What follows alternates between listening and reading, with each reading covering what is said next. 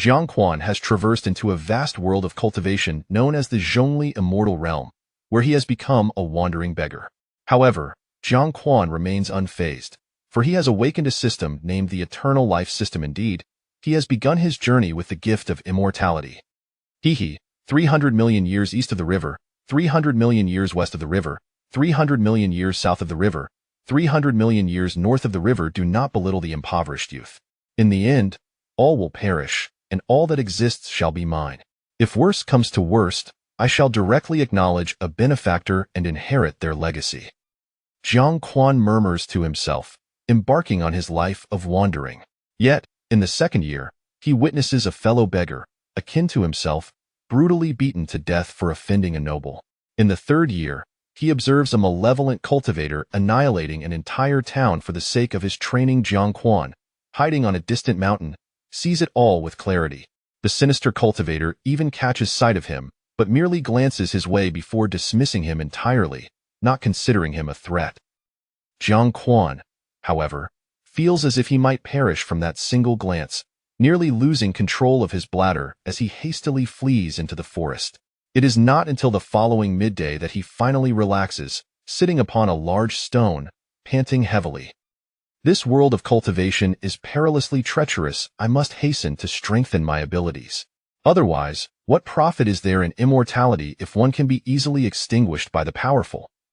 Over the course of 3 years, Jiang Quan has traversed the length and breadth of the land, taking advantage of his immortality to experience the myriad facets of life, always with a mindset of exploring the world.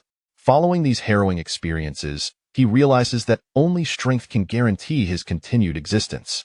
But how can he enhance his power? Unable to resist, Jiang Quan opens the Eternal Life System. For the past 3 years, he had scarcely paid attention to it, believing that having attained the coveted immortality, he no longer needed the system. However, after recent events, his perspective has shifted. Eternal Life System. Name: Jiang Quan. Lifespan: infinite. Cultivation: none. Talent: none.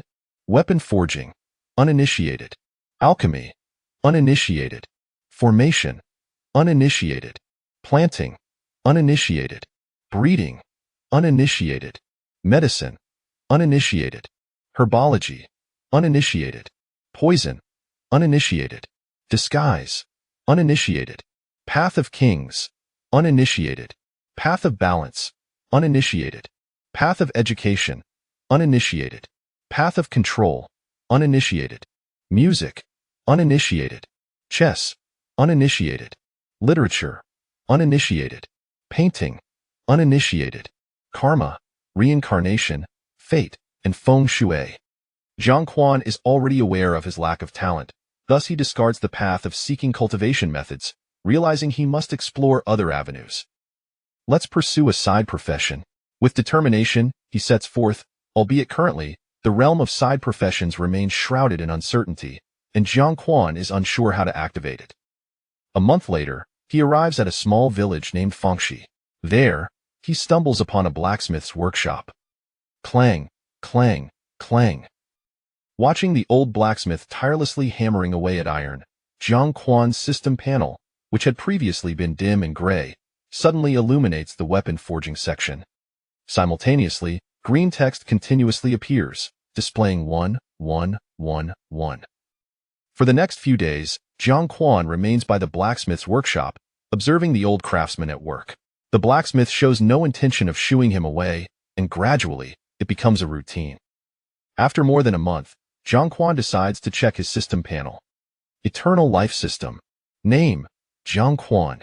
Lifespan: infinite. Cultivation: none. Talent: none. Weapon forging: apprentice. Alchemy: uninitiated. Formation: uninitiated. At last, he has attained the apprentice level. Yet Jiang Quan notices that merely watching has significantly slowed the rate at which he gains experience. However, he remains unhurried, for time is the one thing he possesses in abundance. Just as he prepares to depart, a voice calls out to him. "Child, wait a moment." Turning around, Jiang Quan sees the old blacksmith approaching him. He first bows respectfully and addresses him, "Uncle." The blacksmith nods, You have been watching me forge for a month now. Which family do you hail from? Feigning humility, Jiang Quan responds, Uncle, I am an orphan, with no one to rely on. I wander the world. The blacksmith pauses, taken aback, and after a long moment, sighs, a pitiable child. I see you have a passion for blacksmithing. How about this? Become my apprentice, and you can stay here, treating this place as your home. Jiang Quan is taken aback by the blacksmith's offer, his disbelief palpable. In this era, most common folk struggle to fill their bellies. Taking in an extra mouth to feed is a burden, and some families even resort to selling their children to survive. Hence, very few would take in a wandering child. Seeing Jiang Quan remain silent, the blacksmith assumes he is reluctant and hastens to explain. Young man, I am a widower, left alone in this world. I hope to have someone to care for me in my old age. Jiang Quan, moved by the blacksmith's words, kneels and proclaims, Master. The blacksmith's eyes glisten with emotion as he quickly helps Jiang Quan to his feet. For the past month, he has observed Jiang Quan's unwavering focus and boundless interest in blacksmithing, reminiscent of his late son. The blacksmith brings Jiang Quan home, preparing a hearty meal. He even produces a bottle of wine, clearly in high spirits. Through their conversation, Jiang Quan learns the blacksmith's name, Li Tiniu, a renowned blacksmith known across the surrounding villages for his exceptional skills. Thus, Jiang Quan remains at the blacksmith's workshop, beginning his apprenticeship under Li Tiniu. To Li Tiniu's surprise, Jiang Quan not only displays remarkable concentration, but also an extraordinary work ethic. Within days, he begins to handle some scrap metal, often working late into the night. Li Tiniu watches this unfold with immense satisfaction. Days turn into weeks, and Jiang Quan tirelessly hammers away at iron, and before long, 2 months have passed. Jiang Quan's weapon forging level has finally reached the beginner stage. This marks a significant breakthrough, as he can now forge basic farming tools with ease. Li Tiniu notices Jiang Quan's progress and has entrusted him with most of the tasks, enjoying newfound leisure. He only steps in for more complex projects like crafting pots and kettles. This arrangement suits Jiang Quan perfectly, as taking on more responsibilities allows him to gain experience more rapidly, and the heat from the forge enhances his side profession. Eternal life system. Name, Jiang Quan. Lifespan, infinite. Cultivation, none. Talent, none. Weapon forging, beginner. Path of fire, apprentice. Path of metal, apprentice. The path of metal had illuminated when Jiang Quan first began, but the rate of experience gain was slow, leaving him still at the novice level. The path of fire also progressed slowly, as experience only accumulates during the tempering process. Yet Jiang Quan remains unperturbed, for time is his ally. Time passes swiftly, and half a month later, Jiang Quan's path of metal reaches the beginner level, while his path of fire gains momentum. At this point, with every strike of his hammer, he can intuitively discern the direction of the iron's transformation, making his forging increasingly adept. Now, even the complex task of crafting pots and kettles poses no challenge for Jiang Quan. Chapter 2. The Weaponsmith. Old Tiniu, you have gained an exceptional apprentice. An elder sits beside Li Tiniu, both gazing at Jiang Quan, who is engrossed in his forging. At this moment, Jiang Quan, bare-chested and clad in coarse linen trousers, is drenched in sweat, the rhythmic clang of his hammer echoing through the air. Li Tiniu's face beams with pride. It has only been half a year since he took Jiang Quan as his apprentice, and now Jiang Quan can manage tasks independently, rendering Li Tiniu's assistance unnecessary. The more he reflects on this decision, the more he believes he has made the right choice in accepting Jiang Quan as his disciple. Recently, the praises for Jiang Quan have multiplied, raising his stature in the community. The elder chuckles. I've heard this lad is an orphan. Old Tiniu, it seems you need not worry about your old age anymore. At this mention, a shadow of concern crosses Li Tiniu's face. Who can predict the future?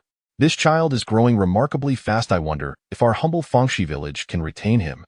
The elder's expression shifts as he inquires, are you suggesting he might become a weaponsmith? In their youth, both men had traversed the land, gaining extensive knowledge, and Li Tiniu had even served under a weaponsmith. Weapon forging is categorized into apprentice, beginner, intermediate, and advanced levels. Beyond that lies the master level, the realm of true weaponsmiths. Weaponsmiths can forge low-level artifacts for cultivators, and even their blades and staffs surpass ordinary weapons in power. Moreover, a weaponsmith can attain this status regardless of their cultivation level, although they eventually reach a ceiling. Even so, the status of a weaponsmith without cultivation remains an enviable dream for ordinary folk. The two elders exchange glances, sighing in unison, and the conversation shifts to other matters. Time swiftly passes, and 6 months later, a year has elapsed since Li Tiniu took Jiang Quan as his apprentice. While engrossed in his work, Jiang Quan checks his system panel once more. Eternal Life System. Name: Jiang Quan. Lifespan: infinite. Cultivation: none. Talent: none. Weapon Forging: intermediate. Path of Fire: beginner. Path of Metal: beginner. At last, Jiang Quan's weapon forging has reached the intermediate level. While both the Path of Fire and the Path of Metal have firmly established themselves at the beginner level, at present, Jiang Quan wields his tools with remarkable ease, effortlessly manipulating the shape of iron blocks and controlling the temperature during the quenching process. He possesses an elusive sensation, akin to a membrane, each time he forges a new instrument. Time has flown by, and a year and a half has passed in the blink of an eye. Jiang Quan's proficiency in crafting has ascended to an advanced level, with his mastery of both the way of fire and the way of metal reaching a commendable intermediate stage. The membrane that once impeded his progress shattered long ago during his advancement in these arts. Now, Jiang Quan perceives that the creations he forges are anything but ordinary. For instance, blades become exceptionally sharp, while staffs attain an extraordinary hardness. These items seem to transcend the realm of mundane objects. As spring gives way to autumn, the most elusive of all is time, and suddenly 2.5 years have elapsed. On this day, Jiang Quan's skill in crafting has achieved the level of a master. Eagerly, he forges a long knife, feeling its feedback distinctly in his hands. The weapon augments his magical power by 20%, capable of slicing through hair and cleaving iron as if it were soft clay. Despite being forged from ordinary iron, it can effortlessly sever iron implements, elevating it far beyond the realm of a typical mundane blade. After a thorough examination, Jiang Quan returns the long knife to the flames and subsequently destroys it. In these past 2 years, the outside world has seemed tumultuous, with mysterious figures frequently appearing in the village, leading Jiang Quan to suspect that many of them are cultivators. Adhering to the principle of utmost discretion, Jiang Quan has endeavored to craft items that appear unremarkable, fearing the attention of those cultivators. Given his current strength, a mere touch from a cultivator could spell disaster for him. Although his continuous work in forging has significantly enhanced his physical strength and constitution, he still feels woefully inadequate in the presence of cultivators. After destroying the long knife, Jiang Quan opens the system panel. Wandao Changsheng System. Name: Jiang Quan. Lifespan: infinite. Cultivation level: none. Talent: none. Crafting: master. Way of Fire: advanced. Way of Metal: advanced. After nodding in satisfaction, Jiang Quan heads to the vegetable garden to gather some produce and prepares a meal, calling Li Tiniu to join him.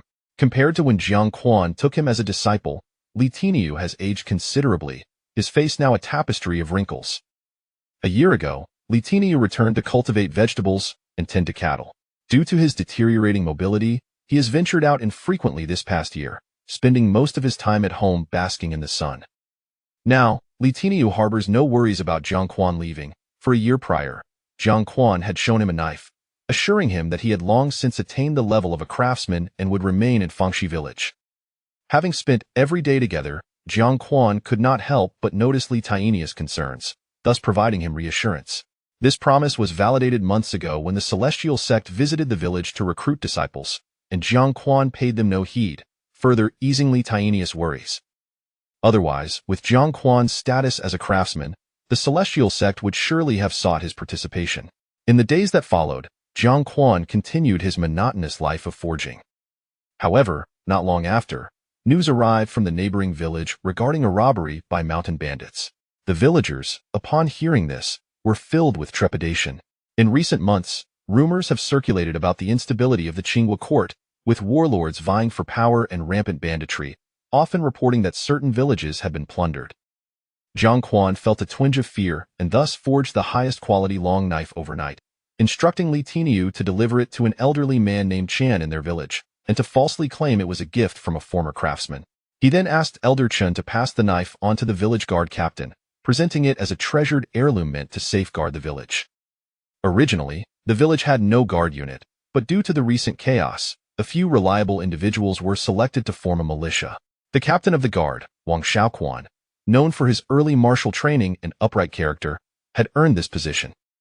When Wang Xiaoquan received the long knife, he was overwhelmed with excitement, repeatedly assuring Elder Chen that he would protect the villagers. Indeed, mere days later, a band of over a dozen robbers marched toward Fangxi village.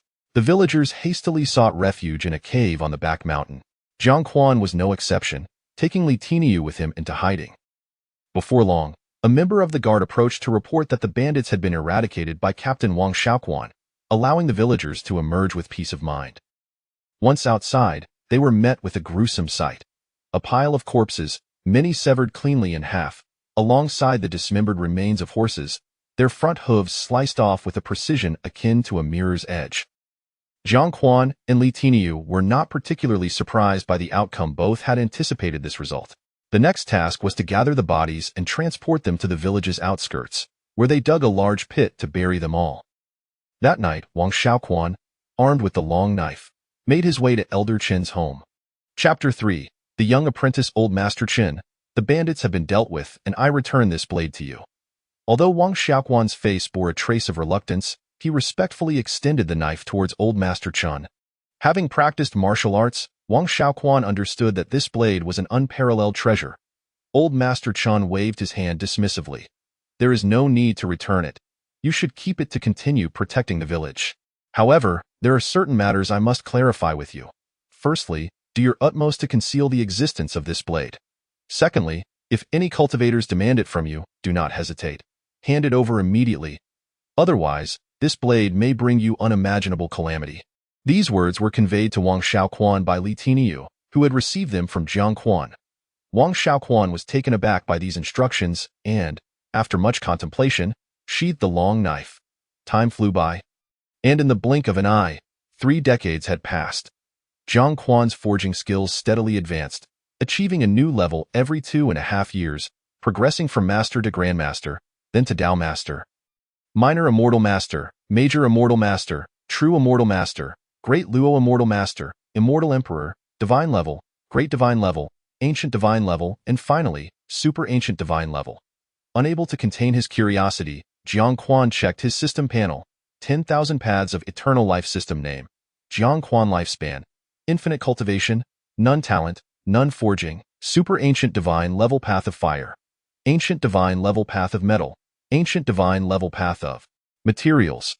Great Luo immortal master. Years prior, Jiang Quan had begun exploring the use of alternative materials for forging, activating the path of materials and rapidly ascending to the great Luo immortal master level. Presently, he could forge certain divine artifacts using mundane materials. Yet he refrained from doing so, uncertain of the repercussions divine artifacts might entail or whether they would retaliate against the forger.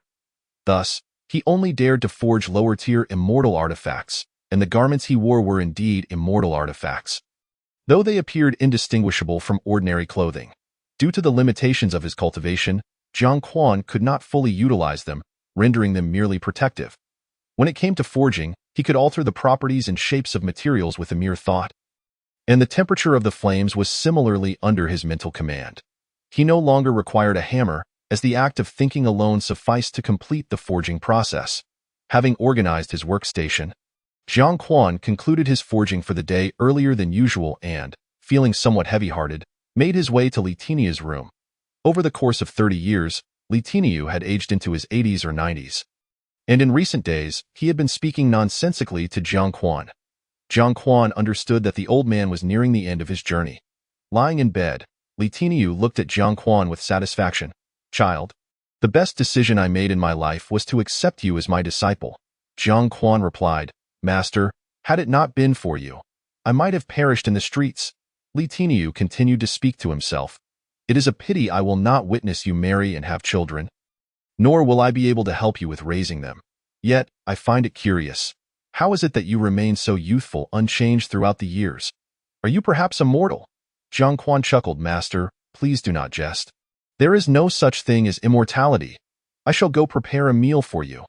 Li Tiniu watched as Jiang Quan's figure gradually faded from view until it vanished into darkness. Upon returning, Jiang Quan discovered that Li Tiniu had passed away, a smile gracing his lips. Master, Jiang Quan called out in grief. The entire village gathered at the blacksmith shop, where Jiang Quan donned white mourning attire and prostrated before Li Tiniu's coffin. With the assistance of the villagers, the funeral was conducted with great fanfare over the course of 15 days. Everyone who witnessed it felt a sense of comfort for Li Tiniu. His choice of apprentice had not been in vain. After laying Li Tiniu to rest, Jiang Quan searched for a considerable time before finally locating a weathered ancient tome in a secluded corner. Disguise Technique. This book had been purchased years prior from an old beggar who had visited the village selling secrets. However, Jiang Quan had been preoccupied with forging and had not given it much thought until now, prompted by the words of his master before his passing. Are you perhaps immortal? Indeed, he had lived in the village for over 30 years without any visible change, which was too conspicuous. Should this come to light, he could attract unwanted attention from formidable beings. Despite possessing an array of immortal artifacts, he still feared cultivators, as no one could predict their capabilities. To avoid unnecessary troubles, Jiang Quan decided to use the disguise technique to alter his appearance. Upon opening the tome, Jiang Quan was greeted by a series of notifications. With a thought, he accessed the attribute panel. 10,000 paths of eternal life system name. Jiang Quan lifespan. Infinite cultivation. None talent. None forging. Super ancient divine level path of fire. Ancient divine level path of metal. Ancient divine level path of materials. Great Luo immortal master path of disguise. Apprentice indeed. The path of disguise had been illuminated. Thanks to the enhancements from the path of materials, Jiang Quan quickly gathered various materials to create props and cosmetics, and then began to disguise himself. In no time, Jiang Quan had completed his transformation. Although it appeared somewhat rudimentary, it sufficed, as he now presented a subtly aged visage, which did not require excessive complexity. To his surprise, after completing the disguise, the experience for the path of disguise continued to increase without the need to consult the book, making the process remarkably efficient. In the following 2.5 years, Jiang Quan dedicated himself to forging, ultimately elevating both the paths of fire and metal to the super ancient divine level. However, like his previous advancements, he did not progress further. Meanwhile, the path of materials reached the immortal emperor level, and the path of disguise attained master level. One day, a small beggar appeared outside Jiang Quan's blacksmith shop, reminiscent of Jiang Quan's own arrival years ago. The small beggar would stand outside daily, observing Jiang Quan at work. In truth, forging had lost its significance for Jiang Quan, yet he maintained the facade for the sake of appearances. However, since the arrival of the small beggar, he felt compelled to forge daily. After a few days, Jiang Quan called out to the small beggar, "Child, which family do you belong to?" The small beggar lowered his head slightly. "Uncle, I have no parents and no home." Jiang Quan replied, "Then how about this? Become my apprentice, and I shall teach you the art of forging. From now on, this place shall be your home." The small beggar hesitated for a long moment before finally nodding in agreement. Thus began a new chapter in the blacksmith shop, now with an additional young apprentice. Jiang Quan gradually taught him the craft and entrusted him with the work. From that day forth, Jiang Quan's secondary vocation was illuminated, the path of nurturing. As they spent time together, Jiang Quan learned that the small beggar's true name was Yifan, hailing from a minor cultivation family that had been annihilated, leaving him to wander the streets. With the growth of Jiang Quan's path of nurturing, he found it increasingly effortless to teach young Yifan, who soon became proficient enough to manage tasks independently. Meanwhile, Jiang Quan began to enjoy a leisurely lifestyle, tending to vegetables, raising pigs, and herding cattle, thereby illuminating two more secondary vocations, the path of agriculture and the path of animal husbandry. Time passed swiftly, and in the blink of an eye, 2.5 years had gone by. Yifan's forging skills reached an advanced level, while Jiang Quan's path of nurturing also attained an advanced stage. Under Jiang Quan's tutelage, Yifan's forging abilities progressed remarkably. Chapter 4. Departure. As their bond deepened, Yifan began to realize that his master was no ordinary blacksmith. Initially, he had assumed Jiang Quan was merely a common artisan, far removed from the realm of true forgers. Yet, whenever he encountered a challenge, Jiang Quan always provided him with the most perfect solutions, imparting unique insights that propelled his growth. Gradually, Yifan came to understand that his master must be a reclusive expert. Upon this realization, Yifan could not help but feel a surge of excitement, his fists clenched in determination. This was his opportunity, and he was resolved to seize it to avenge his family. One fateful day, Yifan witnessed his master bringing a multitude of materials to the workbench, commencing the forging process. Seizing the moment, Yifan observed intently.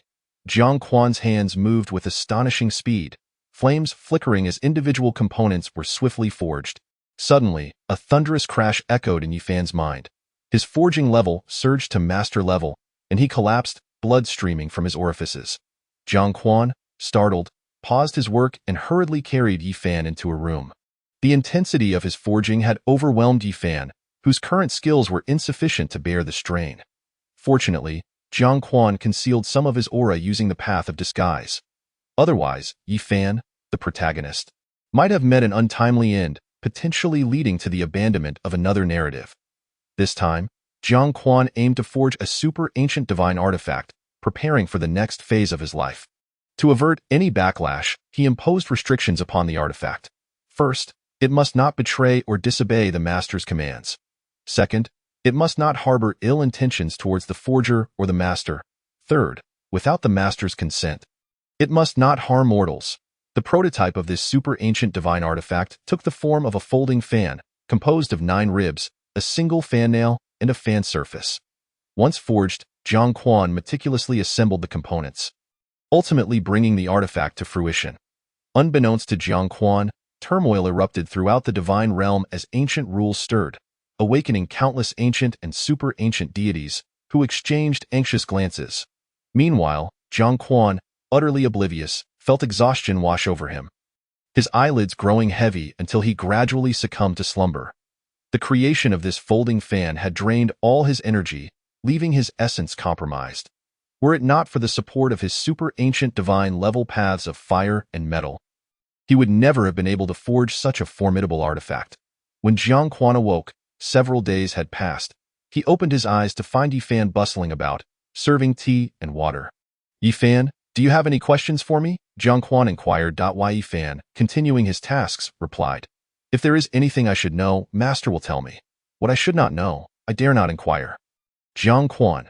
In truth, Master is a Taoist master. Yifan found himself momentarily stunned. A Taoist master, the pinnacle of artifact crafting in the mortal realm, capable of forging Tao instruments that even transcendental cultivators would covet, each one a paragon of the immortal world.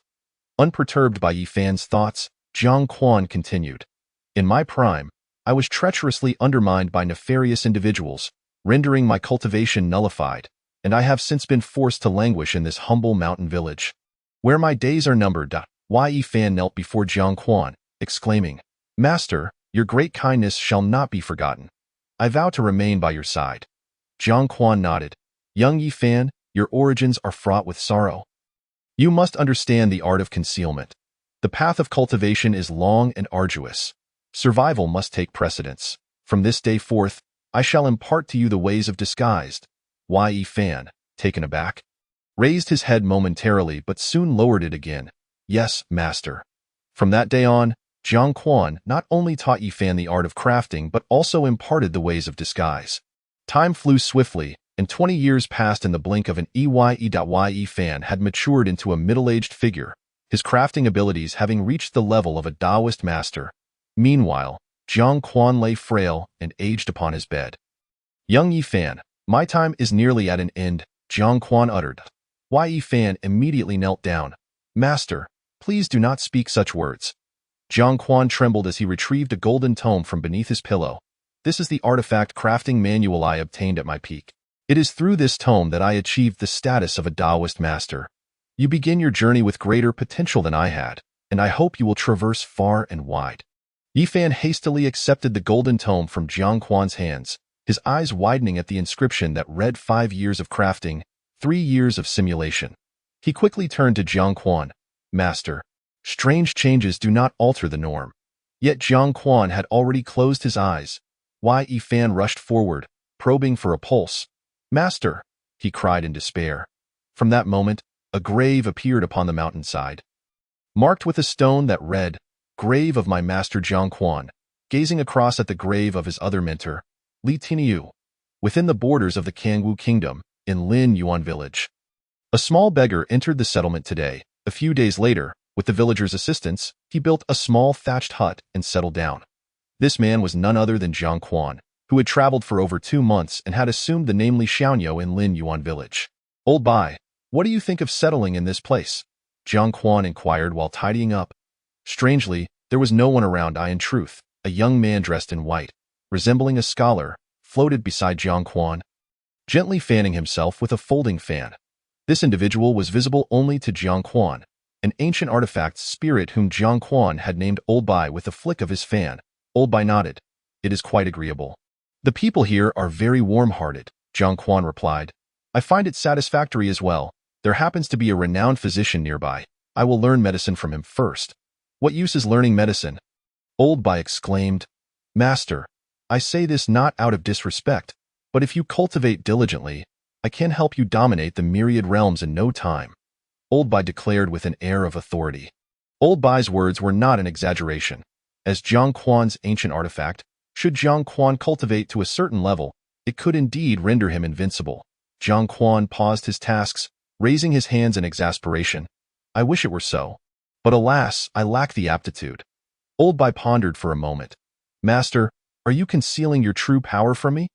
Are you, in fact, an extraordinary being, simply seeking a quiet place to hide? Is that even possible?" "This isn't a novel," Jiang Quan retorted, exasperated. He regretted having shown Old Bai various illustrated novels, as it seemed to have captivated him. Ever since Old Bai's creation, he had been capable of continuous learning. To simplify matters, Jiang Quan had provided him with numerous historical texts, novels, and illustrated books, leading to a shift in Old Bai's manner of speech. Old Bai, visibly perplexed, asked, "Then how could you forge such a formidable and terrifying ancient artifact like me? You must be deceiving me. You are undoubtedly a great being." Jiang Quan rolled his eyes. "Enough. Do not disturb me while I work. I still need to visit Dr. Yang Qingyu to pay my respects." Moreover, Jiang Quan continued, "In truth, you are not the most formidable artifact. There exist others far more powerful." "What kind of artifact surpasses me?"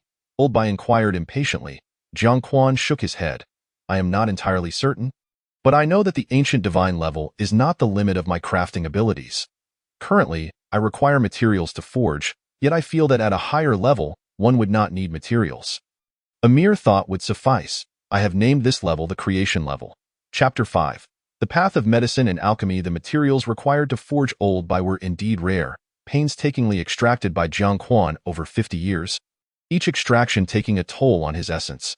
Were it not for the support of the paths of fire, metal, and materials, he would have been unable to extract them. It can be said that in this world, aside from Jiang Quan, no one else could extract materials for an ancient artifact from the mortal realm. Creation level. Old Bai's eyes sparkled with longing and desire. "Jiang Quan, do not display such naivety. Rest assured, when I reach the creation level, I shall upgrade you. Is that a promise?" Old Bai asked, excitement evident in his tone. Jiang Quan affirmed, "Certainly. Now, gather my belongings, and let us go pay our respects." Lao Bai nodded, and with a wave of his hand, an array of items materialized, neatly arranged within the abode. Most of these belongings had been procured from the blacksmith shop and were stored within Lao Bai's spatial realm. As an artifact of the ancient era, Lao Bai, having been forged through Jiang Quan's extensive contemplation and refinement, possessed an array of comprehensive functions, with the intrinsic ability to store items being merely the most fundamental. Moreover, Lao Bai's space allowed for the cultivation of living entities and the manipulation of time, accelerating, pausing, or even reversing it.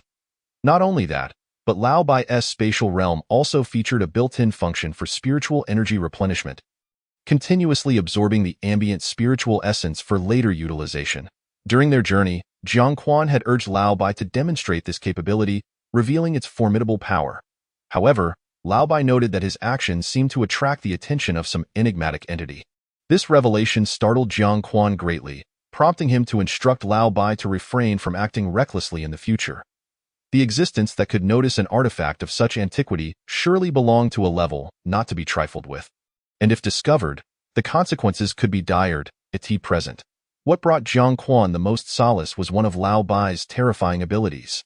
Upon entering the spatial realm, he could, with a mere thought, traverse to places he had previously visited, a quintessential feature for escape, one that Jiang Quan valued immensely. In addition to spatial manipulation, Lao Bai possessed various other remarkable abilities, such as merging with the body, altering size, flight, drastically amplifying magical power, and traversing through time and space.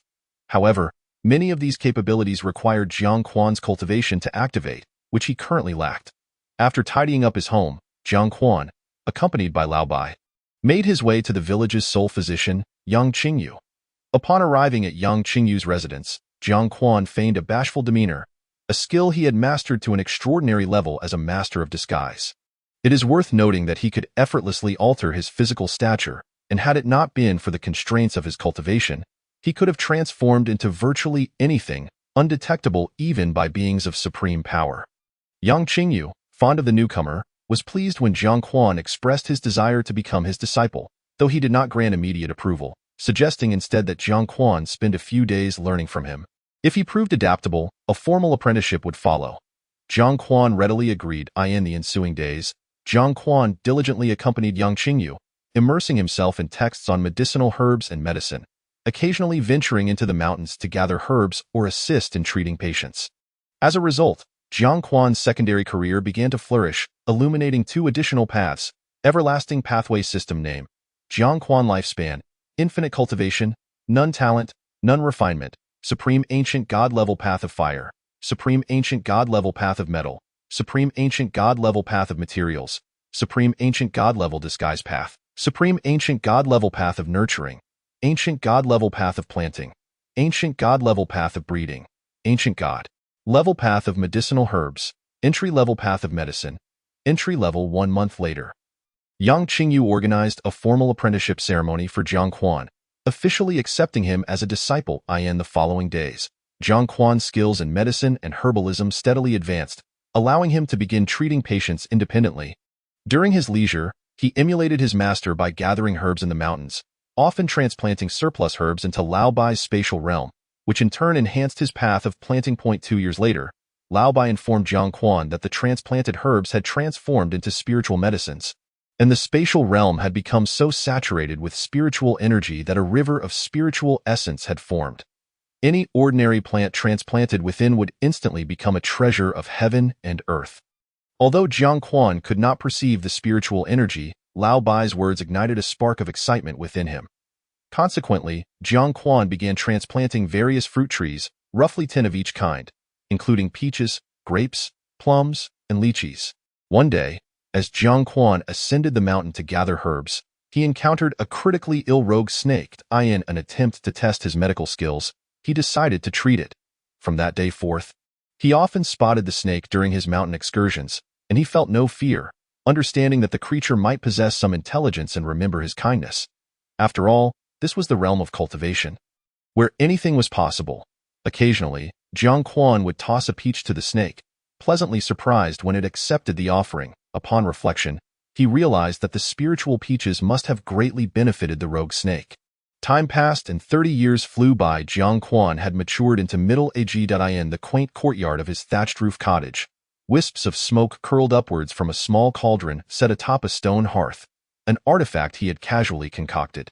Lao Bai floated nearby, while a languid rogue snake rested beside him, a noticeable bulge forming on its forehead, as if it were on the verge of bursting.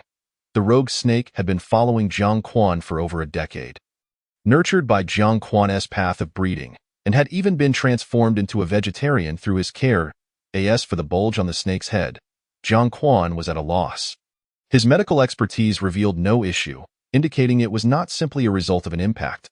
Lao Bai, I shall begin refining pills now. It had been over 30 years since Jiang Quan arrived in Lin Yuan village. His expertise in medicinal herbs and medicine had reached the supreme ancient god level, and his skills in planting and breeding had also attained the same pinnacle. After such a prolonged accumulation, Jiang Quan's ultimate goal was to refine elixirs.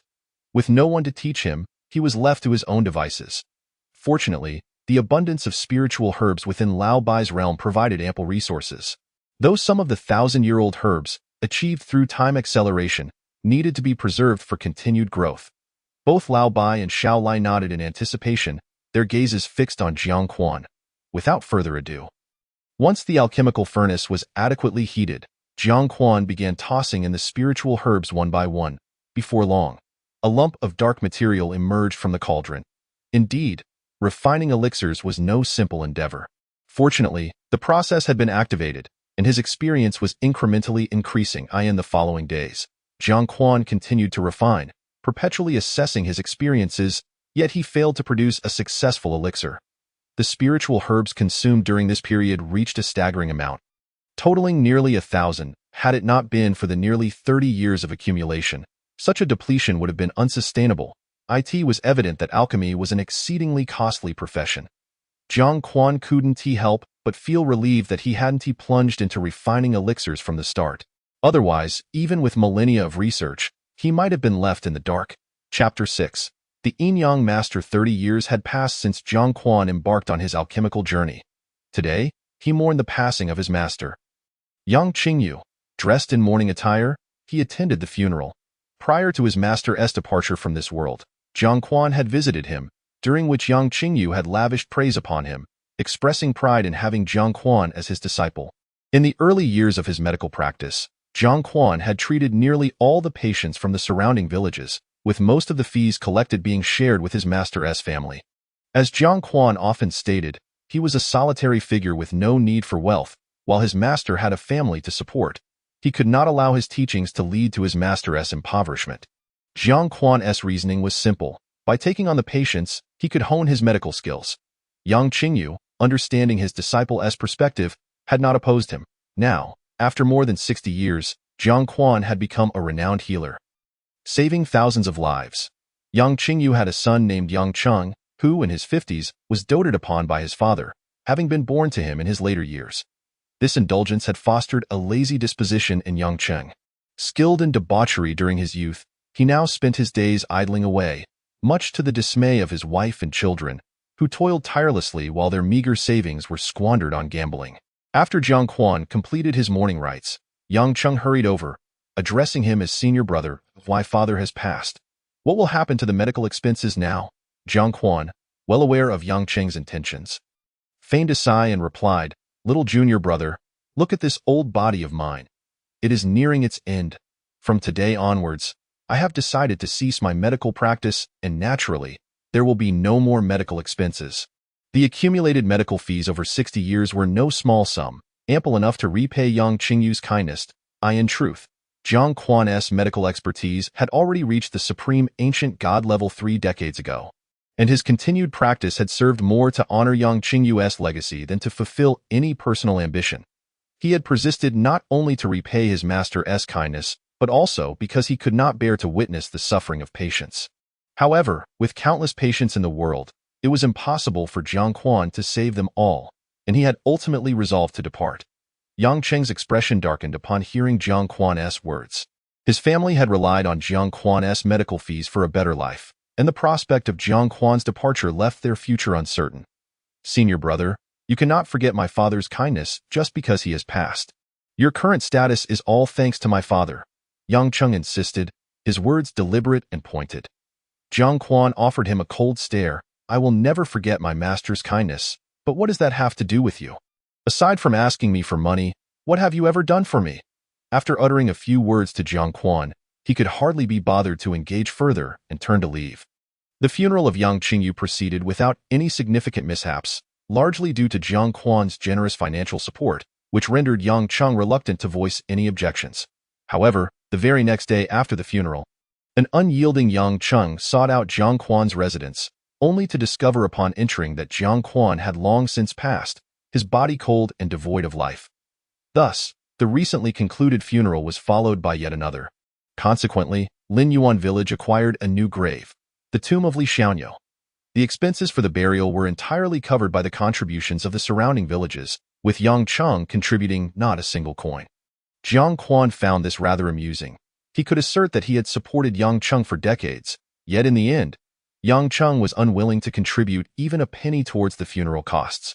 In a small town, Jiang Quan, disguised as a beggar, squatted by the roadside with a tattered bowl placed before him.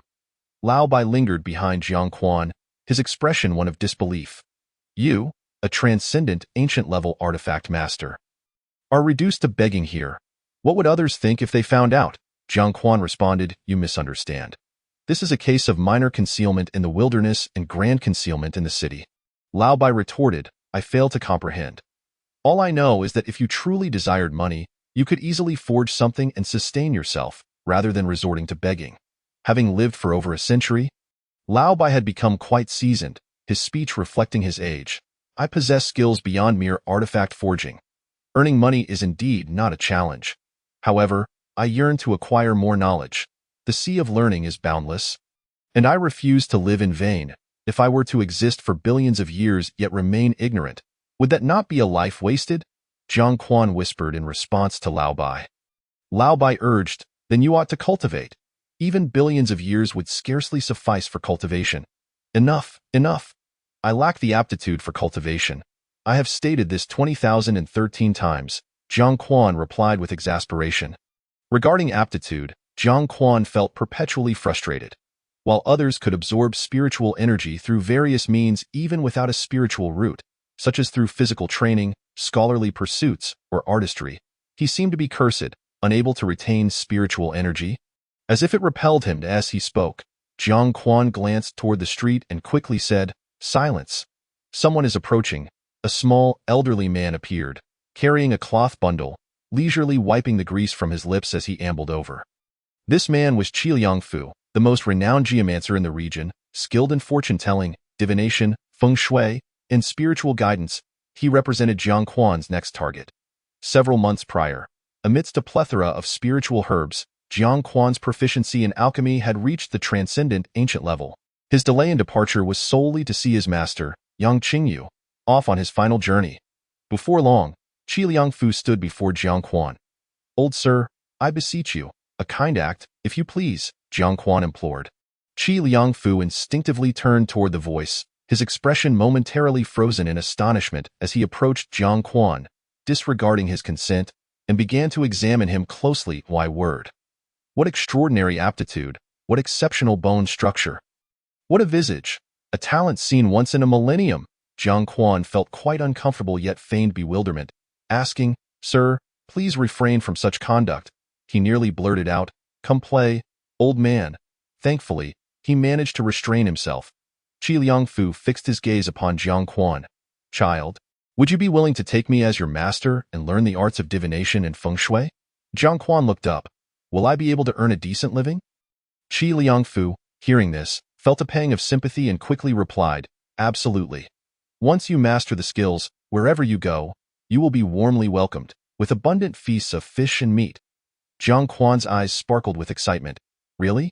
Then I am willing. Qi Liangfu seized Jiang Quan's hand and declared, Come, let's go.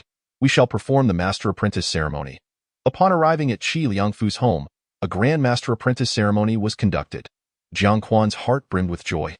He had not anticipated such smooth progress. The art of disguise indeed proved advantageous.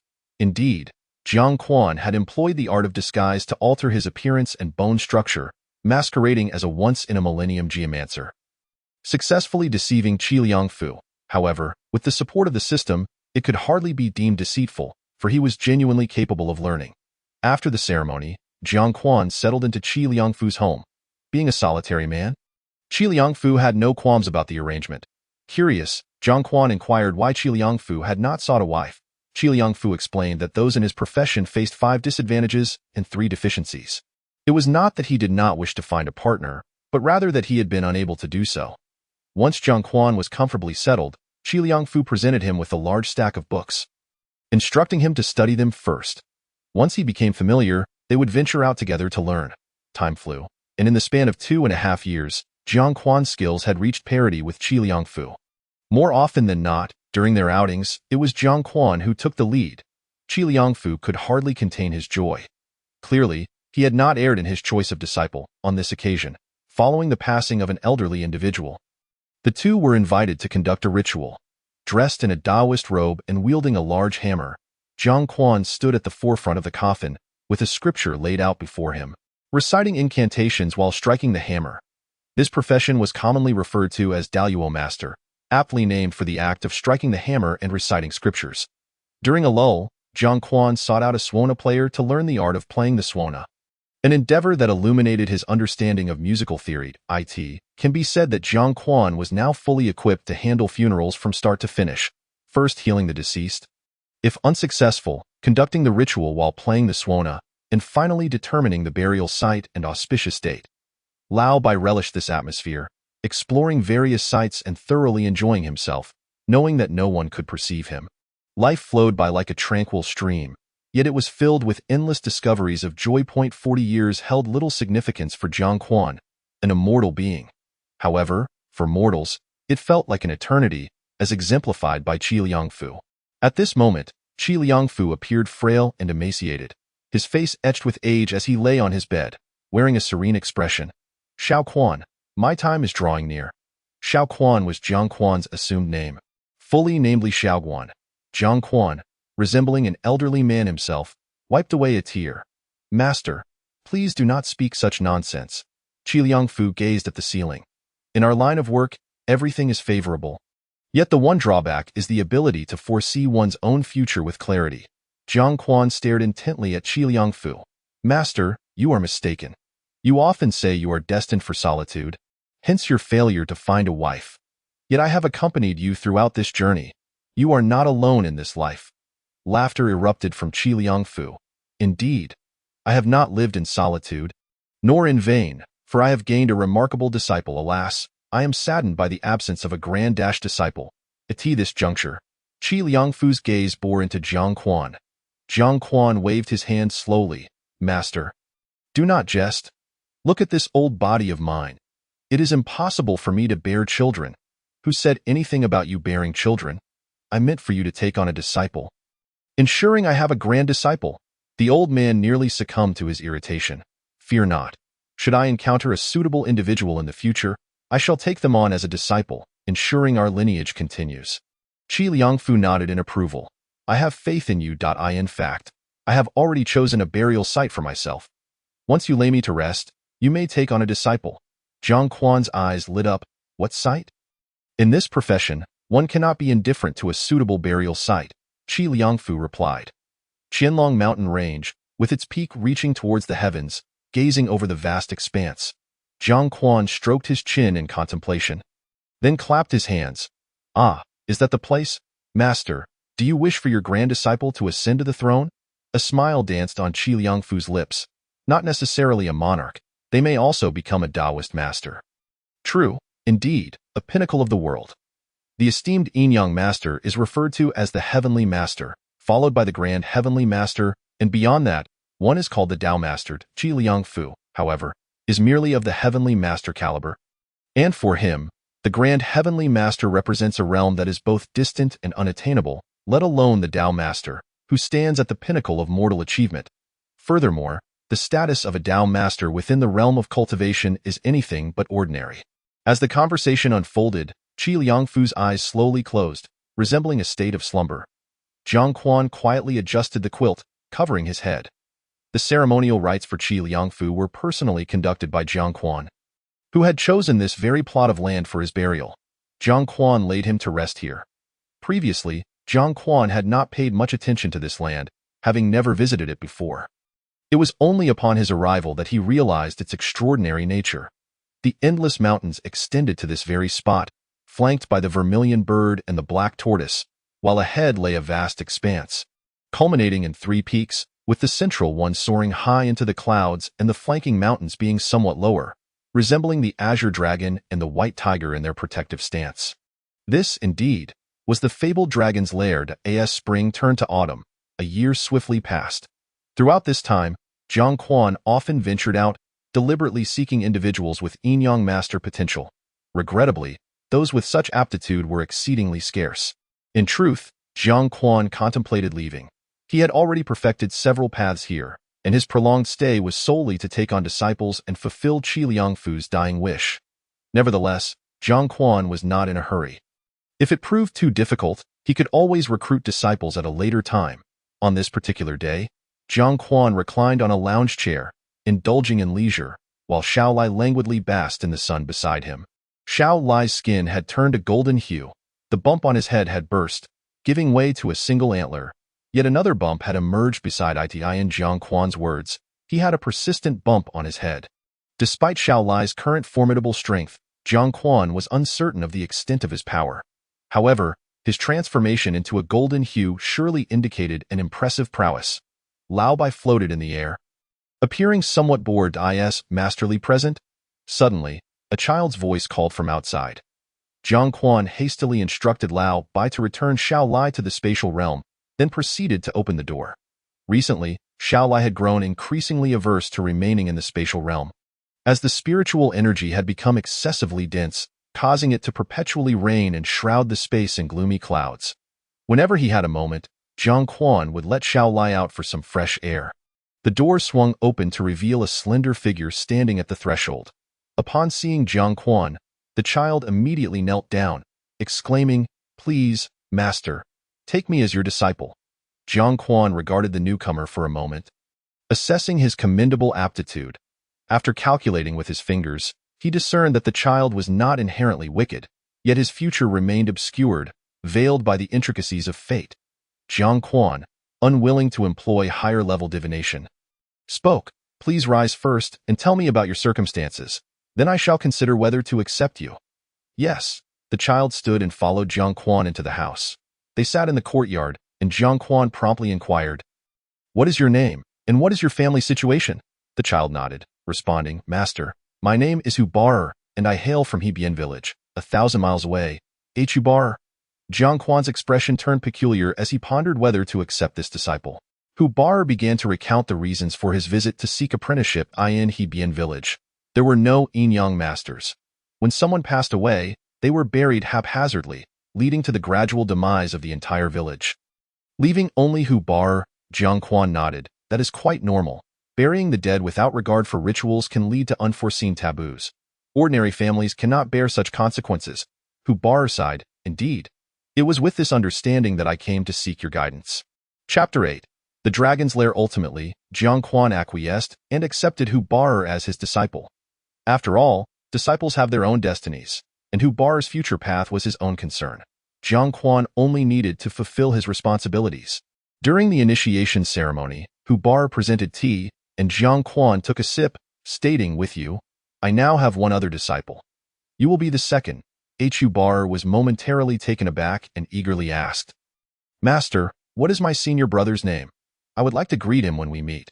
Jiang Quan replied, "Your senior brother is named Yifan, though whether you will meet him in the future is uncertain." Jiang Quan knew that Yifan was a cultivator, and the separation between immortals and mortals rendered the likelihood of their meeting virtually non-existent. From that day forth, Hubar began to study under Jiang Quan, who, not being obstinate, imparted as much knowledge as he could. Under Jiang Quan's profoundly ancient and divine teaching methods, Hubar advanced swiftly, achieving the level of heavenly master in just 5 years. One day, Jiang Quan lay in bed, exuding an aura of exhaustion. "Disciple, I am nearing my end." Hubar wiped away a tear. "Master, please do not speak like that." Jiang Quan, trembling, retrieved a golden scroll from beneath his pillow and handed it to Hubar. "This is a legacy from my master, your grandmaster. You must study it diligently and aspire to reach the realm of the Tao Master." Hubar stared blankly at the scroll. "Tao Master? Master, you overestimate my abilities." After glancing at the scroll, he noticed it bore the inscription, 16 characters of Feng Shui secret techniques. When he looked up again, Jiang Quan had already closed his eyes. Jiang Quan had long ago chosen a favorable site for his burial, a location free from calamities and devoid of immense wealth. It was simply a place of untroubled fortune. With the assistance of the villagers, Hubar laid Jiang Quan to rest. Thus, the village acquired another grave, the tomb of Master Li Shaoqian. As Jiang Quan wandered, he encountered a great upheaval in the kingdom of Kangwu, where warlords clashed and bandits roamed freely.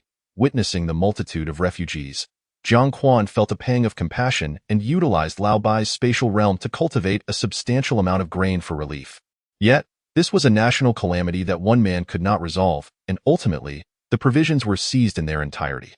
With no alternative, Jiang Quan resorted to recruiting skilled individuals for protection while forging exceptionally sharp weapons for them. Soon, leveraging formidable military strength, he successfully stabilized a city. With an inexhaustible supply of grain, many began to flock to him, and he welcomed them all. However, as the population swelled, so too did the complications, leading to frequent uprisings. Jiang Quan began to recruit more personnel, establishing military camps to quell the disturbances with greater force. Over time, not only did the number of refugees not diminish, but it increased, as word spread that those who arrived would at least be guaranteed a full meal. Thus, Jiang Quan's control over cities expanded, and his army grew ever larger. Until one day, a self-proclaimed prince approached him, seeking to take command of the city. After all his hard work, how could Jiang Quan relinquish control? He promptly executed the prince. Instantly, his subordinates were galvanized, proposing to conquer other cities, for the current city had become overcrowded. Consequently, Jiang Quan led his forces to seize a neighboring city, proclaiming his intent to serve the common people. Prioritizing their welfare in an instant, the populations of the two cities surged, compelling Jiang Quan to continue his conquests. In the midst of his campaigns, he discovered he had become a formidable sovereign, commanding an army of hundreds of thousands. One day, a man named He Qi arrived in the city, claiming to be a general from a former dynasty, expressing his desire to pledge loyalty to Jiang Quan. Jiang Quan gladly accepted him, and under He Qi's leadership, the vast army swept through, capturing over 100 cities with ease.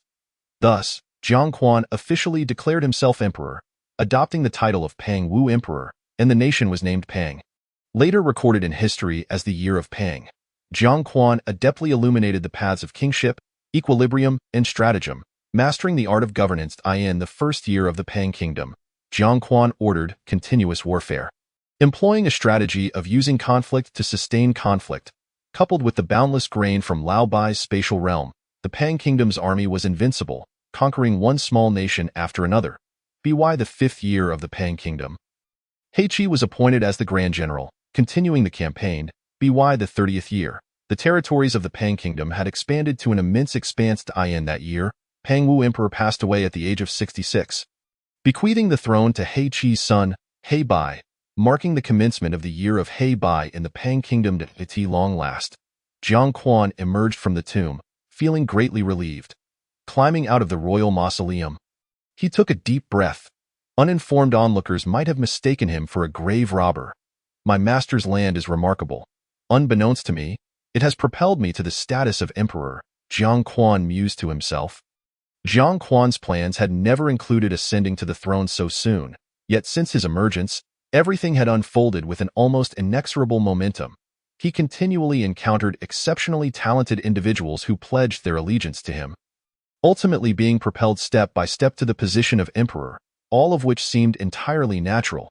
I failed to comprehend why one would forsake the role of emperor. Other emperors pursue immortality. Yet you, master, abandon the throne. Lao Bai floated beside him, his face reflecting bewilderment. Jiang Quan retorted, you know nothing. Being an emperor is exhausting, and moreover, the Pang Kingdom has grown too large, attracting the attention of cultivators. Remaining here would invite danger. It can be said that after Jiang Quan ascended to the throne, he remained in a state of perpetual trepidation. He dared not adopt any governance policies from his past life, nor did he presume to introduce any technological advancements. Even when he was aware that his reign as emperor would be short-lived, he refrained from indulging in any pleasures, not even daring to touch the hands of the 3,000 beauties in his harem. Such restraint was truly a significant loss. Jiang Quan was uncertain about the number of traversers in this realm of cultivation. After all, his eldest disciple Yi Fan was one of them. Should he be discovered, it could lead to unforeseen dangers. Jiang Quan merely performed a slight deduction using the principles of causality and encountered numerous dire portents. Thus he chose not to gamble. Survival was the true path. Old Bai, still perplexed, remarked, but you could have simply entered my space and transferred to another location. Why insist on crawling out yourself? I still don't understand. Jiang Quan slapped his forehead, realizing that there were guardians outside, and thus retreated back into the underground palace. However, before leaving, he calculated with his fingers and thought, there is something here.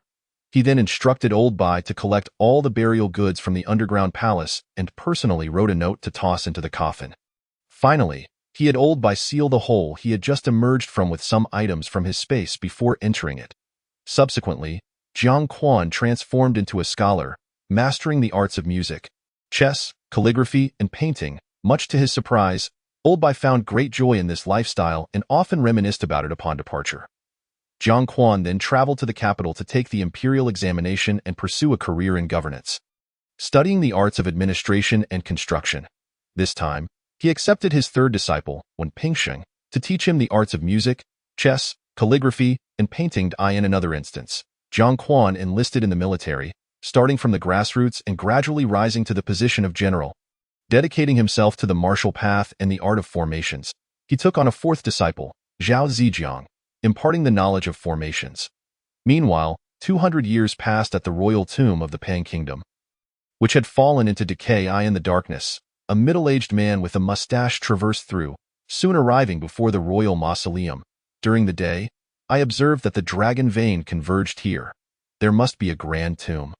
To my astonishment, it turned out to be the underground palace of the first emperor of the Pang Kingdom. The first emperor of the Pang Kingdom was a legendary figure, rising from the ranks of the common people to the throne, continuously expanding territories, and creating the most glorious era for the Pang Kingdom. It is said that Emperor Pang Wudi possessed a treasure bowl that, when filled with a grain of food, would yield an endless supply. Additionally, he wielded a divine hammer capable of forging countless magical weapons. However, these were merely folk tales. For cultivators, they might represent some rare treasures.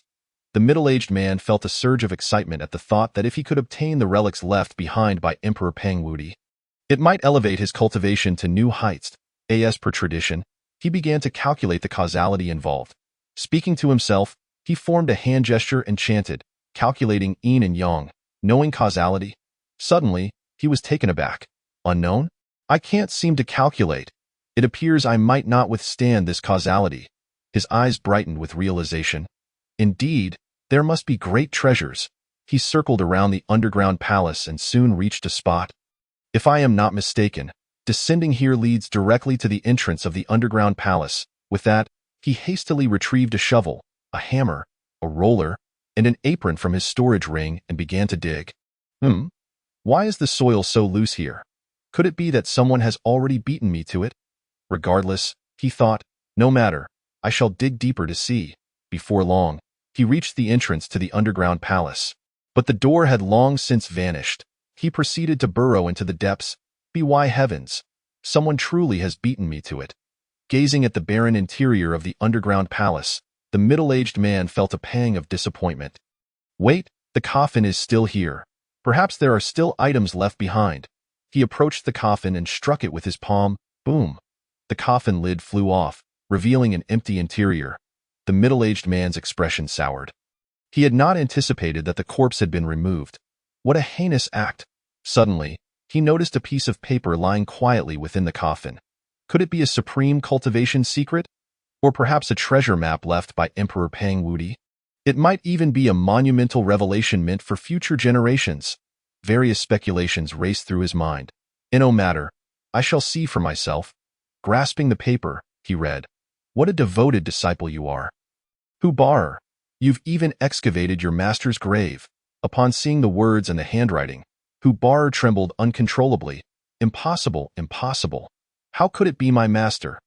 Wasn't he dead 266 years ago? Emperor Pang Wudi died only 200 years ago. Hubar dared not think further. The more he pondered, the more terrifying it became. Indeed, the middle-aged man was Jiang Quan's second disciple, Hubar. After Jiang Quan departed, Hubar left the village, only to encounter turmoil and warfare. The skills he had just learned as a practitioner of yin and yang proved useless, and he forgot even his agricultural abilities. It was truly a case of misfortunes piling upon one another. In desperation, Hubar resorted to grave robbing to make ends meet. On one occasion, he stumbled into a grand tomb, where he fortuitously discovered a cultivation manual. Thus began his journey into the world of cultivation. Along the way, he found the resting places of several cultivators and acquired numerous resources, attaining the foundation establishment stage in less than 30 years.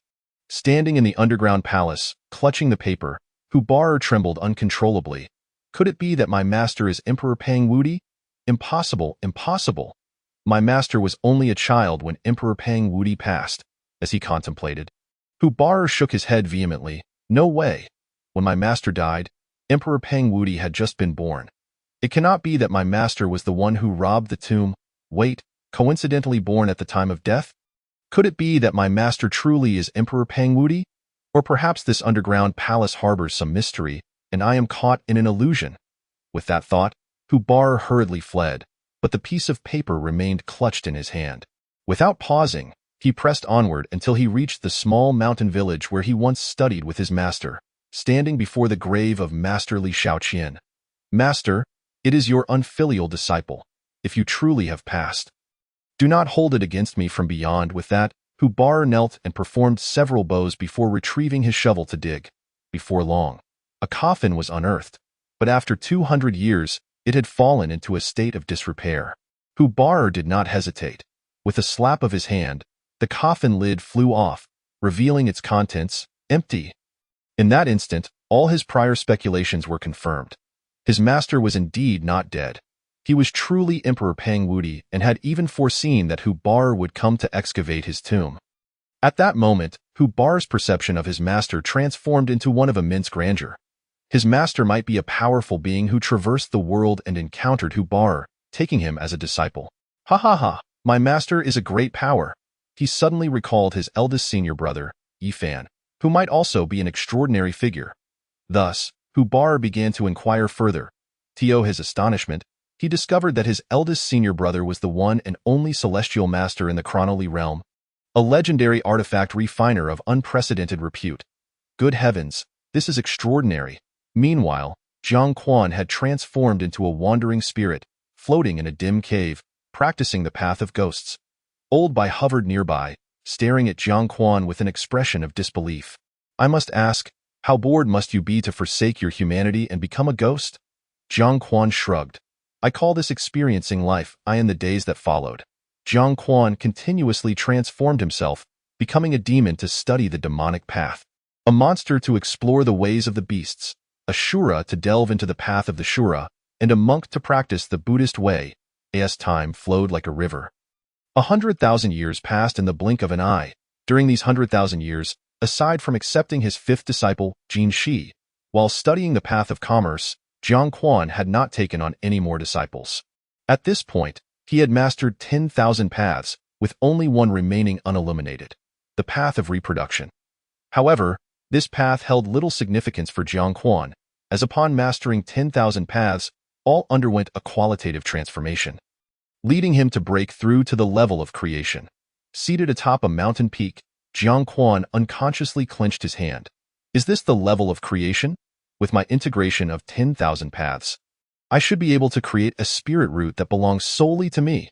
This was Jiang Quan's ultimate goal, to reach the level of creation and forge his own spirit root.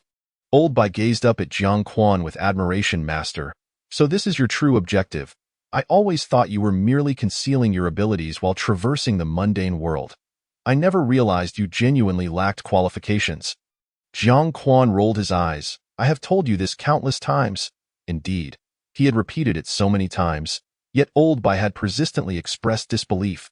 Old Bai retorted, who would believe that? Jiang Quan replied, enough with the chit-chat. I am about to begin creating my spirit root. With that, Jiang Quan sat cross-legged, his hands weaving intricate gestures as invisible paths converged around him. Once 10,000 paths had coalesced, he began to knead them together until they took shape. At that moment, a multi-hued spirit root formed within Jiang Quan's palm, a unique creation composed of 10,000 paths. Yet, Jiang Quan hesitated to integrate it. Frowning as he observed, something feels amiss. It seems to lack completeness. Could it be that the path of reproduction has yet to be illuminated? Alas, ultimately, one cannot escape fate. In the end, Jiang Quan chose to merge, embedding his spiritual root directly into his forehead. What is lacking. Even if it falls short by a thread, the impact is minimal. Once he has completed his cultivation, he can make up for it later. Subsequently, Jiang Quan turned to Lao Bai. Lao Bai, I will now utilize the art of weapon forging to inscribe 10,000 pathways of creation into your essence, assisting you in ascending to the level of a creation artifact. Are you prepared? Upon hearing this, Lao Bai nodded with excitement. Yes, master, I have awaited this day for a long time. Jiang Quan nodded, producing a folding fan, which was, in fact, the embodiment of Lao Bai. He then began to perform intricate hand gestures, channeling one pathway after another into the fan, releasing surges of terrifying energy. The moment the final pathway was inscribed, Jiang Quan suddenly exclaimed, "Now is the time. Sever the river of causality." As he spoke, Jiang Quan grasped the folding fan and waved it into the void. With a thunderous roar, in the vast expanse of the void realm, a river of vibrant colors began to flow, its myriad hues intertwining and separating, embodying the legendary river of causality. Suddenly, a colossal and terrifying folding fan descended with immense force. With a resounding crash, the river of causality was cleaved in two, with some threads of causality being swept away by the fan, while the remaining waters rejoined and continued their flow. In the divine realm, several ancient gods were engaged in intricate calculations when, without warning, a fan descended upon the river of causality. In an instant, the ancient gods coughed up copious amounts of blood, bewildered, questioning, "Who am I? Where am I? What am I doing?" It was as if a fragment of their memories had been severed. Meanwhile, Jiang Quan's essence was depleted, his complexion pale, and his vitality waned, causing him to faint at that moment. Not only had Jiang Quan elevated Lao Bai to a creation artifact, but he had also severed the ties of causality with those unknown and terrifying beings, resulting in a tremendous toll on his own essence. This series of actions had drained Jiang Quan's core energy. Had it not been for the assistance of the longevity system, he would have undoubtedly perished. The restoration of his essence would inherently be a slow process, likely taking years to recuperate, but Jiang Quan was not lacking in time and days. Jiang Quan opened his eyes. "Young man, you are awake?" A calm voice resonated. Jiang Quan suddenly focused and saw an elderly man with a red visage and a white beard. "Greetings, sir. May I inquire where this is?" Jiang Quan asked weakly.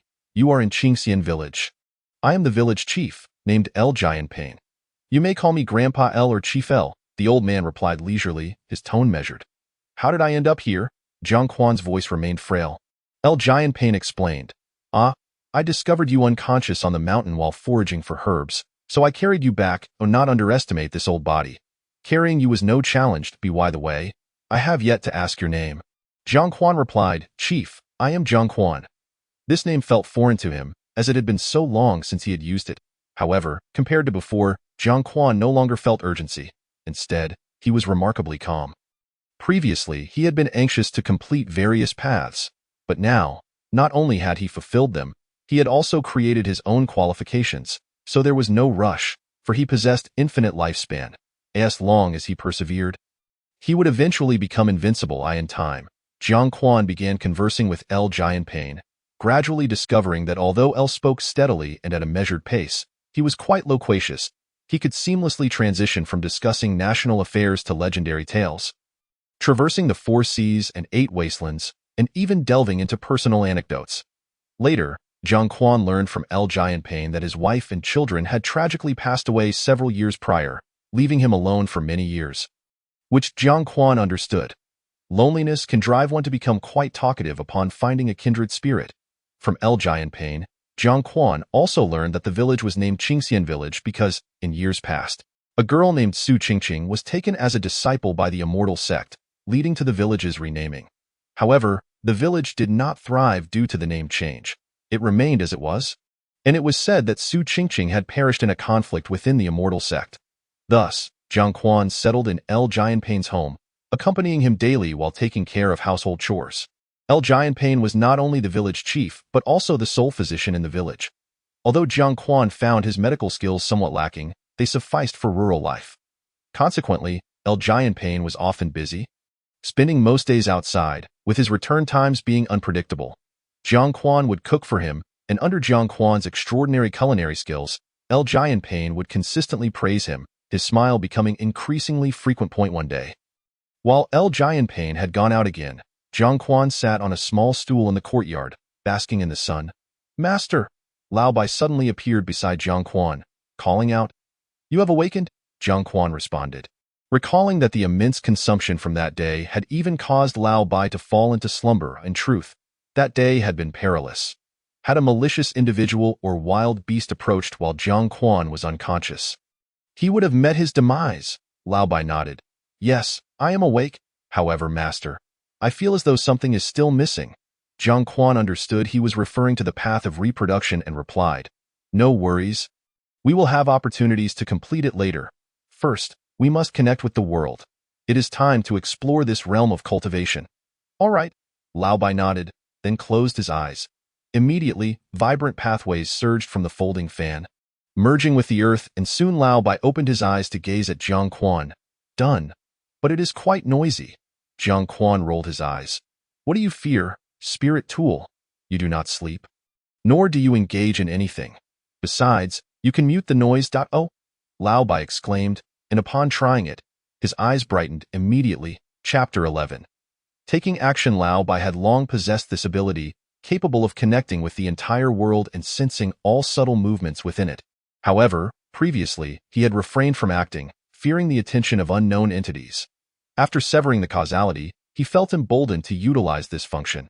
I have categorized the information into 4 segments: mundane affairs, significant cultivation matters, familial gossip, and matters concerning your disciples. My disciples are still alive. That cannot be. They should have perished, Jiang Quan exclaimed in disbelief, as it had been nearly 90,000 years since he last took disciples. Lao Bai, equally astonished, replied, "Each of your disciples has their own fortune. They are now renowned figures in the cultivation world." Jiang Quan, intrigued, prompted, "Oh, do tell." His eldest disciple, Yi Fan, had become a renowned weapon-forging master in the Zhongli immortal realm, reaching the integrated stage of cultivation. The second disciple, Hu Ba had gained fame as an eminent yin-yang master, also attaining the integrated stage. The third disciple, Wen Pingxing, had become a revered scholar in the cultivation world, admired by many, and had also reached the integrated stage. The fourth disciple, Zhao Zijiang, had become a formation master, achieving the integrated stage as well. The fifth disciple, Jin Shi, had retreated to the background, continuing to manage the 5 Grains Association that Jiang Quan had established, also reaching the integrated stage. Jiang Quan was astonished. After 80,000 years, the 5 Grains Association still thrives. The 5 Grains Association was established during Jiang Quan's study of commerce, and he had entrusted it to his 5th disciple, Jin Shi. Before departing, Lao Bai affirmed, "Not only does it still exist, but its influence now spans the entirety of the Zhongli immortal realm, having transformed into a colossal entity. All have reached the integrated stage. It seems I, as their master, have lagged behind." "What have they been up to lately?" Jiang Quan inquired, aware that each disciple had spent decades with him, making it impossible not to care. Lao Bai replied, "Yi Fan and Hu Ba are together, currently being pursued by the Qin family and hiding in a celestial tomb, reluctant to emerge. Remarkably, they have found other opportunities therein." Jiang Quan prompted, "What is the reason for their pursuit?" Lao Bai explained, "It is quite simple. The Qin family is the one that massacred Yi Fan's family. Over these thousands of years, Yi Fan has retaliated, killing many from the Qin family. Recently, the Qin family dispatched a powerful ancestor to hunt Yi Fan." Jiang Quan's mouth twitched. Yi Fan was proving to be rather ineffective, seeking revenge for 10,000 years. Such a narrative would be deemed a torturous plot in any novel. Jiang Quan would have abandoned the book long ago.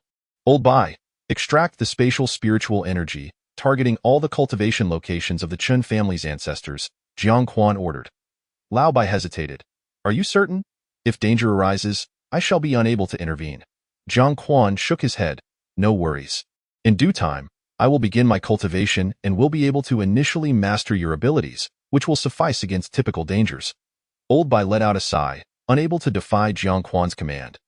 The Chun family, as one of the most powerful cultivation clans in the Zhongli immortal realm, boasted countless formidable cultivators within its ranks, including 5 ancestors who had successfully transcended the tribulation once and one who had done so twice. At that moment, the Qin family was bustling with activity. Their patriarch was taking a concubine today, a day of great celebration. Although this marked the 123rd concubine, the occasion demanded grandiosity whenever the patriarch took a new wife. Suddenly, a brilliant light appeared in the sky.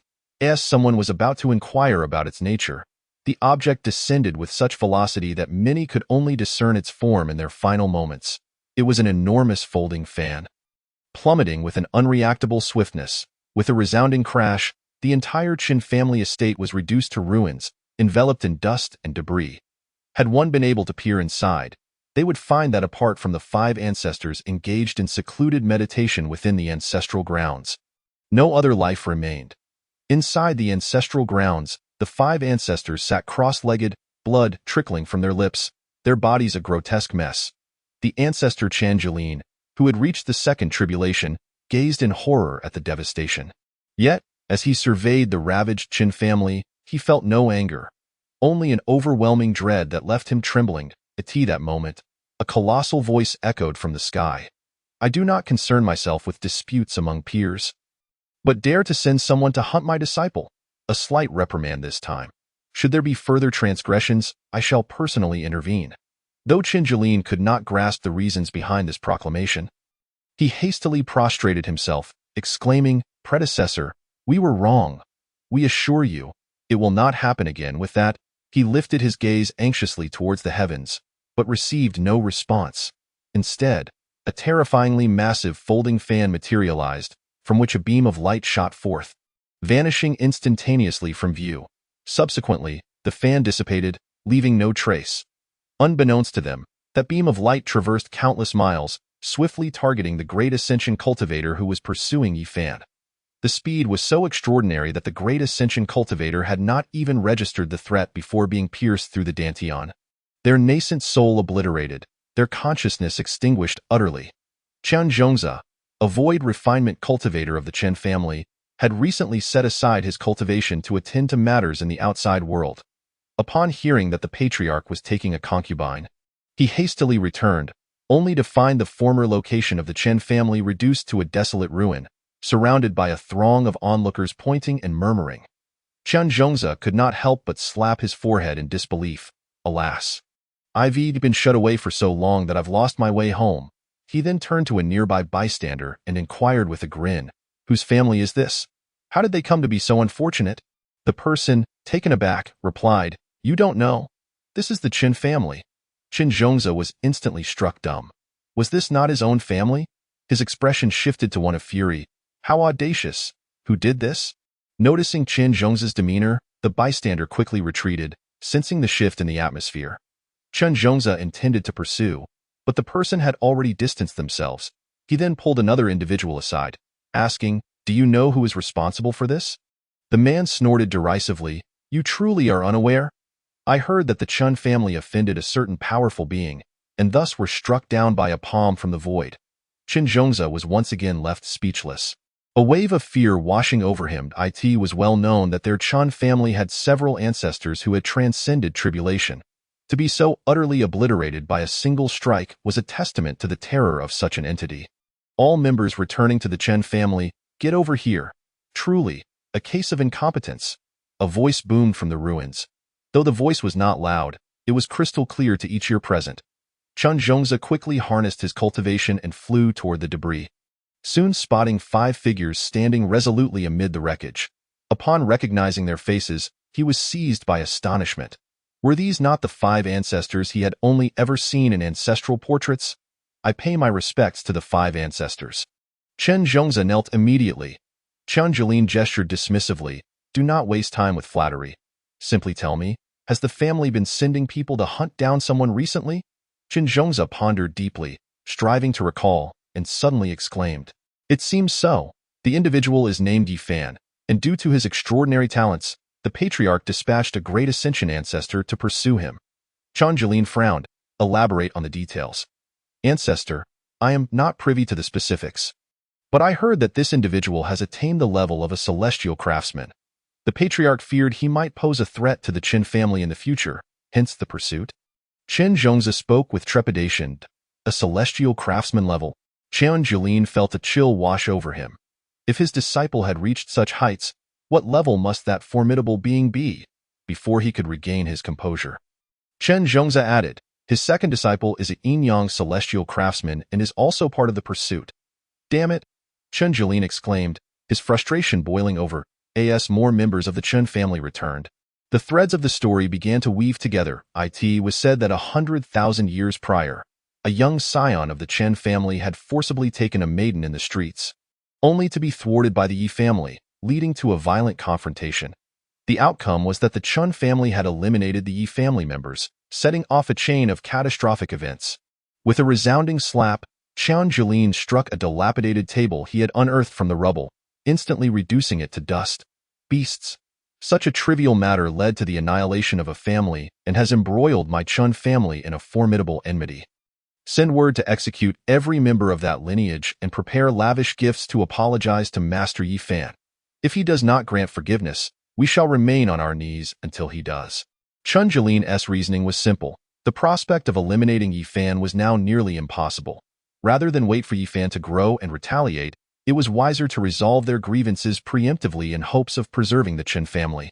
At that moment, Jiang Quan sat on a small stool, sighing, "Alas! There is only so much I can do. They will come to understand the benevolence of their master," Old Bai remarked, floating nearby. Old Bai was aware that Jiang Quan deeply cared for his disciples, though previously lacking the means to intervene. Now that he possessed some capability, he risked himself to assist. Throughout the past 100,000 years, Old Bai had heard Jiang Quan lament countless times. "I wonder how that little rascal Yi Fan is faring. Most likely perished. What of Hu Ba Er? Probably met his end. And when Pingsheng, most likely has passed on. As for Zhao Zijiang, he has probably reincarnated by now. And Jin Shi, most likely perished on some woman's belly." Following this, Old Bai relayed updates on several other disciples, all of whom were in seclusion. Everything seemingly normal. As the time drew near, Jiang Quan rose to prepare a meal while awaiting Lu Jianping's return. When the sun was nearly set, Lu Jianping finally arrived, and the two settled at a table in the small courtyard, drinking and conversing. Eventually, Jiang Quan hesitated before speaking. "Village chief, I have decided to move out." Lu Jianping appeared startled, then sighed with a hint of disappointment. "Ah, if you wish to move, then so be it." Noticing the despondence on Lu Jianping's face, Jiang Quan hurriedly clarified, "Village chief, I do not intend to leave. I merely want to reside elsewhere. I will often come to cook for you, and I will also learn medicine from you. Rest assured, I will not forget your life-saving grace. I shall care for you in your old age." Lu Jianping nodded, visibly relieved. "Very well. There happens to be a vacant thatched cottage to the north of the village. You may stay there for now." Jiang Quan agreed with a nod, and the two continued their conversation. The following morning, Jiang Quan moved into the thatched cottage. Upon hearing the news, villagers began bringing gifts, expressing their fondness for the young man whom the village chief had rescued, particularly the widow Lu. Receiving the villagers' offerings, Jiang Quan was deeply moved. He had come to understand the dire conditions in the village over the past few days. It was a place of extreme poverty, with muddy roads and dilapidated homes. He had even witnessed many villagers foraging for wild vegetables to eat. The villagers, having endured years of hardship, poor diets, insufficient clothing, and grueling labor, had skin as dark as cane and were gaunt, resembling slender black sugar canes. Despite their own dire circumstances, they still offered gifts to Jiang Quan, which left him profoundly touched. Over the millennia, Jiang Quan had grown accustomed to the vicissitudes of human sentiment. His heart had become numb. Yet on this day, he felt transported back to Fangxi village, where he had once forged iron with his master Li Tiniu, surrounded by the same warmth and simplicity of the villagers. And then there was Linyuan village. Not long after his arrival, the villagers had built him a house. Once the villagers departed, Jiang Quan set about repairing the thatched cottage before stepping into the yard. "Old Bai, what do you think about transplanting that grapevine from the space into this spot?" he mused, eyeing a particular area in the yard. Old Bai was taken aback. "Surely not. Does the master intend to reside here long-term?" For the first time in 100,000 years, Jiang Quan contemplated transplanting the plants from his spatial realm to the outside world. He nodded thoughtfully and pointed towards a corner of the small courtyard. "Let us relocate the grapevine there, and then we shall construct a trellis beside it in due time. We can enjoy a game of chess beneath its shade." Upon hearing this, Lao Bai's eyes suddenly brightened. "I think that is a splendid idea. By the way, let us release Xiao Lai.it must be feeling quite stifled in the spatial realm," Jiang Quan suggested. Lao Bai nodded in agreement, and with a flick of his hand, a golden figure appeared in the courtyard, immediately bounding towards Jiang Quan and whimpering pitifully, as if to express its grievances. Jiang Quan affectionately patted Xiao Lai's head. "Enough now. You've been an old monster for 100,000 years, yet you still act like a child." At that moment, Xiao Lai had sprouted 2 antlers and 4 claws, with a noticeable bulge indicating the impending growth of a 5th claw. Its claws resembled those of an eagle, and its entire form shimmered with a golden hue, prompting Jiang Quan to recall the term, five-clawed golden dragon. Though for now, Shaolai could only be referred to as a four-clawed golden dragon. In the future, you should disguise yourself as a common little creature, like a cat or a dog, to avoid drawing attention. Jiang Quan advised Shaolai. The creature nodded, its form shifting into that of a golden puppy. Subsequently, Jiang Quan and Lao Bai worked together to transplant the grapevine. With Jiang Quan's mastery in creative level planting, the task was effortless and guaranteed success.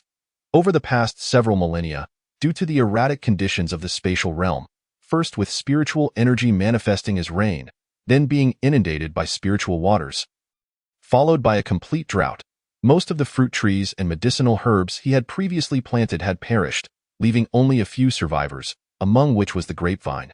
Chapter 13. What I Cannot Heal. My disciple Jiang Quan then ascended the mountain to gather various materials, refining them all before erecting the grape trellis. The trellis had attained the level of a divine artifact, albeit lacking any offensive capabilities. And Jiang Quan had placed restrictions upon it to prevent the emergence of a spirit. In the following days, Jiang Quan meticulously refined all the household items, from pots and pans to buckets and clothes racks. Leaving no tool unrefined, he then used these items as focal points to set up a creative level formation, a formation that integrated both offense and defense, capable of vanquishing even the mightiest of divine beings. The small courtyard was now transformed, featuring a stone-paved path leading into the entrance, flanked by lush green grass. Further in, a well stood beside the grape trellis, which was accompanied by a table and several stone stools. Deeper still lay a thatched cottage, which, despite its humble appearance, exuded a sense of novelty, as every straw and beam had been refined into a divine artifact. The stone path was composed of divine stones, and the grass beside it had been transplanted from Lao Bai's spatial realm, each blade of grass capable of autonomously generating spiritual energy. The well itself was also a divine artifact. Previously, Jiang Quan had to trek to the mountain for water. But now, with the well, the worry of sourcing water was alleviated. Moreover, the water within the well was a source of spiritual essence. Lao Bai, it seems we shall be residing here for an extended period. Jiang Quan exclaimed joyfully, turning to Lao Bai. Lao Bai nodded enthusiastically. I adore this new home. Indeed, Jiang Quan had resolved to remain here and cultivate his immortality. Shall we not join a sect? Lao Bai pondered aloud. His brow furrowed in confusion. Jiang Quan countered. Why join a sect? Do I require techniques? No, I can create my own. Lao Bai's eyes widened in realization. Do I need spiritual energy? Do I need a paradise? Jiang Quan gestured towards the courtyard. Lao Bai was rendered speechless. Do I need spiritual artifacts or elixirs? I can refine them myself, and once I cultivate to a certain level, I can create any resource I desire. So, pray tell, what need have I for a sect? Lao Bai fell silent, contemplating the logic behind Jiang Quan's reasoning. Indeed, Jiang Quan lacked for nothing. He merely needed to await the restoration of his essence and then diligently cultivate until invincibility was his. In the days that followed, Jiang Quan accompanied El Jianpain in his medical practice, while Shaolai remained at home, lazily lounging beneath the grape tree, as the area beside it was the most concentrated in spiritual energy within the courtyard. Gradually, Jiang Quan surpassed his mentor, successfully curing numerous ailments that had stumped El Jianpain, even managing to heal a bedridden man in the county to the point where he could run again. That day, the man ran off and has yet to return, and Jiang Quan's reputation as a miraculous healer began to spread. As Jiang Quan's fame grew, more and more people came to the village seeking his healing touch. One day, 3 individuals, a pair of men and a woman, made their way toward Qingxian village. One of the men, appearing somewhat elderly and pale, would certainly be recognized in the county as the wealthiest man. Wang Jisheng. The younger man beside him, who bore a resemblance to him, was his youngest son, Wang Keilei. The ethereal woman accompanying them was Wang Jisheng's eldest daughter, Wang Pengpeng, who was rumored to have returned from the celestial realms. Sister, what kind of miraculous healer could possibly be found in this wretched place? Even a carriage cannot enter, and I am utterly exhausted. Wang Keilei complained. If you cannot walk, then return from whence you came. Wang Pengpeng retorted coldly. Her disdain for her brother stemmed not from deep-seated hatred, but rather from the fact that upon her return, She had heard of his sudden and drastic change in temperament 2 years ago. Not only had he become exceedingly irritable, but he had also engaged in unspeakable acts in the county, causing widespread discontent. As a result, Wang Pengpeng held a strong aversion towards him. Wang Jixing's transformation could largely be attributed to the distress caused by Wang Keilei. Nevertheless, despite her feelings, Wang Pengpeng could not deny the truth in her brother's words.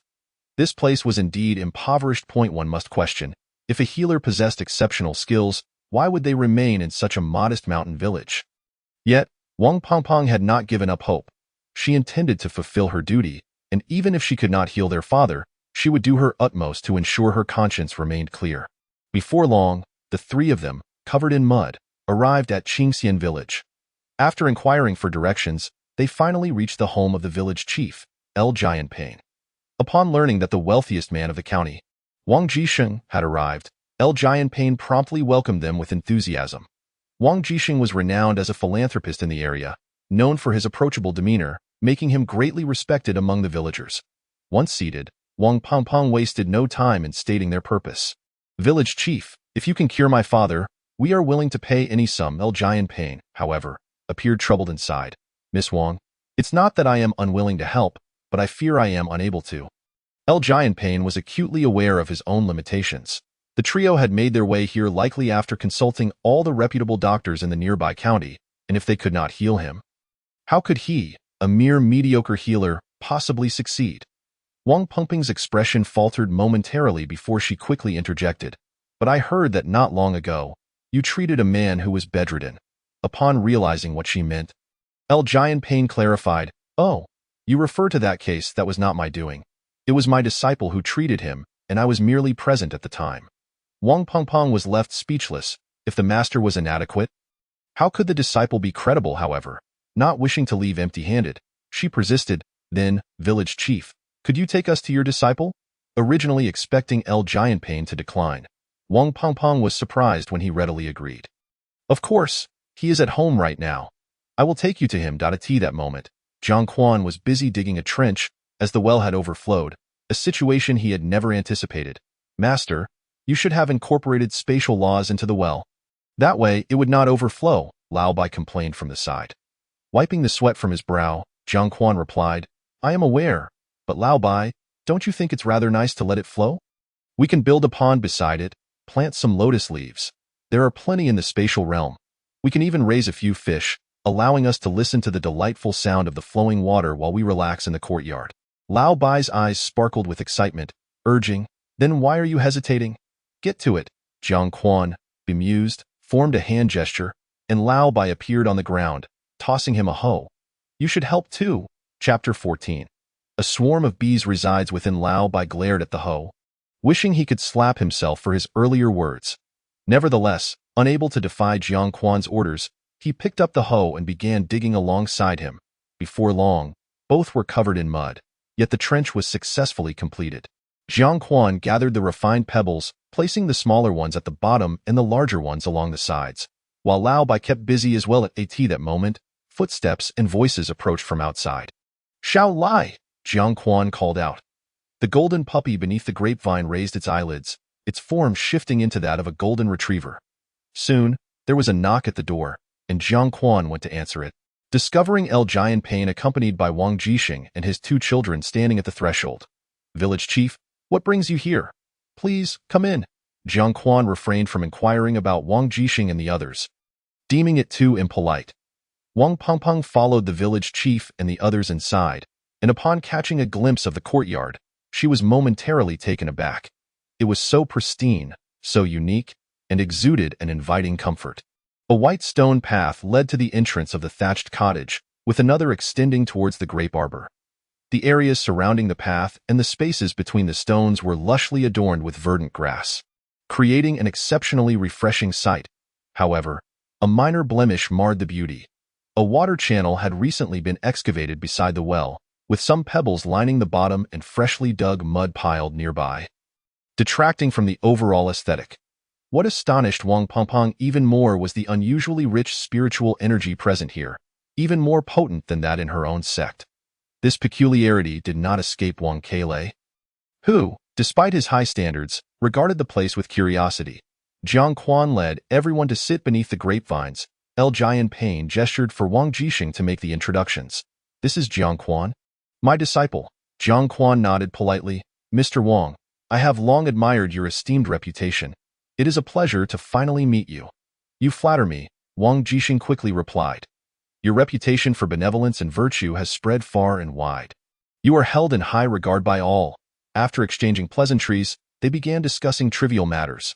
Jiang Quan, however, did not feel inclined to inquire about their purpose for visiting, maintaining a mundane conversation while occasionally boiling some water for them. As for tea, well, Jiang Quan had none at hand. In truth, there was some in her space, but it had not been harvested, and she had been far too busy these past few days to process it. Surprisingly, just as Jiang Quan brought over the hot water, Wang Pengpeng snatched it away, blowing on it before taking sips for any disdain. What cultivator would turn their nose up at water boiled from a spiritual spring? After all, even within her sect, only core disciples received regular distributions of such water.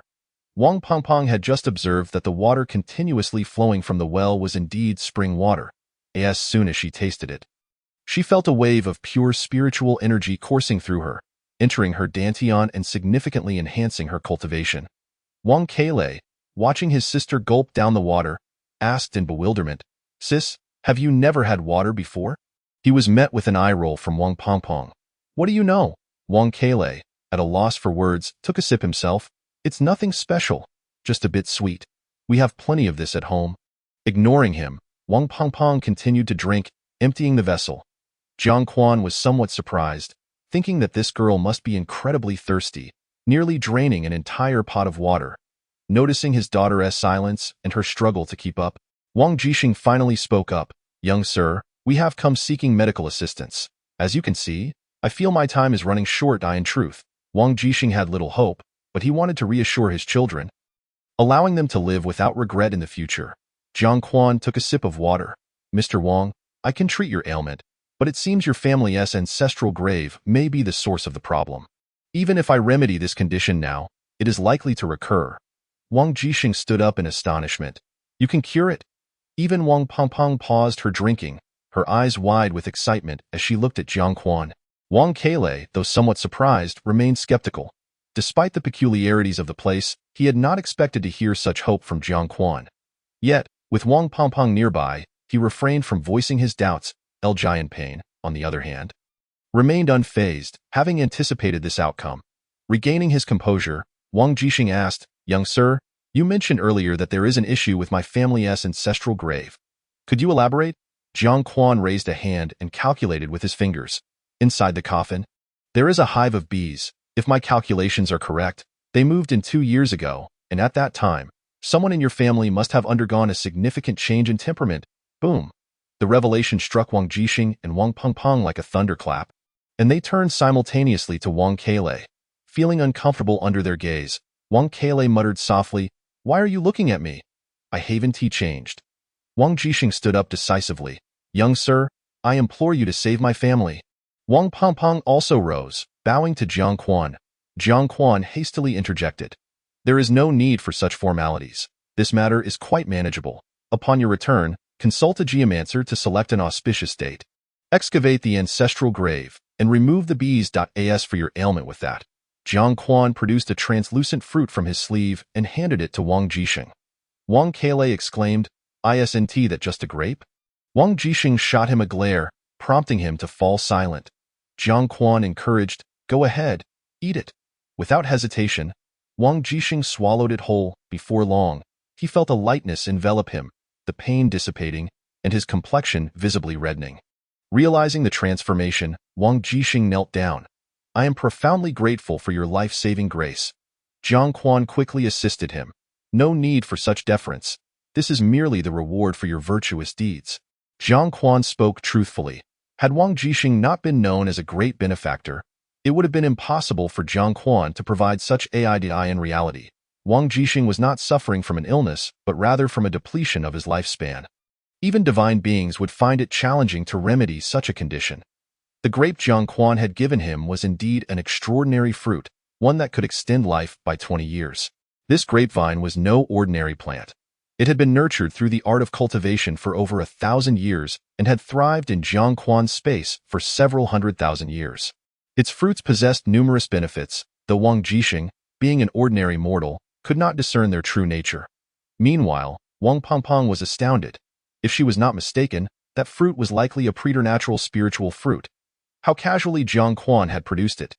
Ladies and gentlemen, the matter has been resolved, and I must now attend to building the water channel, so I shall not see you out. With the host ushering them out, they felt it inappropriate to linger any longer and bid farewell. Chapter 15. At the very least, Golden Core Stage shouted Jiangquan. We are leaving village chief L. Jianpain called out cheerfully as he turned to lead Wang Jixing and the others out. As they walked along the path, Wang Jixing expressed his gratitude. Chief L., thank you for bringing us to see the young sir. I shall ensure a generous gift is prepared for you. L. Jianpain waved his hands dismissively. No need, no need. Your willingness to repair the village road is reward enough for me. Just before they departed, Wang Jixing inquired about the consultation fee. Initially, Jiangquan declined. But after persistent insistence from Wang Jixing and the others, Jiangquan finally remarked, you must have noticed the poor condition of the village road on your way here. With that, Wang Jixing and the others understood and nodded in agreement.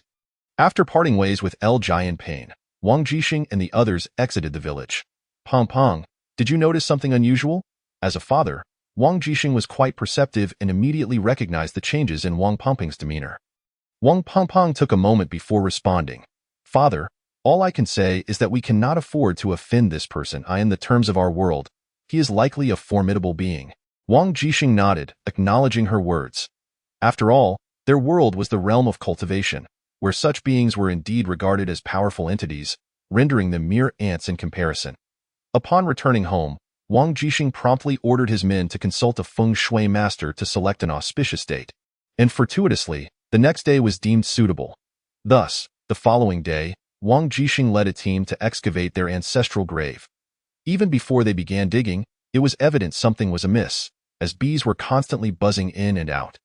Once the coffin was opened, the crowd gasped in shock. The lid was covered in a dense array of beehives, with countless bees swirling in the air, creating a spectacular sight. Wang Pengpeng stared in awe, her heart racing. It was indeed as the young sir had predicted. How accurate, moreover, judging by the number of bees, they had not vacated for 2 years. Wang Pengpeng became increasingly convinced that the young sir was an extraordinary recluse. At the very least at the Golden Core Stage, Wang Pengpeng was not foolish enough to report this incident to her sect. There was no need for that, and it might even provoke the elder's displeasure. Instead, it would be wiser to cultivate a good relationship with him. After all, simply drinking water there was a great opportunity. The Wang family's matter was resolved smoothly. They merely cleared the bees and reburied the coffin. The effects were swift. Within just 2 days, Wang Cailai had transformed into a different person, not only regaining his former temperament, but also seeking out those he had bullied to apologize and make amends. This incident quickly spread throughout the surrounding towns. Coupled with the Wang family's active efforts to repair the roads in Qingxian village, Jiangquan's reputation as a skilled physician and geomancer began to take root. Subsequently, more and more individuals sought Jiangquan's assistance. However, he was selective in whom he helped, turning away anyone who was not from the village point one day. Wang Pengpeng arrived at Jiangquan's home accompanied by Wang Cailai. Bearing numerous valuable gifts. You only need to repair the road. There is no need for special thanks, Jiangquan stated. Senior, this is simply our duty. Please accept it. By the way, do you have any water? I am a bit thirsty after the journey. Wang Cailai, standing beside her, could only roll his eyes. Had she not had enough water in her lifetime? The moment they arrived, she was asking for water. Jiangquan replied, I will get some for you. Wang Pengpeng waved her hand. No need. I have a fondness for chilled beverages. As he spoke, Wang Pengpeng made his way directly to the well. Days passed, and the waterway had long been repaired, with pebbles laid at the bottom and along the sides. Lush green grass flourishing on either bank. At the end of the water channel lay a small pond, crystal clear and revealing the pebbles beneath. The courtyard had also been graced with several newly planted trees, enhancing its refreshing and otherworldly charm. Approaching the well, Wang Pengpeng picked up the ladle, eager to draw water. When suddenly, a sensation of seamless connection coursed through his body, as if the ladle had melded into a part of him. Wang Pengpeng was momentarily taken aback. realizing that this ladle was indeed a magical artifact. Moreover, its grade was exceedingly high. How extravagant, however! He dared not reveal his astonishment, fearing it might provoke Jiang Quan's displeasure. Hastily, he scooped up a generous ladleful and drank heartily, only pausing to take another until his belly was pleasantly full. Returning to the grape trellis, he was met with Wang Keilei's disdainful expression. Wang Pengpeng felt a twinge of embarrassment, but was reassured by Jiang Quan's constant smile, which alleviated his discomfort considerably. "Ah, the water from your household is truly delightful." "I couldn't resist," Wang Pengpeng chuckled, attempting to mask his awkwardness. "That ladle of yours is magnificent, crafted from gourd, I presume. Might I inquire if you would part with it? I am willing to exchange it for spirit stones." In truth, Wang Pengpeng held little hope for a positive response, as such a high-grade artifact was unlikely to be sold to him. To his surprise, Jiang Quan nodded. "It's merely a ladle. Take it, but do not mention where you acquired it." For Jiang Quan, such items were easily crafted and commonplace. He had observed impending tribulations within Wang Pengpeng's fate, and felt no hesitation in gifting the ladle. Knowing that should anything befall her, she would eventually return. As for how much strength she could harness from this ladle to overcome her trials, that lay in her own hands, for even divine artifacts are not easily wielded. Wang Pengpeng, upon hearing this, was filled with exhilaration, rushing to embrace the ladle as if it were a beloved partner. Wang Keilei, meanwhile, wore an expression of disdain, regretting the decision to accompany his sister today, despite the reality that he had been the one pleading for her to bring him along. After exchanging idle chatter, Wang Pengpeng took her leave. In the days that followed, Jiang Quan rarely ventured out to practice medicine. As most patients came seeking him, he was not obstinate and treated all who required his care. One day, a ragged child with dark skin approached Jiang Quan's doorstep, hesitating and appearing somewhat timid. Finally, summoning his resolve, the child stepped forward and knocked on the door. The door opened swiftly, revealing Jiang Quan, who looked on with curiosity. Little Black, what brings you here? Is there something you need?" Jiang Quan recognized the child, whose surname was Kai, and given his dusky complexion, he was affectionately nicknamed Little Black. Little Black, Kai Shushu, hesitated for a moment before speaking. "Brother Jiang Quan, could you possibly help me look at my sister's illness? But I have no money. Of course. No problem at all. Let us go at once," Jiang Quan replied cheerfully, turning to fetch his medical kit. Little Black was taken aback by the immediate agreement, thinking he hadn't even begun to plead earnestly. The situation of Little Black's family was well known in the village. Their father had passed away early, and their mother, unable to bear the burden, abandoned Little Black and his sister, Kai Tietue. Furthermore, his sister had been afflicted by a peculiar ailment that rendered her unable to be exposed to sunlight, leaving the weight of their family's struggles upon the small shoulders of Kai Shushu, a truly pitiable circumstance. Before long, Jiang Quan and Kai Shushu arrived at their home.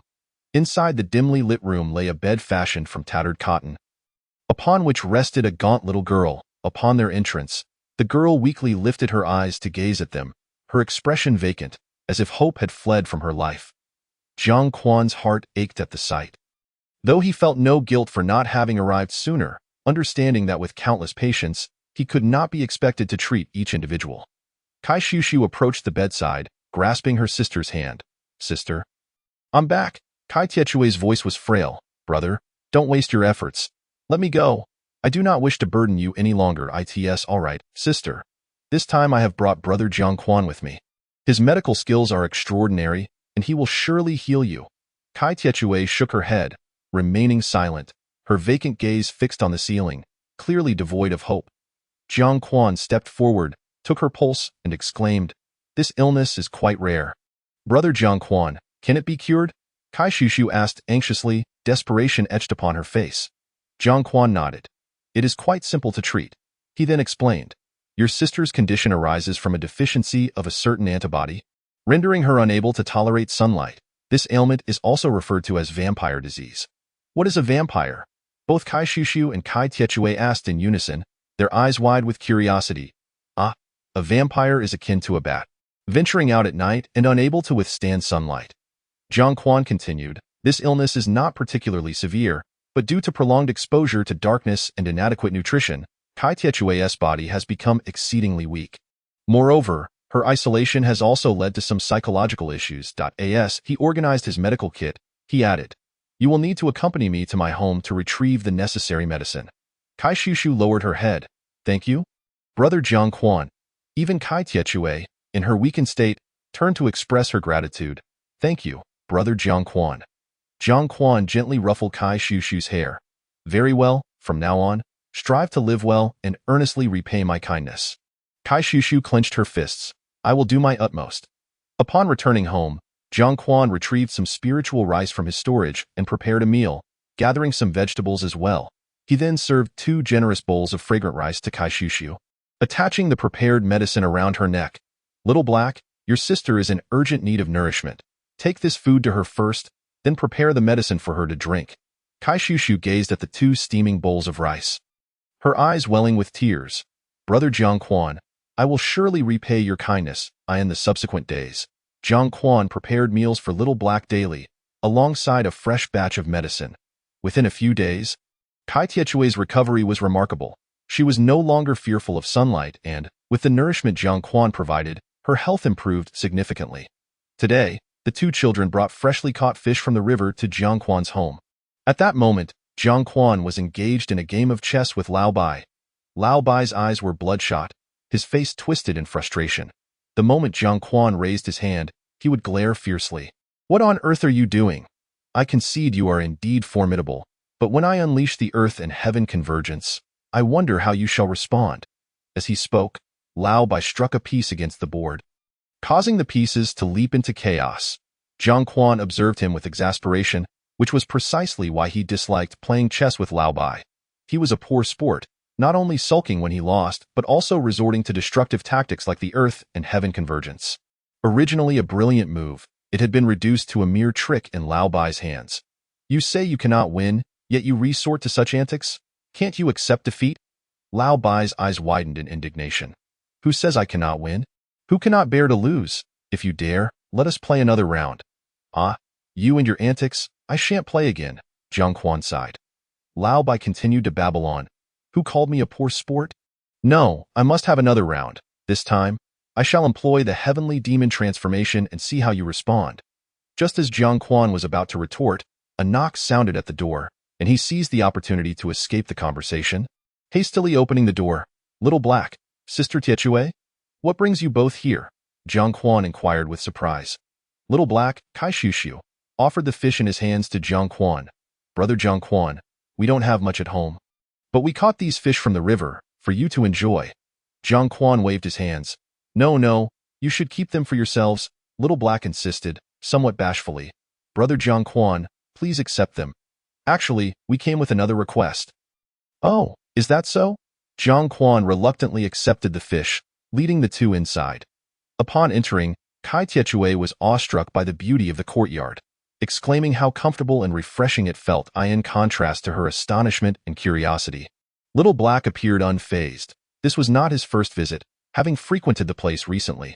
Yet, even he had been profoundly struck during his initial visit. Jiang Quan guided them to sit beneath the grape trellis before boiling water for them.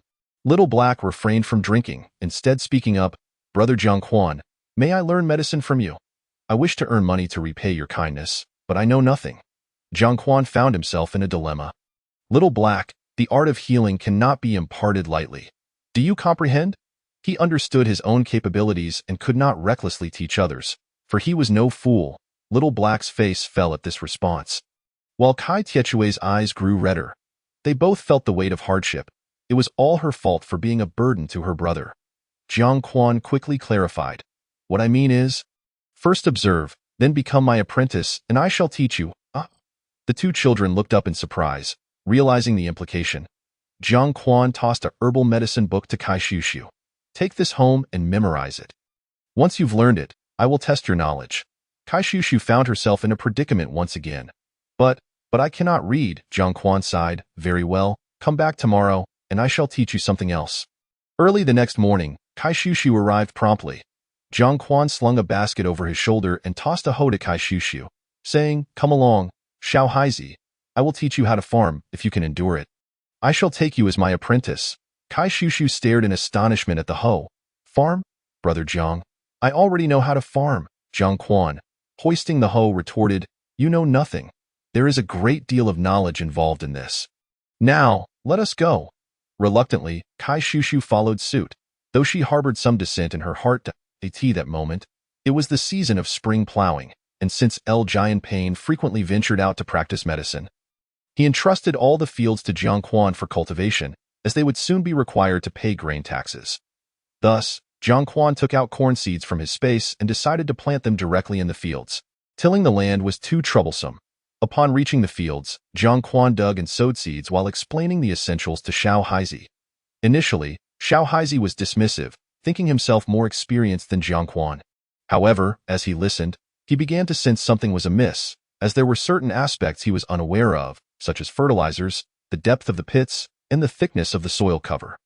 These seemingly insignificant details were crucial factors that would affect the growth of the crops in the future. Gradually, Kai Shushu became enraptured by the task.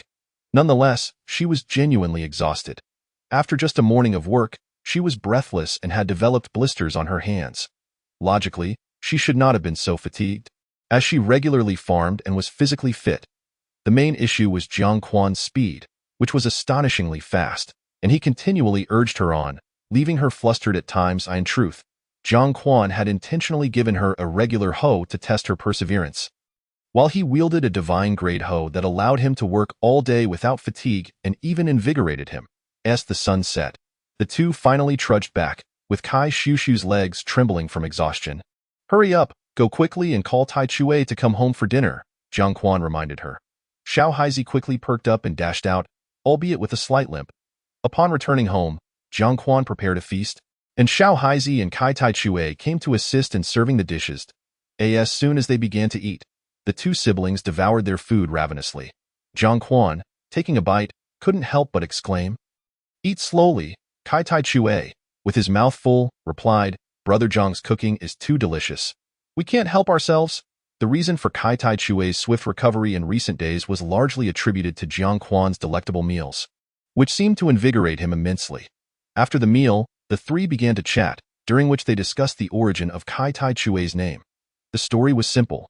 When Kai Tai Chue was born, she was frail and sickly, prompting her parents to name her Tai Chue, hoping her life would be as strong as an iron hammer, allowing her to grow up safely and soundly.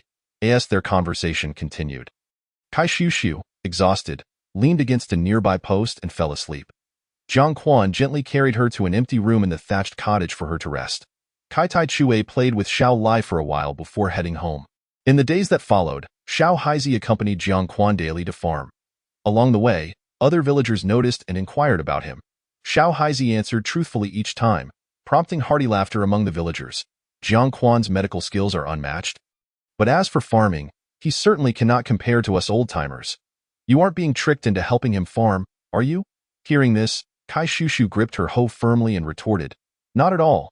Brother Jiang is incredibly skilled at farming, and I have already decided to take him as my master. Just wait and see, you old-timers." Her words elicited a wave of laughter. After several days, Jiang Quan completed planting all the fields and informed Xiao Haizi, "You have passed my assessment. Do you wish to become my apprentice?" Upon hearing this, Xiao Haizi eagerly nodded, "Brother Jiang, I do."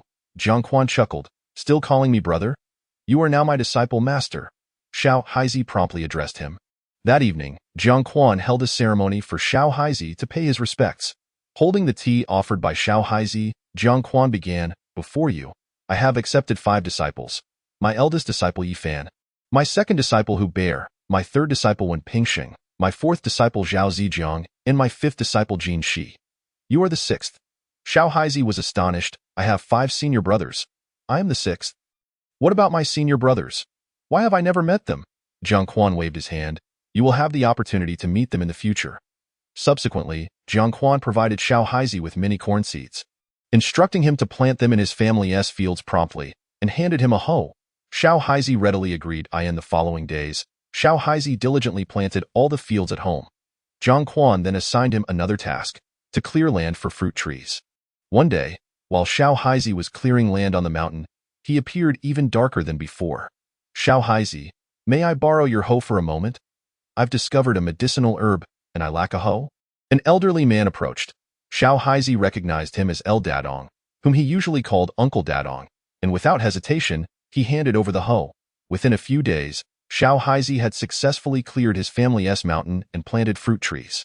Today, Kai Shushu visited Jiang Quan's home, as he had promised to teach her something new. Upon entering the courtyard, she found Jiang Quan already awake, rinsing his mouth. Master. Kai Shushu hurriedly approached. Jiang Quan replied, You've arrived.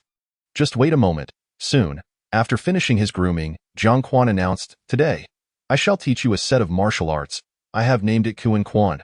Standing on the lawn, he addressed Kai Shushu. But master, what is the use of this? I do not engage in fighting, Kai Shushu queried, perplexed. Jiang Quan responded, Silly child. I know you are well-behaved and do not like to stir trouble, but have you considered what you would do if someone were to bully your sister one day? Kai Shushu froze, her eyes gradually widening. Indeed, master, I want to learn from you. I must protect my sister. Jiang Quan nodded. Good, pay attention. With that, he executed a soaring leap, his shoulders undulating as he alternated between left and right thrusts. Following this, he demonstrated palm strikes against the ground. After completing the set, Jiang Quan turned to Kai Shushu. Did you see clearly? Kai Shushu hesitated. Master, I feel a bit embarrassed by this martial art. Is it possible for me not to practice it? Jiang Quan replied, It's all right, however. When you see someone bullying your sister, you will be powerless to intervene. And those bullies may even hold you down, forcing you to watch your sister suffer. Enough. I will practice. Kai Shushu declared resolutely, I must grow stronger. Jiang Quan nodded in approval, a promising student indeed. In the time that followed, Kai Shushu diligently practiced Kuan Quan, and unbeknownst to her and Jiang Quan, each time she trained, spiritual energy surged into her body. At Xianing Valley, an unprecedented spectacle unfolded today, as it marked the day of the sect's grand competition. Those who ranked well would not only receive rewards but could also elevate their status within the sect. Wang Pongpong clutched a water ladle, standing among the crowd, her face aglow with excitement. Why ladle? We finally made it. This time, our goal is the inner sect disciples. After the celebrations, the sect disciples began to take the stage. As more disciples competed, Wang Pongpong tightened her grip on the ladle. Isn't that Wang Pongpong, the junior sister? What is she doing with that water ladle? Hasn't she done enough as a servant disciple? Should I report this to the sect and have her return to being a servant disciple? At that moment, a girl approached, speaking disdainfully. The girl was dressed in finery, wielding a jade sword, exuding an ethereal aura, yet her face bore a sharp and sarcastic demeanor. This was Yu Chaoxia, who had joined the sect at the same time as Wang Pongpong. Initially, they were both servant disciples, but later, Yu Chaoxia leveraged her beauty to barter with inner sect disciples, becoming an outer sect disciple months ahead of schedule while acquiring numerous resources. Thus, every time they met, Yu Chaoxia radiated a sense of superiority, often mocking Wang Pongpong.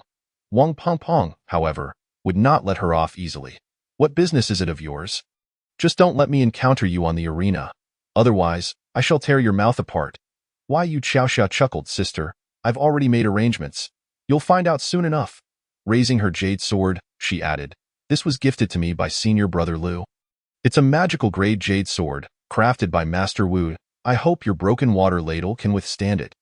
Wang Pongpong was about to retort when she suddenly felt the ladle in her arms shaking violently, as if it were agitated or, rather, deeply insulted. Observing Wang Pongpong's silence, Yu Chaoxia assumed she was intimidated and sneered, gazing at the arena. At that moment, the voice of the elder presiding over the arena echoed. In the 20th match, Wang Pongpong faces Yu Chaoxia. Please have the two disciples take the stage. Upon hearing the elder's announcement, Wang Pongpong immediately understood the implication behind Yu Chaoxia's earlier words, instinctively glancing at her and catching sight of Yu Chaoxia's smug expression. Very well, just wait and see as I tear your mouth apart. Wang Pongpong whispered softly as she approached the arena. Soon, the two stood firm. Why, Yu Chaoxia wore a triumphant expression. Junior sister, do not say that elder sister is bullying you. I shall allow you to strike first. Then I shall not hold back. Wang Pongpong replied, forgoing further discourse as she raised the water ladle. However, the attentive disciples below noticed that Wang Pongpong's hand trembled while grasping the ladle. Seemingly out of fear. What they did not realize was that it was not Wang Pongpong's hand that trembled, but the ladle itself, for it was filled with excitement at that moment. Wang Pongpong dashed towards Yu Chaoxia. Swinging the ladle in her hand, Why Yu Chaoxia sensed impending doom and hastily raised her jade sword to counter. A sound akin to a bubble bursting echoed, leading onlookers to mistakenly believe that Wang Pengping's ladle had been pierced by the jade sword. Yet, the disciples below widened their eyes in disbelief. How is this possible? Several observing elders stood, equally incredulous. For at the instant the ladle met the jade sword, the entire sword disintegrated into fine powder. Scattering in the wind, the ladle, undeterred, continued its advance towards Yu Chaoxia in a state of horror.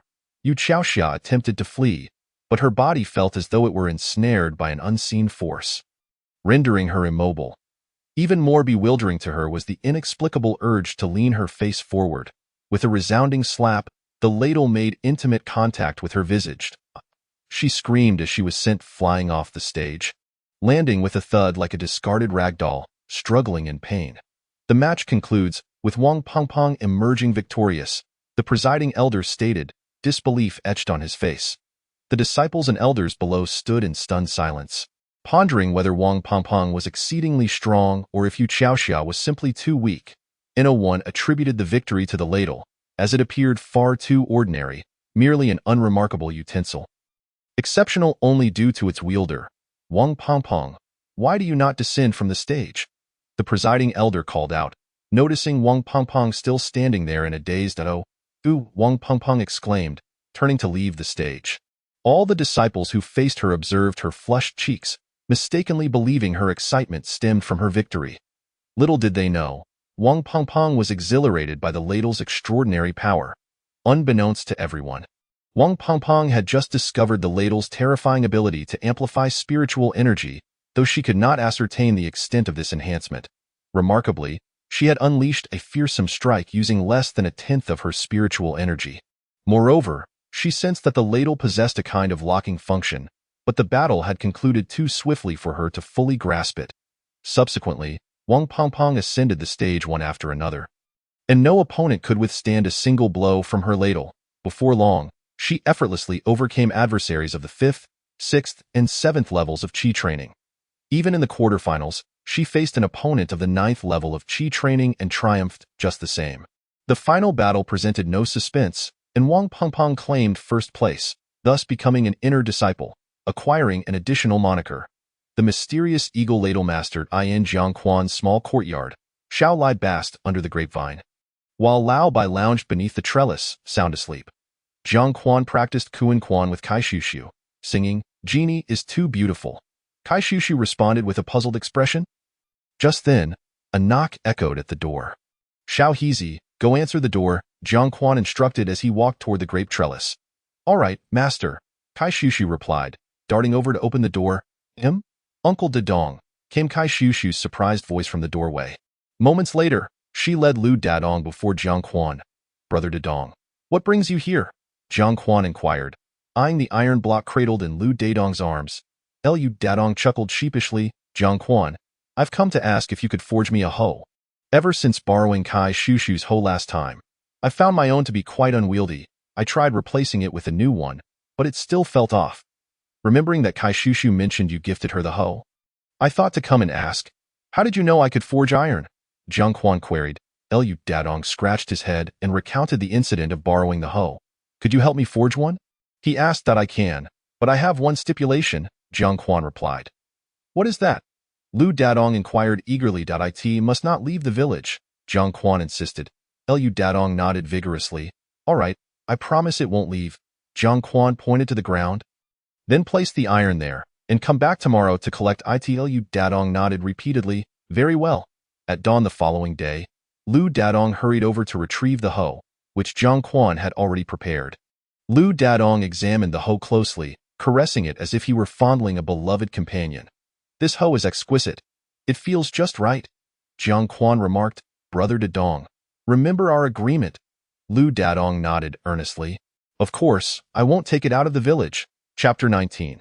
Lu Jianping's departure. What Jiangquan did not anticipate was that Lu Dadong, upon encountering villagers, would boast about his hoe. Consequently, word spread throughout the village that Jiangquan was a skilled blacksmith, leading many to seek him out for various tools, hoes, sickles, iron pots, and spatulas. This kept Jiangquan busy for 3 months, finally completing the villager's ironwork. Today, the corn he had planted had turned golden, ready for harvest.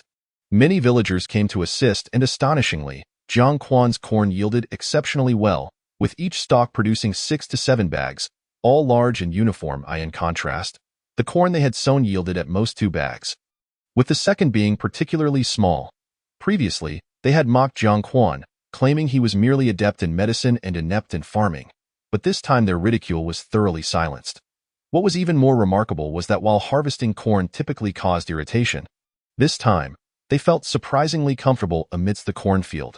During the harvest, Jiang Quan cooked meals for the helpers using the harvested corn, and they were astounded by how delicious it was, invigorating them such that they felt tireless after a day's labor. After completing Jiang Quan's harvest, they assisted in gathering the corn from Xiao Hizi and Kai Shushu's home. Once finished, Jiang Quan transported a large portion of corn to village chief Lu Jianpei's residence. It was then that he noticed Lu Jianpei had injured his leg. Jiang Quan had assumed Lu Jianpei was simply busy, which was why he hadn't called for assistance with the corn harvest. But now he realized it was due to his injury. "Village chief, why didn't you inform me of your injury?" Jiang Quan asked, concern etched on his face as he checked Lu Jianpei's pulse. Lu Jianpei's complexion was pale, appearing extraordinarily haggard. "It's nothing, young Jiang Quan. I simply cannot go out to practice medicine for now, and it will be difficult for me to resolve issues for the village," he replied. "You see, after much contemplation, I propose that you take over as village chief. Why, old bones may not last long." Jiang Quan shook his head. "How could that be? The villagers would likely not agree." Lu Jianpei smiled. "Not to worry. I've already discussed it with them. As of today, you are the new village chief of Qingxian village." Jiang Quan retrieved his medical kit and handed Lu Jianpei a peach, saying, "We can discuss that later. Eat this right away." Lu Jianpei beamed with joy. "Ah, young Jiang Quan knows me well. I prefer fruit over medicine." Jiang Quan washed the peach and offered it to Lu Jianpei. This peach was from a tree in his space, known for its ability to extend life by 30,000 years and possessing many unexpected benefits. The tree still thrived and was now planted in Jiang Quan's courtyard. Lu Jianpei ate earnestly, tears streaming down his face. "I never imagined that even in my old age, I would have someone to accompany and care for me. At this point, I feel my life has been worthwhile." Jiang Quan replied, "Why the sentimentality? Once you recover, find yourself a companion and bear 10 or 8 children. Then you'll have company." "Ha ha ha." Lu Jianpei laughed heartily. "Young Jiang Quan, you always enjoy jesting with me. You'll see when that time comes." While they spoke, representatives from each household in the village arrived. Jiang Quan assisted Lu Jianpei to the courtyard, where Lu Jianpei announced his decision to pass the village chief position to Jiang Quan. The villagers murmured amongst themselves, but no one raised objections. Some even expressed their support. After all, Jiang Quan had garnered a measure of respect in the village for his medical skills, fortune-telling, farming, and blacksmithing. Henceforth, Jiang Quan became the new village chief of Qingxian village. Standing before the crowd, Jiang Quan declared, "Rest assured, I will fulfill my duties as village chief diligently. Should you encounter any issues, feel free to approach me." The villagers expressed their approval, and Jiang Quan dismissed them. Not long after they departed, Lu Jianpei, lying in bed, suddenly realized his leg no longer pained him, and the persistent discomfort in his lumbar spine and joints had vanished. Lu Jianpei sprang up in astonishment, wondering, "When did I become so agile?"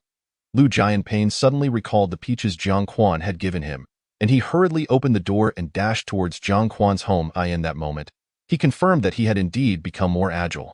Lu Jianpei moved swiftly, like the wind. The other old men in the village shook their heads upon witnessing this. "Old Lu is risking his life, running so fast. Isn't he afraid of breaking his bones?" "Indeed. Ah, perhaps he has given up on himself." Another old man nodded in agreement. "If you've given up on yourself, how can you run that fast? Show me." I was just saying." Before long, Lu Jianpei pushed open the gate to Jiang Quan's yard, just in time to see Jiang Quan soaking his feet. "Village chief, what brings you here?" Jiang Quan asked in surprise. Looking up, Lu Jianpei surveyed the yard and noticed it was adorned with many luminous objects, colorful and quite beautiful. Beneath the grape trellis where Jiang Quan sat, there was also a glowing item that illuminated the entire area. Lu Jianpei pointed to the glowing objects. "What are these?" Jiang Quan replied, "These are called lamps, used for lighting at night." Lu Jianpei asked, "What are you doing?" Jiang Quan gestured to the basin at his feet. soaking my feet. Would you like a basin too? Village chief? It's very comfortable, Lu Jianping retorted. How could that be? I never soak my feet. It's quite nice. Lu Jianping found himself sinking his feet into the basin, leaning back against the support, reveling in the comfort. Jiang Quan remarked, Village chief, you didn't come to my house at this late hour just to soak your feet, did you? Lu Jianping, reluctant to lift his head, replied, Of course not. I merely wanted to inquire about that peach you gave me. Jiang Quan naturally responded, It was a nectar peach. Lu Jianping sat upright in astonishment. Impossible. My leg injury has suddenly healed, and the ailments I had previously are gone as well. I feel remarkably agile now. Moving with great speed. Lu Jianping babbled on. Jiang Quan waved his hand. Village chief, don't overthink it. Just consider that you ate an ordinary peach. Let me think. I understand now. You mean for me to keep it quiet? Lu Jianping asked, but you must tell me how long I can live, and will I return to my youth? Jiang Quan replied, Not long, perhaps 500 years, and you won't return to youth at most. You might go back to when you were 18. Jiang Quan refrained from directly stating 30,000 years, fearing it would frighten Lu Jianping, so he opted for a lesser figure. What? 500 years? Back to 18? Lu Jianping was stunned, while excitement began to swell within him. I knew you weren't an ordinary person. Lu Jianping reclined back again. No, I am still an ordinary person, Jiang Quan spoke frankly. Lu Jianping insisted, Come now, you must be a powerful figure from the realm of cultivation. Jiang Quan shook his head with a smile, choosing not to elaborate. The next morning, Lu Jianping departed from Qingxian village, telling the villagers he intended to venture forth. The older men in the village were speechless, thinking, at this age, he still wants to roam. What nonsense. Before leaving, Jiang Quan gifted Lu Jianping a pair of shoes. Chapter 20. Creating Cultivation Techniques, Commencing the Path of Immortality. El Guiwen, I tell you, if you don't go to plead with the new village chief today, I won't stay with you any longer. Early in the morning, Jiang Quan was awakened by the commotion outside. With no other option, he quickly got up and headed to the yard. Soon, there was a knock on the door. Jiang Quan approached and opened it to find a burly man being tugged by the ear by a woman. Guiwen, my brother, sister-in-law? What brings you here? Jiang Quan inquired. New village chief, please help us. When Xiao Haizi was learning to farm from you, El Guiwen said your medical skills were excellent but your farming was poor. Yet, look at how well you've done. Now, our family is struggling to make ends meet. I sent him to seek your guidance in farming. As we are all from the same village, he just needs to apologize to you. After all, there's a whole family to feed. The woman lamented, he absolutely refuses, saying he can't bring himself to do it. At this point, isn't it more important for the family to eat than to save face? Jiang Quan waved his hand. No need for apologies. I won't hold it against you. Just go find Xiao Haizi and let him teach you how to farm. Jiang Quan was aware of the village's situation. After a year of poor harvests and taxes to pay, there was hardly enough food left for one family to eat. Given that when Jiang Quan first built his house, every family brought gifts. He was not offended by their words, as they were not particularly harsh. In fact, many people had already approached Jiang Quan during this time, and he had directed them all to Xiao Haizi. There are likely many people at Xiao Haizi's house right now, buying seeds and learning how to plant. You should hurry over. Upon hearing this, El Guiwen and the woman quickly bid farewell to Jiang Quan and rushed to Xiao Haizi's home. At this moment, Xiao Haizi's house was bustling with activity, filled with people. Kai Tiechue was weighing corn seeds and distributing them. Someone shouted, El Dalong, 5 pounds, you'll get back 6 pounds after the harvest. Good, Kai Tiechue replied as he continued to weigh the seeds. Soon, everyone had purchased their seeds, including El Guiwen's family, and they planned to come back the next day to learn farming with Xiao Haizi. Xiao Haizi prepared corn rice, stir-fried meat, a plate of potatoes, and a pot of soup for the siblings. Brother, we've sold all the seeds. What will we eat? Kai Tiechue worriedly asked while eating. What are you worried about? We have plenty left, enough for you, replied Kai Shushu, taking a bite of rice. Once we harvest this time, we can sell the surplus grain and buy some things. If we have enough money, we can use it to build a house. A big tiled roof house. Really? Kai Tiechue's eyes lit up immediately. Kai Shushu continued, her eyes becoming profound. Thank goodness I sought out Master back then, or we'd still be struggling to fill our stomachs. Kai Tiechue nodded in agreement. Indeed, we owe it all to Master. The two were quite satisfied with their hopeful lives. all thanks to the new village chief and Xiao Haizi's master, Jiang Quan. In the following days, the villagers busied themselves with farming. Meanwhile, Jiang Quan remained at home, carefully sensing the changes in his body, feeling a sense of disbelief. My essence has been restored. Lao Bai, what is happening? Lao Bai replied with a hint of exasperation. This was crafted by the master. How would I know what is going on? Could it be due to entering the world? Each time I utilize the Great Way, it provides corresponding feedback. This was the only explanation Jiang Quan could come up with. Why ponder such things? Come play chess, Lao Bai urged. Jiang Quan, brimming with excitement, replied, how can I focus on chess now? I must cultivate. Even if he weren't to cultivate, Jiang Quan had no intention of playing chess with Lao Bai. Lao Bai, typically a composed individual, transformed into a different person when faced with a chessboard, making it a torment to play against him. Jiang Quan sat cross-legged beneath the grape trellis, feeling the Great Way while simultaneously creating a cultivation technique. This technique would incorporate all he had learned over 100,000 years, potentially becoming the most formidable technique in the realm of cultivation. In fact, for the realm of Zhongli, the top-tier techniques were those crafted from the ultimate extremes of the Great Way. Naturally, such techniques were suitable only for practitioners with corresponding spiritual roots. For instance, dark element techniques could only be cultivated by those possessing dark element spiritual roots. Of course, if one possessed dual spiritual roots, with one being dark element, they could also cultivate, but they would need to find a technique corresponding to the other root as well. Consequently, having an additional spiritual root would double the time and resources needed for cultivation, though the strength might not surpass that of a single root.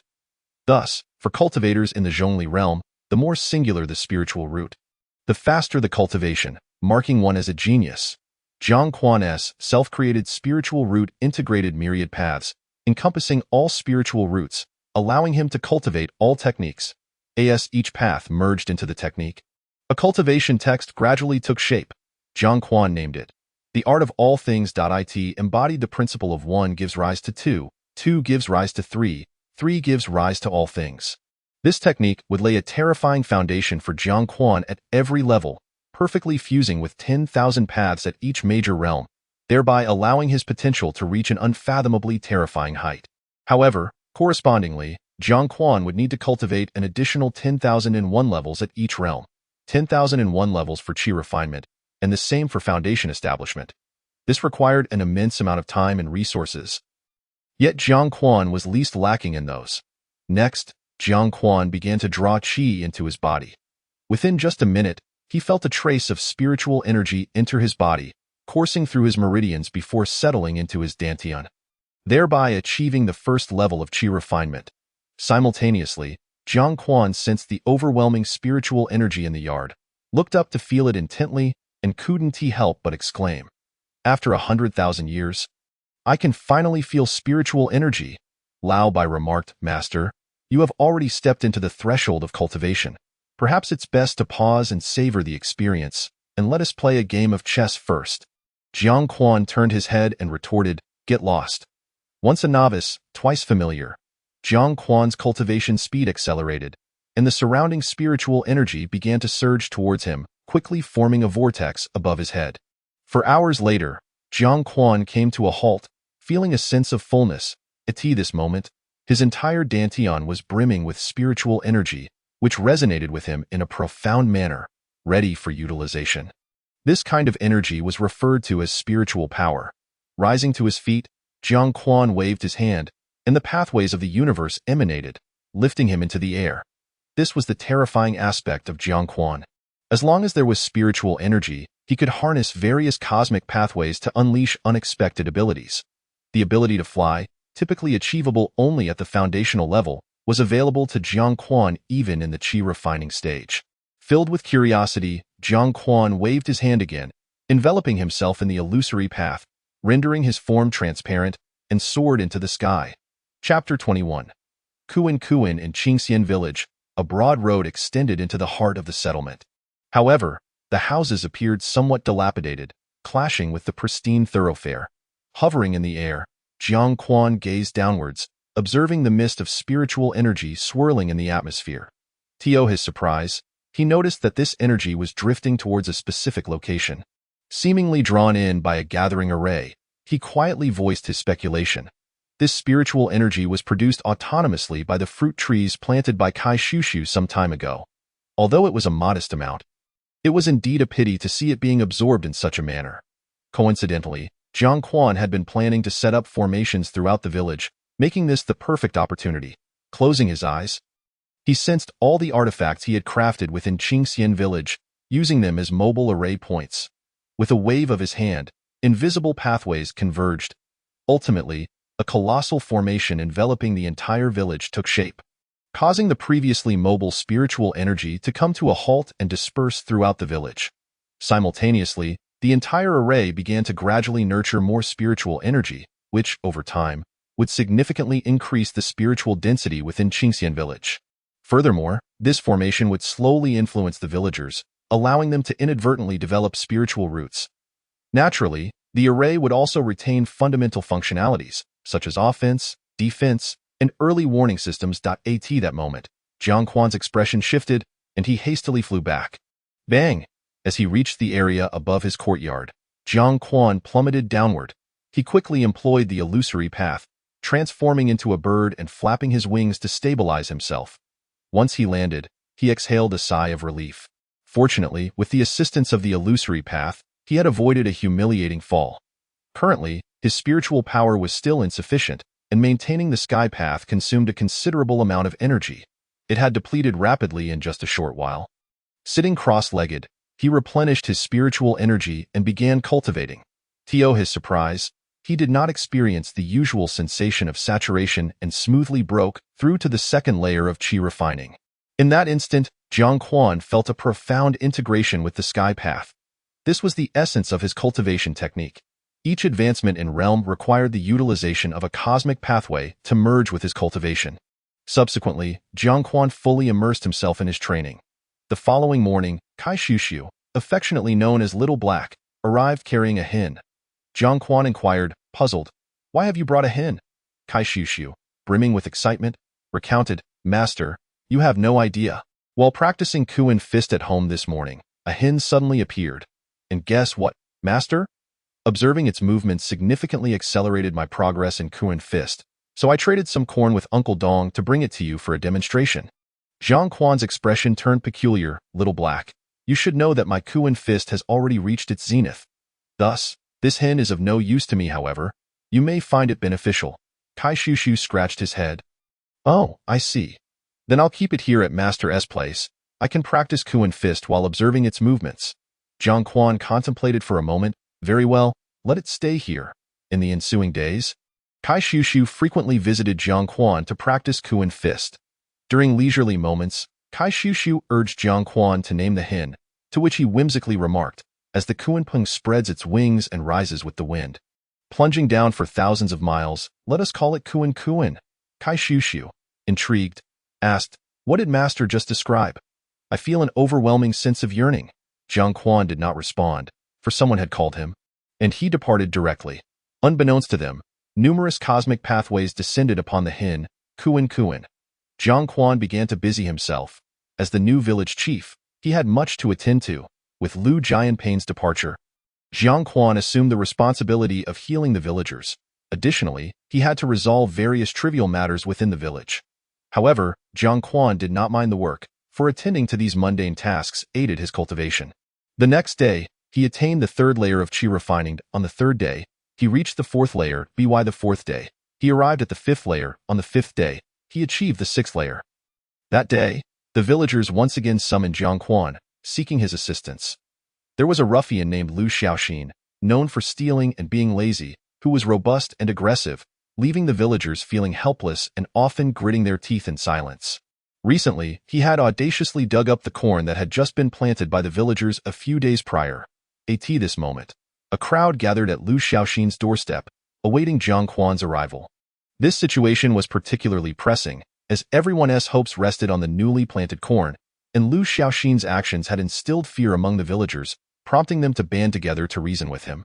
Lu Xiaoxin disdainfully regarded them, stating, "What is the big deal about stealing a little corn? If you have the guts, come and kill me. This isn't just about a bit of corn. Those are seeds." "You scoundrel!" scolded Wang Hohot, the wife of Lu Guiwen, Liu Xiaoxin maintained his nonchalant demeanor. You all are foolish. That corn is delicious. Why grow it when you can eat it? Isn't that a waste? If you want to eat, why don't you plant it yourselves? With your laziness, you deserve nothing. Wang Hohot was unyielding. Stop wasting time with him. Let us drive this scoundrel out of the village. Damn it! Yes, let's drive him out. Out of the village. The others echoed, their frustrations with Liu Xiaoxin having built up over time. Unable to be resolved with mere words, Liu Xiaoxin shrugged. What's the big deal? If I leave today, I'll just come back tomorrow. What can you do about it? Lu Guiwen retorted. If you dare to return, we'll beat you every time we see you. Liu Xiaoxin raised his chin defiantly. Come on, let us see who is stronger. Seeing his bravado, the crowd hesitated, glancing around nervously. At that moment, a commotion arose in the crowd. The new village chief is here. New village chief, you must arbitrate for us. The crowd parted, and Jiang Quan stepped forward. Liu Xiaoxin chuckled upon seeing him. Village chief? You haven't even grown hair yet, and you call yourself a village chief? What can you do to me? Jiang Quan fixed his gaze on Liu Xiaoxin. I've heard you're quite the fighter. The villagers are afraid of you. Liu Xiaoxin puffed up with pride. Village chief, feel free to give it a try. Jiang Quan pointed at himself. Me? Haha, you think you're worthy of my attention? I wouldn't even dirty my hands. Liu Xiaoxin pointed at Jiang Quan's forehead. Kid, I advise you to watch your words. Jiang Quan turned to shout behind him. Little Black, break his finger. Instantly, a shadow appeared before Liu Xiaoxin, seizing his hand and applying pressure. Ah! His scream echoed throughout Qingxian village like a slaughtered pig. Jiang Quan looked at Liu Xiaoxin. Don't say I didn't give you a chance. If you can defeat Little Black, today's matter will be forgotten. Should you lose, from this day forward, I will incapacitate you daily and then heal you. Don't worry, my medical skills are exceptional. I guarantee no lasting effects, just a bit of pain. You? Liu Xiaoxin attempted to retort, but the pain from his hand was overwhelming, forcing him to nod in agreement. Moreover, he did not believe he could lose to a mere child. Little Black released him. You two will have a fair duel, Jiang Quan instructed. Chapter 22. Conquered Little Black let go, freeing Liu Xiaoxin. Liu Xiaoxin quickly withdrew his hand, grimacing in pain. They squared off, and Kai Shushu immediately assumed the stance of coup and fist. Liu Xiaoxin's face twisted with rage. You little brat, you've successfully provoked me. With that, he swung his fist towards Kai Shushu. Kai Shushu swiftly dodged, and with a powerful shoulder bump, executed the Kuan mountain lean. The tremendous force sent Liu Xiaoxin flying, crashing into a large tree before coming to a stop. The onlookers gathered around, witnessing Liu Xiaoxin lying on the ground like a defeated dog. Jiang Quan remarked, Is that it? He couldn't withstand a single blow and was so arrogant. Little Black and Kai Shushu exchanged glances. A bit embarrassed as Kai Shushu scratched his head. Master, did I hit too hard? Jiang Quan checked Liu Xiaoxin's pulse. Fortunately, he only broke a few bones. Kai Shushu inquired, Can Master heal him? Jiang Quan replied, Of course. I'll heal him and then break his bones again. Let us see if he dares to misbehave in the future. The other villagers felt chills run down their spines. Why did it seem like this master and disciple were so abnormal? The act of breaking bones is spoken of as casually as deciding what to have for dinner, yet what goes unnoticed is that Liu Xiaoxin's pants have become damp. Jiang Quan addressed the crowd. All right? Everyone can disperse now. Liu Xiaoxin won't be getting up anytime soon, so there's no need to worry about him digging up your seeds. With Liu Xiaoxin in such a state, no one dared to say much, and they all gradually departed. Xiao Haizi, carry him back home. I'll go fetch some medicine. Come by tomorrow to feed him, Jiang Quan instructed before leaving. Xiao Haizi hoisted Liu Xiaoxin onto his shoulder and took him back to his own home. Not even sparing him a glance, Xiao Haizi harbored a deep disdain for Liu Xiaoxin's actions. Those corn seeds were a beacon of hope for the villagers, promising nourishment for entire families, yet Liu Xiaoxin had snuffed out that hope. Xiao Haizi was acutely aware that without the corn he had cultivated, he and his sister would still be living day to day. Of course, during the initial growing period, he and his sister could often scrounge meals at Jiang Quan's house, thus avoiding hunger. This thought brought a smile to Xiao Haizi's lips, a warm and comforting expression. He reminisced about the moment he had sought out his master, a decision that he regarded as the wisest of his life. The following day, Xiao prepared the medicine Jiang Quan had instructed, casually bringing a bowl of rice to Liu Xiaoxin's home.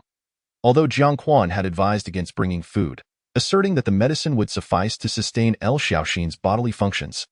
Xiao Haizi couldn't help but feel a pang of compassion, thus he brought it along. At that moment, El Xiaoxin lay in bed, his eyes devoid of spirit. Upon Xiao Haizi's arrival, he first fed El Xiaoxin the rice, then administered the medicine. Once done, as Xiao Haizi turned to leave, a voice called out from behind, "Wait!" Xiao Haizi glanced back at El Xiaoxin. "What is it?" El Xiaoxin asked. "When I recover." "Will you really break my bones again?" Xiao Haizi shrugged. "My master said that if I don't break your bones, you'll inevitably revert to your wicked ways and harm the villagers again."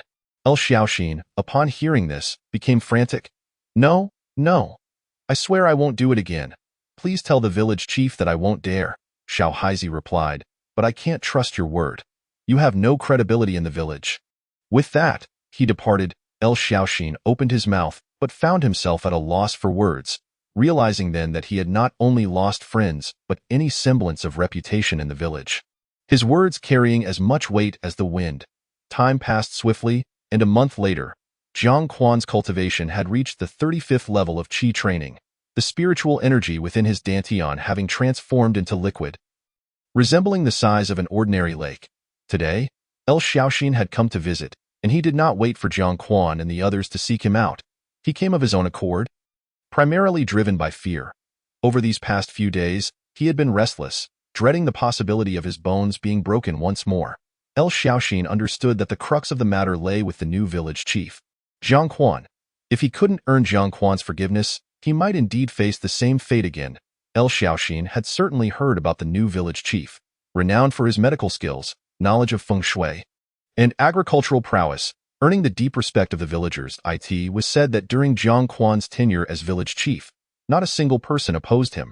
Upon his arrival, he was greeted by Xiao Haizi and Kai Shushu, who merely cast him a glance before departing, clearly indifferent to him. So Xiaoxin stepped inside.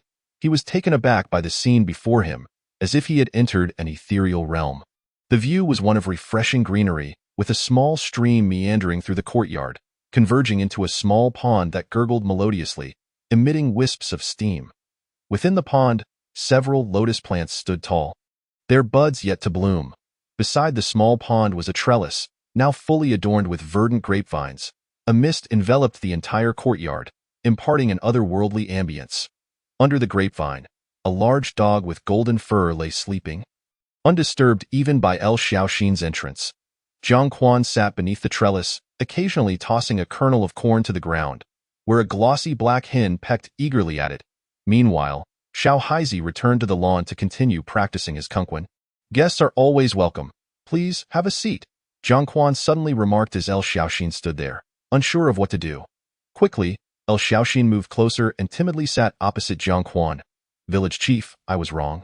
I promise I won't engage in such unscrupulous acts again," he blurted out, fear evident in his voice. Jiang Quan replied, "Well, you certainly have the skill to dig up seeds one by one. Why not learn to plant them yourself?" Digging up corn seeds was no trivial task. It required turning the soil and searching for those tiny kernels. El Xiaoxin protested. "Well, it's not that I can't. I can't just go begging that little brat Xiao Haizi. After all, by family ties, he should still be calling me uncle." Jiang Quan waved his hand dismissively. "You may go now. Just refrain from further mischief." El Xiaoxin was taken aback. "You mean, I'm free to leave?" Jiang Quan replied. "What else would you have me do? Keep you here for a meal?" El Xiaoxin hesitated, but finally mustered the courage to ask, "Village chief, might I learn farming from Xiao Haizi in the future?" Jiang Quan responded, "That's up to you. You'll need to approach Xiao Haizi for that." El Xiaoxin conceded. "All right then." The days that followed were tranquil. The small hen Kuan's feathers grew increasingly dark, its body steadily maturing, while the lazy little creature remained unchanged, occasionally rousing to eat before resuming its slumber. Jiang Quan, aside from tending to daily chores, dedicated the rest of his time to cultivation, advancing at an astonishing pace. Within 2 months, Jiang Quan's cultivation reached the 96th level of qi training, with the liquid spiritual energy in his dantian now boundless. On this day, the villagers commenced harvesting the corn, first assisting Xiao Haizi and Kai Shushu's family before attending to their own. The labor was arduous, but the joy of the harvest was evident on every face. Chapter 23. Transformation this harvest was exceptionally bountiful. One villager calculated it to be 10 times their previous yield. Consequently, those who had yet to approach Xiao Haizi could no longer sit idly by and hurried to his home. Since Jiang Quan's corn had no seasonal planting restrictions, the village embarked on a new round of cultivation. El Xiaoxin had planted his corn 2 months prior, and it had yet to mature. During this time, he followed closely behind Xiao Haizi, learning Kungquan. He not only assisted Xiao Haizi's family during this harvest, but also lent a hand to others in the village. He discovered that helping others was immensely rewarding. Not only did they treat him with great courtesy, but they insisted on inviting him to meals and drinks. During this period, El Xiaoxin experienced an unusually fulfilling and joyous life. Thus, during this new round of planting, El Xiaoxin again offered his assistance. Reveling in the process, the villagers began to view him in a new light. Once the new planting season concluded, under Xiao Haizi's guidance, a group of villagers made their way to Jiang Quan's home. And El Xiaoxin followed suit, practically glued to Kai Shushu's side, spending nearly all his waking hours trailing Xiao Haizi. Jiang Quan opened the door to find a bustling crowd, taken aback. "What brings all of you here?" Xiao Haizi stepped forward. "Master, we have come to seek your counsel." Jiang Quan, puzzled, asked, "What counsel do you seek?" Kai Shushu explained that after this harvest, their homes were overflowing with corn, aside from the taxes and what their families needed. They had an abundance left over, prompting them to consider selling it for other household necessities. However, since Jiang Quan had provided the corn seeds, they were aware of its unique properties and wished to consult him. Jiang Quan replied, "If you've all made up your minds, I won't stop you. You should check if there's a merchant association in the county called the Wugu Merchant Association. Sell it to them." As the founder of the Wugu Merchant Association, Jiang Quan was well acquainted with its core principles, having established them himself. The current leader of the association was his 5th disciple, Jin Shi, who would surely adhere to those principles, ensuring that selling the corn to the association would pose no significant issues. "Yes, there is a Wugu Merchant Association in the county." One person exclaimed, "I've seen it too." Others chimed in. After receiving their answers, the villagers returned home. Jiang Quan had no intention of inviting them in for tea. There were too many people, and he feared his humble abode would burst at the seams. The following morning, carts began to arrive in Qingxian village, laden with corn, departing one after another. The families selling corn couldn't help but express their gratitude for the newly repaired roads that allowed the carts to enter. Otherwise, they would have been exhausted from carrying heavy loads on their backs. They silently thanked village chief Jiang Quan, for without him, that road might still be in disrepair. The price offered by the Wugu Merchant Association was exceedingly high. Akin to gold, for this corn was infused with vast amounts of spiritual energy, making it directly sellable to the immortal realms, far beyond the realm of mere mortal currency. The demand for this corn sparked considerable excitement within the Wugu Merchant Association. Given its abundant supply, the day after the corn sales began, Jiang Quan concluded his cultivation, reaching the 100th level of qi training. After freshening up, Jiang Quan tossed a handful of rice to the hen Kuan and offered a few peaches and other fruits to the lazy little creature. Before long, a knock echoed at the door. Upon opening it, Xiao Haizi stepped inside. "Master, good morning." Xiao Haizi greeted Jiang Quan and then walked straight towards the little hen, Kuan. Jiang Quan settled himself under the grape trellis, smiled, and said, "Good morning." Subsequently, Xiao Haizi began recounting his observations from yesterday's visit to the county town. After all, Xiao Haizi had scarcely ventured there throughout his life. However, from Xiao Haizi's lips, Jiang Quan gathered that the town was in a state of disarray, far worse than their village. This was primarily due to the recent natural disasters that had led to an influx of refugees. The streets of the county town were rife with them, which painted a rather grim picture.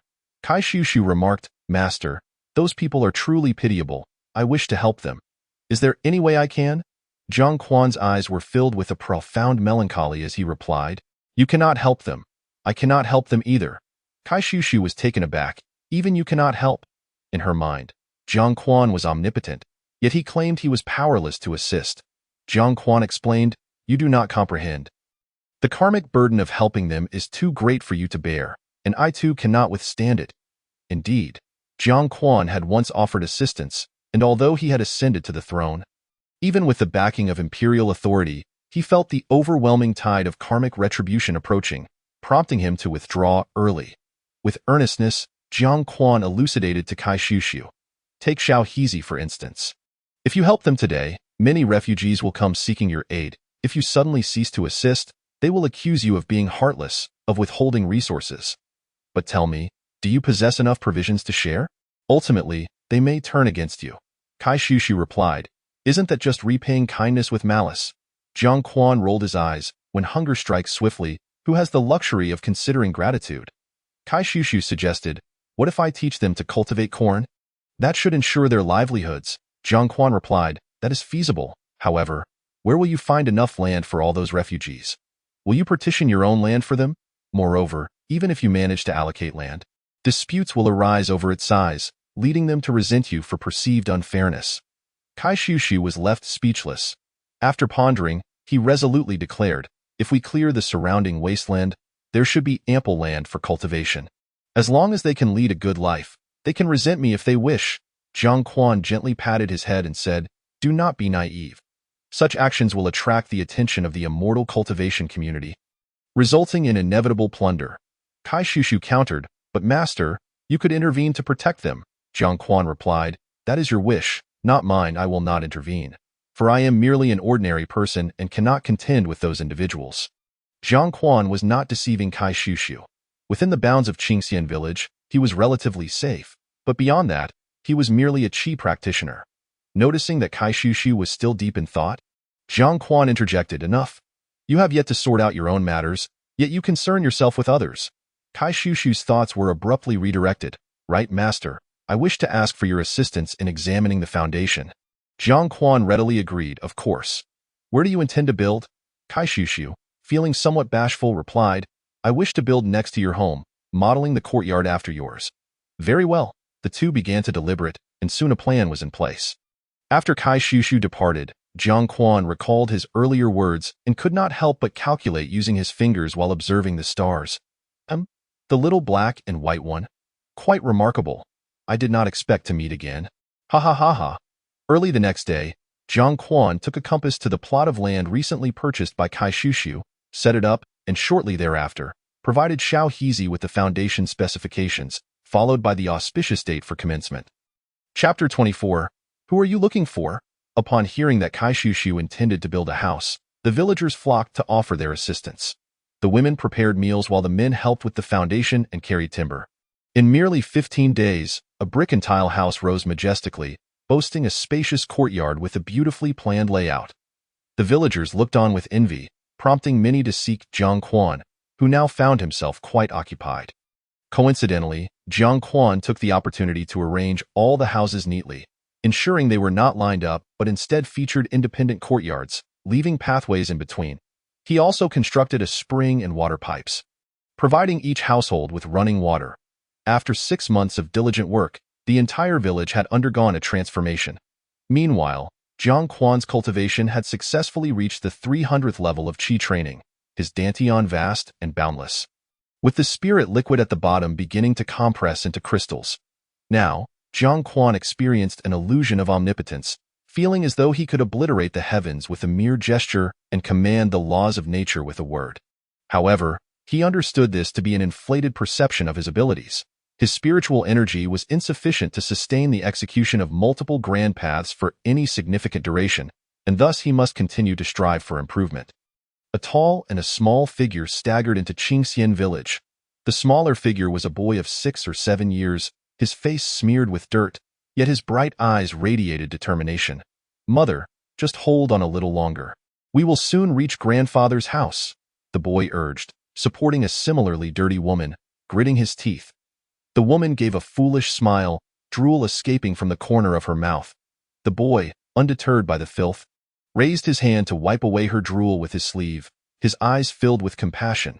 He whispered softly, Mother, do not worry. In this life, I will not allow you to suffer again. Upon entering Qingxian village, the boy sensed something was amiss. The houses were neatly arranged, each courtyard exuding a unique freshness, a stark contrast to the dilapidated village he remembered. In his recollection, Qingxian village was a muddy path with crumbling houses, and the villagers lived in abject poverty. Could he have taken a wrong turn? Surely not. The boy doubted his own memory. Who are you looking for? A voice suddenly called out. The boy turned to see a middle-aged man around 30, wielding a hoe and wearing a straw hat, observing them. "Hello. We are looking for my grandfather, Su Erju." The boy replied promptly. "Oh. So you are the grandson of old brother Erju. I am Lu Xiaoxin, by rights." "You should call me grandfather too," Lu Xiaoxin replied with a hearty laugh. The boy was taken aback. Lu Xiaoxin was the very man from his past life who had trafficked children from the village, only to be beaten and left to die in the cold of winter. "Come, I will take you there, by the way. This must be your mother, Su Linlin. I was quite foolish back then, even though I am considered Linlin's uncle. We often ended up fighting. It was always 50-50. The boy fell silent, recalling how it was often Lu Xiaoxin who was pursued and beaten by his mother, a story he had heard countless times. "Come, I will lead you to your grandfather's house. By the way, little grandson, what is your name?" Lu Xiaoxin asked as he turned to walk. "My name is Mu Chun." The boy, named Mu Chun, replied somewhat dismissively. "Hey, can you believe it? I'm only 30, unmarried, and already a grandfather," Lu Xiaoxin chattered animatedly. "With you? Not even a dog would want you," Mu Chun thought to himself.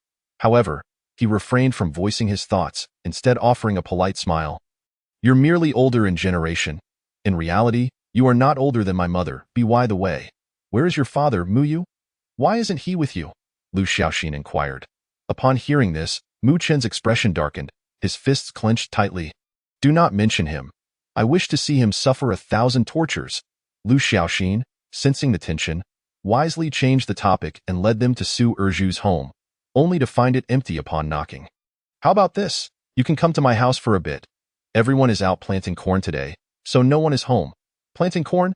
Mu Chun was puzzled in his past memories. No one in Qingxian village planted corn. Most grew buckwheat and rice, yielding poor harvests that barely filled their stomachs. It was only after his arrival that reforms in agriculture improved the villagers' lives. However, in this life, many things differed from his past. His grandfather's home was not located here, and the houses were not as he remembered. Perhaps his rebirth had caused some changes. "Why don't you and your mother sit at my house for a while? You haven't eaten since you arrived, so come over for a meal first," Lu Xiaoxin suggested hesitantly. The mention of food, Mu Chun involuntarily swallowed, as they had gone 2 days without eating and were famished. He nodded in agreement. Lu Xiaoxin's house was nearby, and they arrived shortly. Upon entering the courtyard, Mu Chun was astonished. The opulence was beyond imagination. Before him lay a vast expanse, with a glistening white stone path weaving through the yard, flanked by lush green lawns and ornamental trees. At one end of the stone path, a luxurious pavilion stood, furnished with stone tables and benches. At the other end extended a gigantic swimming pool, its crystal-clear blue water shimmering invitingly. A small stream trickled from the front door, babbling merrily as it flowed. Lu Xiaoxin gestured towards the lavish pavilion, saying, "My humble abode is simple. Please make yourselves comfortable while I prepare some food." "Is this what you call a humble abode? It is anything but simple. This is simply inhumane." Mu Chun stammered in disbelief. "Xiao Xian, your estate." Lu Xiaoxin feigned indifference, but inwardly he was bursting with pride. "Oh, it's just something I threw together, modeled after the village chief's home." The village chief even helped with the design. Back then, I was quite dissatisfied that I couldn't replicate the village chief's layout. But once the swimming pool was completed, I knew this was the style I preferred. Mu Chun, intrigued, asked the village chief, "Are you referring to the village chief, Lu Jianping?" L Xiaoxin shook his head, saying, "It is not the old man L, but the new village chief Jiang Quan.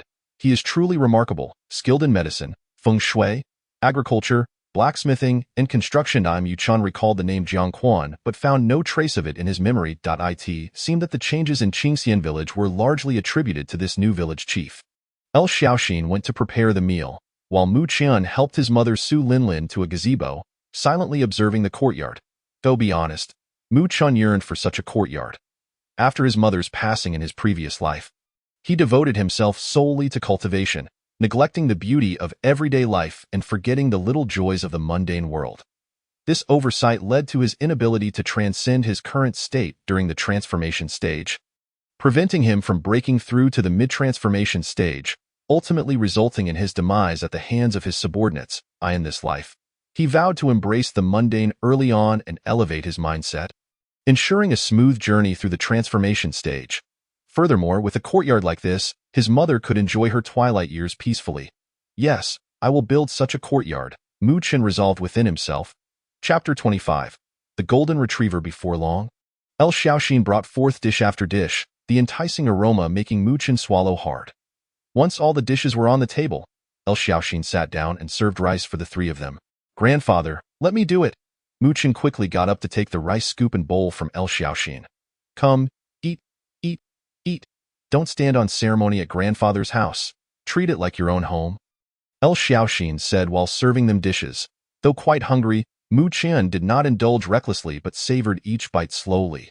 With just one mouthful, his eyes squinted in delight. The flavor was exquisite, it rivaled the finest delicacies he had tasted in the world of cultivation. Observing his expression, El Xiaoxin proudly remarked, delicious, isn't it? The seeds for these vegetables were obtained from your uncle Xiao Hei's home. Delicious. Mu Chen sincerely nodded, taking another bite of corn rice. You call this corn?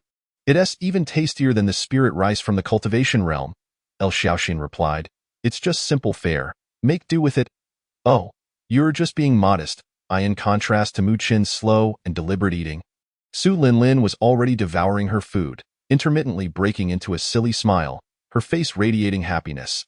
After finishing the meal, El Xiaoxin began to converse with Mu Chen, during which he inquired about Su Linlin's situation. Many years ago, despite her family's objections, Su Linlin resolutely followed Mu Yu. El Xiaoxin had heard of this incident back then.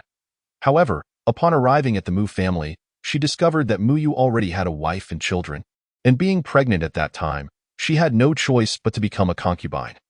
Once Mu Yu returned, he treated her with utter disregard, often resorting to violence over trivial disagreements. In such an environment, Su Linlin became an easy target for mistreatment by everyone in the Mu household, ultimately suffering to the point of her current state. It was only when Mu Chen became more aware that he managed to escape with her. Bang! El Xiaoxin slammed his palm on the stone table, shattering it into pieces, leaving nothing but rubble. Mu Chen and his mother were startled. Su Linlin instinctively hid behind her son, trembling in fear. Meanwhile, Mu Chen's heart was tumultuous. Could this truly be the same lazy man from his previous life? The stone table must have weighed several hundred kilograms, its hardness evident, yet it was reduced to fragments with a mere slap. One could only imagine the extent of El Xiaoxin's strength. That casual blow must have possessed at least the power of the 8th or 9th level of qi refinement. El Xiaoxin looked at Mu Chen and said, "You are a good child. Once your mother is settled, take me to the Mu family. I want to see what audacity they possess to bully my niece."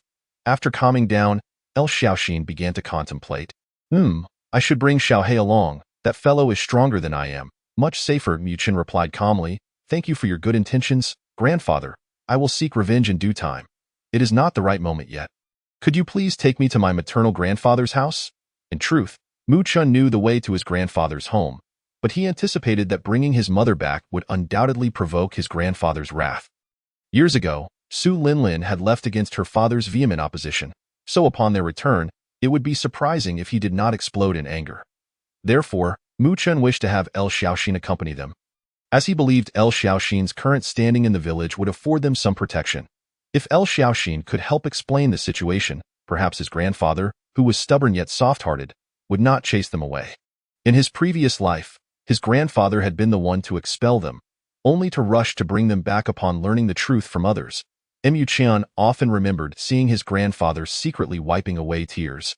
And the thought of that stubborn yet endearing old man made Mu Chen's eyes misty. El Xiaoxin did not decline and took the two of them along. Indeed, when they arrived, Su Erju was cordial upon seeing El Xiaoxin and invited him in for a drink. However, upon laying eyes on Su Linlin, he immediately expelled the three of them, slamming the door shut. El Xiaoxin knocked on the door, trying to reason with him, but to no avail. Your daughter has become a fool. Are you still holding a grudge? With no other option, El Xiaoxin shouted. Bang!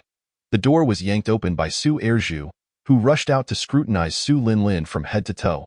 Upon seeing her dazed expression, Su Erju's tears flowed freely as he exclaimed, My girl, why must you endure this? Mu Chen, witnessing the scene, felt his eyes welling up. Indeed, his grandfather remained the same as in his previous life, stubborn on the outside yet soft-hearted within. Let us go home first.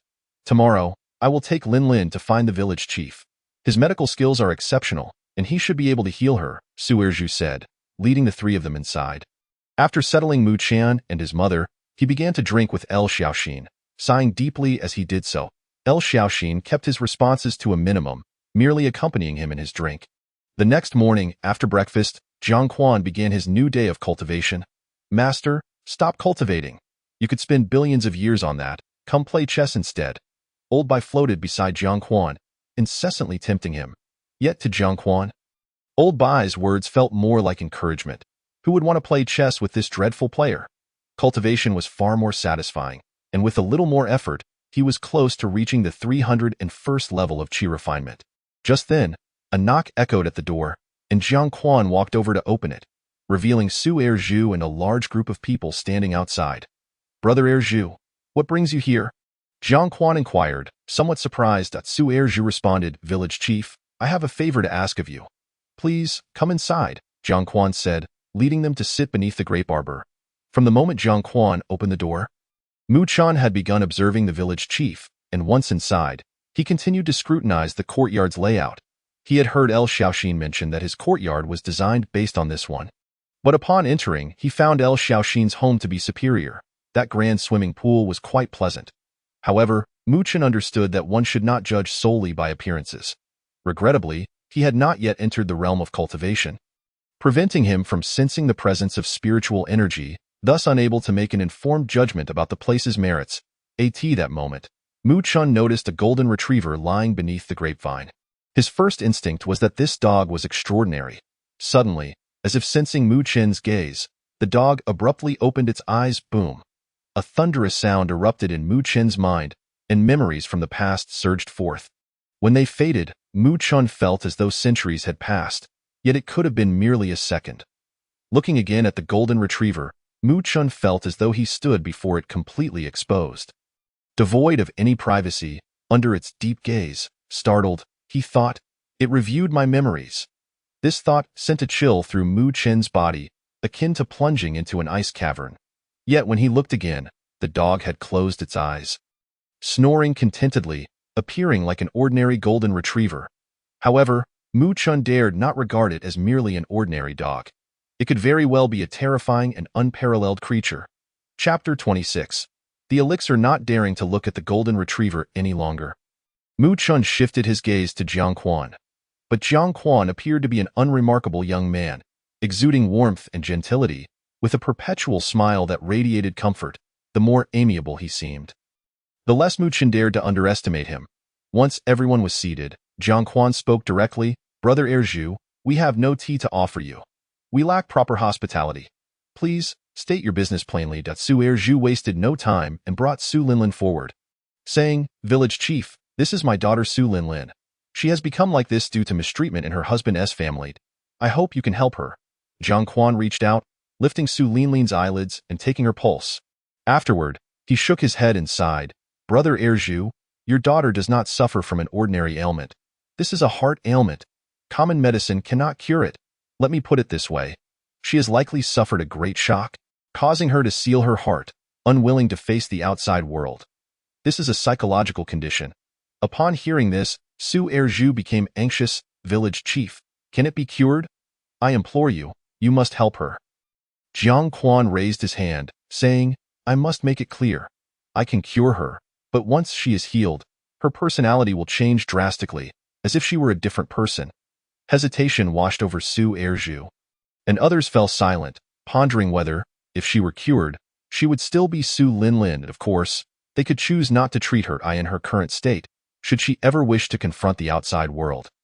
She would naturally recover. How long will it take for her to recover? Su Erju hurriedly inquired, and Jiang Quan shook his head. I do not know.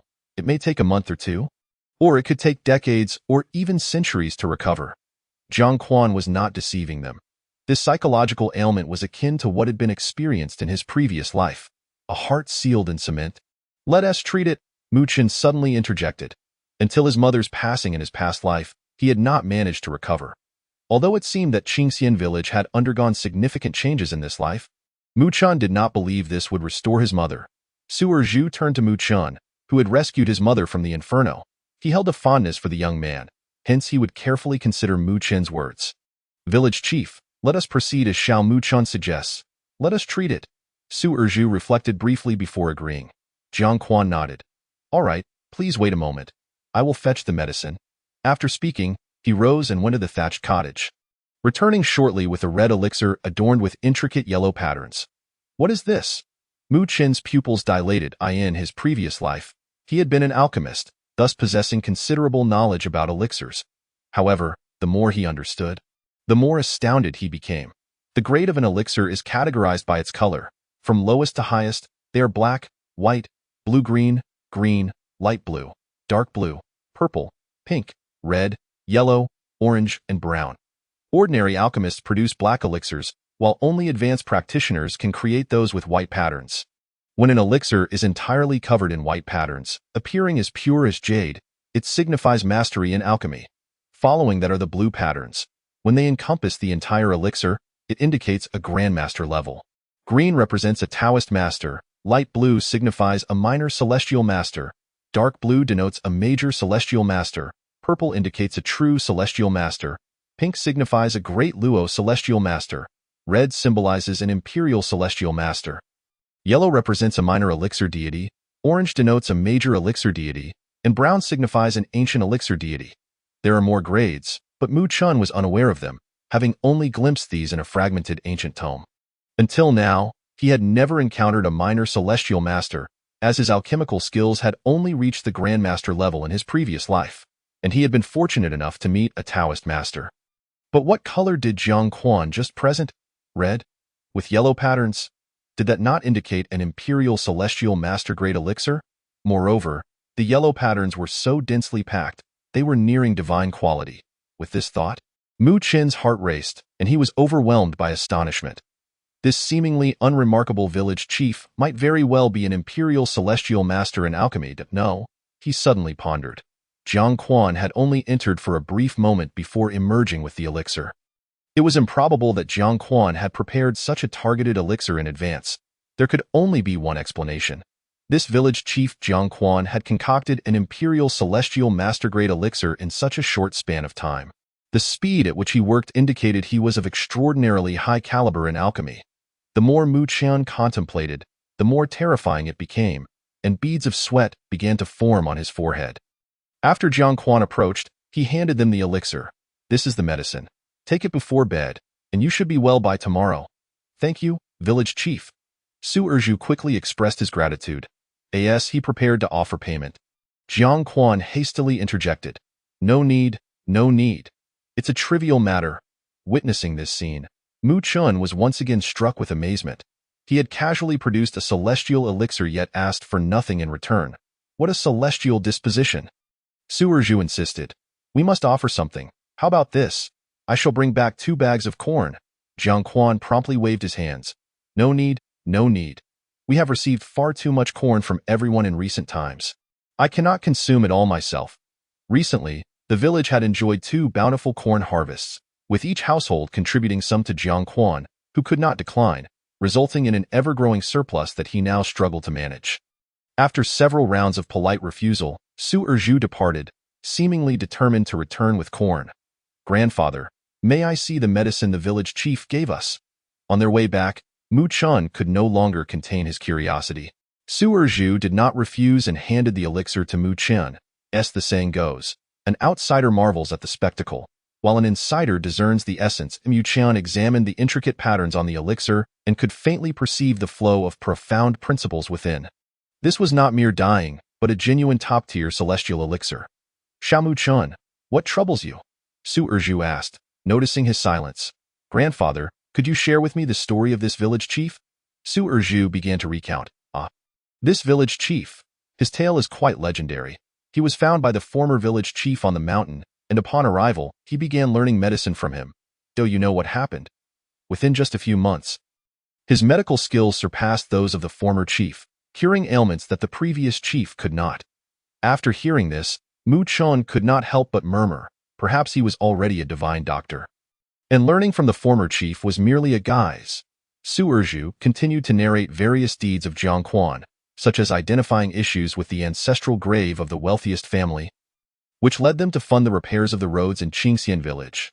He also healed Kai Tietchue's illness and taught Xiao Haizi how to farm, generously encouraging him to involve others, thereby enriching the village. Furthermore, he assisted in blacksmithing, surveying land, and more.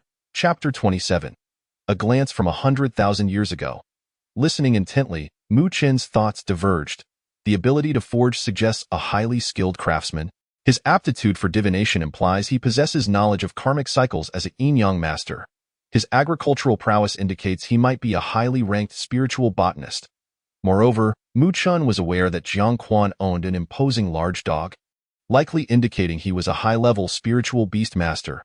Reflecting on his own rebirth, Mu Chen reasoned that only he could create a butterfly effect to alter the past. Yet, everything in Qingxian village had transformed, with Jiang Quan being the catalyst for these changes. Thus, he likely possessed the capacity to traverse the river of time. The following morning, Su Lin, who had taken the medicine the previous night, awoke to normalcy. However, as Jiang Quan had indicated, her temperament had drastically shifted. She outright contradicted Su Erju's insistence on planting only low-value corn and boldly declared her intention to cultivate rice and raise fish and patties. The outcome was predictable. She was confined by Su Erju and soon settled down. Nonsense. How can rice and fish compare to the value of gold? Jiang Quan chuckled, shaking his head. He was also certain that the elixir, infused with the principles of time, soul, reincarnation, and space, had succeeded. Only those who have ascended to the pinnacle can regard the hardships and pains of the past as trivial, Jiang Quan mused softly. That day, as Jiang Quan was engrossed in his training, he suddenly felt a stirring sensation, and then he vanished without a trace, as did the idly floating Lao Bai beside him. This moment, on a small hill not far from Qingxian village, an unattractive middle-aged man clad in coarse linen stood holding a jar, gazing intently at the village. It hurts. Various anguished cries emanated from the jar. Strange. Why do I feel that this village is somewhat different?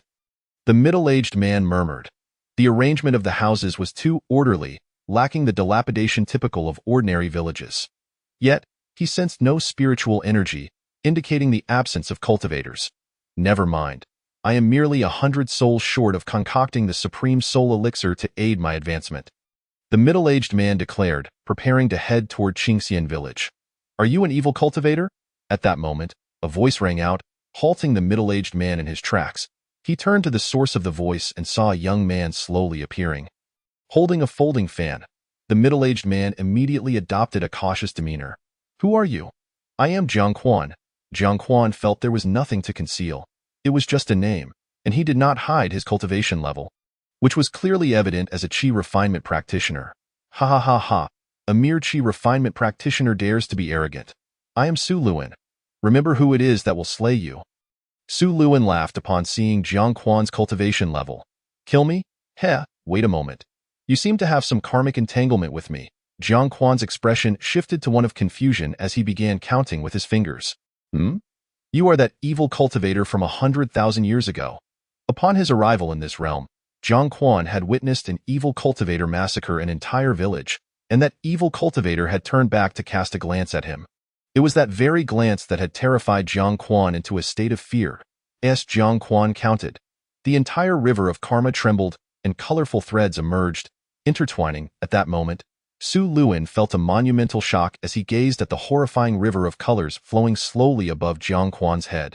Within that terrifying river, Su Luan sensed an overwhelming pressure of profound principles. Bang! Su Luan was pressed down, his legs unsteady, and he knelt before Jiang Quan. Suddenly, the terrifying river vanished, and Jiang Quan ceased his counting. Turning to Su Luan, your ancestor, Su Yuan, looked at me 100,000 years ago. He is still alive. Let us go see him together. Jiang Quan had glimpsed through the river of karma that the evil cultivator was still alive. Named Su Yuan, and was currently hiding in some corner, clinging to life. Upon hearing this, Su Luan trembled uncontrollably. 100,000 years ago. This person has lived for 100,000 years and is entangled with my ancestor. Just mere counting had stirred the river of karma, allowing him to ascertain that his ancestor was still alive. What a terrifying ancient being this was. Kneeling, Su Luan quickly bowed his head. Senior, I am blind and have offended you. Please spare my life. Jiang Quan, disinterested in the matter, abruptly unfurled his folding fan. With a thunderous rumble, Su Luin appeared to glimpse the entirety of the world within the opened fan. Instantly, the surrounding scenery began to shift, and in the blink of an eye, the two found themselves hovering above a valley. What is this? Su Luin surveyed his surroundings, his face draining of color. This is the forbidden ground of the ancient Soul sect. His heart raced with trepidation. It was important to note that they had originally been separated from the ancient Soul sect by at least 10,000 miles. Yet this individual merely waved his fan and transported him here. What astounding power was this? Jiang Quan paid him no heed and instead called down into the valley, "Old friend, a visitor from the past has come. Why not reveal yourself?" His voice resounded throughout the valley. Yet there was no reply. After a considerable pause, the valley remained silent. "Since you lack the courtesy to respond, do not blame me for being impolite," as he spoke. Jiang Quan raised his fan and swung it down with force. With a deafening crash, the fan expanded dramatically, stretching hundreds of meters as if it were tearing through space, crashing down towards the valley below. The earth trembled as the valley was cleaved in two. Just as the fan was about to strike the ground, a white light shield emerged, attempting to block its might. However, it was a futile effort. The fan did not falter, shattering the shield and descending unimpeded. Consequently, the valley split open, revealing an altar beneath. The fan halted only when it hovered above the altar. At that moment, a nearly transparent soul gradually emerged from the altar and knelt before Jiang Quan. Pleading, "Please spare me, Senior." Jiang Quan responded, "Look closely at who I am." The transparent soul lifted its gaze, and suddenly, it trembled as if on the verge of dissipating. You are that child, after 100,000 years." Jiang Quan's appearance had scarcely changed, allowing Su Yuan to recognize him instantly. Jiang Quan raised an eyebrow. "You can still recognize me?" Indeed. This soul was none other than the remnant of the malevolent cultivator from 100,000 years past. Su Yuan hurriedly explained, "We place considerable emphasis on the cultivation of the soul, thus our memories tend to be clearer." Jiang Quan scrutinized the numerous white bones unearthed in the valley. "You slaughtered countless lives during your existence and have since nourished your lingering soul with the souls of the deceased. Therefore, I shall grant you an everlasting soul, but you must cease your harm to living beings." Su Yuan was momentarily stunned, followed by overwhelming joy. "Thank you, Senior. Thank you." Having witnessed the might of Jiang Quan's actions, he believed that perhaps he could indeed be rescued. Jiang Quan raised his hand. "Prepare yourself." With that, Jiang Quan swung the folding fan with great force, conjuring a terrifying avenue of souls. A brilliant beam of light shot forth from the avenue and directly entered Su Yuan's soul, solidifying it instantaneously. Beside them, Su Luin was filled with excitement. He had initially thought this figure had come seeking revenge, yet it appeared he was here to rescue his ancestor. However, before they could revel in their joy, more and more souls began to materialize around Su Yuan. Chapter 28. I will become the Empress. As the souls manifested, they were accompanied by an array of anguished cries. My suffering is unbearable. It hurts so much. May I never find peace. May I never find peace. I shall kill you." Some of the solidifying souls charged directly at Su Yuan. Realizing the impending doom, Su Yuan quaked in fear. In an instant, swathes of souls appeared, overwhelming him like a horde of ants. The agonized screams of Su Yuan echoed through the valley. Su Luin felt a chill run down his spine. This agony stemmed from the soul, magnified several hundred times over. Jiang Quan raised his hand and waved the fan once more. "I grant you an eternal soul, while simultaneously resurrecting those souls you have harmed. Only when they have avenged themselves completely and moved on to reincarnation shall you find liberation." As the fan swept through, countless avenues shot forth, forming a colossal ceiling formation that suppressed all the souls, imprisoning them within the valley. Once everything had concluded, Jiang Quan turned to Su Luin. "You should go as well." "No, Senior, please spare me." Su Luin's complexion changed drastically, fear enveloping his heart. Jiang Quan disregarded him and waved the fan, sending Su Luin directly into the valley. "Old Bai, return at once," Jiang Quan stated, vanishing from sight only to reappear in the courtyard of Qingxian village. Upon his return, he immediately collapsed onto the ground, his face pale, exhaling a sigh of relief. His spiritual energy had been entirely depleted. Utilizing such vast avenues at once had proven to be quite taxing. Let's play a game of chess at a leisurely pace, master, Old Bai suggested. Chess, my foot. I need to recover my spiritual energy first. The following day, Jiang Quan's spiritual energy had not only replenished but had also surged forward, reaching the third level of qi refinement. When he finally rose, he realized it was already nightfall. Suddenly, the sound of firecrackers erupted in the village. What is happening? Jiang Quan pondered, for aside from the New Year celebrations, firecrackers were only set off under two circumstances: when a bride returned home or when someone had passed away. Since there had been no recent weddings in the village, it was evident that someone had died. Sure enough, shortly thereafter, there was a knock at the door. Village chief. My grandfather has passed away. My father has sent me to ask for your assistance in handling the wake. Jiang Quan recognized the voice and replied, Very well, you go ahead. I shall follow shortly. All right. After the visitor left, Jiang Quan instructed, Old Bai, fetch my Taoist robe. I haven't worn it in tens of thousands of years. Old Bai nodded and waved his hand, producing a set of yellow Taoist robes. Typically, yin-yang masters do not wear such robes, reserving them for very formal chanting occasions, though it also depended on the situation, such as during a sutra recitation. The deceased was named LV de Kue, and by the time Jiang Quan arrived, preparations had already been made, with the body laid out in the living room, where incense and candles had been lit.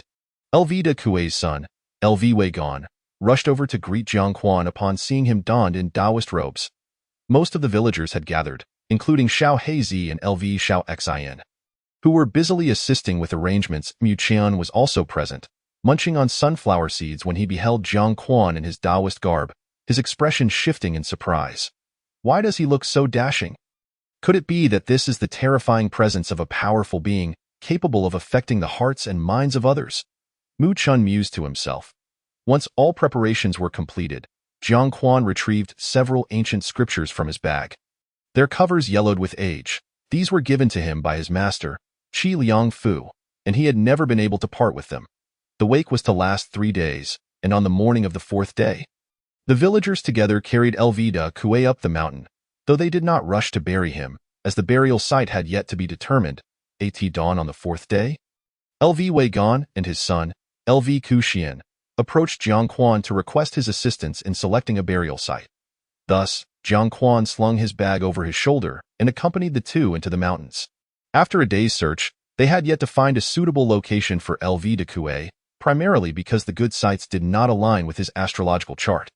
Just as they were preparing to return home, the sun began to set, casting a fiery red hue between the two mountains, the radiant light illuminating the three of them. Wait! Jiang Quan suddenly exclaimed. LV Weigan and LV Ku Xian quickly halted. Jiang Quan stepped into the sunlight, consulting his compass intently. 2 mountains encircle, backed by a Taisher chair, gazing at the setting sun. A spot of auspicious red, one high and one low, a sight for nobility and high officials. Belonging to the tiger, it can suppress all, Jiang Quan muttered to himself. Village chief, is this place suitable? LV Weigan inquired, stepping forward. Jiang Quan nodded. This will do. Subsequently, he calculated further. Yes, we can proceed with the burial the day after tomorrow. LV Weigan's face lit up with joy. Excellent.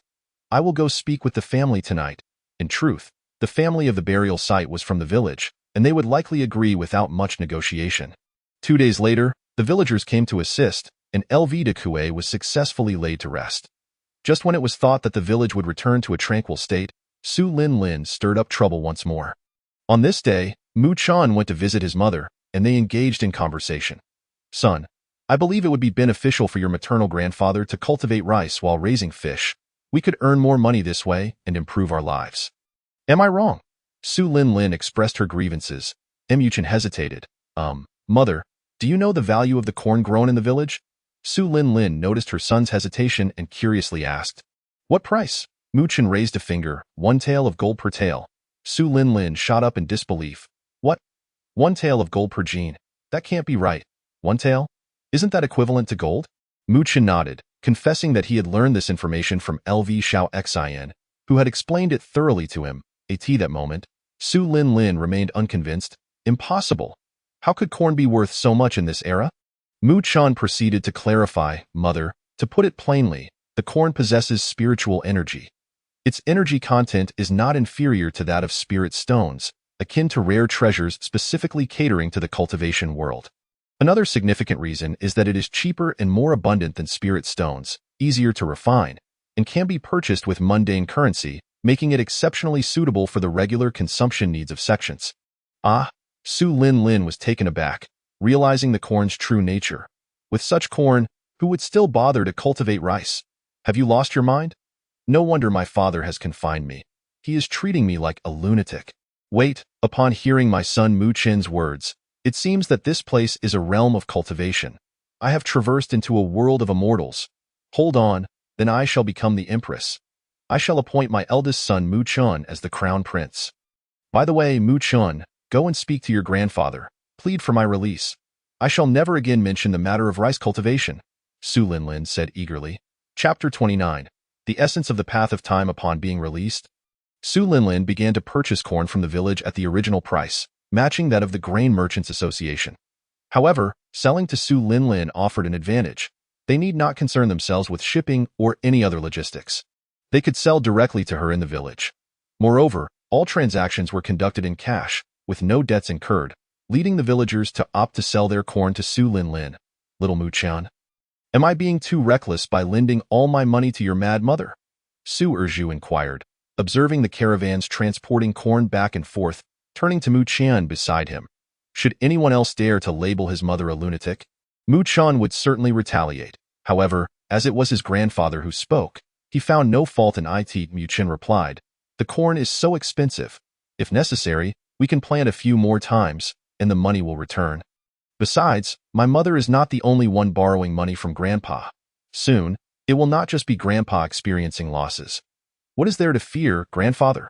Ha ha ha, little Mu Chan certainly knows how to speak. Su Erju laughed heartily, clearly pleased. Though his daughter had undergone a significant change in temperament, at least she had returned to normalcy. By the way, grandfather, do you think if I, hypothetically, were to seek the village chief as my master, would he accept me? Mu Chun hesitantly asked Su Erju. After much contemplation over the past few days, he believed that the village chief, Jiang Quan, might be the great opportunity he had been reborn for. And he must seize it. After pondering, Su Erju suggested, why not? Tomorrow, we shall bring some gifts to inquire with the village chief. The following morning, when Mu Chun and Su Erju arrived, they found Jiang Quan busy roasting tea. The tea leaves were harvested from a tea tree that had thrived for over 100,000 years in the space, nurtured by various spiritual, celestial, and divine energies. Originally, Jiang Quan had transplanted over 200 saplings, but now only 98 remained. Little Heizi had already arrived and was assisting As for LV Xiaoxin. He had yet to rise, having been somewhat lazy recently. The little hen, Kuan, wandered about their feet, occasionally pecking at fallen tea leaves. Good morning, village chief, Su Erju greeted, placing down the items he was carrying. Jiang Quan, preoccupied, casually replied, please, have a seat. I will finish roasting the tea shortly. That moment, Mu Chan stood dumbfounded, for he had just begun to cultivate qi the previous night, granting him a newfound perception of Jiang Quan's courtyard. In his senses, the spiritual energy within the courtyard had amassed to a terrifying degree, as if it might transform into liquid. Even more astonishing was that every green plant in the courtyard, each tree, blade of grass, and even the well, was rapidly generating spiritual energy. The most astounding were the trees and the grapevines in the corner, producing spiritual energy at a visibly rapid pace. Su Erju led Mu Qian to a stone table beneath the grape trellis. Unable to resist, Mu Qian's gaze was drawn to Jiang Quan, who was roasting tea. Suddenly, his pupils constricted. He perceived the aura of the Tao circulating within the tea Jiang Quan was preparing. This tea is extraordinary, was Mu Qian's immediate thought. Soon, the tea was ready, and Jiang Quan sent little Heizi to boil water before settling beneath the grape trellis. Brother Erju, what brings you here today?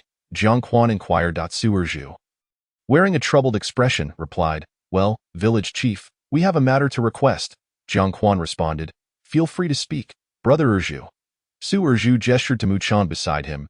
Village chief, my little grandson is quite capable. Could you perhaps allow him to learn some medical skills from you? Without hesitation, Jiang Quan agreed, no problem. but I must clarify that I have certain requirements for my disciples. Initially, there will be an assessment, and if he qualifies, I will hold a ceremony to formally accept him as my disciple. Su Erju quickly replied, of course, that is only natural. He then turned to Mu Chun. Little Mu Chun, hurry and thank your master. Upon hearing this, Mu Chun promptly approached Jiang Quan, bowing respectfully, thank you, master. At that moment, little Haizi returned with the boiling water. Jiang Quan accepted the water, saying, we can discuss the assessment later. Let us enjoy some tea first. The tea set was already arranged on the table, and Jiang Quan began to brew the tea. As Mu Chun observed Jiang Quan's fluid movements, he realized that his tea-making skills likely reached an astonishing level. Before long, 2 cups of brewed tea were placed before Mu Chun and Su Erju. Please enjoy. Jiang Quan extended his hand. Both men lifted their cups and took a sip. Su Erju found the tea somewhat bitter, with a lingering sweetness, but as a rough man, he did not perceive anything particularly remarkable about it. In contrast, Mu Chun experienced something entirely different. Upon taking a sip, memories from his past life surged back, and many previously incomprehensible matters suddenly became clear. Simultaneously, the principles he had struggled to grasp in his past life became apparent to him in that moment. When he opened his eyes again, the principles flowed within him, and his state of mind transcended that of his previous life. The tea from his master could actually elevate one's state of mind. Issues that had troubled him for centuries were resolved with just a single cup of tea. Realizing this, Mu Chun quickly rose and bowed to Jiang Quan. Thank you, master. Jiang Quan waved his hand dismissively. It is merely a cup of tea. Subsequently, Jiang Quan engaged them in casual conversation, during which Su Erju inevitably brought up Su Lin. After her release, she borrowed money from Su Erju and even leveraged his connections to borrow from others, claiming she intended to buy up all the corn in the village and sell it in the imperial city. Initially, Su Erju was reluctant to lend her money, but after Mu Chun uttered a single sentence, he relented. Mu Chun had said, grandfather, the corn matures so quickly. Even if mother spends all the money, we can always plant another crop. After some reflection, Su Erju agreed. After discussing various matters, Su Erju and Mu Chun took their leave. Before departing, Jiang Quan tossed 3 thick medical books to Mu Chun, saying, memorize these within a month and be able to recite them fluently. I will then conduct an assessment, and if you pass, I will formally accept you as my disciple. If not, it will simply mean we lack the fated connection as master and disciple, and there is no need to force it. Holding 2 medical texts, Mu Chun nodded determinedly. No matter how difficult it might be, he would complete the task. As they reached the door, Mu Chun paused once more, bowing respectfully to the grapevine below before departing. The little grapevine showed no reaction, snoring loudly. After the 2 left, Jiang Quan walked over to close the door and then approached the grapevine, giving it a gentle kick. Do you know something? The grapevine opened its eyes, filled with grievance, yet spoke human words. I sensed the aura of the path of time on him. Upon hearing this, Jiang Quan stroked his chin. Is that so? Little grapevine, you are quite perceptive. No wonder the grapevine had been acting strangely since Mu Chun's arrival. It turned out to be for this reason. Jiang Quan was not oblivious. He simply found it tedious to investigate every individual's past or future. Such an endeavor would be exhausting. Meanwhile, the little Haizi, who was tidying up, overheard the grapevine's words and felt a tumultuous storm brewing within. Chapter 30. The ancient demon bull. What is this? The large dog that sleeps beneath the grapevine every day can actually speak. However, little Haizi dared not react oddly, fearing the consequences of knowing something he shouldn't. Little Haizi, come over and meet your master uncle. Jiang Quan suddenly called out to little Haizi. Startled, little Haizi quickly set aside his tasks and hurried over. Bowing to the golden-haired dog, little Haizi Kai Shushu pays respects to master uncle. The previously aggrieved grapevine regained its impassive expression upon seeing little Haizi and nodded slightly. The master's disciple, little grape, had encountered a few others, such as Hu Bar, Zhao Zijiang, Wen Pingsheng, Jin Shi, and now little Haizi. However, he was not particularly interested in them. Rather, Lao Bai had a good rapport with Wen Pingsheng, and they often played chess together. Thus, little Haizi elicited no particular reaction from the grapevine, but Mu Chun caught its attention for his respectful demeanor. Indeed, that was commendable. In the afternoon, little Haizi approached Jiang Quan, expressing his boredom due to the newly planted corn and the impracticality of practicing Kuan Quan for extended periods, which would lead to discomfort. Consequently, he had been feeling quite dull, spending most days at Jiang Quan's home. See, Jiang Quan stroked his chin. Little Heisey, do not forget the ways of farming. Here is what we shall do. I will give you some saplings, and you can plant them all around the village. Little Heisey's eyes lit up upon hearing this. Great master! Turning back, Xiaohuzi hoisted a hoe and cradled a sapling, planting it until dusk at this moment. He adorned a straw hat and wielded the hoe to dig a hole. Suddenly, with a thud, it seemed that Xiaohuzi's hoe struck something hard, perhaps a stone, having tilled the land for quite some time. Xiaohuzi had encountered this situation on numerous occasions. If he had been using a regular hoe, he might have opted to dig around and extract the stone to avoid damaging the tool. However, the hoe in his hands was a gift from his master, one he had tested thoroughly. It could penetrate even the toughest iron, let alone mere stones. Thus, Xiaohuzi felt no hesitation and raised the hoe. Striking down with force, with a whoosh, it seemed to pierce through a membrane, and immediately, Xiaohuzi felt a surge of tremendous power emanating from beneath the hoe. Thunderous roars erupted from the pit, a torrent of demonic energy gushing forth. Yet, Xiaohuzi had never encountered demonic energy before and had no idea what it was. Ha ha ha, Old Bull has finally emerged. From the swirling miasma, a shadow materialized. It was a bull, its black body adorned with magma-like patterns, and towering crimson horns sprouting from its head. For 500,000 years, Guanghua, not only could you not kill me, but you ultimately failed to confine me. Ha ha ha. As it spoke, the surrounding demonic energy surged toward the massive bull. Flowing into its body, at this moment, the great bull noticed a dark-skinned youth standing before it, wearing a straw hat and holding a hoe, appearing to be an ordinary farmer. The bull raised its head slightly. So it was you who released me. Xiaohuzi scratched his head. I suppose so. He found it rather unremarkable that the bull could speak, considering he had recently encountered a talking golden retriever at his master's home. Since that's the case, I shall reward you. How about granting you eternal life alongside me? Just as I find myself quite hungry. As the giant bull spoke, it suddenly opened its mouth wide, large enough to swallow a house, and lunged towards Xiaohuzi. With no choice but to react, Xiaohuzi instinctively raised his hoe to defend himself. That moment, the giant bull sensed something awry. Its body felt uncontrollable, and it inadvertently turned its face towards the hoe. Bang! The hoe struck the giant bull's face, creating a deep dent and shattering its bones within. The bull winced in pain, tears welling up in its eyes. Yet, Xiaohuzi did not relent. He continued to swing the hoe at the bull's face. Stop! Please! I beg you!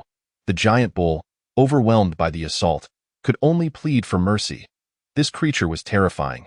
Despite appearing to be an ordinary farmer, its strength was extraordinary, rivaling that of even the most physically formidable members of the demon race. And that hoe, which seemed so commonplace, inflicted pain beyond measure, far surpassing that of celestial artifacts. Though it had been trapped for 100,000 years, the bull's cultivation was still at least at the nascent soul stage. Yet it found itself utterly powerless against this youth's relentless blows. Xiaohuzi paused, hoisting his hoe. What are you? Initially intending to inquire about the bull species, his question took an unexpected turn. I am no mere creature. I am the ancient bull demon, sealed here 500,000 years ago. Thanks to you, I have been freed, and I shall repay you by serving you faithfully. The bull demon bore no ill will towards Xiaohuzi's remarks, believing him to be a powerful being in hiding, and dared not provoke him. Xiaohuzi glanced at the sky. Very well. You shall accompany me home. Not being foolish, Xiaohuzi realized this bull was no ordinary creature. It had proclaimed itself a demon. Fearing it might harm someone in the village, he decided to take it home for oversight, intending to consult his master about handling this predicament the following day. The ancient bull demon, wary of Xiaohuzi's might, nodded in acquiescence, fearing a swift blow from the hoe. Thus, under the setting sun, Xiaohuzi led the giant bull home. To avoid drawing attention, he asked the bull demon to transform into a common large black bull. Along the way, villagers noticed and inquired. Xiaohuzi, where did you catch that large black bull? Lu Dadong asked with a smile. It's a wild bull that insisted on following me home after I gave it a beating. I couldn't stop it. I see. You're quite lucky. Although the ancient bull demon felt disgruntled, it could only grumble internally. You're the wild bull, and your entire family is wild bulls. Once I regain my strength, I shall devour you all." As they walked, it observed how rich the spiritual energy in this village was. Given another 20,000 years, it would surely regain its former demonic emperor prowess, at which point it would undoubtedly consume Xiaohuzi, torturing him with hellfire for hundreds of thousands of years. Upon arriving at Xiaohuzi's home, the ancient bull demon became even more excited, sensing an even denser spiritual energy, 100 years closer to restoring its power. It noticed a spiritual spring in the courtyard. Wait! The ancient bull demon suddenly spotted the grass planted in the yard. This is celestial grass. At that moment, a little girl dashed out from the house, not even bothering to use the stone path, and ran straight across the lawn. The ancient bull demon's eyes turned red. That was celestial grass. How could she trample it without facing divine retribution? Chapter 31. Let us call you Hai Hei Hai. Kai Tiechue emerged and spotted the large black bull beside his brother, Kai Shushu, and immediately asked in confusion, "Where did this bull come from, brother?" Xiaohuzi scratched his head. "I encountered a wild bull, and after taming it, it insisted on coming home with me, I see. Why don't we keep it? We still need a plowing bull." Recently, many families in the village had bought plowing bulls, which made Kai Tiechue envious. Xiaohuzi pondered for a moment before nodding. "All right," Kai Tiechue suggested, "let us give it a name. Since it's so black, let us call it Hai Hei Hai." Xiaohuzi replied, "I think it's inferior to Shimenhanyu." Kai Tiechue rolled his eyes. "Shimenhanyu? What a terrible name. Let us go with Shangguan Danyu." Xiaohuzi pulled Kai Tiechue away. "Go cook." He was concerned that the bull demon might harm Kai Tiechue. After Kai Tiechue left, Xiaohuzi fetched a bag of corn and found a basin to pour the corn for the bull demon to eat. Observing the corn, the bull demon scoffed. "I, a dignified demon emperor, would eat this worthless corn? Even if I starve to death today, I wouldn't touch a morsel from your home." Yet Xiaohuzi was unyielding, silently lifting the hoe. All right. The bull demon hastily took 2 large bites. The bull demon's eyes suddenly narrowed. "What is this? So delicious, and it carries spiritual energy, truly fragrant." Consequently, the bull demon began to eat voraciously. The following morning, Jiang Quan instructed Lao Bai to retrieve the fishing rod that had been sealed for many years. The fishing rod resembled a simple bamboo pole, appearing quite rudimentary. However, it was an ancient artifact crafted during Jiang Quan's pursuit of the fishing way, capable of catching fish from all realms when paired with Jiang Quan's great path. In his previous life as a mortal, Jiang Quan would have never dared to use it for fishing, as he had no idea what sort of creatures he might catch in his past experiences while pursuing the fishing way. He had hooked many terrifying creatures, narrowly escaping thanks to Lao Bai's spatial assistance. But now, the situation was different. He was a cultivator, and he could easily deal with ordinary ferocious beings. Jiang Quan didn't dare to fish recklessly, for if he caught a god-level powerhouse, he could be obliterated with a mere wave of their hand. The reason he intended to fish this time was to utilize the fishing way to integrate into his cultivation. Jiang Quan found a stool and sat by the well, threading a grape onto the hook before casting it into the well. Then, he remained seated, calm and composed. Patience is essential for fishing. Those without it cannot catch fish. Who would have thought that not long after, footsteps were heard outside. "Master!" Xiaohuzi pushed open the courtyard door, leading the bull demon inside. Jiang Quan glanced back before turning to continue fishing. "You're back?" Xiaohuzi looked at Jiang Quan, who appeared unfazed, and thought it peculiar to fish in this well. What could he possibly catch? Xiaohuzi knew that his family's well was connected to a main spring through water pipes, and thus it was impossible to have fish inside. Villagers had worked together with Jiang Quan to set up the water supply for their wells. In contrast, the bull demon was rather obedient, following Xiaohuzi to the grape trellis. Deep within, it was churning with turmoil. With its discerning eyes, how could it not recognize the uniqueness of this place? The overwhelming spiritual energy coursing through the courtyard and the terrifying great path that enveloped the house revealed that this dark-skinned youth was indeed the disciple of a formidable being. This person was the powerful entity that dwelled in seclusion here, and he had unwittingly nurtured this terrifying youth. Moreover, the bull demon could not fathom how Jiang Quan appeared oblivious to its identity. Yet he seemed utterly indifferent, as if he did not regard it at all. If it were anyone else, the bull demon would have exploded in rage, eager to teach them a lesson. But if it were this person, It thought, let them look down upon me. I shall endure it. 300,000 years in the east, 300,000 years in the west. Sooner or later, the old ox shall flee. Jiang Quan stands motionless, while the old ox dares not stir. Only the little black one approaches Kuan, practicing Kuan Quan in the process. The demon ox, too timid to gaze at Jiang Quan, turns its head to look at the little black one. And in an instant, it is astonished. This little black individual appears to be practicing an ancient body-refining martial art, with the flow of the great Tao exuding an aura of terror. And that black hen. It seems I have encountered this aura before, and of course, in the Kunming immortal realm, the immortal emperor there appears to be a Kuanpong. Goodness, this little hen is actually a Kuanpong. But what about that dog? The demon ox cannot help but glance at the golden retriever beneath the grapevine. Boom. The moment the demon ox casts its gaze, it feels a suppression from its bloodline, compelling it to avert its eyes. The demon ox is filled with astonishment. After all, it is an ancient demon bell, and in this world, aside from beings from the divine realm, no creature could possibly exert a bloodline suppression over it. This golden retriever possesses the bloodline of a divine beast. Little Lai seems to sense something, lifting its eyelids to glance at the demon ox before promptly closing them again to resume its slumber. Just that one glance sends a chill down the demon ox's spine. It stands frozen in place, unable to move, feeling restless as time drags on, as if days have passed in mere hours. At that moment, the previously closed eyes of Jiang Quan suddenly snap open, a smile curling at the corners of his mouth. Got one. With a vigorous tug, he pulls on the fishing line, which swiftly ascends. The little black one, engrossed in practicing Kuan Quan, cannot help but turn to look. Is there really a fish? With a splash, a ripple emerges, and a red figure is yanked out, struggling on the line. The little black one is speechless. It is not a fish, but a rooster. In contrast to the little black one's indifference, the demon ox's eyes widen in disbelief. This aura seems reminiscent of the Jingu clan. However, the Jingu clan resides in the divine sun realm. Their ancestor is a veritable divine being. Yet how could one be fished out from this well? Could it be that this well connects to the myriad realms? The demon ox feels as if it has truly encountered something extraordinary. This time, Jiang Quan reels in the line, retrieving the little rooster, which he then tosses onto the ground. As soon as the rooster hits the ground, its eyes begin to dart around and it exclaims, "Who is it? Who dares to plot against me?" Jiang Quan is taken aback. It can actually speak. "What species are you?" Jiang Quan cannot help but inquire. The rooster, with its wings akimbo, proclaims, "Listen well, I am from the Jingu clan, Wu Tian." The Jingu clan? Jiang Quan promptly raises his hand and counts on his fingers.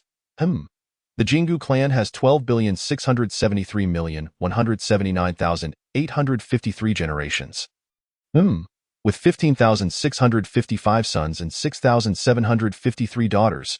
However, your cultivation seems rather lacking, the integration stage. But you can indeed produce offspring. Jiang Quan is genuinely astonished. How do you know? Wu Tian, the rooster, is filled with trepidation, for it does not even remember how many generations it has been or how many children it has. This person can calculate it just by counting on his fingers. Chapter 32. Jingu Wu Tian. This is akin to standing before him completely exposed. Nevertheless, Wu Tian is not overly fearful, as its ancestor is a deity who holds great affection for it. Senior, my ancestor is the ancient god Jingu. You must have heard of him. Would you kindly let me go? Otherwise, it would be troublesome if my ancestor were to come looking for me. Wu Tian realizes that the figure before him is certainly formidable. Thus softening his tone, Jiang Quan continues to count. Strange, your Jingu clan has primarily been passed down in a single line before you. Yet how is it that you are so prolific? Your ancestor must hold you in high regard. The rooster's face betrays discomfort. Well, perhaps it is due to my extraordinary talent. However, my ancestor indeed values me greatly, as I am the hope for the clan's resurgence. Jiang Quan waves his hand. Very well, you may leave. Wu Tian is momentarily stunned, the prepared words stifled within. Yet he is also somewhat incredulous. Having been so painstakingly captured, would he really be allowed to leave so easily? He finds it hard to believe, however, seeing that no one in the courtyard pays him any mind. With even Jiang Quan closing his eyes to cultivate, Wu Aotian feels emboldened and thus spreads his wings to fly away. The demon ox, beneath the grapevine, secretly laments. If only it could swallow that creature, it might just be able to ascend to the bloodline of a divine beast. Jiang Quan, having closed his eyes for a brief moment, breaks through to the 310th layer of chi refinement. He rises and sits beneath the grapevine, glancing at the demon ox. Do you wish to stay or depart? The little black one remains silent. After all, this was his intention for today, to see if the master would allow the demon ox to remain. The demon ox is taken aback. Is it truly this direct? I have yet to decide how to respond. After a moment of contemplation, the demon ox speaks. Senior, I wish to remain. Had the little black one posed this question earlier, he would have undoubtedly left without hesitation. However, having encountered this senior, he has resolved to stay. Believing that following this esteemed figure might enable his own ascension to divinity, Jiang Quan nods. Very well, but you must adhere to the rules here. You are not permitted to harm any villagers or consume their crops and trees. The demon ox scoffs at this. Nonsense. As a mighty demon ox, I would never stoop to coveting the crops and trees of mere mortals. Yet when later confronted with the vast fields of spiritual corn, it begins to regret agreeing to Jiang Quan's stipulations. From now on, you shall accompany the little black one. The realm of immortals and demons share a commonality. The village is rich in spiritual energy. Gradually restore your strength, Jiang Quan casually remarks. The demon ox seems to grasp something, but then it slips away. In that instant, it feels as if it has attained a small epiphany. In a wonder, as a demon, I must also absorb spiritual energy to cultivate. It turns out there is a commonality. I had been pursuing the ultimate form of demonhood, yet I had fallen into a demonic obstacle. Well then, Master, we shall go plant trees. The little black one had originally come here to inquire about Jiang Quan's arrangements for the demon ox, and now that he has received an answer, he does not intend to linger any longer. Jiang Quan, go ahead. By the roadside of Qingxian village, the little black one swings a hoe to dig a pit, then plants a seedling. Noticing that the demon ox remains silent beside him, he promptly asks, do you not wish to stay in Qingxian village? If you yearn for the stars and the vast sea beyond, then you may leave, as long as you do not engage in any heinous acts. My master will not make things difficult for you. The demon ox, pulled back from its thoughts, retorts, do you not yearn for the outside world? The little black one shakes his head. Not in the slightest. I find great fulfillment in the rhythm of rising with the sun and returning at dusk, full of anticipation for the future. Moreover, I have my master, my sister, the uncles and aunts of the village, and my companions. The demon ox feels no particular connection. Well, I have nothing and cannot relate. Perhaps I should speak to my master and request that he allow you to leave. The little black one contemplates. To his surprise, the demon ox shakes its head. No need. I have decided to stay. Without a doubt, just listening to that esteemed figure speak has allowed me to glean some insights. If I remain here to hear him speak a few more times, I may reach that coveted state. Very well. Since you have resolved to stay, the little black one has no further objections and continues to plant trees. Just moments ago, the demon ox's thoughts had drifted, so it had not closely observed how the little black one planted trees. Now, with its mind returned, it takes a closer look and is stunned. What is this? The embryonic form of the Tao. This little black one has already begun to grasp the concept of the Tao. As an ancient demon seed, the demon ox understands what this signifies. This is a future god, akin to the little black one, who is also referred to as a divine seed. To attain divinity, one must at the very least grasp the Tao, and this little black one has already touched upon its embryonic form. Little black one. The demon ox suddenly finds itself in a quandary and speaks up. The little black one turns. What is up? The demon ox. May I learn from you how to cultivate the land? Initially, the demon ox had expected the little black one to refuse, yet to its surprise, he readily agrees. Of course. Thus, in the following time, a rather peculiar scene unfolds. The little black one plants trees in the village while simultaneously explaining the techniques to a large black ox. As if trying to play music to a cow, a bird resembling a rooster soars through the sky, its mind a muddled mess. At this moment, Wu Aotian is consumed by a singular thought. Who am I? Where am I? Why is the communication talisman given by my ancestor ineffective? Why is the teleportation jade symbol also useless? Where exactly is this place? Why can I not sense the location of the divine sun realm? Ancestor, come save me. Yet, no matter how Wu Aotian calls out, there is no response. Perhaps the ancestor is in seclusion. Once he emerges and discovers my absence, he will surely come looking for me. Wu Aotian reassures himself, my 30,000 wives and concubines, how I miss you. Wait. Wu Aotian suddenly realizes he has overlooked something. Of course, since that esteemed figure was able to bring me here. He must also be capable of sending me back. I must return to find him and request his assistance in returning.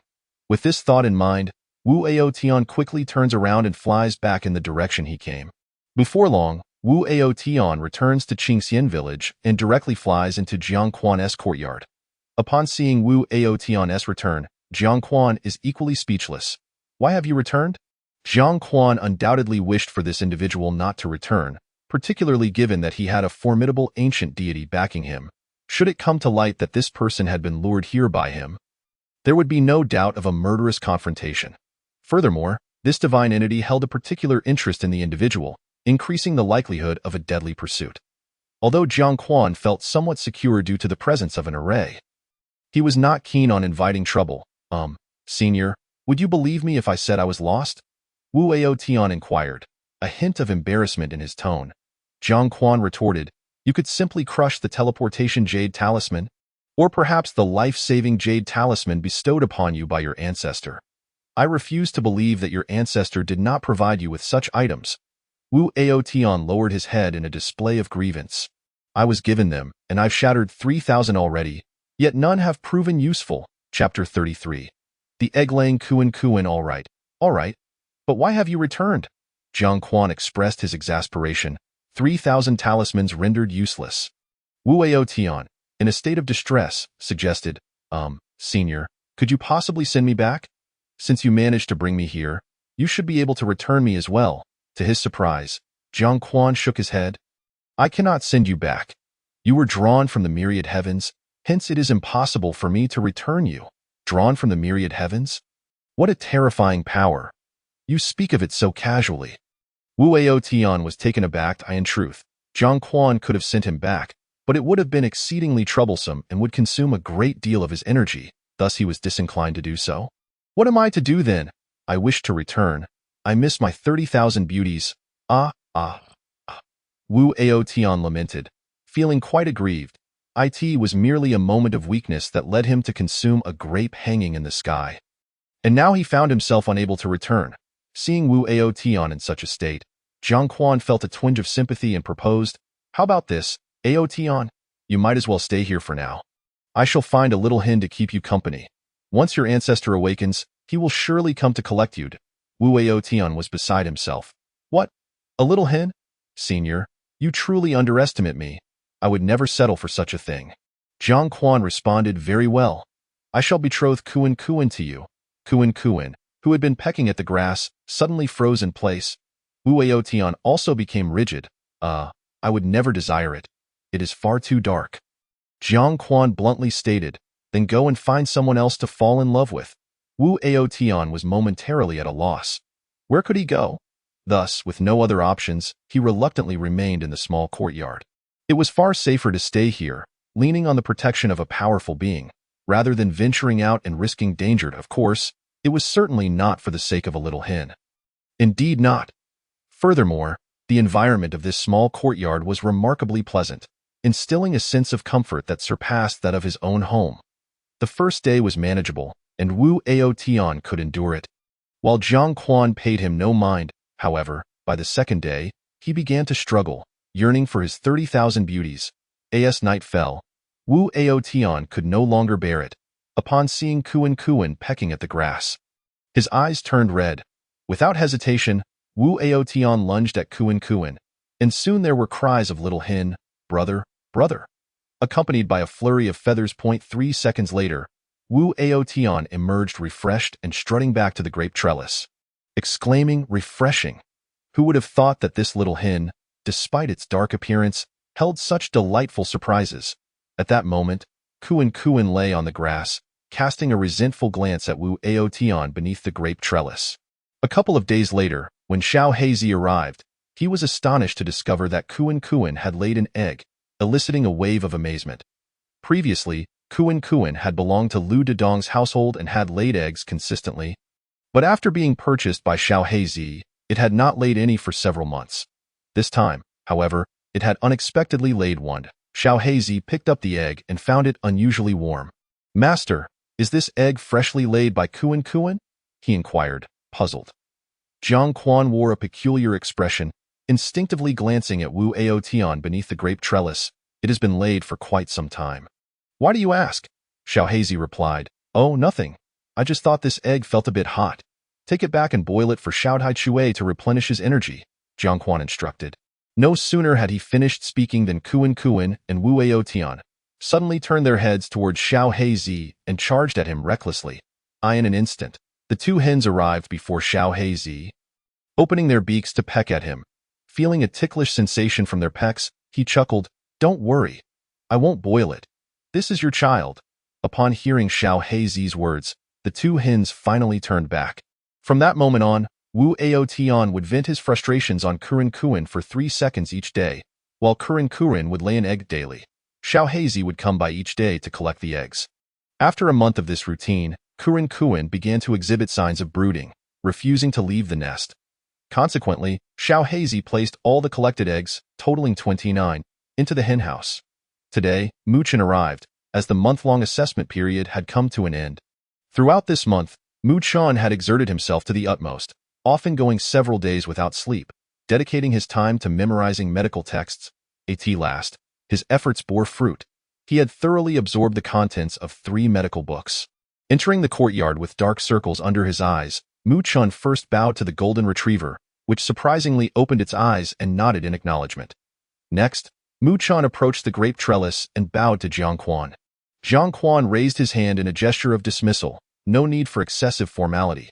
Since you are here, you should be confident." "Yes," Muchen clasped his hands and replied. "I am confident, Master Jiang Quan. No need for such formalities. Just be at ease, Muchen." "Understood, Jiang Quan.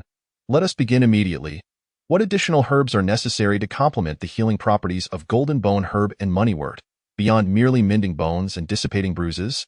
Muchen was taken aback. Such a difficult question right off the bat? Fortunately, he had not merely memorized the material but had also experimented with combinations, so he was not stumped.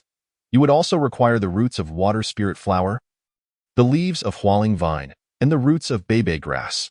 This combination not only mends bones and dissipates bruises but also alleviates pain," Muchen articulated confidently.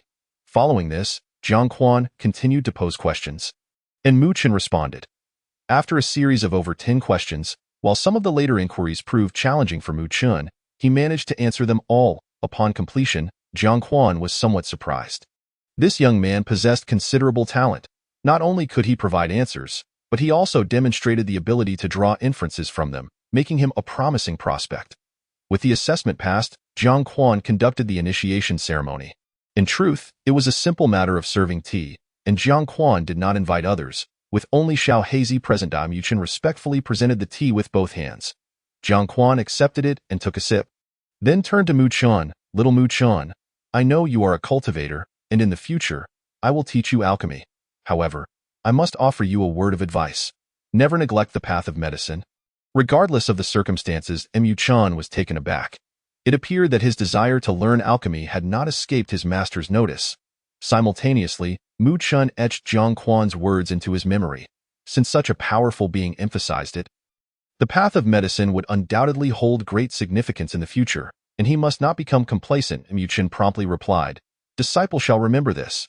Jiang Quan gestured for Xiao Heizi to come forward. "Allow me to introduce you. This is your 6th senior brother, Kai Su Su." 6th senior brother? Although Muchen was surprised, he did not show it and instead bowed to Xiao Heizi. "I have met 6th senior brother." Xiao Heizi supported him. "No need for such formalities, junior brother." Jiang Quan continued, "Before you two, I have accepted 5 other disciples. Your eldest senior brother is Yi Fan, 2nd senior brother is Hu Ba Er, 3rd senior brother is Wen Ping Shang, 4th senior brother is Zhao Zijiang, and 5th senior brother is Jin Shi. You must remember this, lest you encounter one another and conflict arises. Disciples shall remember." Mu Chun and Xiao Heizi both replied in unison with bows. Jiang Quan then indicated the golden retriever. That is your little master uncle. Master uncle, Mu Chun turned and addressed the golden retriever. The golden retriever opened its eyes, glancing at Mu Chun and nodding slightly. Chapter 34. The Tao Tower. Before Mu Chun departed, Jiang Quan tossed him a few medical books. Take these back to study. Progress in cultivation is not a matter of haste. Come back tomorrow, and we shall go practice medicine together. In recent times, Jiang Quan had seldom ventured out to practice medicine, primarily focusing on treating the villagers, who had rarely fallen ill due to the abundance of spiritual energy in the area. Thus, Jiang Quan had not needed to leave his abode. Now, as he prepared to teach Mu Chun, it was time to resume his medical endeavors. Xiao Heizi remained silent, for he had long sensed that his master was no ordinary individual, but rather a legendary immortal. Initially, he effortlessly defeated LV Xiaoxin, which led him to realize that Kuan Quan was far from simple. Later, when he accompanied the villagers to sell corn, he discovered that the corn was comparable to gold. Awakening him to the extraordinary nature of this cropped it was only when he encountered the self-proclaimed ancient bull demon. Hey, that he truly understood his own strength. Upon reflection, Xiao Heizi recognized that it must be due to his master, for everything he provided was anything but ordinary. In Shinying Valley, Wang Pongpong had recently achieved first place in the sect's grand competition and was directly accepted as a disciple by the sect leader, Meng Shiyun, thus becoming a direct disciple. Recently, leveraging various resources, Wang Pongpong's cultivation had soared to the 10th level of qi refining. Today, her master was to take her to the treasure pavilion to select a treasured artifact, a privilege reserved for direct disciples. Artifacts crafted by master-level artifact crafters are known as spirit artifacts, while those produced by grandmaster-level crafters are referred to as treasured artifacts. Further up the hierarchy, artifacts created by grandmasters are called Taoist artifacts, and those by Taoist crafters are known as Tao devices, with the highest tier being immortal artifacts. The treasure pavilion, appearing as a tower from the outside, was actually a top-tier Tao device crafted by the first-generation founder of Shinying Valley, also referred to as a pseudo-immortal artifact. As they walked, Meng Shiyun introduced Wang Pongpong to its significance. Wang Pongpong, feeling somewhat apprehensive, inquired, "Master, what should I be cautious of?" Meng Shiyun explained, "This Tao device is called the Tao Tower, and it has birthed a spirit embodied by the elderly guardian at the entrance. He despises loud noises within the pavilion. Most importantly, he cannot tolerate anything falling to the ground inside. This is crucial to heed. There was once a disciple who accidentally dropped a sword and was forcefully expelled from the pavilion, sustaining severe injuries and banned for life from re-entering."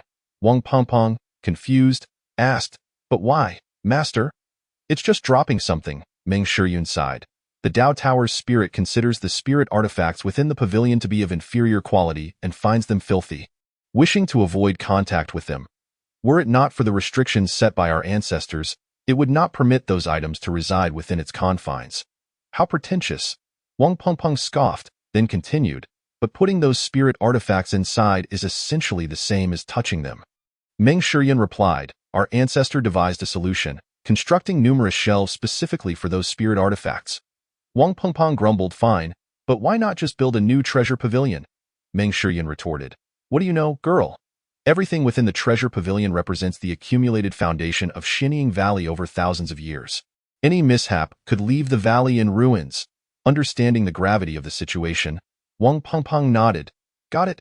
Suddenly, she felt the water ladle in her arms tremble slightly, stirring a sense of foreboding within her. After the grand competition, Wang Pongpong had meticulously recalled certain details and realized that the ladle was not as simple as she had imagined. It seemed to possess a spirit of its own, capable of independent thought. Before long, they arrived at the treasure pavilion, where indeed, an elderly man lounged in a chair, eyes closed, oblivious to the disciples passing by. Meng Shiyun approached, saluted the elder, and then led Wang Pongpong inside. Upon entry, they were greeted by a grand hall surrounded by rooms, each labeled with inscriptions: spirit artifacts, treasured artifacts, Taoist artifacts, Tao devices. A staircase led to the second floor, while the first housed the spirit artifacts.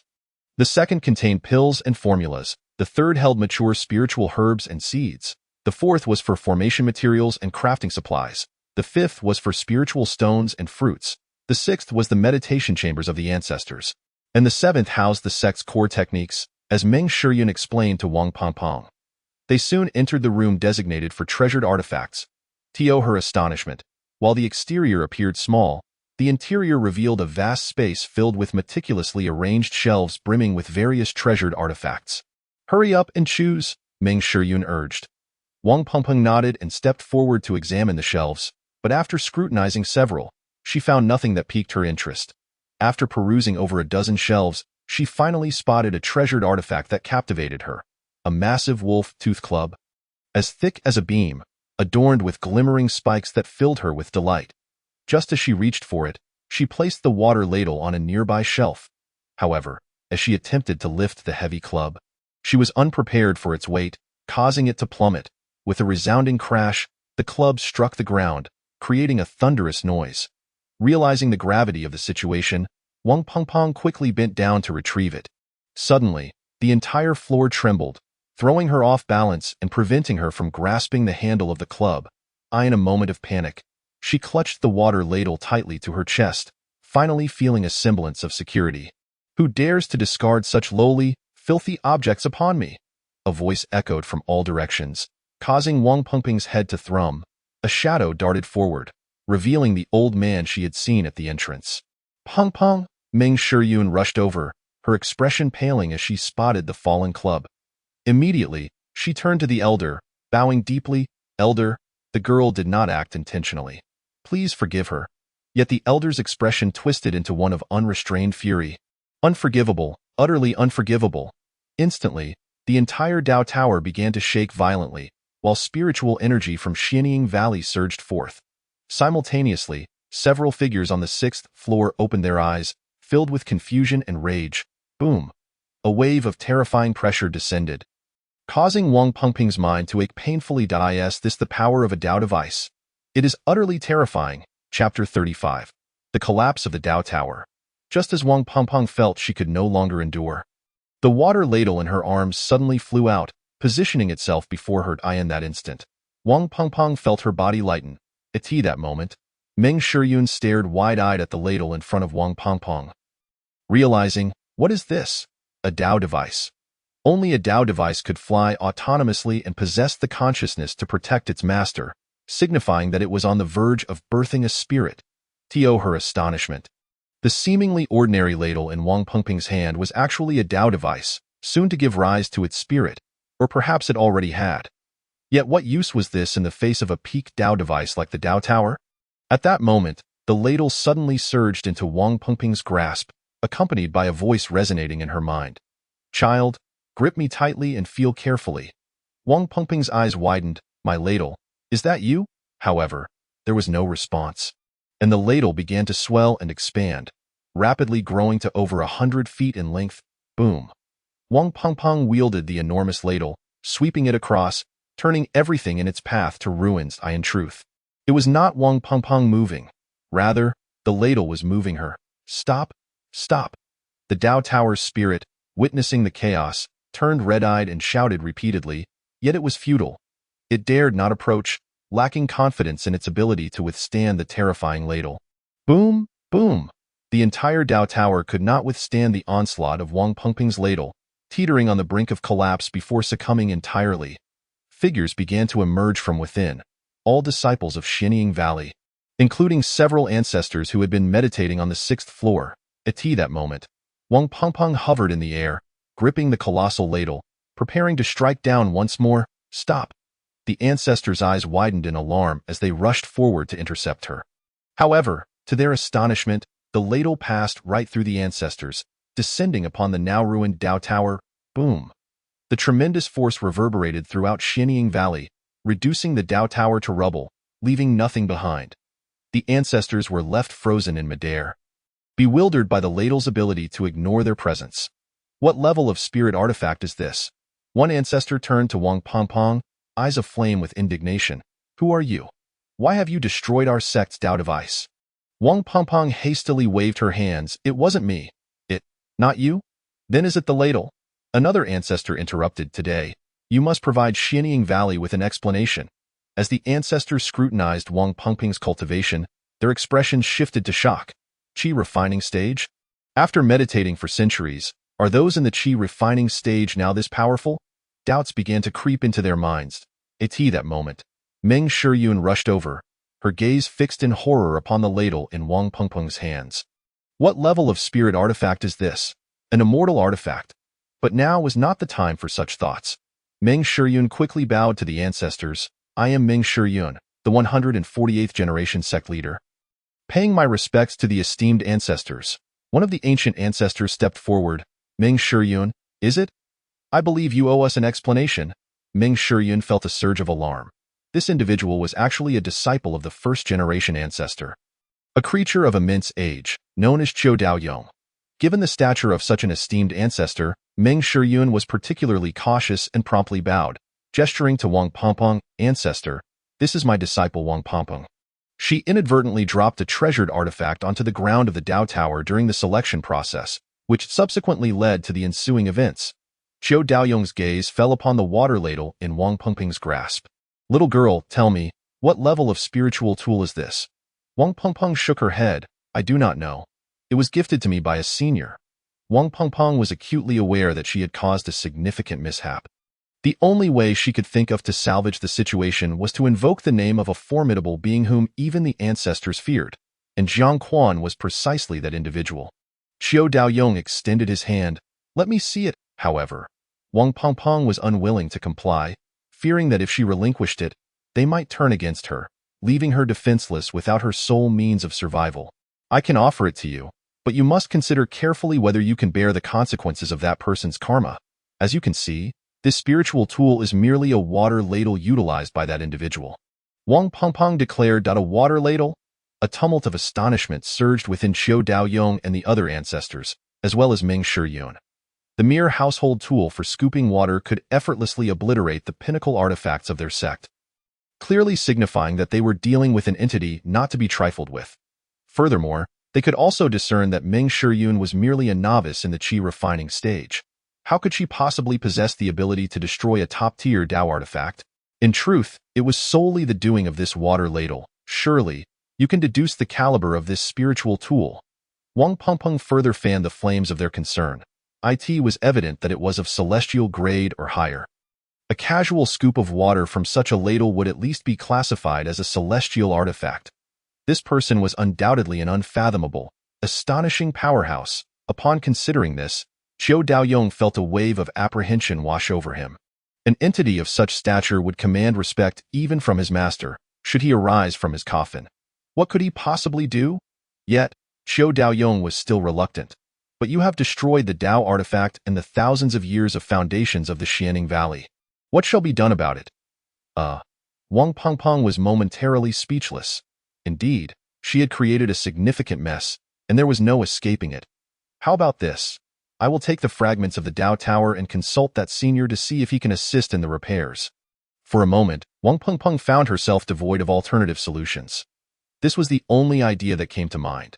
Initially, Qiu Daoyong had merely asked out of curiosity, but to his astonishment, Wang Pengpeng had proposed a feasible solution, further solidifying the existence of the powerful being. Qiu Daoyong nodded. Very well, then I, the ancestor, shall accompany you. Wang Pengpeng did not linger for pleasantries. All right, please stow away the fragments of the Dao Tower and follow me. With a wave of his hand, the fragments vanished from sight, and then he soared into the sky alongside Wang Pengpeng on the ground. A group of disciples continued to speculate fervently. Who smashed the Dao Tower? Is it the enemies of our sect attacking us? Why not strike harder and demolish the entire mountain gate? Then I could avoid my ceaseless training and take a break to go home. One among them replied, You wish. If the enemies had truly smashed the mountain gate, do you think you could escape? It's one thing to be lazy, but dreaming is another matter entirely, Muchon. Carrying a medical kit, followed Jiang Quan closely, posing various medical and pathological inquiries. Jiang Quan answered every question while feeling quite pleased with his disciple Mu Chun, who was both gifted and diligent. Before long, the two arrived at Jiang Quan's doorstep, and in the distance, they spotted LV Weigon standing with LV Kishuan at the entrance. Village Chief, at last, I have found you. I've been searching for you these past few days. Upon seeing Jiang Quan and Mu Chun approach, LV Weigon hurried forward. Brother LV, is there something you wish to discuss with me? Jiang Quan inquired. noticing the numerous items in LV Keshuan's hands. LV Weigon appeared somewhat sheepish. Well, having heard that Mu Chun has become your disciple, I thought it best to have my Keshuan learn a thing or two from you as well. Jiang Quan nodded. That is certainly agreeable.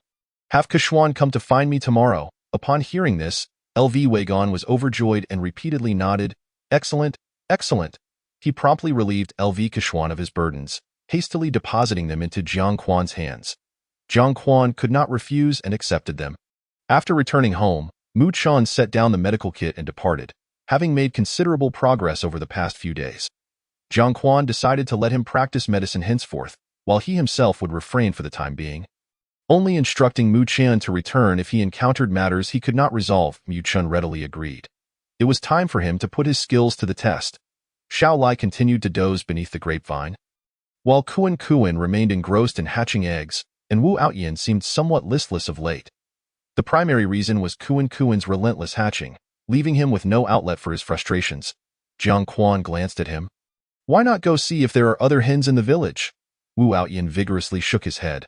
No, I can endure. I shall wait for my Kuan Fei to bring forth our offspring. Jiang Quan sighed in resignation. Very well. After finishing his meal, Jiang Quan began his cultivation. Through over a month of diligent effort, he had achieved the qi refining level of 420 and was now pushing to break through to 421.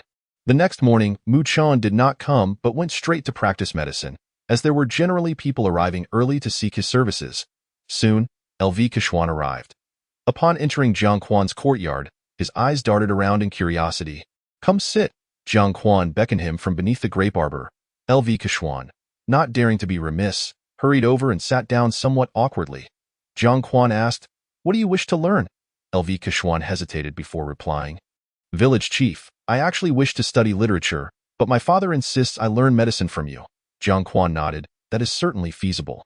I can first teach you to read, and once you master that, we can explore other subjects. However, I must forewarn you that studying literature can be quite tedious and arduous. You must be prepared to endure. LV Keshuan clenched his fists, brimming with confidence. Village chief, I will persevere. Jiang Quan nodded. Good. From today onwards, I shall teach you to read. The realm of literature encompasses numerous directions, so Jiang Quan decided to begin with teaching LV Keshuan to recognize characters, and then assess his aptitude to determine his future path. 3 days later, outside Qingxian village, 2 figures descended. Ancestor, this is the village. Wang Pengpeng pointed towards Qingxian village. Qiu Daoyong raised his eyes to behold the scene, instantly taken aback. This village bore an extraordinary appearance. The houses were arranged in an aesthetically pleasing manner, and a broad path extended into the village. However, Qiu Daoyong sensed no presence of spiritual energy, which was quite perplexing. How could a sanctuary of great beings lack spiritual energy? But the moment Wang Pengpeng guided him into Qingxian village, he realized the gravity of his error. Qiu Daoyong exclaimed in astonishment, Here, there is an array, and it is a terrifying one at that. Wang Pengpeng felt little of it, primarily due to her lower cultivation level, which rendered her incapable of perceiving it. Yet she heard Qiu Daoyong remark, No wonder we could not sense the spiritual energy from outside. It has been shielded by this array. A most dreadful affair. At that moment, Qiu Daoyong suddenly realized something. His body tensing in response, he recalled that once they entered this array, their very lives could hinge upon the whims of its controller. Contemplating such a formidable array, it was inconceivable that it lacked offensive capabilities. The one controlling the array merely needed to think, and they would be reduced to ashes. In contrast to Qiu Daoyong's concerns, Wang Pengpeng's attention was drawn elsewhere. She observed that Qingxian village had undergone significant transformation compared to before. The spiritual energy was far denser than it had been, reminiscent of Jiang Quan's humble abode from earlier. Additionally, the once dilapidated road had been repaired by her Wang family, and the houses had been restructured. What was once chaotic now appeared orderly, with the homes constructed in a grand yet simplistic style. Wang Pengpeng led Qiu Daoyong through Qingxian village until they soon arrived at Jiang Quan's small courtyard. Before they could enter, they heard the sound of reading from within. One voice belonged to Jiang Quan, while the other, reciting along, seemed to be that of a child. Wang Pengpeng was taken aback. Her senior was actually teaching. Yet upon reflection, it made sense. Time was abundant for such a mighty being, and learning a few things was merely a trivial expenditure of time. With the ancestor present, Wang Pengpeng could not allow him to knock on the door, so she stepped forward to do so. The door opened, revealing a child who politely greeted the two, exuding an air of refinement. Guests. Please enter. Under Jiang Quan's various teachings, Xiao Keshuan had developed a touch of scholarly elegance in just 3 days. Wang Pengpeng and Qiu Daoyong quickly returned the greeting. Qiu Daoyong did not dare to be negligent, as this child was likely the disciple of that powerful being. LV Keshuan led the two to sit beneath the grape arbor, where Jiang Quan was already seated. Enjoying tea, please? Take a seat. Jiang Quan gestured with his hand. Wang Pengpeng, being a familiar visitor, was not overly formal and sat directly at the stone table. Qiu Daoyong also took a seat. Senior, this is the ancestor of my sect. We have come seeking your assistance. Wang Pengpeng introduced. Qiu Daoyong promptly rose and bowed. Junior Qiu Daoyong pays his respects to you. Senior, Jiang Quan quickly supported him. No need for such formalities. It is unnecessary. You need not call me senior. I am merely a humble practitioner in the qi refining stage. If you do not mind, you may refer to me as teacher. Just you, and you are merely in the qi refining stage? How is it that your entire household is filled with celestial artifacts? Qiu Daoyong found himself unconsciously grumbling within, yet he dared not voice his thoughts. Initially, he had been skeptical of Wang Pengpeng's assertions, but upon entering the quaint courtyard, his doubts were swiftly dispelled. He could feel an ominous aura pervading every object within the courtyard, even the stone slabs beneath his feet. The plants in the courtyard seemed to exude a continuous flow of spiritual energy. Most terrifying of all were the ancient trees and the grapevines overhead. Qiu Daoyong sensed an archaic energy emanating from them, one that suggested they had been growing for at least tens of thousands of years. Thus, he had no choice but to comply with respect. Sir, Qiu Daoyong bowed deeply. He then resumed his seat, and Jiang Quan sat down as well, cutting straight to the chase. What brings you both here today? This trouble was the result of Wang Pengpeng's actions, and naturally, it was her responsibility to speak up. Senior, a few days ago, I accidentally broke a Dao artifact belonging to our sect with the water ladle you provided. I wonder if you could assist in its repair? As she spoke, Qiu Daoyong had already taken out the fragments of the Dao Tower and placed them on the stone table. However, he had only retrieved a portion. The entirety would have been too much for the table to accommodate. Chapter 37. The Crisis of the Grain Merchants Association. Jiang Quan casually picked up a shard and examined it before discarding it dismissively. What kind of rubbish is this? At the same time, he cast a glance at Wang Pengpeng, his eyes reflecting dissatisfaction. They had initially agreed not to disclose the origins of the water ladle, yet she had mentioned it, and now trouble had come knocking. Wang Pengpeng felt exceedingly awkward under his gaze, lowering her head, as she truly had no other options and felt a pang of guilt. Qiu Daoyong was momentarily at a loss for words.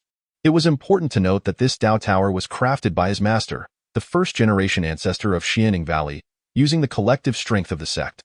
Xianing Valley had always regarded it as a treasured possession, seldom daring to utilize it.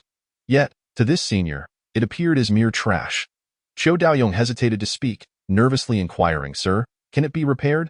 Jiang Quan replied, That's simple. However, let me make it clear that once repaired, you will have no further ties with me. Qiu Daoyong could only nod in agreement, as long as it could be fixed. With that, Jiang Quan waved his hand, causing the shards on the stone table to levitate, shrink, and then reassemble. The most terrifying thing occurred next. Qiu Daoyong watched in disbelief as his storage ring suddenly opened, and the fragments of the Dao Tower began to fly out, gathering towards Jiang Quan. Having lived for so long, he had never heard of anyone being able to open another's storage ring without their knowledge. Yet this individual had accomplished it effortlessly. If he intended to kill him, it could be done with a mere flick of the wrist. As the fragments coalesced, a small tower took shape in midair, resembling the Dao Tower in its original form. The Dao Tower then flew forth, landing before Wang Pengpeng. It is repaired. You may take it back. Wang Pengpeng instinctively reached out to receive it, and the Dao Tower floated gently into her hands. Senior, is the spirit within the tower still intact? Qiu Daoyong inquired. It is, Jiang Quan confirmed. That's good, thank you, sir. Qiu Daoyong hurriedly nodded. Upon further examination, Qiu Daoyong discovered that the resources within the Dao Tower remained intact, as if they had all been restored together. He was utterly astounded. What kind of terrifying sorcery was this? It was beyond the realm of the supernatural. Finally, Qiu Daoyong rose. Senior, Now that the Dao Tower has been repaired, we shall take our leave. I will certainly prepare a generous gift for Pong Pong to express our gratitude. Jiang Quan waved his hand dismissively. No need, no need. Ultimately, after a round of polite refusals, Jiang Quan was unable to decline. The two then departed, and as Jiang Quan watched their retreating figures, he sighed. He had initially been reluctant to help, especially since they had agreed not to mention the water ladle's origin, yet she had still revealed it. However, he had grown indifferent, as it remained uncertain whether Wang Pongpong would survive the impending calamity. Up to this point, Jiang Quan had yet to perceive any signs of vitality in her. His decision to assist was entirely based on the merit of Wang Jixing's benevolence. But this would be the extent of it.as for the water ladle. It would naturally return when the time was right. At that moment, Lu Kechuan approached, hesitantly speaking. Master, are you an immortal? Jiang Quan reached out to pat his head. You've figured it out. Why ask further? With that, he turned and walked towards the grape trellis. Lu Kechuan pressed his lips together, steeling himself before calling out, Master, I wish to learn the way of immortality from you. No child is without admiration for immortals. Every child dreams of flying on swords and has fantasized about the existence of deities residing in deep mountains. Jiang Quan replied, I will teach you what you need to know. But do not rush. First, learn to read and write, establish a solid foundation, and then I will teach you the rest. Lu Kechuan felt no disappointment. Rather, he was exhilarated. The implication was clear. His master would indeed teach him, but only after he mastered his letters. Jiang Quan was not deceiving him. He would certainly impart knowledge in the future, and truth, among Jiang Quan's disciples, aside from Yi Fan, all others had their fates intertwined with him, allowing them to embark on the path of immortality. At that time, Jiang Quan had not yet achieved immortality, nor could he create cultivation methods to teach them, so he had relied on the fluctuations of the Tao of causality to alter their destinies. Later, once he gained the ability, he transmitted to them the Kungquan martial arts, an intricate system he had developed, rooted in martial principles and integrated with various other pathways, a method far from trivial. Zhongli Xian City, situated at the very heart of the Zhongli immortal realm, is renowned as the most prosperous location within the realm of cultivation. It is said that an immortal once resided in Zhongli Xian City, hence its name. This immortal was not merely a figure of folklore, but a genuine being who had transcended the tribulations of the 9th level, existing at the pinnacle of the mortal realm. In Zhongli Xian City, Yuanian cultivators abounded, and Huashan practitioners were commonplace. Lianshu practitioners were not rare, and He-Ti practitioners were numerous. This city stood as the most flourishing and vibrant stronghold of the cultivation world, where even an ordinary resident would be at the Jindan staged. At the very center of Zhongli Xian City stood a towering peak known as Wugu Peak, around which the entire city had been constructed. This peak was once called the pinnacle of immortals, as it was rumored that an immortal had lived upon its summit. Later, it was acquired by the Grain Merchants Association, which transformed it into their headquarters, renaming it Wugu Peak. At this moment, within the grand hall atop the peak, a middle-aged man sat in the main seat. He was Jin Shi, the current leader of the Grain Merchants Association. Below him stood an arrogant young man clad in white, brandishing a long-faced expression, his head held high, exuding an air of superiority. Jian Shi, the ancestor of the Flying Immortal sect, has emerged from seclusion and has issued a decree. You must relinquish control of the Grain Merchants Association within 3 days, or he will come personally. Jin Shi's face flushed with anger. You Flying Immortal sect are being excessively domineering. Yet he felt utterly powerless. The Flying Immortal sect, being the foremost sect in the Zhongli immortal realm, had an ancestor who had reached the 9th level of tribulation and stood as a paragon among mortals. The entire Grain Merchants Association was incapable of standing against them. The representative of the Flying Immortal sect looked down upon Jin Shi with disdain.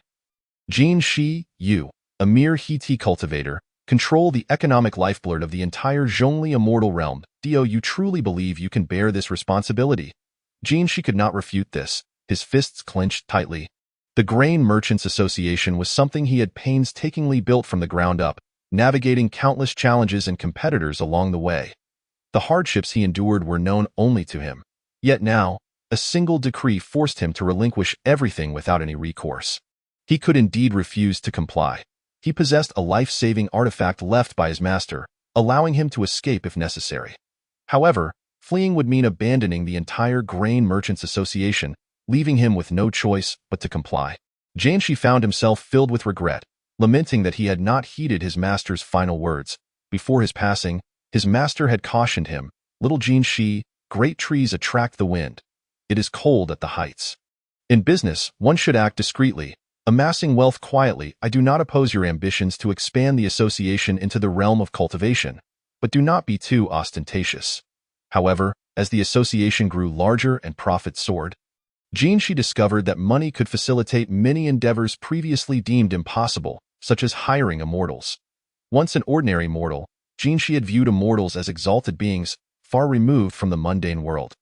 Never anticipating that he could actually employ one, thus, he became overconfident, disregarding Jiang Quan's advice. Only now did Jianshi realize that in the eyes of others, he was but an insignificant ant, easily crushed at will. Profoundly understanding the meaning of there are always greater beings beyond. Chapter 38. I will sit down with their ancestor in the morning. Jiang Quan was in the midst of his cultivation when Lao Bai suddenly floated through the wall. "Master, someone is threatening the Grain Merchants Association. If that Jianshi cannot withstand the pressure, the association will surely change hands." Lao Bai's tone was tinged with urgency, clearly not wishing to see the association Jiang Quan had labored to establish fall into the hands of others. Jiang Quan sighed. Great trees attract the wind, and with chaos on the horizon, those individuals wished to pluck this ripe fruit to navigate the turmoil. The reason they had not acted previously was that, in their eyes, the Grain Merchants Association had not yet matured or perhaps was not yet deemed ready for their intervention. Lao Bai fumed. "It's still that Jianshi who is too inexperienced. If you were here, this situation would never have arisen. Indeed, had it been Jiang Quan, he would have been well prepared. Even if Jiang Quan were to face the current predicament, he would have numerous strategies at his disposal. Yet, Jianshi still fell short of Jiang Quan's capabilities. After contemplating for a moment, Jiang Quan declared, "Very well. I shall go and have a word with their ancestor." Lao Bai's eyes lit up with excitement. "Excellent. That's a splendid idea." Jiang Quan gazed up at the sky, reflecting on his past inability to assist others. Now that he possessed the capability, he pondered. If he were to refrain from helping, others might assume that his status as a master had perished. Lao Bai nodded in agreement, affirming, "Indeed. My own master is still very much alive." Jiang Quan instructed, "Retrieve my garments. Even if we must depart, we ought to be prepared, lest we encounter unforeseen calamities." Lao Bai, deeply moved, recognized that these revelations stemmed from countless lessons learned over millennia. Jiang Quan had previously faced near-death experiences due to a lack of preparation. With a wave of his hand, Lao Bai summoned an ensemble comprising a white robe, white cloth boots, a white belt, and a white scholar's cap, presenting them to Jiang Quan. Rising, Jiang Quan donned each piece, the attire crafted from ancient artifacts, providing him with formidable protection. This set had been meticulously refined by Jiang Quan himself for the purpose of confronting significant calamities. Over the ages, this very ensemble had saved him on numerous occasions. "Let us depart, Lao Bai," Jiang Quan beckoned. Lao Bai acquiesced, transforming into a folding fan that flew into Jiang Quan's grasp. With a flourish, Jiang Quan unfurled the fan, gently waving it, and in an instant, he vanished from sight. Fei Xian sect, one of the most prestigious sects within the Zhongli immortal realm, was situated atop 5 colossal peaks. The highest being Xianzhu Peak, the retreat of the sect's founder. At that moment, a gathering of elder ancestors convened within the great hall atop Xianzhu Peak. Presiding over them was Zhang Shenglin, the first ancestor and founder of the Fei Xian sect, whose cultivation had reached the pinnacle of the mundane realm, having transcended 9 tribulations. As he observed the commotion among the gathered elder ancestors, Zhang Shenglin felt a wave of frustration. They were all engrossed in a singular discussion: how to prepare for the impending catastrophe, a world calamity that recurred every 100,000 years. Some proposed to dominate the mundane realm, seizing all resources to counter the turmoil, while others suggested uniting all cultivation factions to confront the crisis. Still, others advocated for sending all core disciples to seek out any potential opportunities. Enough with the noise. Zhang Shenglin suddenly shouted, silencing the crowd. All eyes turned to him, the elders feeling their cheeks flush with embarrassment. Ancestors of the sect, we should not be so disorderly. His words resonated, leaving no one to dare contradict him. Gazing at the assembly, he continued softly, "We must first secure the Wugu Commercial Association. The wealth they have amassed over millennia is of utmost importance to us. After a brief pause, he added, furthermore, we shall dispatch all outer and inner disciples to seek out any potentially advantageous opportunities. One individual interjected, what about our core and direct disciples? Can they truly evade the impending disaster? Zhang Shenglin replied, the core and direct disciples are the foundation of our Fei Xian sect. We cannot afford to let them face peril. If necessary, as their ancestor, I shall risk everything to protect them and preserve our sect's legacy. The assembly fell into a stunned silence, struck by Zhang Shenglin's solemn commitment. He was their ancestor, their guiding light, capable of bearing the weight of their burdens. Soon, the group resumed their discussions, but abruptly, all fell silent, their gazes fixed in one direction. There, a young man clad in white, wielding a folding fan, appeared, fanning the air rhythmically. The sight was terrifying. A dense swirl of Tao energy encircled him, constraining their breaths, causing some of the less powerful to lose control of their bodily functions. Zhang Shenglin trembled, attempting to activate the protective formation of the sect, but found himself unable to connect, as if the formation had suddenly vanished, or perhaps, the formation had succumbed to fear, unwilling to reveal itself. The oppressive aura emanating from this figure was suffocating, prompting Zhang Shenglin to kneel before Jiang Quan. His voice quivering, Elder, if our Fei Xian sect has wronged you in any way, I shall bear the consequences alone. Please spare our sect. Ignoring him, Jiang Quan walked directly to Zhang Shenglin's former seat and sat down slowly. The assembly of elders instinctively rose, kneeling before him. Jiang Quan waved his fan, addressing them softly. I have heard that you covet my Wugu commercial association? The expressions of Zhang Shenglin and the elders shifted dramatically, cold sweat pouring from their brows, soaking their garments. Though Jiang Quan spoke calmly, an overwhelming pressure enveloped the room, instilling terror in all present. Zhang Shenglin, drenched in perspiration, prostrated himself further. Elder, we were unaware that the Wugu Commercial Association belonged to you. With a swift motion, Jiang Quan closed the fan, declaring, I am willing to part with it, but it cannot be given freely. 1 life in exchange for a spirit stone from the Wugu Commercial Association. The crowd gasped, their faces paling. Zhang Shenglin trembled, pleading, Elder, we were mistaken. We do not desire it. Please spare us this time. Jiang Quan's gaze sharpened, and now you no longer wish for it? Is this how you play with my intentions? Do you jest with me? As his eyes narrowed, an intimidating aura surged forth, causing one elder to burst apart, blood splattering across those nearby. Yet, none dared to voice their grievances or move, remaining prostrate, trembling in fear. The gravity of the situation was unprecedented. Most attendees had lived for millennia, yet they had never witnessed an aura potent enough to obliterate a tribulation cultivator.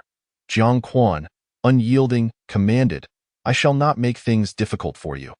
Simply deliver all resources of your sect to the Wugu Commercial Association. Zhang Shenglin, momentarily speechless, trembled with fear. Jiang Quan's voice echoed ominously, I do not wish to repeat myself. All resources must be included. Even those upon your disciples. Should I discover any remaining spirit stones, I shall return personally to claim a life. Zhang Shenglin quickly acquiesced, Yes, Elder, in 3 days, if everything is not prepared by then, I shall come to collect it myself. Jiang Quan's voice resonated, and the assembly nodded fervently. When they dared to look up again, the figure had vanished, leaving behind only an empty seat, as if the entire episode had been a mere dream. Yet the blood staining their garments served as a stark reminder that this was no illusion. The being had indeed visited them. Zhang Shenglin suddenly rose, drenched in sweat. Elders, what shall we do? Must we truly surrender all resources to the Wugu Commercial Association? One individual, having caught their breath, inquired, though their legs still trembled. Zhang Shenglin pointed accusingly, Are you a fool? Is resource more important than our lives? Against such an entity, we have no means of resistance. Gather all disciples of direct lineage and above for a meeting. Bring forth those in closed-door cultivation, and even the deceased. We shall retrieve their remains. Understood, the assembly replied, dispersing to relay the orders. Zhang Shenglin gazed skyward, sighing heavily. He had not anticipated that the Wugu Commercial Association was backed by such a formidable individual. Regretting his earlier provocations, yet, he had never heard of any legends regarding this person associated with the association. Wait, had he overlooked someone? Jinshi's master, the founder of the Wugu Commercial Association. Though investigations indicated that Jianshi's master had passed, it now seemed plausible that this was not the case. Perhaps he had simply ventured into the world. For beings of such caliber, wandering the realms and experiencing the myriad facets of life constituted their cultivation. On that day, the Fei Xian sect faced its darkest hour, as all disciples were summoned by the ancestor and compelled to relinquish their possessions. Naturally, there would be dissent and reluctance among some. For those who protested, Zhang Shanglin did not hesitate to take drastic measures. He preferred to act rather than wait for the elders' return. Consequently, the Fei Xian sect was engulfed in discontent, yet resistance was futile. Refusal meant death. Some attempted to hoard their possessions, but those caught faced dire consequences. Many flocked to Xianzhu Peak to seek explanations, but Zhang Shanglin appeared, delivering a single message. Consider this a loan from our sect. We shall return everything in due time. Should anyone cause further disturbances, they shall be dealt with mercilessly. 3 days later, at Xianing Valley, Wang Pengpeng and Qiu Daoyong returned, bringing with them the restored Dao Tower. Those privy to the truth were aflame with excitement. It was irrefutable proof of the existence of the powerful being Wang Pengpeng had spoken of. If not for their intervention, the Dao Tower could not have been restored. Subsequently, Qiu Daoyong announced Wang Pengpeng as his closed-door disciple, bestowing upon her the title of Saintess of Xianing Valley. The sect erupted in uproar. What is this? Just days ago, I witnessed Wang Pengpeng smashing the Dao Tower. How has she now been elevated to Saintess? Are you still living in the past? The Dao Tower has been restored, and the ancestor personally sought her out for assistance. Who possesses such prowess to repair a supreme Dao artifact? Who knows? But what does that have to do with my cultivation at the 5th level of Qi refinement? Indeed, at this moment, Wang Pengpeng was utterly delighted. After Qiu Daoyong took her as his disciple, her status within the sect soared dramatically. Those cultivating in the foundation establishment, golden core, and nascent soul stages would address her as ancestor. If anyone failed to do so, Qiu Daoyong would swiftly deliver a slap to that individual. This arrangement thrilled Wang Pengpeng, prompting her to wander around the sect daily, relishing the sounds of ancestor, which filled her heart with joy. Qiu Daoyong had no objections. In fact, he was quite pleased, for Wang Pengpeng had become a treasure in his eyes. As long as she was happy and recognized Xianing Valley, he was content. It is worth noting that even without the connection to Jiangquan, Wang Pengpeng possessed at least one artifact of celestial quality, a magical water ladle. Among those most surprised by these developments was Wang Pengpeng's former master, Meng Shiyun, who had not anticipated such an outcome. However, Wang Pengpeng refrained from asking her to call her ancestor, citing her discomfort with the title. They would continue their relationship as sect leader and disciple. In the immortal city of Zhongli, atop Wugu Peak, there existed a rocky platform known as Wugu Peak Ascend, named after the core tenet of the Wugu Commercial Association, the bountiful harvest of the 5 grains. At this moment, Jianshi stood upon it, gazing up at the sky. Suddenly, a person approached, voice trembling with excitement. President, all resources provided by Fei Xian sect have been tallied and entered into the records. Here is the list. As he spoke, he handed over a large stack of parchment, each sheet densely inscribed with various resource quantities. Jianshi replied, "All right, you may leave." Yet the individual hesitated and asked, "President, what exactly is going on? Why is Fei Xian's sect?" Jianshi raised a hand to halt him, stating, "It must be my master who intervened." The person's face turned pale with shock. Could it be the old president? As a long-standing member of the Wugu Commercial Association, he had heard tales of that legendary figure. Jianshi cautioned, "Do not inquire further. Just depart for now. I need to contemplate some matters." Yes, the individual complied and left. Once alone, Jianshi retrieved a golden calligraphy sheet from his robe, inscribed with the words, "There is loss and gain. Master, was it truly you who acted? I miss you." Tears shimmered in Jianshi's eyes as he whispered softly. Years ago, his family business had been seized by his uncle, leading to his expulsion from home. During his wanderings, he encountered his master, who was then selling miscellaneous goods at a stall. Jianshi vividly recalled how his master had given him a few copper coins, telling him to buy food for himself. Out of gratitude, he began to help his master, and their bond deepened. Those days were arduous. They toiled from dawn until dusk, yet the sweetness of their shared meals and the counting of money brought them joy. His master treated him with great kindness, imparting a wealth of knowledge. In Jianshi's memory, his master was a shrewd businessman. Through their combined efforts, the business flourished, culminating in the establishment of the Wugu Commercial Association. On that momentous day, his master asked if Jinshi wished to become his apprentice. Overjoyed, Jinshi realized that his master had always viewed him as a disciple rather than merely a laborer, explaining why he had unreservedly taught him. Thus, under his master's guidance, the Wugu Commercial Association grew ever larger. However, one day, as his master lay on his deathbed, he entrusted the association to Jinshi and departed from this world. Jinshi mourned deeply for several days, feeling abandoned, as if the only person who cared for him had vanished, leaving him utterly alone. One day, Jinshi unexpectedly heard a familiar name, Wen Pingsheng. This was a name he had heard from his master during the apprenticeship ceremony, a day etched in his memory as the happiest of his life. While he did not believe this Wen Pingsheng was the same as his master's third senior brother, he felt compelled to seek him out. To his astonishment, this Wen Pingsheng was indeed his third senior brother, as he too possessed a golden calligraphy sheet inscribed with, "In books, there are beauties. In books, there are mansions of gold." His third senior brother was a scholar, and upon their meeting, they both felt the air of mystery surrounding their master grow thicker. Later, they sought out Jianshi's fourth senior brother, Zhao Zijiang, who at the time was a master of formations, bearing a golden sheet inscribed with 8 formation diagram. Together, they also found their second senior brother, Hu Bear, and their eldest brother, Yi Fan, the latter being an alchemical master and the former a yin-yang master. Leaving Jinshi astounded. What intrigued Jinshi was the peculiar expression on Yi Fan's face as he looked at the golden sheets. From Jinshi, they learned that their master might not be dead but rather a remarkable figure traversing the world. That day, Jinshi was overwhelmed with excitement, unable to sleep, realizing that his master was indeed alive. He did not care about his master's identity. He only wished for his continued existence, as millennia passed. Jinshi tirelessly sought his master but received no news. Recently, the Wugu Commercial Association faced an unprecedented crisis. This time, Jinshi refrained from notifying his brothers, knowing that confronting such a formidable power would be futile and might endanger them. Although he was aware that his brothers likely concealed their true capabilities, with the eldest brother possibly nearing the tribulation stage, it was still insufficient against the might of Fei Xian sect. In desperation, Jinshi had prepared to relinquish the Wugu Commercial Association, recognizing that it was not solely his endeavor. Many relied on him for sustenance. However, only 3 days later, Fei Xian sect unexpectedly delivered all their resources and specifically requested the Wugu Commercial Association to verify them. Jinshi was left in a state of utter bewilderment upon hearing this news. Eventually, he understood that aside from his master, no one else would offer such assistance. Only his master possessed the capability and concern for him.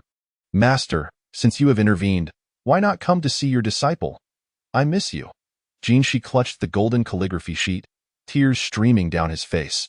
"How old are you now, still crying like a child?" Suddenly, a voice echoed from behind. Jinshi turned sharply to see a man in white, holding a folding fan, resembling his master in his youth. "Master!" Jinshi exclaimed, filled with excitement, and leaped forward, burying himself in Jiang Quan's embrace. Weeping uncontrollably, Jiang Quan gently patted his head. "Enough? How old are you now, still crying?" Yet Jinshi showed no signs of stopping, continuing to cry. After what felt like an eternity, Jinshi finally ceased his tears. As if releasing the burdens of countless years and the yearning for Jiang Quan all at once. Jiang Quan patted his shoulder. "All right, let's share a few drinks together." Jinshi nodded, his eyes still red. Jiang Quan waved his hand, conjuring a set of tables and chairs. Jinshi's eyes widened in astonishment as he looked at Jiang Quan. "Master, this is the table where we used to eat." Back then, they worked tirelessly from dawn till dusk, and the happiest moments were spent dining at that table, followed by counting their earnings. His master would always remind him to tally the money daily, to discern profits from losses, and to reflect on their experiences. If they gained, they would continue their efforts in the same direction. If they lost, they would contemplate improvements. Jiang Quan chuckled and nodded, taking a seat before waving his hand again, producing a jar of wine and 2 cups. "I know you have a taste for this. Give it a try." Jiang Quan grinned. The wine was crafted by Jiang Quan thousands of years ago during his studies in brewing and the art of winemaking. Utilizing ancient divine techniques alongside spiritual fruits and herbs cultivated over millennia, he had produced a vast quantity back then, and now much remained, as he seldom indulged. Jane Shi's two greatest loves in life were wine and women. Seeing Jiang Quan present the wine, he eagerly sat down, opening the jar without hesitation. Jane Shi poured a cup for Jiang Quan and another for himself. He then raised his cup with both hands. Bowing to Jiang Quan, "Master, I toast to you." Jiang Quan smiled, clinking cups with him. Jane Shi drank deeply, his eyes squinting in delight. "After all these years, your wine is still the best." Once seated again, Jane Shi inquired, "Master, where have you been all these years?" Jiang Quan gazed at the sky. "I went to learn relentlessly, with all my might." Jian Shi understood that Jiang Quan spoke the truth and had no reason to deceive him. Thus, he admired Jiang Quan's dedication and yearned for such a life. The master and disciple conversed over drinks, discussing everything from distant lands to the corners of the earth, often reminiscing about amusing anecdotes from their struggles together. Eventually, Jian Shi became somewhat inebriated, his words slurring as he lifted his cup. "Master, what I admire most is that time when Lin Inger lay bare on your bed, and yet you managed to keep your composure. I certainly would not have let her go so easily." After uttering this, Jian Shi collapsed onto the table, thoroughly intoxicated. Jiang Quan affectionately patted his head, conjuring 2 bottles of wine onto the table. With a flick of his fan, he vanished, reappearing in the humble cottage of Qing Xian village. "Master, I sense you are in high spirits tonight," Lao Bai remarked from the side, and Jiang Quan sighed. Accompanying eternal life is an endless solitude. "After tens of thousands of years, if I can still see them, do you think I could be unhappy?" Lao Bai replied. "But you still have me," Jiang Quan responded. "Indeed, I have you, and also shall lie." Time flew swiftly, and a month passed. Today, Kuan's chicks hatched, and Xiao Heizi arrived early to keep watch. El Xiao Xian, Mu Chun, El Ku Xian, Kai Tai Chue, and the magical cow Hey were all present. At that moment, everyone was fixated on the small hen Kuan, who was incubating her eggs, making her particularly uncomfortable. "It's just a bunch of chicks hatching. Is it really that significant?" El Xiao Xian muttered unconsciously. The magical cow Hey shot him a glare, retorting, "Nonsense. You really don't understand, do you? This is the offspring of Kuan Pong and Jin Wu, born with the bloodline of divine beasts, superior to my own. How could we not take this seriously?" Xiao Heizi and Mu Chun understood the truth, but after exchanging glances, they refrained from offering any explanation. Chapter 41. Within 102 gold coins among those present, only Kai Tai Chue, El Ku Xian, and El Xiao Xian were unaware of the truth. El Ku Xian was indifferent. Since everyone was watching, he joined in, even though he didn't understand what was so fascinating. Suddenly, a chirping sound emerged from beneath Kuan, followed by a small head with red fur poking out. "It's out!" Xiao Heizi exclaimed joyfully, and the others also displayed expressions of delight. Soon, with a series of chirps, one chick after another emerged, totaling 29. No more, no less.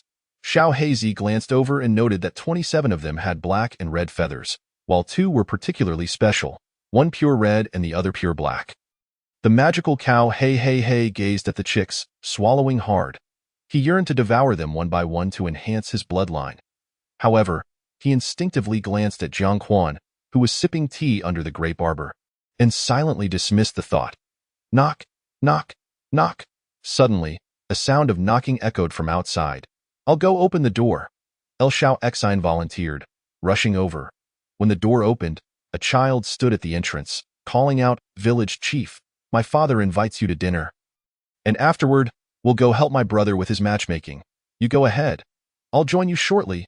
Jiang Quan's voice resonated. "All right," the child replied before running off. "That child has no manners, not even addressing me as uncle." El Xiao Xian complained. Jiang Quan responded, "He's just a little kid. He probably doesn't even know what to call you. It's quite normal." El Xiao Xian felt a bit intimidated by Jiang Quan. So he dared not retort, merely stating, "What the village chief says is true." Afterward, Jiang Quan changed into another outfit and stepped outside. Mu Chen curiously asked, "Master, you will be matchmaking?" El Xiao Xian explained, "It's not about matchmaking, Pris. Usually, when someone seeks a match in the village, they invite someone of status to make the case, as it makes discussions easier." Mu Chen realized, "I see. I thought Master was all-powerful and could even be a matchmaker." The words were spoken without intent, yet they resonated with El Xiao Xian, who thought to himself that the village chief was indeed all-capable. Kai Tai Chue also held this thought in his heart, silently resolving to have his master help find a sister-in-law for his brother to settle down and establish a family. Noticing their serious expressions, Mu Chun paused, wondering if he had struck a chord. The person Jiang Quan was to meet was Su Erban, and this time he was matchmaking for his son Su Chen Chun, while also inviting a woman from the village named Wang Huiping, who was well known as a matchmaker and had arranged many marriages in the village. She certainly could not be left out this time. Su Erban's family had prepared a grand feast. Village chief, we have inquired, and the Yang family's daughter is not only beautiful but also exceptionally diligent, filial, and well-educated, Su Erban said while pouring wine for Jiang Quan. Jiang Quan replied, as long as you are satisfied.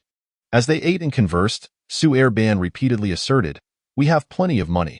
Anything else we can agree upon, as we are not lacking in funds. Su Erban didn't boast. To put it bluntly, it was hard to find a wealthier village than Qingxian village in the entire Jian kingdom. While other villages might not realize this, the people of Qingxian village were not foolish.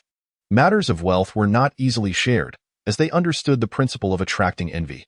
Recently, the village had made a big deal of selling corn, and subsequently, every household was building new homes. This was known to the people from other villages. However, no one would assume that the money for constructing houses came from corn, as everyone had grown corn before. It was not valuable. They merely thought that Qingxian village had made some money through other channels.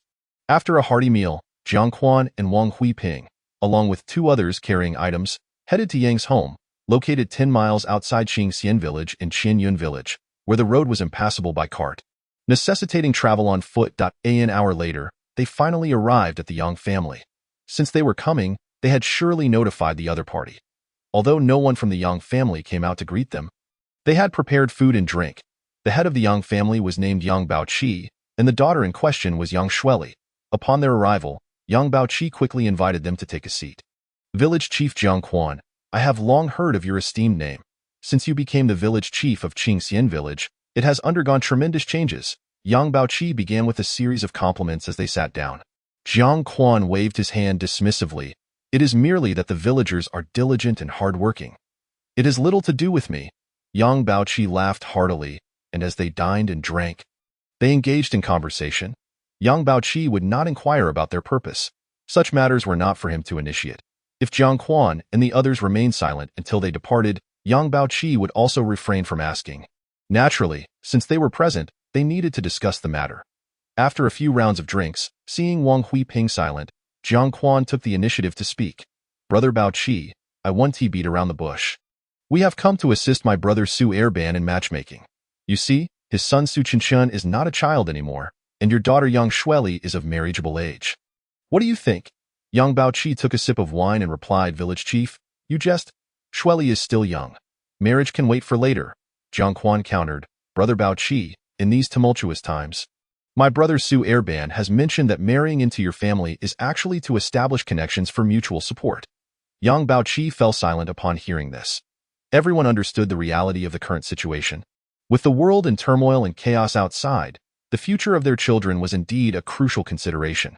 Furthermore, given the significant changes in Qingxian village recently, it was not just about having enough to eat. They had also heard that the village was quite united, truly coming together when there were issues. Should there be a relationship with Yang Shueli, if one day Yang Baoqi encountered difficulties, they would indeed come to help. Village Chief, it's not that I disagree, but this is a matter of marriage, and I need to consider it carefully, Yang Baoqi pondered aloud. This was already a sign of concession, and Jiang Quan felt no need to rush. The two continued to chat about various mundane topics. Soon, Jiang Quan stood up as if to leave, saying, Brother Baoqi, let us leave it at that for now. It's getting late, and we should be heading back. Given that it was their first visit, it was inappropriate to discuss the bride price. It would be too disrespectful. Yang Baoqi immediately stood up. Village Chief, please stay a little longer. Jiang Quan waved his hand. There will be plenty of opportunities in the future. Yang Baoqi escorted Jiang Quan and the others to the door, and just before they departed, he couldn't help but pull Jiang Quan aside to ask quietly, Village Chief, has Su Erban mentioned how much bride price he is offering? In truth, Yang Baoqi was not so concerned about the amount of the bride price. He was more interested in Su Erban's family situation. He had heard that Su Erban had recently built a new house. What if he had borrowed heavily to do so? Wouldn't he that mean marrying off his daughter would just saddle her with debt?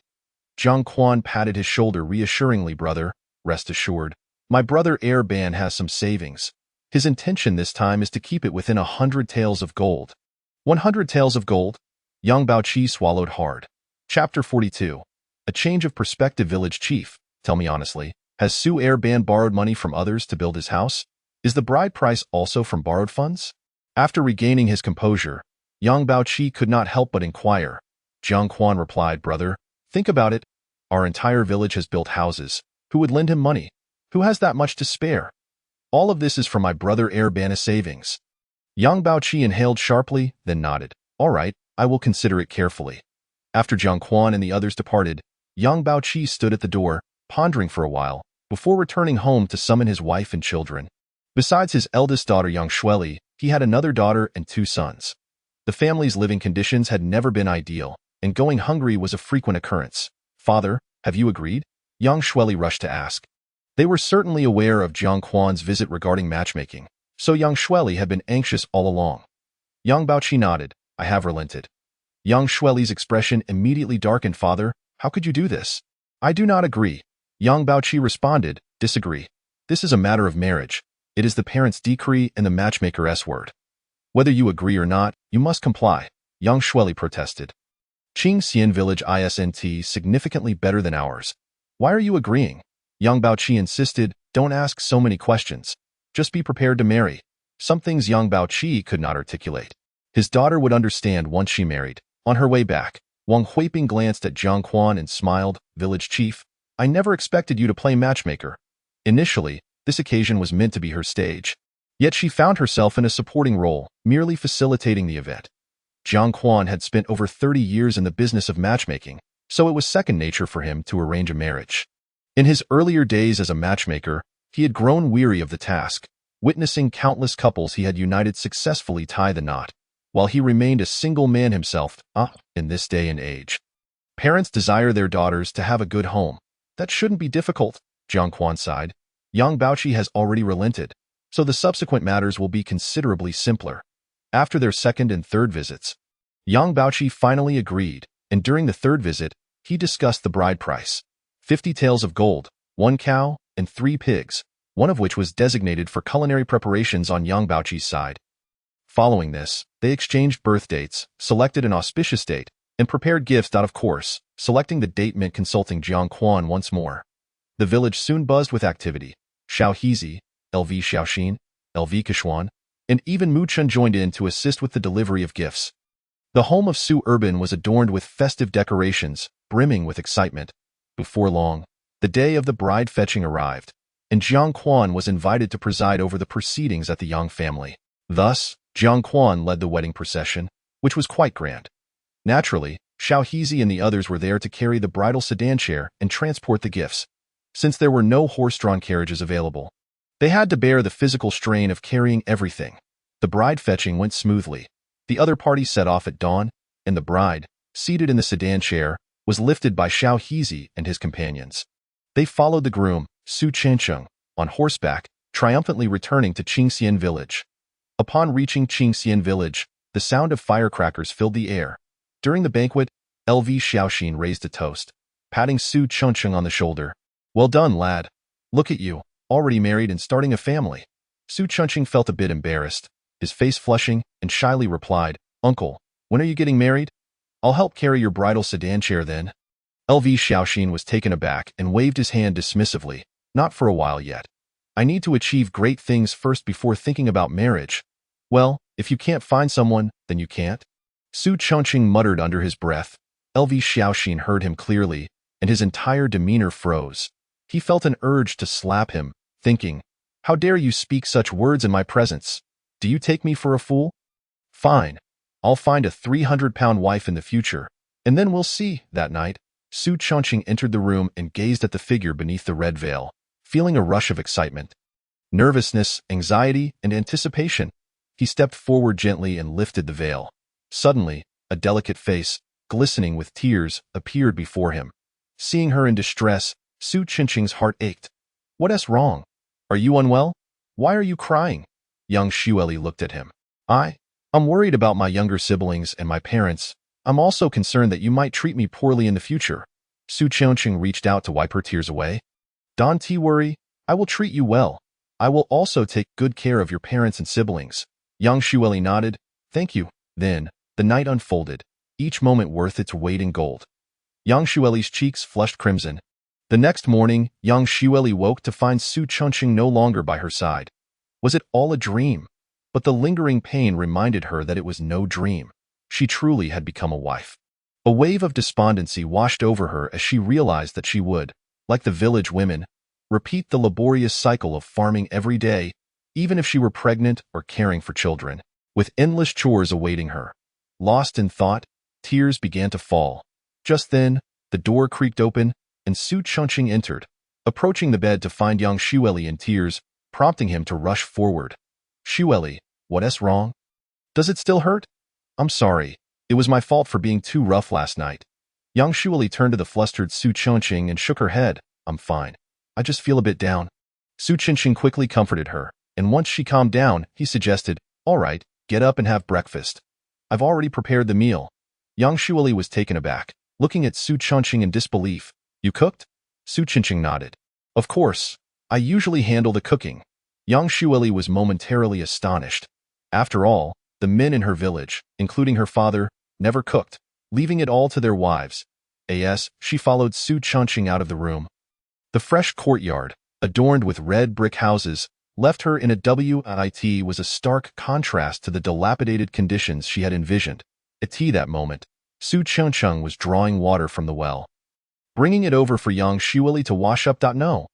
You shouldn't be doing this, she exclaimed, hastily catching the basin. Feeling flustered, Su Chongqing insisted. This is my duty. Hurry and wash up, then eat. Yang Xueli's heart swelled with sweetness. Perhaps she had truly married the right person. As she became more acquainted with Su Chongqing's household, she felt increasingly grateful for the differences. The courtyard was bright and refreshing, filled with lush greenery that brought comfort. Su Chongqing explained that it was modeled after the village chief's courtyard. The well in the yard made water access convenient, unlike her home, where they had to haul water. What delighted Yang Xueli the most was that Su Chongqing not only cooked but did so exceptionally well, often leaving her feeling overly full. Moreover, the household was far from the poverty she had anticipated. Instead, they were quite well off, with ample food and clothing, especially since Su Chongqing took her shopping for clothes daily. In just a few days, Yang Xueli fell in love with her new home, feeling incredibly fortunate to have married well. She was also profoundly grateful to her father, Yang Baoqi, for without him, she would not have ended up here. Chapter 43. The upheaval. 3 days later, Yang Xueli, along with Su Urban, Su's mother, and Su Chongqing, finished their meal. Suddenly, Su's mother brought something to the table. Shaoli, our family isn't wealthy, and we have little to offer you. But please accept these gold bars as your dowry from your parents, Su's mother said somewhat bashfully. Yang Xueli was taken aback, thinking, what do you mean by not having much to give? Gold bars? Curiosity piqued, she instinctively opened the package, only to retract her hand in shock. These were indeed gold bars. Each appeared to weigh at least a pound. Mother, this is too much. I can't accept it. Yang Xueli quickly waved her hands. Su's mother pushed the gold bars closer to her. Shaoli, please take them. We hope you and Xiaoqing will live well together and not argue over trivial matters in the future. Just accept what your mother gives you. Our family may not be the richest in the village, but a few gold bars aren't a big deal. Su Chongqing chimed in. Yang Xueli placed her hands on the gold bars. Then I shall accept them, rest assured. I will take good care of them and bring them out when you need them. Good, good. Shaoli is a sensible person. Our Xiaoqing found a good wife. Su's mother exclaimed joyfully, repeating good 3 times. Tears of gratitude streamed down Yang Xueli's face. The next day, upon seeing her cry, Su Chongqing rushed to her side, asking, Shaoli, what's wrong? Why are you suddenly crying? Yang Xueli wiped her tears and suddenly broke into a smile. I feel so happy. I've married into a wonderful family. Su's mother held Yang Xueli's hand, smiling along with her. The following morning, Su Chongqing took Yang Xueli to the county town to purchase a plethora of items. Then to Qinyun village, her home, to return the formalities. Due to the abundance of goods, including large pieces of solid wood furniture, Su Chongqing hired several people to assist with the delivery. Yang Baoqi, witnessing the bustling activity and the multitude of items, was left dumbfounded. Xiaoqing, it's enough just to come. There's no need to buy so many things. You just got married. You need money for daily living, he whispered to Su Chongqing, pulling him aside. Su Chongqing waved his hand dismissively. Father, it's fine. These things won't cost much. You rascal, Yang Baoqi sighed, contemplating the situation. Just after finishing their meal, Yang Baoqi brought over a well-wrapped package, which, upon unwrapping, revealed the 50 taels of gold bars from Su's family as the bride price. Yang Shuili looked puzzled. Father, what is this? Yang Baoqi sighed. You young folks have no idea how to spend money.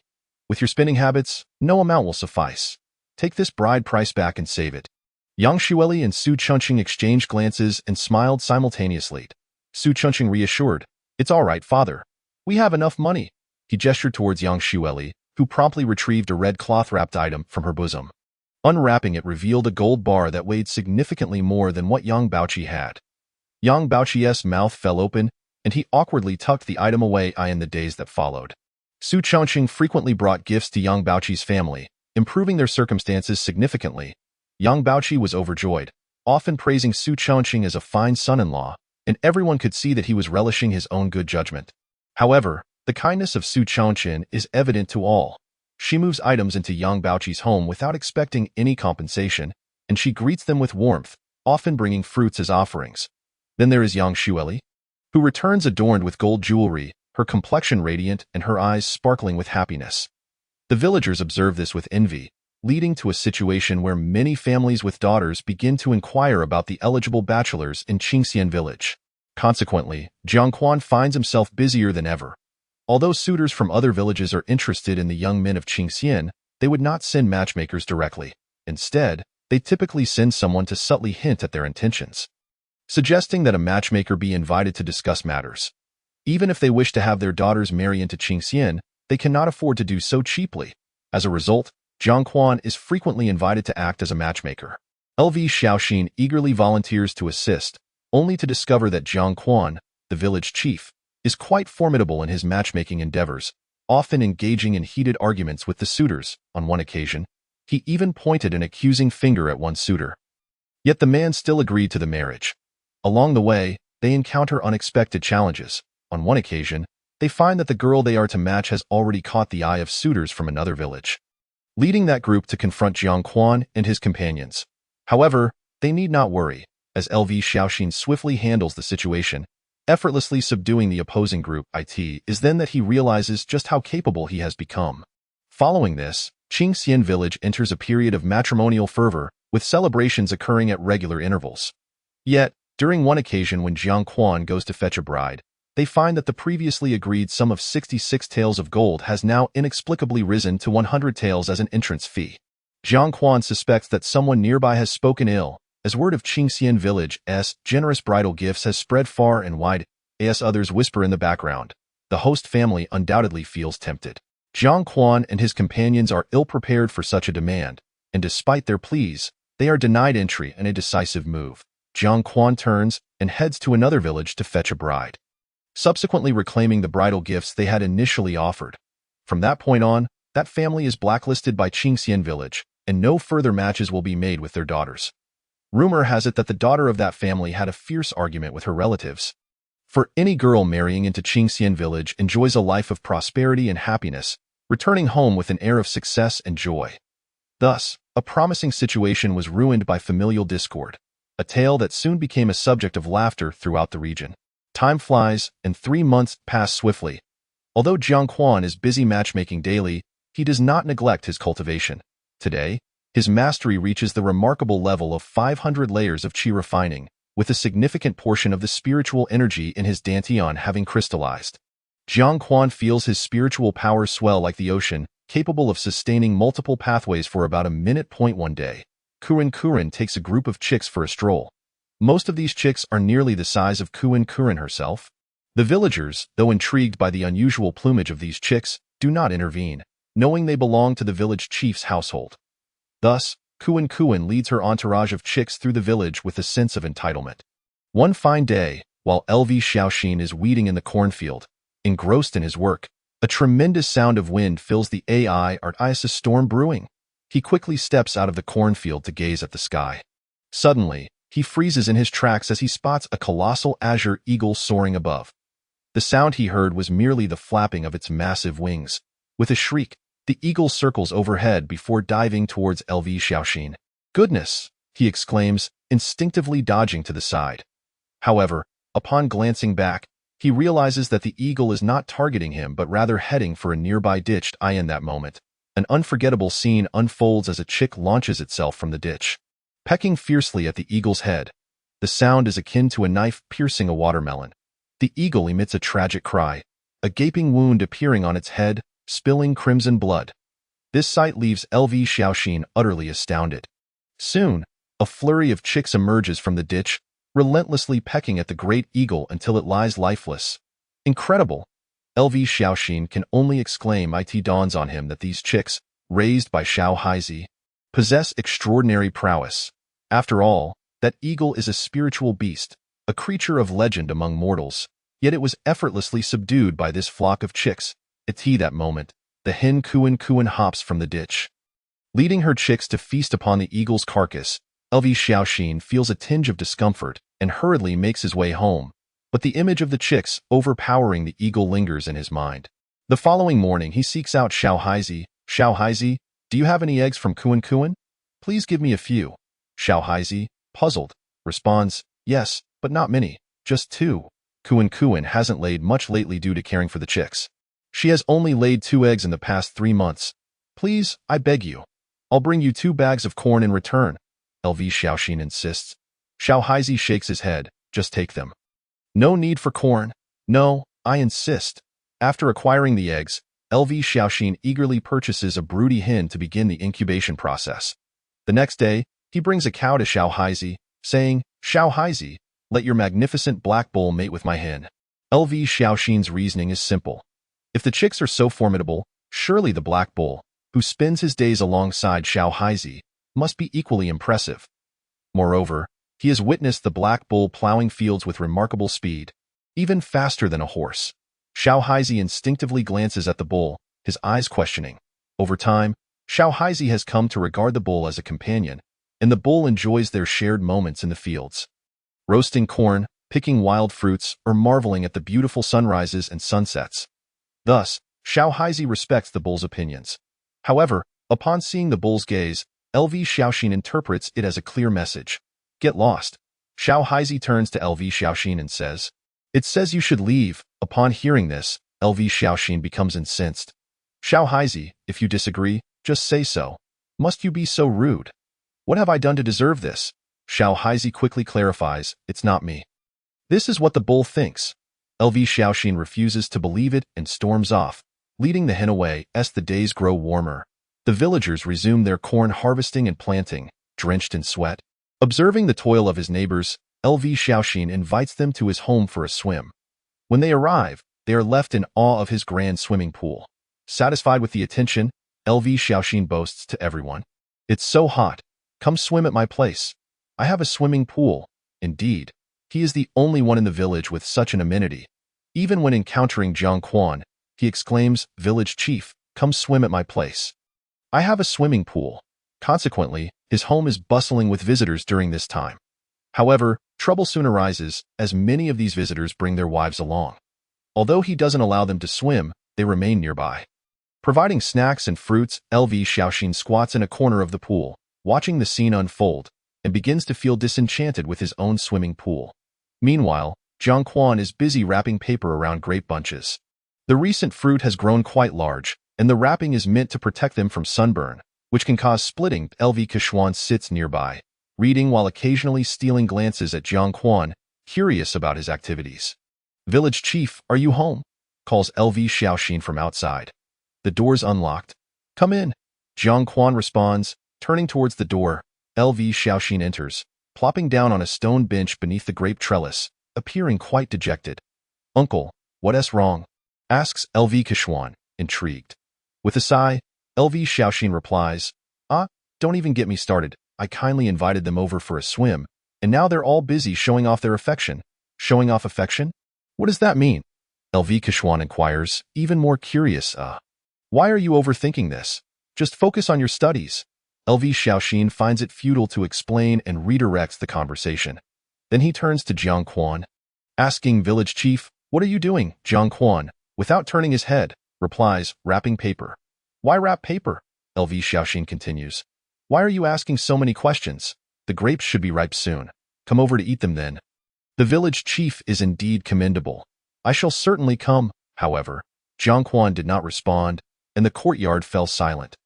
Luxiaxin, seated on a stone bench, felt a touch of awkwardness and finally could not contain himself. "Village chief, you can read feng shui, so you must be able to predict fortunes as well?" Without turning his head, Jiang Quan replied, "I know a bit."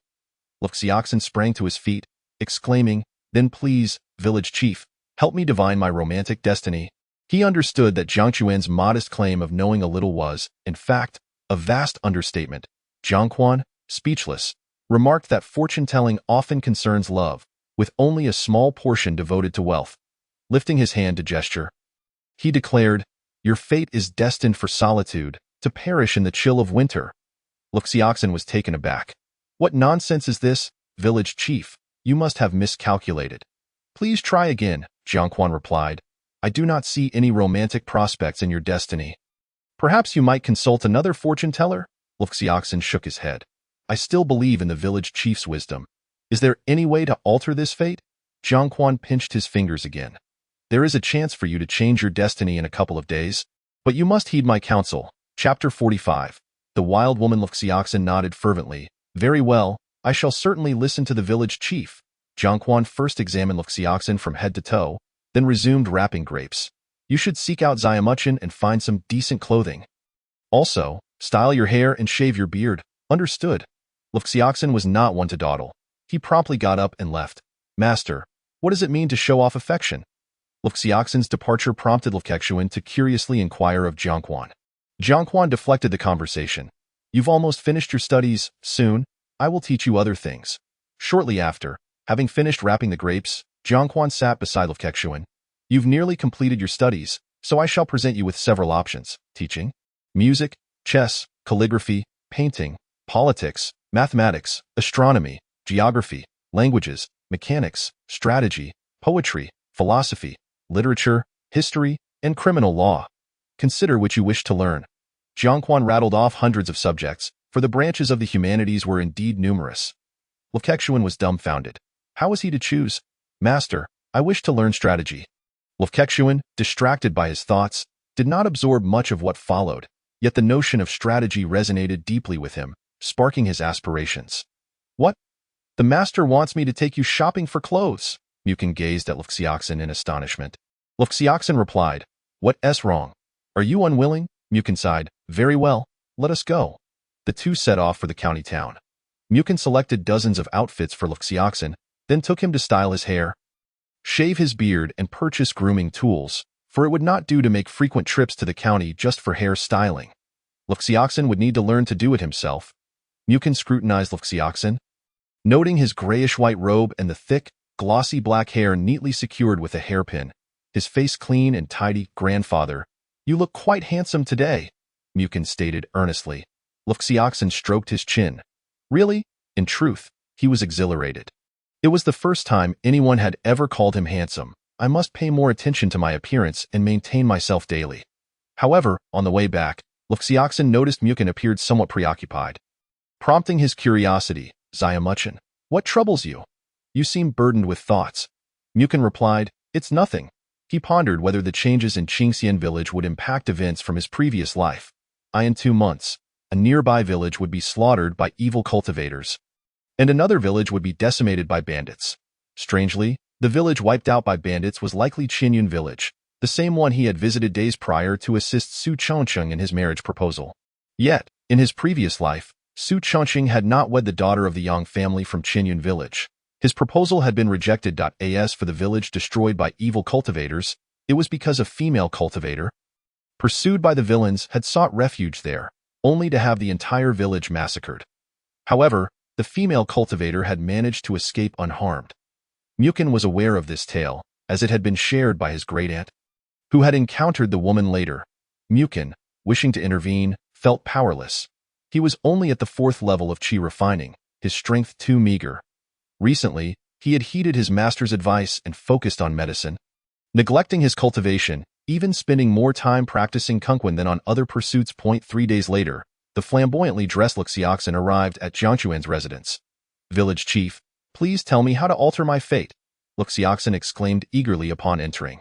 After spending time together, he understood Jiang Quan well. If it were not of significant importance, Jiang Quan would never initiate inquiries.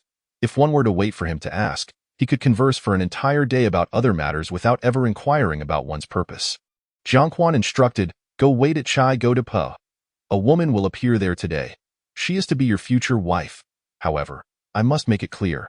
Do not rush. I have tied the red thread of fate that binds you two into a firm knot.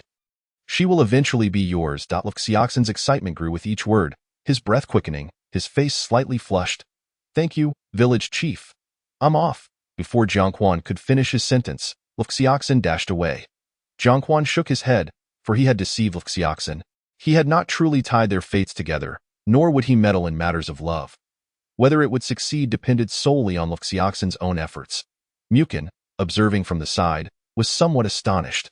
So this was the reason the master had sent him to accompany his grandfather to purchase clothes.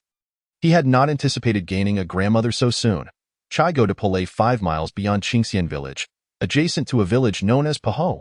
Upon Luxiaxin's arrival, nothing transpired. He did not encounter any woman. Consequently, he spent the entire day waiting. Surely the village chief would not deceive me. Luxiaxin sat atop a large stone, drenched in sweat from the heat. Yet he stubbornly refused to believe Jiang Quan would lie to him. So he remained resolute in his wait. As dusk began to settle, a sudden streak of light streaked across the sky, followed by a crash as it descended onto the hillside. Luxiaxin leapt to his feet and hurried towards the site of the fallen light. Upon arrival, he beheld a pile of shattered stones, beneath which lay a magnificently adorned woman. Her beauty was otherworldly, breathtaking in a manner that was unmistakable. The various ornaments she wore indicated she hailed from an affluent family. Exuding elegance both outwardly and inwardly, at this realization, Luxiaxin felt a pang of regret. How could he have doubted that someone descending from the heavens could be anything but extraordinary? The village chief, indeed, was no deceiver. There truly was a wild woman here. Mindful of Jiang Chuan's instructions, Luxiaxin did not take advantage of the situation. Carefully, he lifted the woman onto his back and made his way home, being particularly cautious as she was to be his future bride. Upon returning home, Luxiaxin laid the woman in the guest room and went to fetch water to wash her face. Unconsciously, he found himself stealing glances at her stunning countenance. The more he looked, the faster his heart raced. The next morning, the woman stirred awake, murmuring, "Where am I?" She raised her hand to her forehead, surveying the unfamiliar surroundings, feeling a throbbing pain in her head. The door creaked open, allowing sunlight to spill into the room, revealing a young man dressed in grayish-white attire. His hair was neatly arranged, and his clean-cut face bore striking features. He entered, holding a bowl, appearing somewhat charming. "Who are you?" The woman's voice was frail and weak. My name is Luxiaxin. I found you unconscious on the mountain while farming yesterday, so I brought you back." As he approached her, Luxiaxin explained, "Farming?" The woman was puzzled. Luxiaxin hardly resembled a farmer, but rather an elegant scholar. Chapter 46. Unhurried and steady indeed. "I am a genuine farmer," Luxiaxin replied as he helped her sit up. He felt there was no need to hide anything, for Jiang Quan had already intertwined their fates. They would inevitably come together, and he had no fear of Niechin looking down upon him. By the way, what is your name, and how did you come to be unconscious on the mountain? Luxiaxin inquired further. My name is Niechin. I fled with my family from a disaster, but we encountered bandits along the way. My family was all killed, and I escaped alone, ultimately fainting from hunger here. Thank you for saving me." As she spoke, tears streamed down Niechin's cheeks, appearing pitifully vulnerable. Luxiaxin, listening, wore a peculiar expression. Had he not witnessed her descend from the sky? He might have believed her tale. However, he chose not to expose her, waiting for her to reveal the truth when she was ready. "Then you shall stay here with me for now. My home is quite spacious," Luxiaxin offered, handing her the bowl of porridge he had prepared that morning. This corn porridge was something he had learned to make from Jiang Quan the previous night. Luxiaxin had put considerable effort into caring for this wild woman he had rescued. "Thank you," Niechin softly expressed, accepting the bowl without hesitation and taking a sip. Instantly, her eyes narrowed with delight. This is delicious. What is this made from? Moreover, Nietchine sensed a pure spiritual energy coursing through her body before entering her depleted dantian. The dantian, akin to a parched land receiving a refreshing rain, sprang back to life, invigorating her spirit significantly. Liu Xiaoxin, patting his head, secretly mused about the village chief's teachings, feeling as though he had effortlessly captured the goddess's heart. This is made from corn. Nietchine, puzzled, inquired, Corn? Where did this come from? This corn is quite special. Feeling a bit embarrassed by the question, Liu Xiaoxin replied, I grew it. He grew it. Nietchine was astonished to discover that he possessed such a skill. This was clearly corn imbued with spiritual energy, akin to treasures from heaven and earth. Only cultivators of a particularly high caliber could grow such crops, and it suggested that Liu Xiaoxin might be an exceptionally skilled spiritual planter. Suddenly, he appeared enigmatic in Nietchine's eyes. After she finished the corn porridge, her spirits lifted considerably. Liu Xiaoxin then led her out of the room and into the courtyard, where the spiritual energy was remarkably dense, far surpassing that of any paradise. Having not fully appreciated it inside, she was taken aback by the overwhelming aura.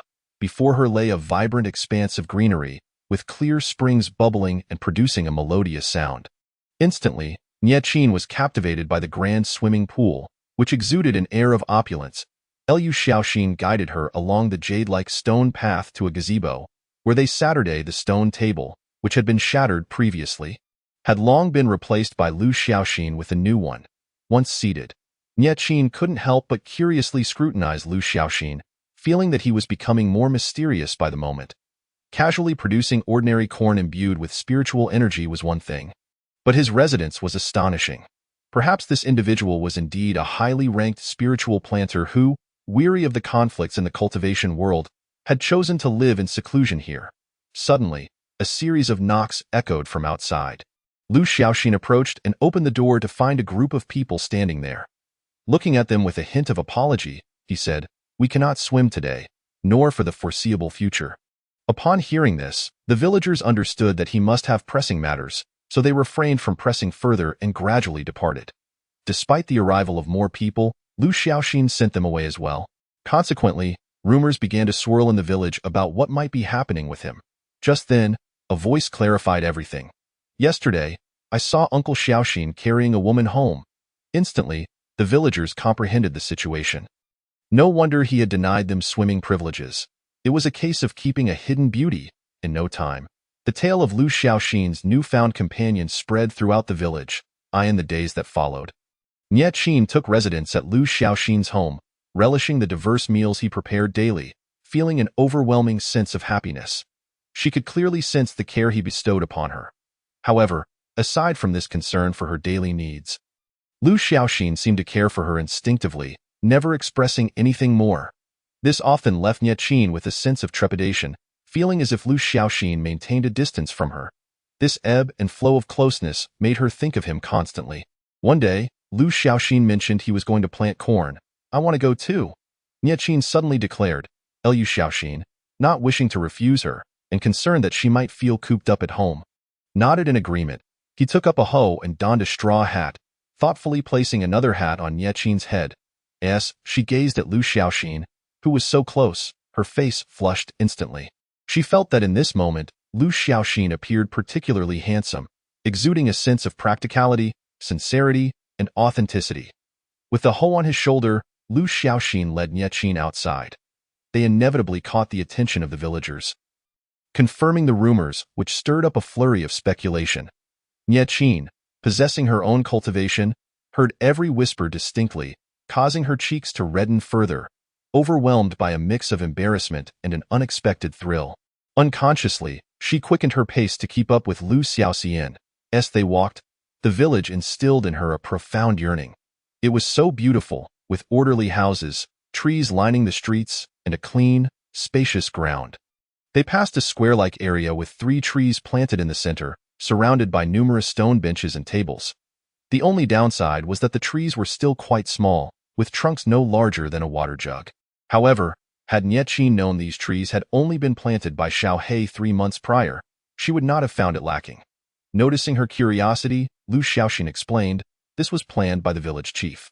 It's our Qingxian village's activity center, a place for leisure when there's nothing to do. It was still summer, and even in the morning, the area was bustling with people. Nietqin remarked, your village chief must be quite remarkable.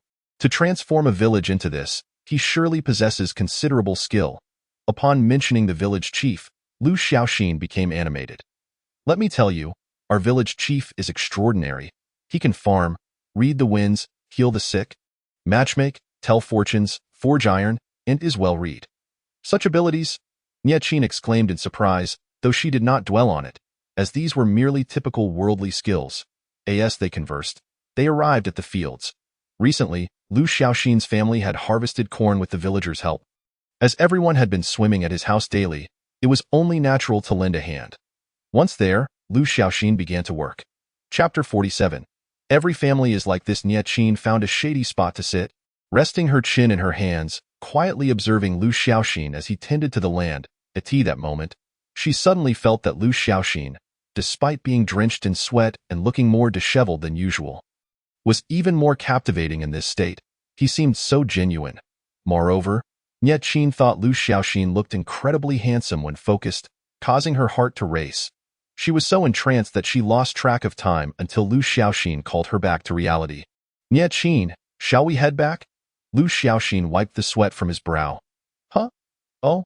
Nietqin quickly stood up, but then froze in place. Upon further contemplation, she realized her state of mind had inexplicably improved, an astonishing occurrence. It was known that Nietqin had reached the peak of the Yuan Ying stage over 60 years ago, and now she needed to elevate her state of mind to advance to the Huashan stage. Yet, improving one's state of mind was no easy feat. Previously, she had attempted to refine her state through worldly experiences, but to no avail. However, today, just from watching Lu Xiaoxin work the fields for a while, her state of mind had actually improved. She felt that if she could witness this a few more times, she might just break through to the Huashan stage. As dusk approached, they walked home together. Lu Xiaoxin, the sunset is beautiful, Nietqin remarked sincerely, gazing at the fiery sky. Lu Xiaoxin replied, in my eyes, it pales in comparison to your beauty.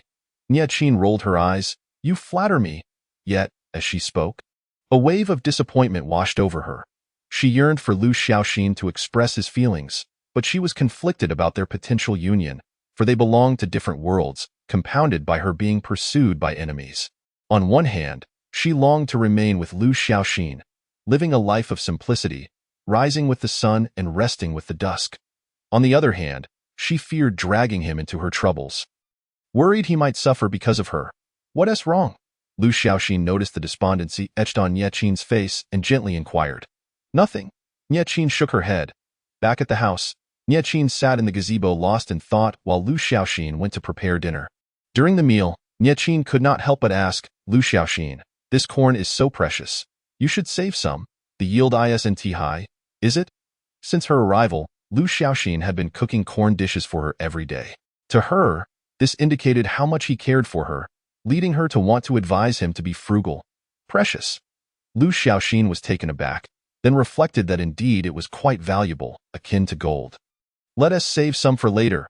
After seeing you plant corn today, I now understand how hard you work.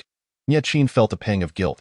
Lu Xiaoxin generously responded, don't worry, eat as much as you like. You want make me poor. Even if it runs out, I'll ensure you never go hungry. Hearing this warmed Nietqin's heart. After dinner, Lu Xiaoxin took Nietqin to the granary, which the village chief had specially designed for each household to store grain. It not only kept out rodents but also prevented dampness and included drying features. Why have you brought me here? Nietqin asked, eyeing the dusty door with curiosity. Lu Xiaoxin's house was quite spacious, with many rooms. Although Nietqin had been there for several days, she had yet to explore. As Lu Xiaoxin pushed the door open, a wave of the sweet aroma of corn enveloped them. Peering inside, Nietqin was nearly speechless. This is an astonishing amount. The room was filled to the brim with corn cobs, neatly stacked and pleasing to the eye. Lu Xiaoxin, with a generous demeanor, declared, help yourself. I've already prepared to sell some. Su Linlin has yet to return, and it remains uncertain whether she will. Lu Xiaoxin pondered that if she continued to stay away, he would have no choice but to sell some of the corn to the Grain Merchants Association. as the abundance had exceeded the capacity of the granary. Nie Qin was utterly astonished. This corn, even in the realm of cultivation, represented an extraordinary wealth, yet it lay haphazardly piled here. Liu Xiaoxin shrugged. So? Feel free to eat. Once it's gone, I'll plant more. Nie Qin glanced at Liu Xiaoxin. Aren't you afraid I might snatch it from you? Such a precious commodity would surely incite other cultivators to seize it. Liu Xiaoxin replied nonchalantly, What's mine will eventually be yours. There's no need for theft. Upon hearing this, Nie Qin's face flushed crimson. Reaching down to her neck, Humph, you're quite the chatterbox with that. Nie Qin dashed away. What Liu Xiaoxin failed to notice was the radiant happiness that adorned Nie Qin's flushed cheeks, her smile stretching almost to her ears. In the following days, Nie Qin accompanied Liu Xiaoxin to work in the fields. Growing increasingly fond of this lifestyle. Previously, her existence revolved solely around cultivation, but now she realized the myriad beauties life had to offer, and that being with someone brought an unparalleled sense of security. At times, Nie Qin mused on the prospect of forsaking her cultivation to remain here and live out her days in bliss. Wait, why should I abandon my cultivation? I can still cultivate here. With all this corn, it is akin to spirit stones. Furthermore, the spiritual energy in this village is so rich that even without the corn, cultivation would pose no issue. One day, on his way back, Liu Xiaoxin encountered Su Erju. Upon seeing Nie Qin beside Liu Xiaoxin, Su Erju genuinely felt happy for him. Xiaoxin, come, let us take your sister-in-law to my home for a meal, Su Erju exclaimed, pulling Liu Xiaoxin along. Liu Xiaoxin hurriedly declined. No, we'll eat at home. This sort of invitation had become frequent in recent days, and Nie Qin had grown accustomed to it. It was during this time that she deeply appreciated Liu Xiaoxin's standing within the village. Whenever they met, he was invariably invited for drinks and food, and the villagers were particularly warm-hearted. However, Liu Xiaoxin always turned down the offers, concerned that Nie Qin might feel out of place. Yet, Su Erju was resolute this time, insisting on taking them to his home for a meal. Eventually, Liu Xiaoxin capitulated and brought Nie Qin along to Su Erju's house. A lavish spread of wine and dishes awaited them. Nie Qin was astonished to find that this family also consumed corn. Suddenly, it dawned on her. Was it the case that every household in this village shared the same dietary staple? In that instant, Nie Qin recalled the details of the entire Qingxian village. Initially, she believed this place to be a hidden paradise, untouched by cultivators, or perhaps the original inhabitants had departed, as she had not heard any rumors of immortals residing here. She had assumed Liu Xiaoxin was a remarkable spirit planter capable of cultivating such corn, and that only his family consumed it. Now she realized that was not the case. If the entire village cultivated such corn, then it was a different story. This corn could not be grown by ordinary people. No matter how rich the spiritual energy, it could only emerge naturally and could not be cultivated unless one possessed special knowledge and techniques. With this thought, Nie Qin could not help but glance at Liu Xiaoxin. Could it be that he had taught the villagers? That would be truly remarkable. Chapter 48. Gigi Bao and Hero. A month later, the batch of chicks that Kuan had brought along had grown swiftly, reaching a size comparable to that of a fully grown local dog. During this time, as Kuan frequently paraded them around the village, the villagers became agitated upon seeing such large chickens. Consequently, they flocked to Xiao Haizi's home, clamoring for eggs. However, Kuan had only just begun to lay eggs, resulting in a limited supply, and Xiao Haizi could only promise the villagers that they would receive some once more became available. Today, 2 eggs that Liu Xiaoxin had been anticipating hatched. Unfortunately, the hen that had been incubating the eggs passed away just as the 2 chicks broke free from their shells. Liu Xiaoxin and Nie Qin mournfully consumed 2 large bowls of food. With the hen gone, the responsibility of caring for the chicks fell to Liu Xiaoxin, but thankfully, there were only 2. Aware of the chick's uniqueness, Liu Xiaoxin took special care, often placing one on each shoulder. Nie Qin giggled, covering her mouth, enchanted by the sight of Liu Xiaoxin diligently feeding the chicks. A man with such a caring nature was undeniably irresistible. What puzzled Liu Xiaoxin was that his chicks appeared somewhat different from Xiao Haizi's. One was a dull gray, while the other boasted a black and white pattern resembling a Tai Chi symbol. Concerned for the well-being of the 2 little creatures, Liu Xiaoxin brought them to Jiang Quan. Village chief, do you think these 2 chicks are unwell? They look different from Xiao Haizi's brood, Liu Xiaoxin inquired directly upon entering. Jiang Quan scrutinized the two chicks and was slightly taken aback. These two are of greater potential than Xiao Haizi's. Lu Xiaoxin was momentarily stunned before exclaiming in delight, "Really, village chief?" Jiang Quan nodded affirmatively. "Of course." Ha ha ha. With the confirmation, Lu Xiaoxin burst into laughter. Ever since Xiao Haizi had apprenticed himself to Jiang Quan, he had consistently overshadowed Lu Xiaoxin, who had never wielded the authority of an elder. This time, he could finally reclaim some dignity, even though he had obtained the eggs from Xiao Haizi. Lu Xiaoxin then had a thought and said, "Village chief, could you help me name them?" "All right," Jiang Quan pondered for a moment before saying, "The gray one shall be named Jiji Bao, and the black and white one will be called Hero." Lu Xiaoxin softly repeated the names, "Jiji Bao, Hero, Jiji Bao, Hero." "Such unique names," Jiang Quan replied. "As long as you are satisfied." Afterward, Lu Xiaoxin departed, eager to spend time with Nie Qin, as his thoughts had been consumed by her in recent days. Before leaving, Jiang Quan instructed, "In 3 days, bring your wife over for grapes." Lu Xiaoxin turned back, "Village chief, we aren't officially together yet. She isn't my wife." Jiang Quan waved his hand dismissively. "That's just a matter of time." Once again receiving Jiang Quan's endorsement regarding his relationship with Nie Qin, Lu Xiaoxin felt a surge of joy. Just as he stepped outside, he encountered Xiao Haizi, who was accompanied by the large black bull. Noticing the chicks perched on Lu Xiaoxin's shoulders, he instinctively raised his head a bit higher. "Xiaoxin, are we going to Uncle's house for dinner tonight?" Lu Xiaoxin asked, adopting an elder's demeanor toward Xiao Haizi. Xiao Haizi shook his head. "No need, Uncle Xiaoxin. I wouldn't want to interrupt your time with Aunt Xin. You're quite the considerate one." Lu Xiaoxin nodded in approval before continuing on his way. Xiao Haizi watched as Lu Xiaoxin walked away. Feeling puzzled by the newfound confidence he exhibited today, in contrast to Xiao Haizi, Nyo Haihei was fixated on the two chicks on Lu Xiaoxin's shoulders, unable to tear his gaze away. "Is that the aura of the chaos and yin-yang pathways? If I were to consume them, could I break through to divinity and gain mastery over the pathways of yin-yang and chaos?" However, after some contemplation, Haihei shook his head.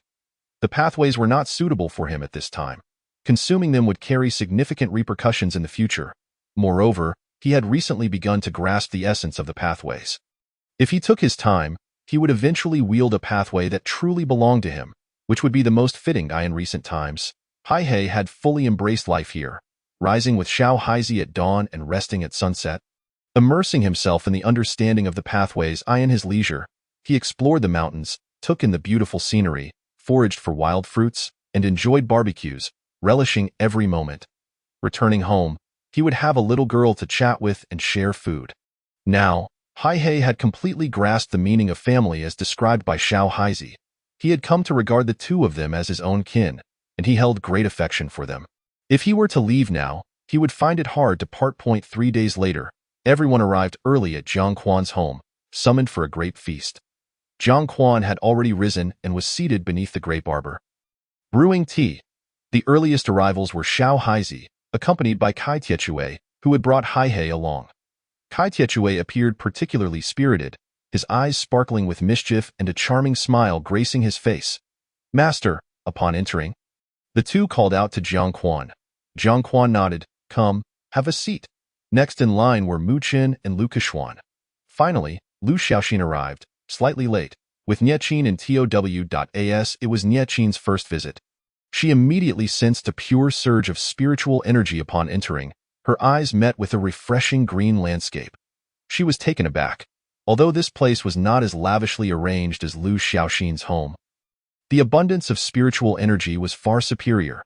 Additionally, Nie Qin vaguely sensed an imposing aura in that moment. She understood. The transformation of the entire village stemmed from the owner of this courtyard.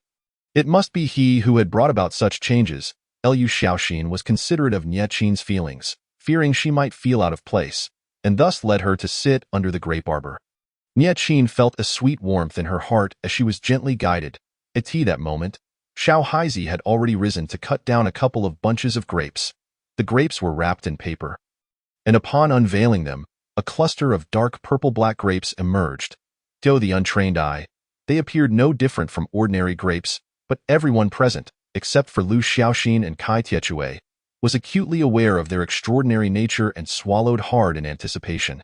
"Everyone, please enjoy." Jiang Quan raised his hand, signaling that the crowd could no longer contain their excitement and began to indulge themselves. As soon as the delicacies touched their lips, their eyes narrowed in delight. The taste was exquisite, imbued with a refreshing sweetness complemented by an exceptionally rich fragrance. The most astonished among them was Niechin, who discovered that these grapes had the astonishing ability to extend one's lifespan, while simultaneously enhancing her mental state, physical form, spiritual roots, and aura, among other attributes. What kind of grapes were these? Although Mu Chun had prepared himself for this revelation, he was still taken aback. These grapes transcended the realm of ordinary spiritual fruits. Perhaps only the legendary immortal fruits could be compared to them. Everyone was ravenous. Even the demon bull, hey, joined in the feast. The more he consumed, the brighter his eyes became. These must be divine fruits. Given the remarkable enhancement they provided him, after they finished eating, Xiao Haizi went to gather more. To everyone's surprise, El Xiaoxin calmly began to peel grapes for Niechin, who blushed deeply while eating, feeling both nervous and sweetly exhilarated. Jiangquan, having eaten relatively little, occasionally tossed some grapes to the eagerly waiting Kuan and a gaggle of chicks, as well as to Wu Outyin. After a morning of feasting, everyone had developed slight bulges in their bellies.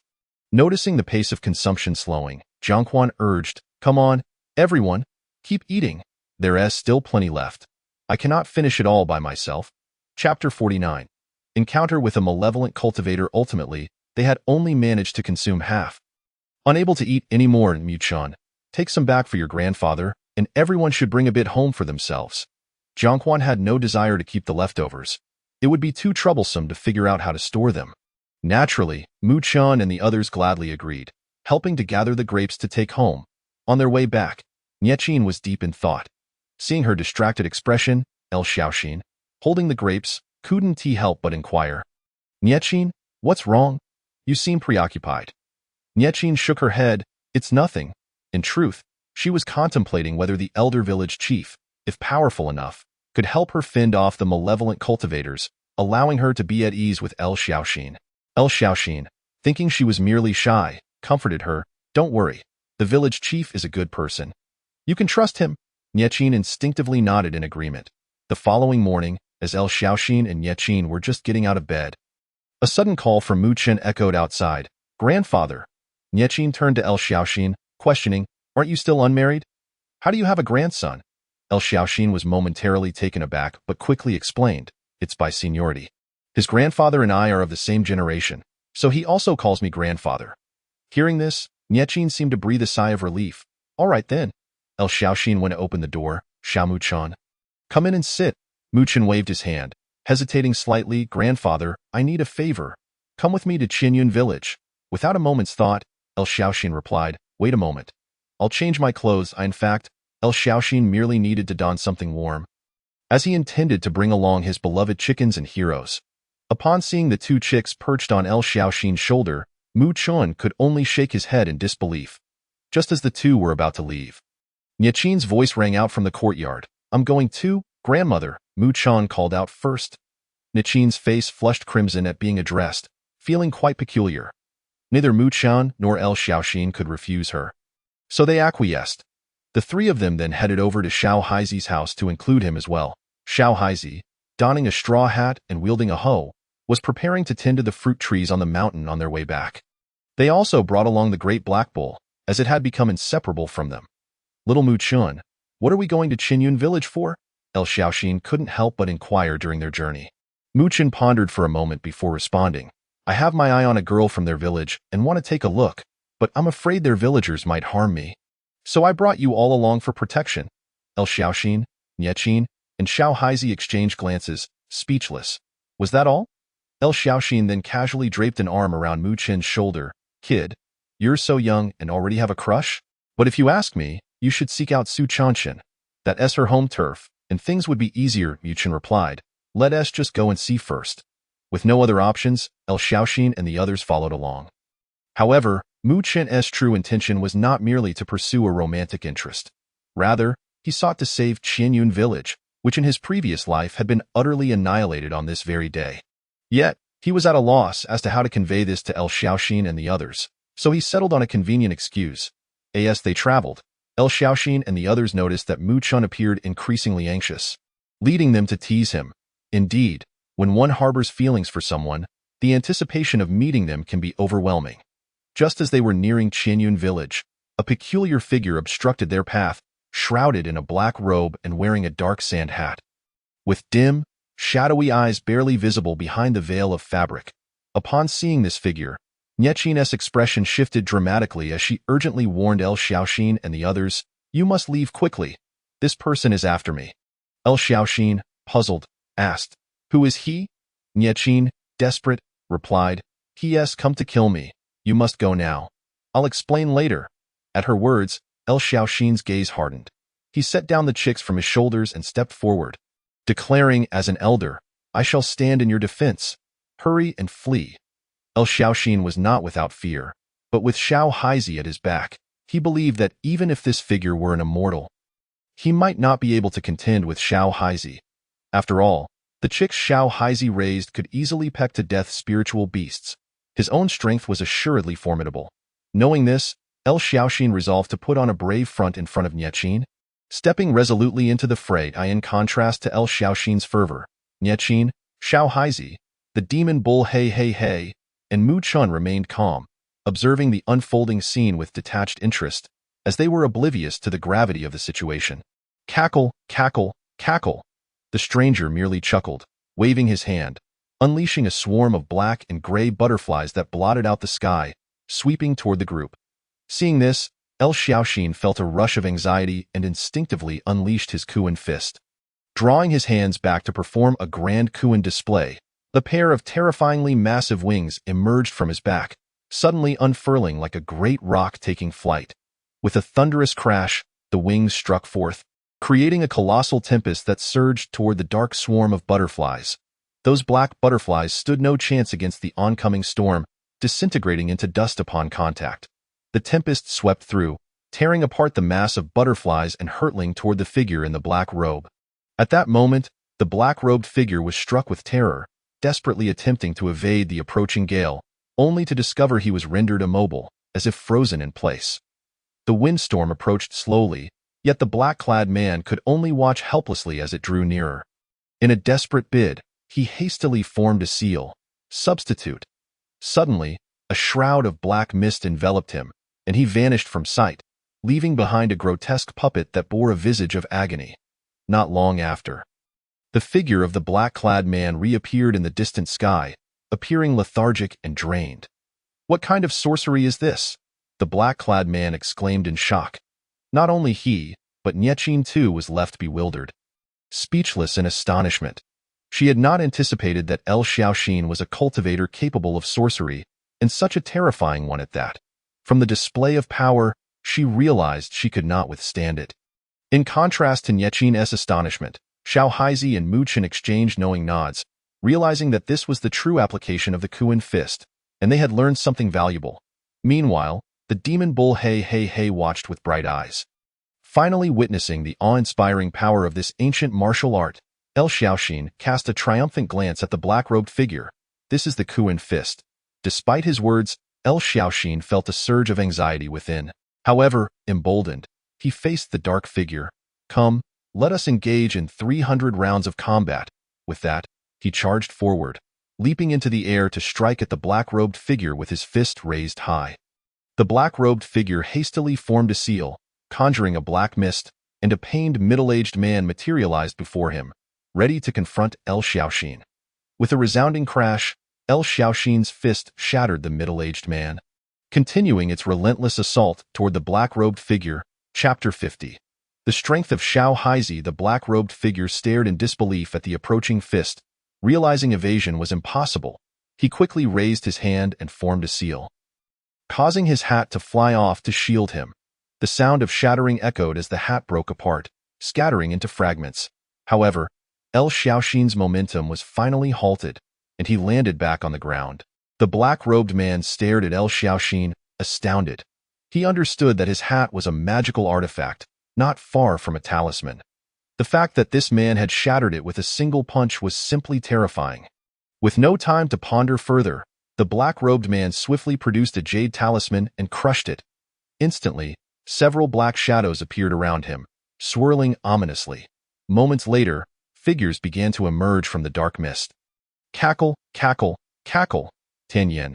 I never imagined you would be unable to eliminate a mere Yuan-ing stage cultivator and need to summon us for assistance. One woman's sinister voice echoed, causing the black-robed man's expression to darken. El Xiaoxin, witnessing this scene, felt exasperated. If you can't defeat him, don't call for help. It's quite shameless. Soon, a group of individuals clad in black robes appeared in the sky, each adorned with a dark veil hat. Among them, one who seemed to be the leader soared forward. Sister, you cannot escape. Hand over the spatial shuttle at once, and I may consider sparing your life. Nietqin gritted her teeth as she regarded him, her eyes reddening. This man was Huang Gaoxian, once Nietqin's junior disciple, who had succumbed to jealousy after their master bestowed upon Nietqin the position of sect leader and the coveted spatial shuttle. Subsequently, he allied himself with the evil sect, betraying the I Ching sect and orchestrating its destruction. How could Nietqin not harbor hatred? Consumed by rage, Nietqin declared, I will kill you. With that, she propelled herself into the air, charging at Huang Gaoxian, who was clad in black. Huang Gaoxian cackled, Hee, sister, you are no match for me now. As he spoke, Huang Gaoxian formed hand seals, and a colossal, grotesque figure emerged behind him, exuding a repulsive aura that was nauseatingly foul. Huang Gaoxian pointed at Nietqin, and the terrifying apparition advanced, intent on trampling her. Upon witnessing this, Nietqin's expression turned pale, and she hastily retrieved a long sword from her storage ring, raising it to defend herself. With a thunderous sound, the long sword was shattered beneath the foot of the monstrous figure, causing Nietqin to spit out a mouthful of blood as she was propelled sideways by the force. He, sister, this is a decaying war body forged from the flesh and blood of all the I Ching sect members. How does it taste? With a crash, Nietqin lost her footing and crashed to the ground. The despair in Huang Gaoxian's words rendered her eyes vacant, tears streaming down her face. Seeing this, LV Xiaoxin's eyes reddened, and she was overtaken by madness. She suddenly unleashed her Kuan fist, and a gigantic Kuanping silhouette manifested behind her. Immediately, she charged at Huang Gaoxian with the might of a great rock, the wings of the Kuanping flapping behind her. The two clashed in midair, their fists and bodies colliding with relentless ferocity, each impact echoing with a resounding boom. Meanwhile, two fearsome figures engaged in combat, careening through the sky. A nearby evil cultivator, witnessing the unfolding chaos, attempted to launch a surprise attack, only to be intercepted by a hoe that blocked his path. The assailant turned to see a youth donning a straw hat, his skin dark as night, riding upon a massive black bull that bore him aloft.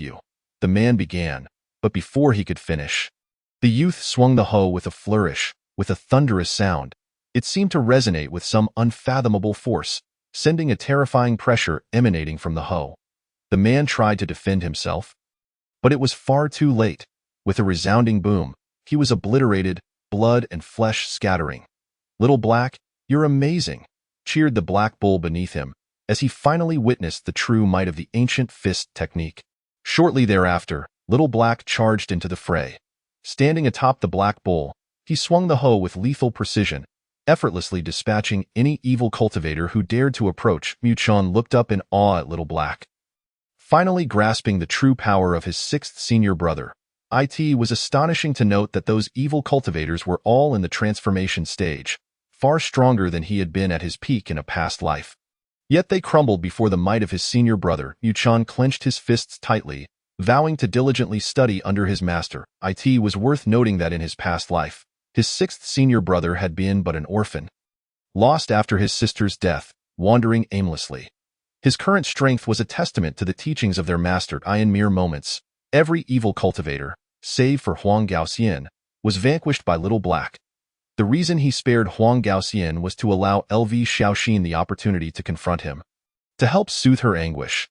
Had LV Xiaoxin been privy to Little Black's intentions, she would have scolded him mercilessly. Don't you know Uncle dislikes fighting? Do you have any idea how painful it is to battle this guy? Hurry up and finish him off. Yet Little Black remained passive, infuriating LV Xiaoxin. With a resounding crash, LV Xiaoxin and Huang Gaoxian exchanged blows, both feeling the numbing shock in their fists. The black bull. Black. observed LV Xiaoxin with admiration, recognizing the ancient fist technique's prowess. Even a body in the golden core stage could contend fiercely against those in the transformation stage, who also trained in physical strength. You all are not helping me. Huang Gaoxian turned to his side, seeking assistance, but found only emptiness. What? Where did everyone go? They fled? Huang Gaoxian's thoughts turned to curses, but his gaze soon fell upon several pools of blood on the ground. Looking up, he was met with the sight of the straw-hatted youth atop the black bull. Are you a core formation expert? Upon hearing this, Black scoffed. Core formation? Ha! You underestimate Little Black. He is a nascent soul cultivator. As Huang Gaoxian remained silent, cold sweat began to trickle down his brow. With a swift motion, Huang Gaoxian transformed into a streak of black light, darting off into the distance, nearly vanishing from sight. Just then, Little Black swung his Hoe. In an instant, Huang Gaoxian was yanked back, his face colliding with Little Black's hoe with a resounding impact. Huang Gaoxian's visage contorted as several bones fractured upon the blow. Intense pain flooding his senses, tears welling in his eyes from the agony, while a deep dread settled in his heart. Auntie, how should we deal with this man? Little Black inquired, not even glancing at Huang Gaoxian. Nie Qin, transfixed by the scene before her, struggled to believe it was resolved so easily. After a moment of contemplation, she responded, just kill him. What does it matter? Master and the other disciples will never return. Please, sister, do not. I had no choice. Huang Gaoxian pleaded desperately, knowing that Nie Qin had the power to determine his fate. However, Little Black wasted no time, bringing the hoe down upon him. Chapter 51. Not even the Deluo fruit position. Yet you dare to call yourself a god. Faced with this turn of events, Huang Gaoxian's expression twisted with malice. You have forced my hand. He then formed hand seals, chanting, with my blood, my flesh, my bones, and my transformation stage essence, I shall reconstruct the body of the evil god. Arise, my lord. As his incantation concluded, Little Black's hoe made contact, resulting in an explosive blast, just as LV Xiaoxin and the others exhaled in relief. Nie Qin suddenly urged, we must flee. Huang Gaoxian has performed a sacrificial rite to summon some dreadful entity. No sooner had she spoken than the blood and flesh from Huang Gaoxian's explosion began to levitate, rapidly coalescing. Not only that, but the remains of the previously vanquished evil cultivators also flew toward Huang Gaoxian's mass. Simultaneously, the spiritual energy within several miles began to converge in their direction. Tiomu Chan and Nie Qin's astonishment. They felt an unknown force pulling at the spiritual energy within their dantian, an intensity so great it felt as though it might be wrenched from their bodies, seeing the impending danger. Black quickly soared to protect them, alleviating some of the strain. LV Xiaoxin joined them, pulling Nie Qin behind her.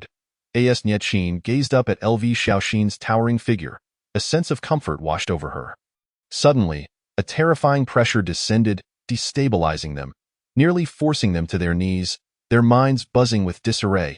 In that moment, a grotesque figure formed in the sky, constructed of countless pieces of blood and flesh, its appearance hideous and grotesque. I am the evil god.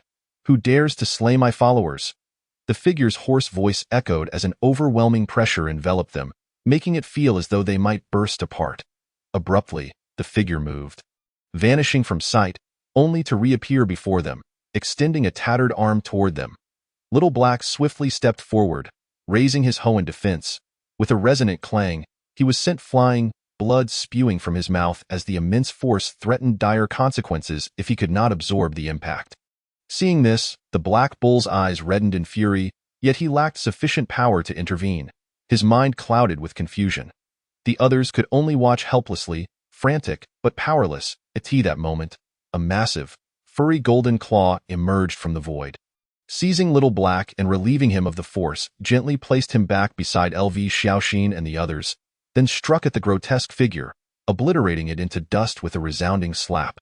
Master Uncle, Mu Chen exclaimed with joy, quickly bowing in gratitude.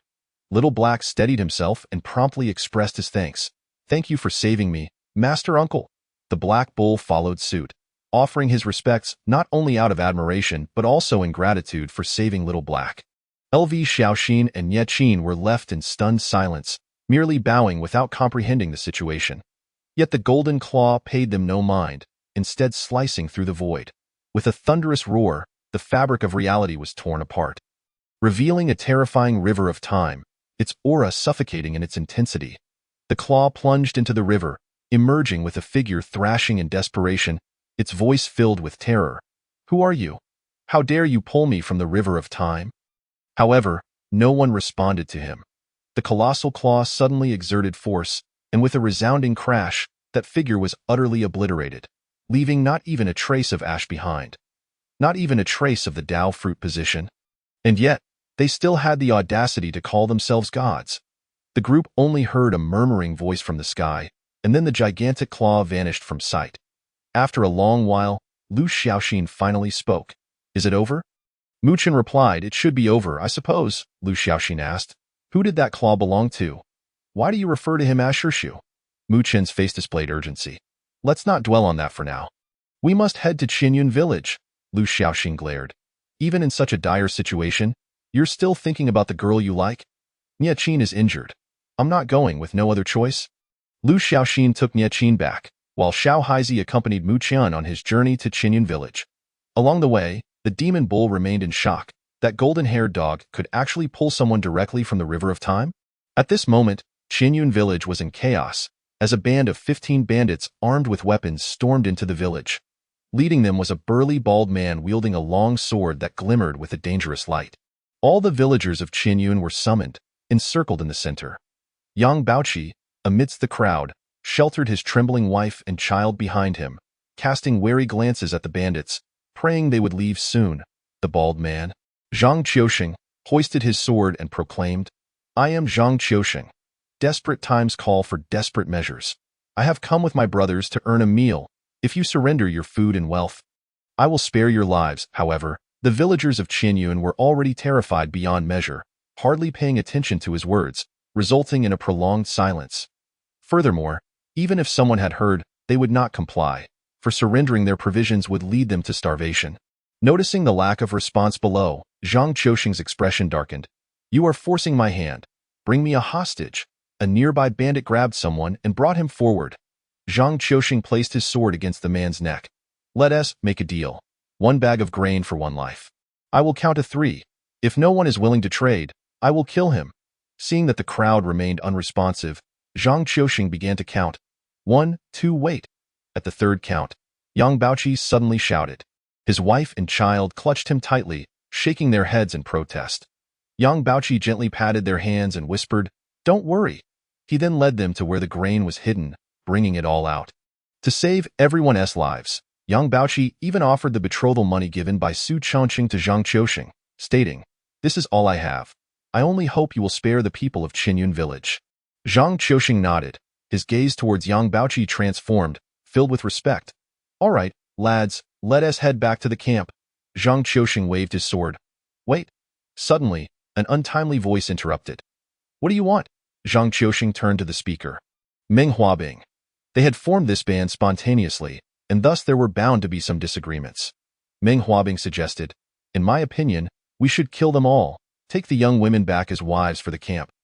And if we tire of them, we can sell them to brothels. This way, we maximize our profits." Upon hearing this, Zhang Qiusheng's expression grew increasingly grim. "Meng Huabing, do not forget our original intention. We resorted to banditry only out of necessity to survive." Meng Huabing retorted mockingly, "Nonsense, that's the folly of compassion." He then turned to the others and asked, "Tell me, when you look at those young women, do you feel tempted?" Temptation was immediately voiced by several members. "Do you wish to feast and drink heartily?" Meng Huabing inquired again. "Yes." "Then do you think that meager grain and coin will suffice?" "No." In just a few exchanges, Meng Huabing successfully ignited the desires of the other bandits. Zhang Qiusheng, watching the group with a dark expression, found himself momentarily at a loss for words to counter.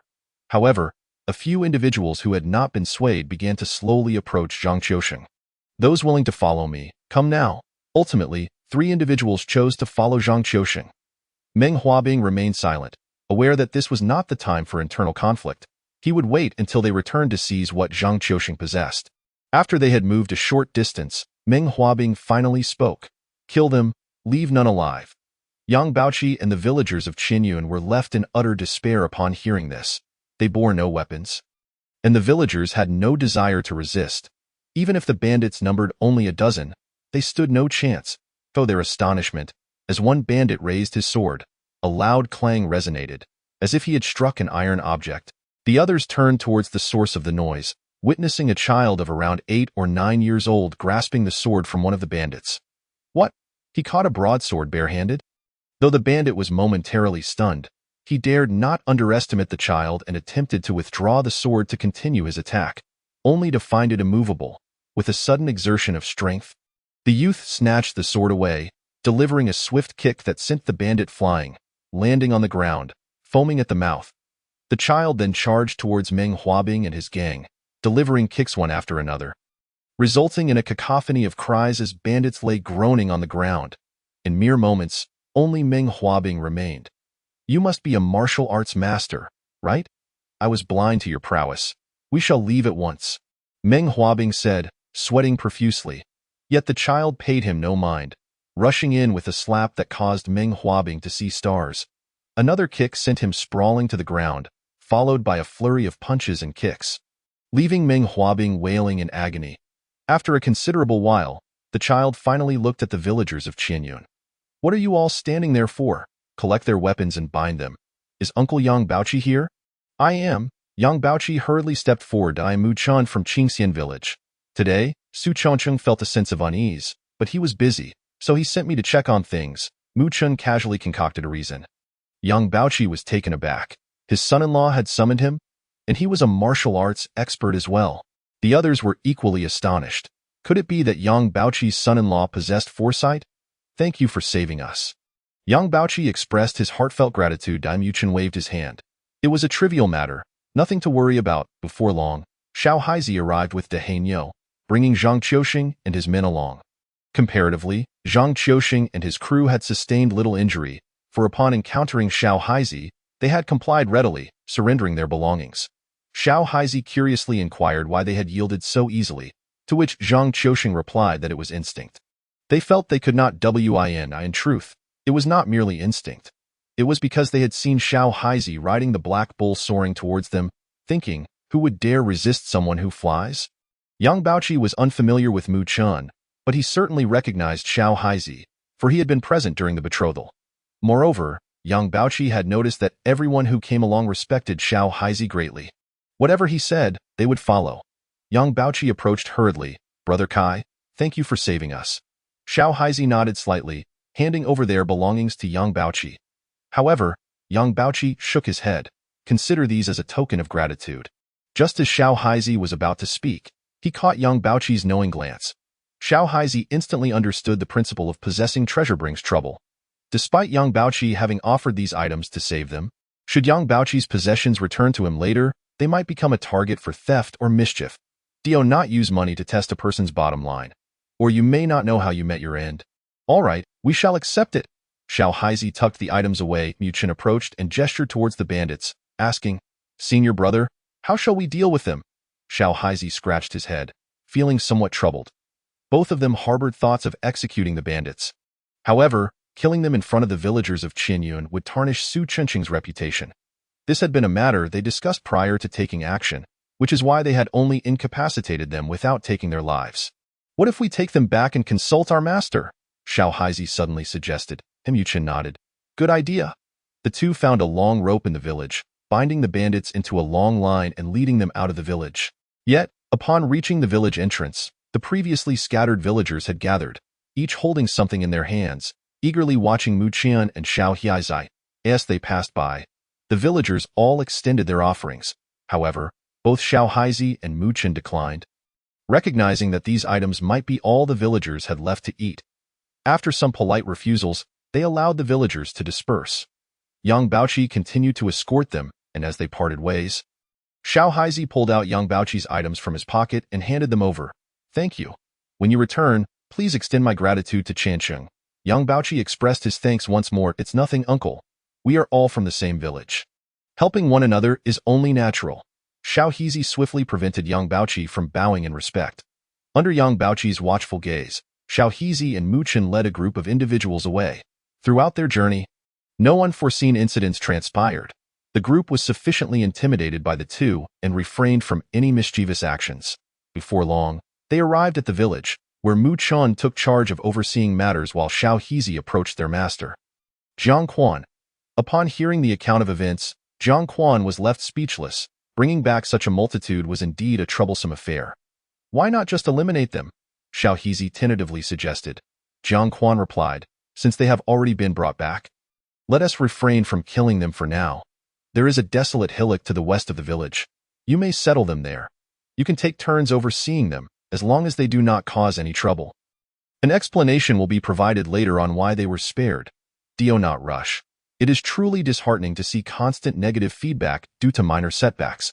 Such fragility is quite lamentable. Understood. Xiao Hizi nodded in agreement and turned to depart. After discussing the situation with Mu Chun, the two led the group to the barren hillside on the village's western edge.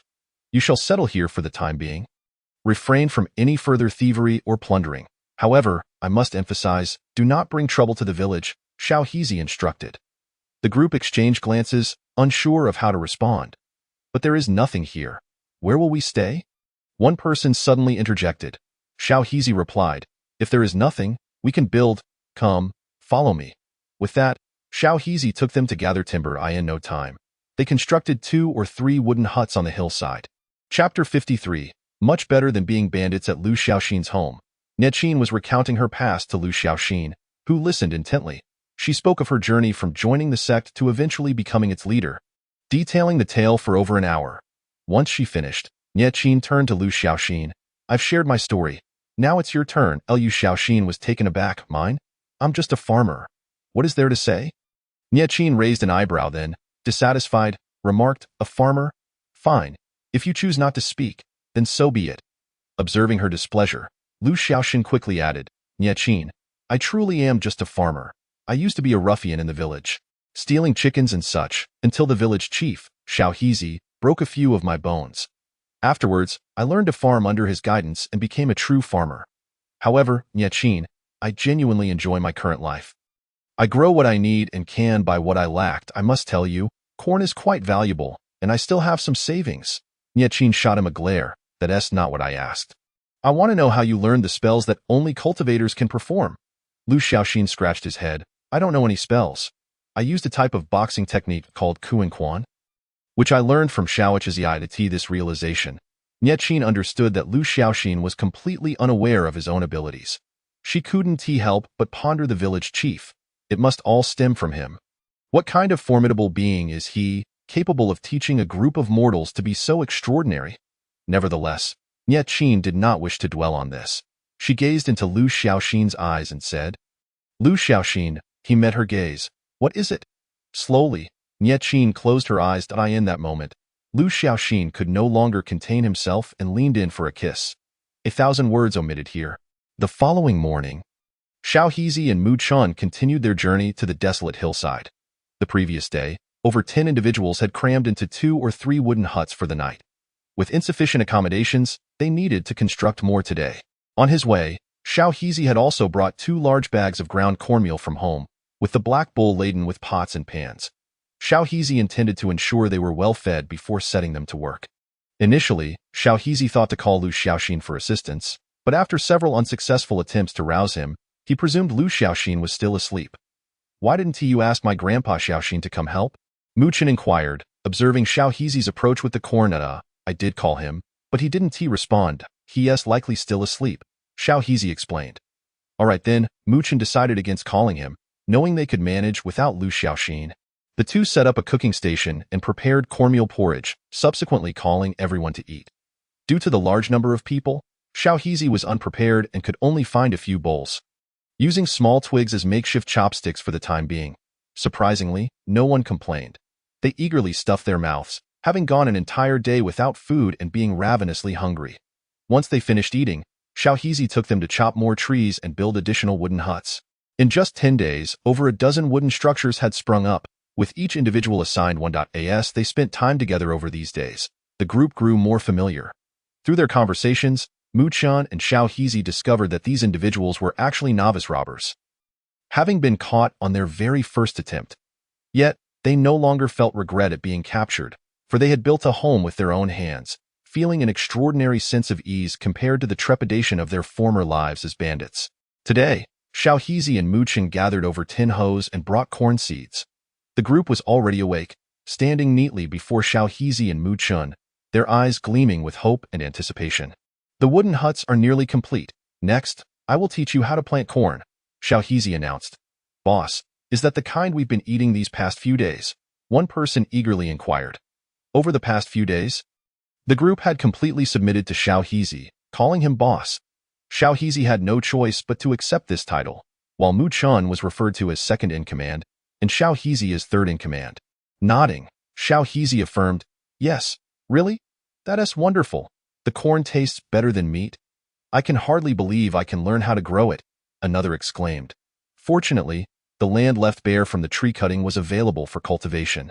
Thus began several days of vigorous activity. A few days later, the barren hillside underwent a significant transformation, with over 10 houses standing in an orderly fashion, surrounded by neatly arranged terraced fields. After finishing the planting, everyone took a collective rest. Meng Huabing and Zhang Qiuxing sat on a large stone, which had naturally formed a bench-like seat accommodating several people. During their leisure, they chatted amiably. About that day, I apologize, Meng Huabing said softly, turning to Zhang Qiuxing. Zhang Qiuxing waved his hand. It's all in the past. No worries. Zhang Qiuxing genuinely did not mind, as he had always felt that he and Meng Huabing were on different paths and had never taken it to heart. This place is quite nice. I really enjoy it here, Meng Huabing remarked, gazing at the orderly arrangement of houses below. Zhang Qiuxing smiled. Are you also thinking about moving to that village to live? Meng Huabing felt somewhat embarrassed. I thought I was the only one who felt that way, Zhang Qiuxing replied. I'm actually quite curious about that village. Why are the boss and second in command both so young yet so capable? Meng Huabing mused. Perhaps all the children of their age in this village are equally exceptional. Zhang Qiuxing recalled the scene of the boss descending from the black bull. That's quite possible. Do you think if I marry and have children, they would grow up to be as remarkable as the boss and the others? Meng Huabing replied, not necessarily, but if you became the boss's disciple, that should do the trick. They exchanged smiles, both evidently pleased, as sunlight reflected off Zhang Qiuxing's bald head, resembling a second sun. Next, seeing that everyone had free time, Xiaohizi began to lead the group in assisting the villagers. Given their numbers, they were assigned to help 2 families each. The villagers were delighted, often inviting them to stay for meals after work. Although they toiled diligently each day, everyone felt an extraordinary sense of fulfillment and happiness, filled with anticipation for the future, far better than their previous lives as bandits. Meanwhile, the villagers became aware of the new arrivals on the western hillside and began sending supplies, including pots, pans, and condiments. With corn as a staple, this recognition thrilled the newcomers. It was a validation of their efforts. On this day, Mu Chen visited Jiang Quan's home. Master, I feel that my initial mindset was incorrect. I wish to fully dedicate myself to learning. Mu Chen recalled the intense battle scenes with Xiaohizi and sincerely conveyed his thoughts to Jiang Quan. Chapter 54. Producing a clumsy player, Jiang Quan looked at Mu Chen and nodded slightly. It is good that you understand, Mu Chen inquired. Then, Master, what should I do? Wait a moment, Jiang Quan replied, returning from the room with a small hoe and a basket for Mu Chen. The path of medicine extends beyond merely healing. You must also familiarize yourself with medicinal herbs, not only knowing them but also learning to cultivate them. This will be immensely beneficial for your future alchemical endeavors. Remember this well. Mu Chen respectfully accepted the basket and hoe from Jiang Quan. I will certainly keep this in mind. In truth, even when Jiang Quan previously mentioned it, Mu Chen had never taken the medical path seriously. His unwavering ambition had always been the art of alchemy. It was only a few days ago, after witnessing Xiaohizi's prowess, that he truly comprehended the profundity of every lesson imparted by his master. Simultaneously, he grasped the essence of the mundane world. If he were to find himself in the phase of transformation from his past life, aspiring to break through to the realm of refining the void, he would encounter no obstacles whatsoever. Jiang Quan declared, from this day forth, aside from practicing medicine, you must spend the remainder of your time gathering herbs on the mountain. The basket possesses a space for cultivation. Upon hearing this, Mu Chen was taken aback. The basket unexpectedly had its own spatial capabilities for growing living things. What caliber of spiritual artifact was this, however? Realizing that this was not the moment for such concerns, he quickly responded, "Yes, master." With that, Mu Chun departed to gather herbs. As soon as he left, Wu Outyin approached eagerly. "Elder, what can I learn from you? I too wish to acquire some knowledge." Jiang Quan regarded him for a moment before shaking his head. "I cannot teach you. In certain aspects, you surpass me." Wu Outyin pondered. "I surpass the elder in certain aspects? In what regard?" Jiang Quan merely smiled and said nothing. Eventually, Wu Outyin shook his head vigorously, dismissing his thoughts, and then rushed to Jiang Quan, clinging to his leg. "Elder, please, have mercy and teach me something." Jiang Quan, rendered speechless by his antics, contemplated. "Very well. I shall not teach you directly, but I will have another teach you. Their knowledge is on par with mine." Wu Outyin's eyes darted around, and he reluctantly agreed. "All right." Jiang Quan then formed a hand seal, summoning Lao Bai, who materialized and hovered in the air. Surprised by this sudden appearance, Lao Bai realized he was to be the instructor to Wu Outyin, equally astonished, had not anticipated the presence of another. Jiang Quan instructed, "Lao Bai, teach him the game of chess. It suits you both, as you are rather bored." Upon hearing this, Lao Bai's eyes lit up. "Really? Of course. I shall return to my cultivation," Jiang Quan remarked as he entered the house, believing he would soon achieve a breakthrough to the 550 layers of qi refinement. Once Jiang Quan had left, Lao Bai stood with his hands behind his back, striving to project an air of a master. "From today onward, I shall teach you chess. After passing an assessment, you shall officially become my disciple." Wu Outyin was taken aback. "Ah, an assessment?" Lao Bai replied. "What did you expect? You may not even be suited to play chess." Wu Outyin had no choice but to acquiesce. The two then sat beneath the grape arbor, where Lao Bai began to elucidate the rules of Go. With each explanation, Wu Outyin's eyes sparkled with excitement, feeling particularly intrigued. Once the rules were clarified, they commenced a practice match. At last, Jiang Quan stretched lazily, stepping out of his room, only to find the tense atmosphere between the two, a man and a chicken, locked in a fierce stare. "What are you two doing?" Jiang Quan inquired with curiosity. "Get lost," they both retorted in unison. Jiang Quan was taken aback, waving his hand to make the chessboard between them vanish. Goodness! Both the man and the chicken were left dumbfounded. Quickly gravitating towards Jiang Quan, Wu Outyin clung to Jiang Quan's leg. "Elder, I was wrong. I became too engrossed." Lao Bai added, "Master, I too erred. Please return our chessboard." Observing their antics, Jiang Quan regretted allowing Lao Bai to teach. He had inadvertently raised another chess novice, one who was as frenzied as the last during matches. Ultimately, succumbing to their persistent pleas, Jiang Quan restored the chessboard to them. Once again, the two eccentrics resumed their game. The atmosphere tensed once more. "What are you doing? How can you play there? How do you expect me to respond? What concern is it of yours where I play? Just make your move." "Goodness, that move is atrocious. Witness my grand design. Behold, a whirlwind devastates the parking lot." In the days that followed, the two became enraptured in their game, playing day and night, leaving Kuan to watch longingly as Wu Outyin immersed himself in the match. Jiang Quan felt a pang of sympathy and allowed the two to rest for 3 seconds each day. One day, Lu Xiaoxin unexpectedly arrived, albeit trembling slightly, perhaps due to weakened legs. Upon entering, his gaze fixated on the golden-haired dog, Xiao Lai, particularly its paws, for quite some time. "What are you staring at?" Jiang Quan called out, snapping Lu Xiaoxin from his reverie. "Oh, it's nothing." Lu Xiaoxin turned his attention to the grape arbor, only to be struck dumb. He beheld a rooster engaged in a game of chess with a person clad in white. The rooster was familiar to Lu Xiaoxin, having previously lounged lazily beneath the arbor. However, the white-clad figure was a stranger to him, and he dared not inquire, sensing the charged atmosphere between the two. One misstep might trigger an explosion. He walked directly to Jiang Quan and sat beside him, stating plainly, "Village head, I came to discuss something with you." Jiang Quan, puzzled, asked, "What matter?" Lu Xiaoxin hesitated. "It's about my relationship with Niaqin.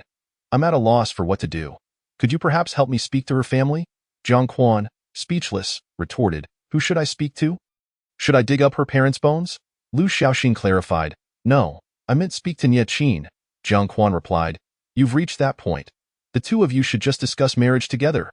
Lu Xiaoxin protested, "But I want to make a grand entrance when I marry her. The sense of ceremony cannot be overlooked. Jiang Quan suggested. That's simple enough. You can rent a guest house in the county and we can arrange for the wedding procession. Liu Xiaoxin pondered this for a moment before nodding vigorously. The village head is indeed thoughtful. Please help me pick a date. A luxurious carriage gradually approached Qingxian village. Why is this road so bumpy? I'm about to be sick, Su Linlin exclaimed, her expression grim as she sat inside. Although the road had been widened and was somewhat better than the outside, the bumps were unavoidable. After all, it was not the concrete or asphalt roads of her past life. This place is already quite good. Sister Linlin, remarked a young girl of 8 or 9 sitting beside her, peering out the window. Once I become the empress, I shall repair all the roads, Su Linlin mused. At that moment, the little girl exclaimed in awe. These houses are so orderly. They are truly pleasing to the eye. The air is so fresh too. Could it be due to those trees? They are planted so neatly. Out of curiosity, Su Linlin also drew back the curtain to gaze outside. Instantly taken aback by the transformation. The village had changed dramatically since her departure, when there had been no trees planted. Now, the roadside was lined with uniformly planted trees, lush and vibrant, offering a most comforting sight. Sister Linlin, is this where you live? It's simply a paradise, the little girl exclaimed, her cheeks flushed with excitement. Indeed. Su Linlin felt her head buzz with disbelief. Before long, the carriage halted in front of Su Erju's home, and she rose to escort the little girl down. The Su family had already received word and rushed out to welcome them. Together, they began unloading the items from the carriage. Mu Chun, I'm back? Su Linlin called out. Noticing his absence, Su Erju explained. Mu Chun has gone to gather herbs. He should return shortly. Gathering herbs? What for? I'm now a wealthy woman. Why would I need to gather herbs? Su Linlin queried. Perplexed. Su Erju elaborated. Not long after you left, I took Mu Chun to apprentice under the village head to study medicine. Why study medicine? What's the use of it? If someone is ill, they can simply hire a doctor. Su Linlin still did not comprehend. Su Erju sighed, shaking his head. Some ailments cannot be cured simply with wealth, but I know that without money, one certainly cannot treat illness. Su Linlin rebutted. Su Erju retorted, your ailment was cured by the village head. My ailment? I have no illness, Su Linlin thought, recalling that she had not been sick. She merely took a joyride in the modern world, resulting in a state of stupor during that time. Thus, that village head was merely a mediocre doctor, fortuitously treating her precisely when she returned. What an astonishing coincidence! Yet, this worked to her advantage, conveniently providing cover. Su Erju pointed a finger. Dare to speak ill of the village head, and you shall leave, Su Linlin? Am I still your daughter? However, Su Linlin knew better than to express her thoughts, recognizing her father's resolute nature. They all worked together to carry the items inside before sitting down to eat. Before the meal, Su Linlin introduced the girl she had brought along. This is Jiang Yao, a friend I met in the imperial city. She has come to visit. Hello, uncle. Hello, aunt. Hello, grandfather. Jiang Yao greeted everyone warmly. Good. Please, have a seat. Su Erju urged her to sit down. Once seated, Jiang Yao caught sight of the meal laid out before them, her expression faltering slightly. This is, quite a simple meal. The rice was a yellowish cornmeal, which they referred to as coarse grain, and the dishes were quite meager, just some stir-fried meat and a few plates of vegetables and soup. How could they serve such fare after traveling such a distance? Su Linlin discerned that Jiang Yao was behaving oddly and hurriedly approached her. Xiao Yao, this is actually corn infused with spiritual energy, and those vegetables should have been specially picked by my father from Kai Shushu's home. Dio, give them a taste. They are exceptionally delicious. Jiang Yao was taken aback upon hearing this. Corn infused with spiritual energy? Isn't that the kind Linlin's sister used to sell in the royal city? I believe it's called fairy corn. Yes, incredibly precious, worth 10 taels of gold for just 1 tael. Rumored to be consumed by immortals. I've never tasted it, and here it is served as an ordinary meal. How astonishing! Without delay, Jiang Yao took a bite, and instantly, her eyes narrowed in delight. It was simply exquisite. A delight to the palate, sweet upon entry, and the aroma of the corn lingered even after swallowing. She then sampled the vegetables, and to her astonishment, they were divine, surprisingly delicious despite their simple preparation. Jiang Yao couldn't help but ponder what these ingredients would taste like if prepared by top chefs. Surely even the immortals would sing their praises. As she ate with abandon, Su Linlin nodded inwardly, relieved that Jiang Yao approved. After all, she was meant to be Mu Chen's childhood bride. It would be a pity if she left over something as trivial as food. After the meal, Jiang Yao patted her full belly and began chatting with everyone.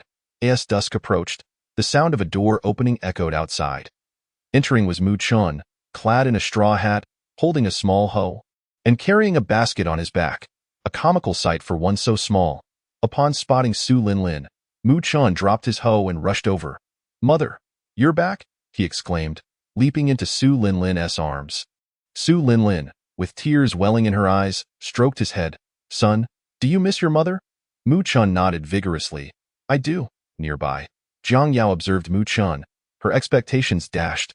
She had imagined that as the son of Su Linlin, the foremost business prodigy in the royal city, he would be well-versed in poetry and literature, refined and cultured, exuding elegance in every gesture. Yet, the reality was starkly different. He appeared more like a rustic villager who frequently foraged for herbs. Once Su Linlin released Mu Chen, she introduced Jiang Yao. "Xiao Mu Chen, let me present to you my friend from the royal city, Jiang Yao." Mu Chen turned to Jiang Yao, regarding her curiously before offering a slight bow. "Hello, I am Mu Chen." "Hello," Jiang Yao replied.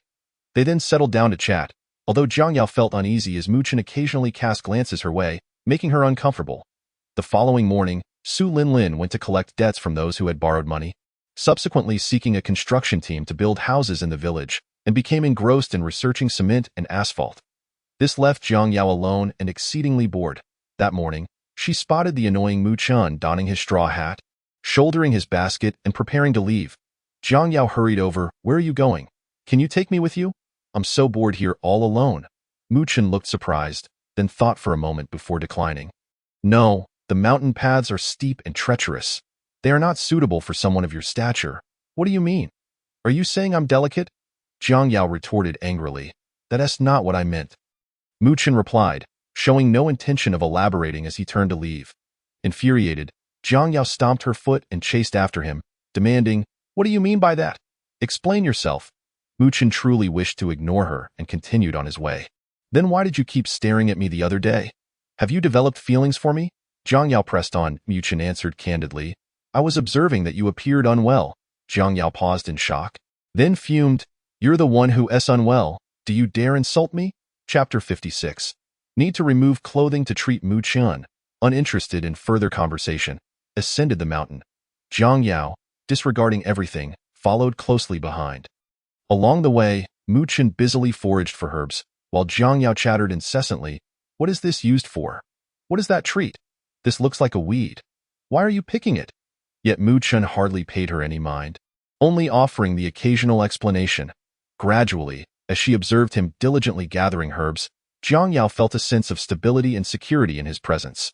Suddenly, she recalled Mu Chen's earlier comment, "I see you have an ailment." At that moment, she realized he might not have meant it as an insult. Eagerly, she caught up to him and inquired, "When you said I had an ailment, do you truly think I am unwell?" Mu Chen nodded. "You are." Jiang Yao's expression faltered as she asked, "Can you tell me more?" Mu Chen halted his actions. "You carry a deeply concealed poison within you, one that is not fatal but obstructs your path to immortality." Jiang Yao's face paled at his words. The Jiang family had once been the pinnacle of cultivation in the Zhongli immortal realm, but in her great-grandfather's generation, they suddenly lost the ability to cultivate. Even with spiritual roots, they could not absorb the essence of heaven and earth. This was a terrifying reality, as it meant a potential discontinuation of their lineage's cultivation, and soon, with the older generation passing away, the Jiang family would fade from the realm of immortality. To resolve this, the family patriarch sought the aid of many powerful cultivators, but to no avail. After all, there were few in the cultivation world skilled in medicine, and those adept in alchemy were often ignorant of pathology, leaving them unable to pinpoint the issue. Consequently, the younger branches sought a path in the mundane world, hoping to find solutions there, while her branch arrived in the royal city. This was a closely guarded family secret, yet he had discerned it with a single glance. In an instant, Mu Chen's small figure grew significantly in Jiang Yao's eyes. As Mu Chen resumed his herb gathering, Jiang Yao hurriedly asked, "Can you cure me?" Mu Chen replied, "I can, but I cannot treat you." "Why not?" Jiang Yao asked, puzzled. Mu Chen regarded her. why should I treat you? This poison can be transmitted through blood relations. It must have been inflicted by a powerful force upon your family. Saving you would mean offending them. The consequences are too great. Tell me, why should I treat you? Jiang Yao was taken aback. He saw through it all. She quickly countered, if you cure me, my Jiang family will absolutely reward you handsomely. We will give you whatever you desire. Mu Chen shook his head. What I want, I will strive for myself. Your family cannot provide it. Nonsense. I want to become a divine alchemist. Can your Jiang family provide that? Mu Chen ignored her after that, continuing to gather herbs. Jiang Yao, unwilling to give up, persisted in her chatter beside him. Finally, Mu Chen, out of options, stated, to treat you, you would need to remove your clothing, and I would have to use poison to draw it out. Are you certain you still want treatment? Jiang Yao was instantly rendered speechless. Who am I? Where am I? Zhou Yi gradually gained consciousness in a hazy state. Though he had no eyes, he could distinctly perceive his surroundings, and was astonished to find himself transformed into a blade of grass beneath a peach tree. How did I become a blade of grass? Zhou Yi had once been an ordinary farmer. Just days prior, he had jumped into a river to save a drowning child. In the end, the child was saved.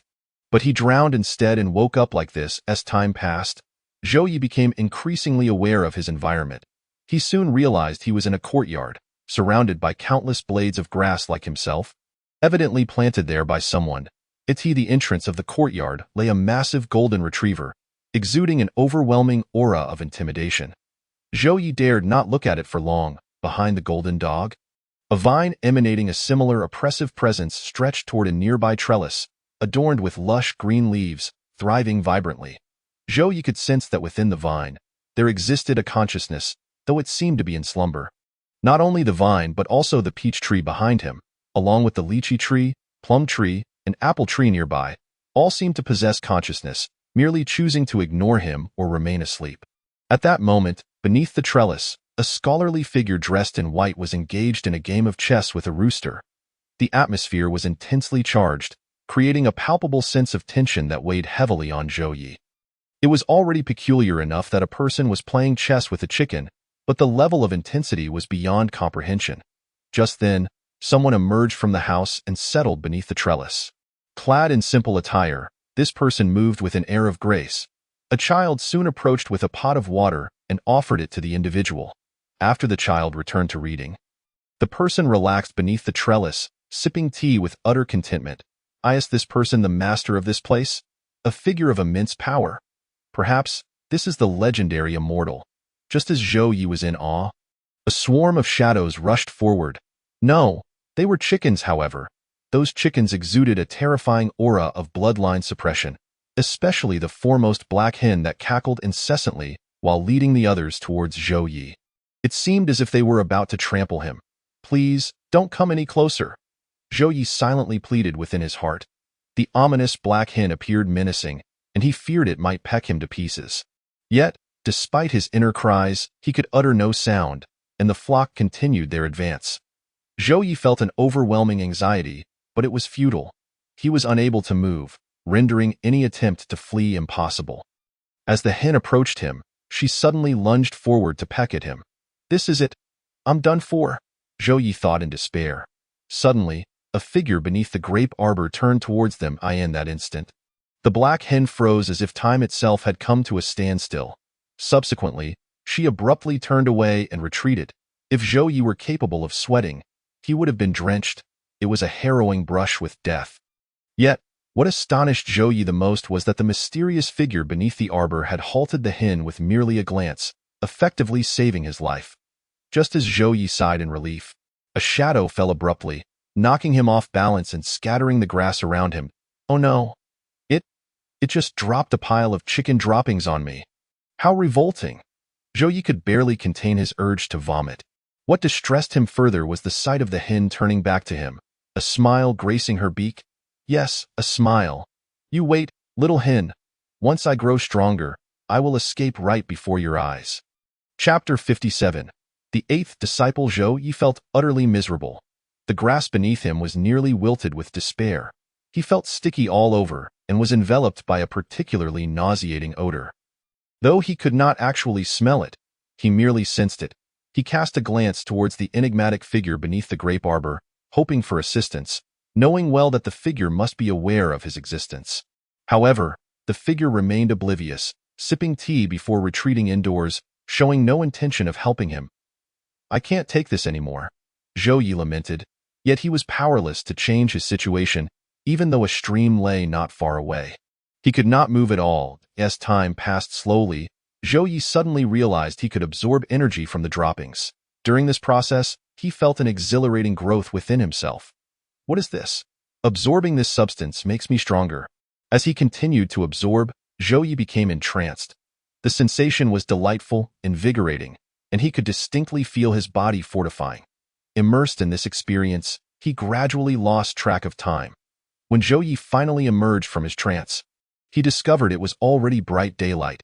However, a wave of disappointment washed over him. Without the substance to absorb, he felt as if something vital was missing. Wait, am I addicted to that stuff?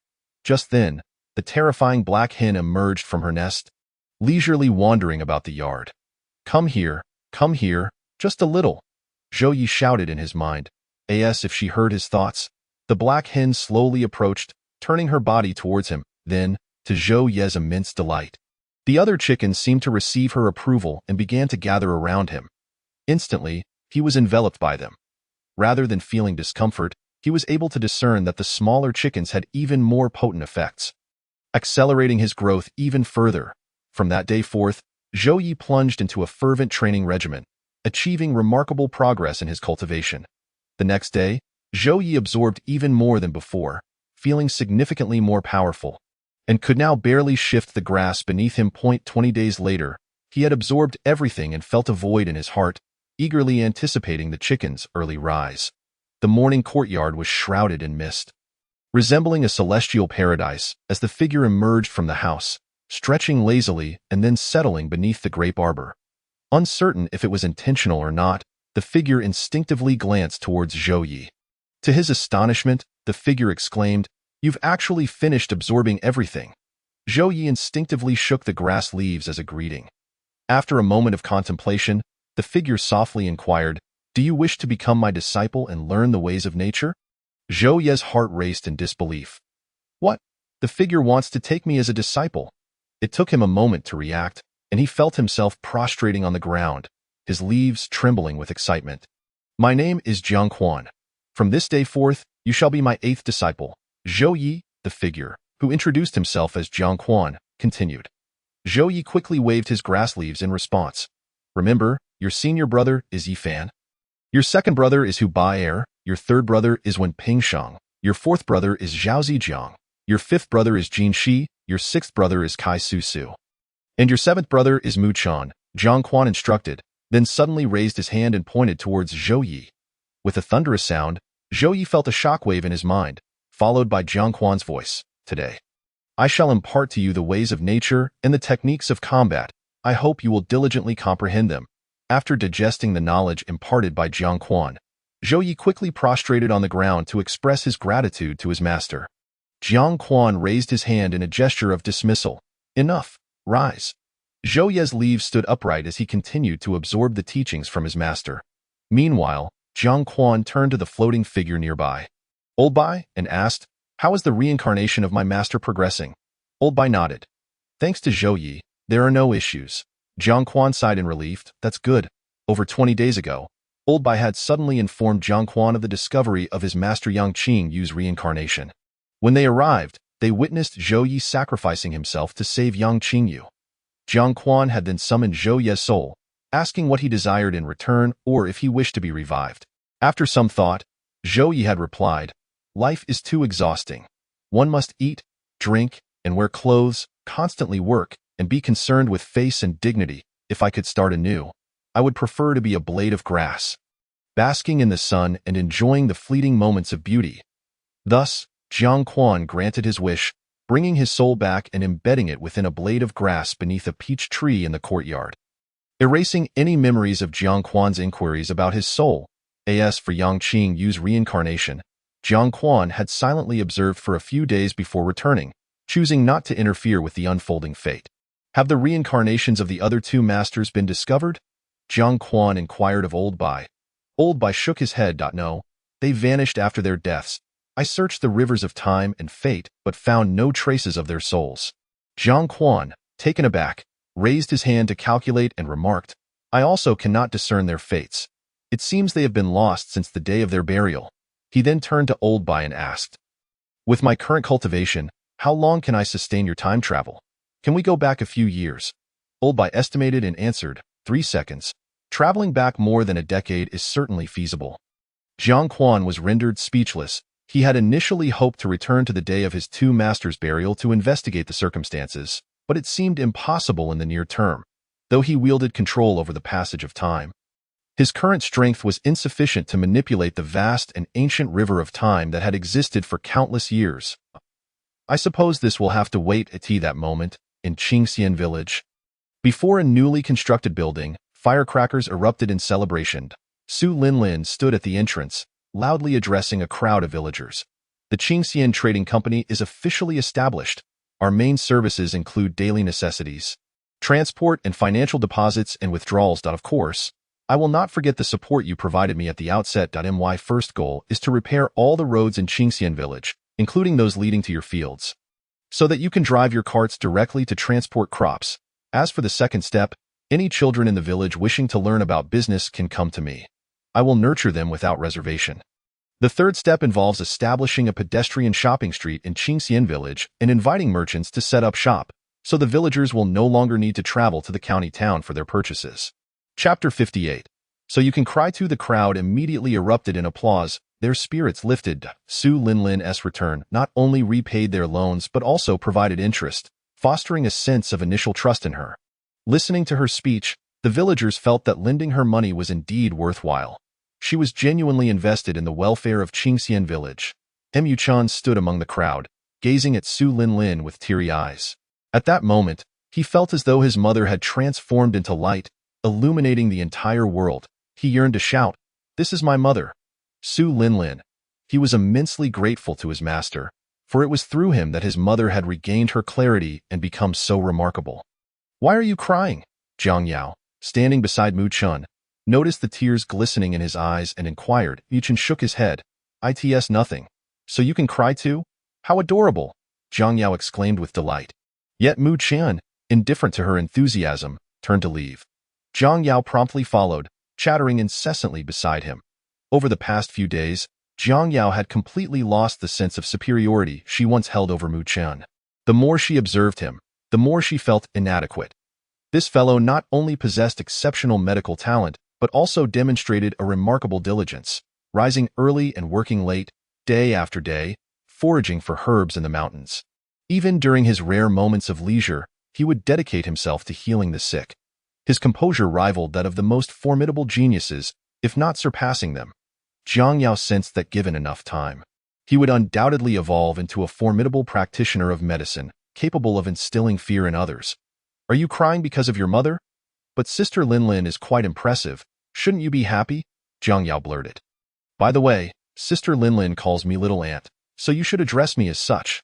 Suddenly, Mu Chun turned his head, fixing Jiang Yao with a gaze so intense it was terrifying. "Could you please be quiet?" Taken aback by his piercing stare, Jiang Yao fell silent. It was the first time she had witnessed such a look from him in all these days. Previously, no matter how much she prattled or teased him, he would respond with calmness, merely choosing to ignore her. This time, however, she felt an unsettling chill, as if she had crossed an invisible boundary. After casting a glance at Jiang Yao, Mu Chun continued on his way. This time, she did not follow him, feeling a pang of disappointment. She wandered in a different direction, lost in thoughts of the boy. She was unaware of how long she had been walking when suddenly, tears streamed down her cheeks. She did not comprehend the reason for her sorrow. Perhaps it was the loss of her former sense of superiority within the Jiang family, as no one here cared about her status. Or perhaps it was due to a mere glance, a gesture, or a word from him. As she walked, Jiang Yao stumbled over a stone. "Bang!" She cried out as she fell face first onto the ground, the pain eliciting a yelp. "Woo-woo-woo. I want to go home." Jiang Yao sat on the ground, hugging her knees and weeping. "Little girl, what is the matter?" A voice suddenly interrupted her sorrow. Jiang Yao lifted her tear-streaked face to see a middle-aged man standing before her. Curiously enough, with two little chicks perched on his shoulders, one gray and the other black and white. Strangely, the chick seemed exceptionally well-behaved. However, Jiang Yao was too preoccupied to notice. She merely shook her head, burying her face in her knees without uttering a word. The man suddenly exclaimed, "Ah, I remember now. Aren't you the child bride who has been following Mu Chan around these past few days? What is the matter? Did little Mu Chan bully you? Tell your grandpa, and I will take care of it." Child bride? Jiang Yao lifted her head. "What do you mean by child bride? Clarify that." Lu Xiaoxin was taken aback.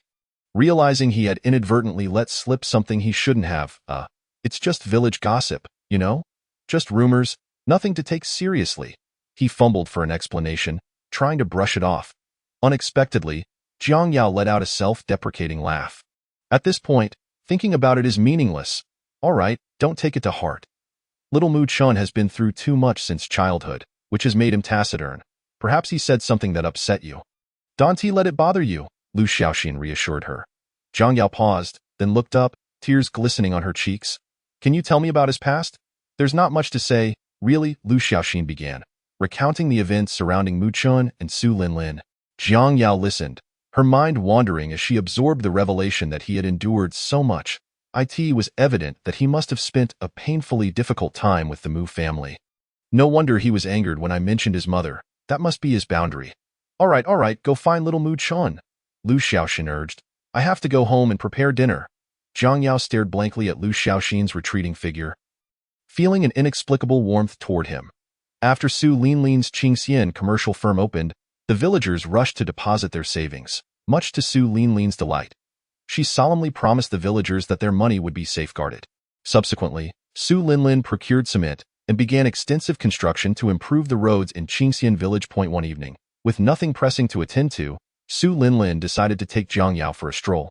Hoping to lift her spirits as she had noticed Jiang Yao's recent preoccupation, "Little Jiang Yao, I've been busy lately and haven't had time to accompany you. Has little Mu Chun bullied you during this time? If he has, let me know, and I'll show him a lesson," Su Linlin inquired as they walked.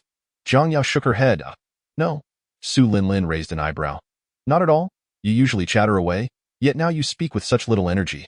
Are you really all right? Suddenly, Jiang Yao turned to Su Linlin and asked, Sister Linlin, you must have suffered a lot while living in the Mu household, right? Su Linlin was taken aback for a moment before smiling. That is all in the past. I've let it go. Jiang Yao pressed on. Mu Chun must have endured a lot too, right? Su Linlin replied, well, it's not too bad. He just washes clothes, does the dishes, chops firewood, and feeds the pigs. As she spoke, Su Linlin recalled a winter when Mu Qian was surrounded by a mountain of dishes, his hands frozen and red, yet he continued washing without pause.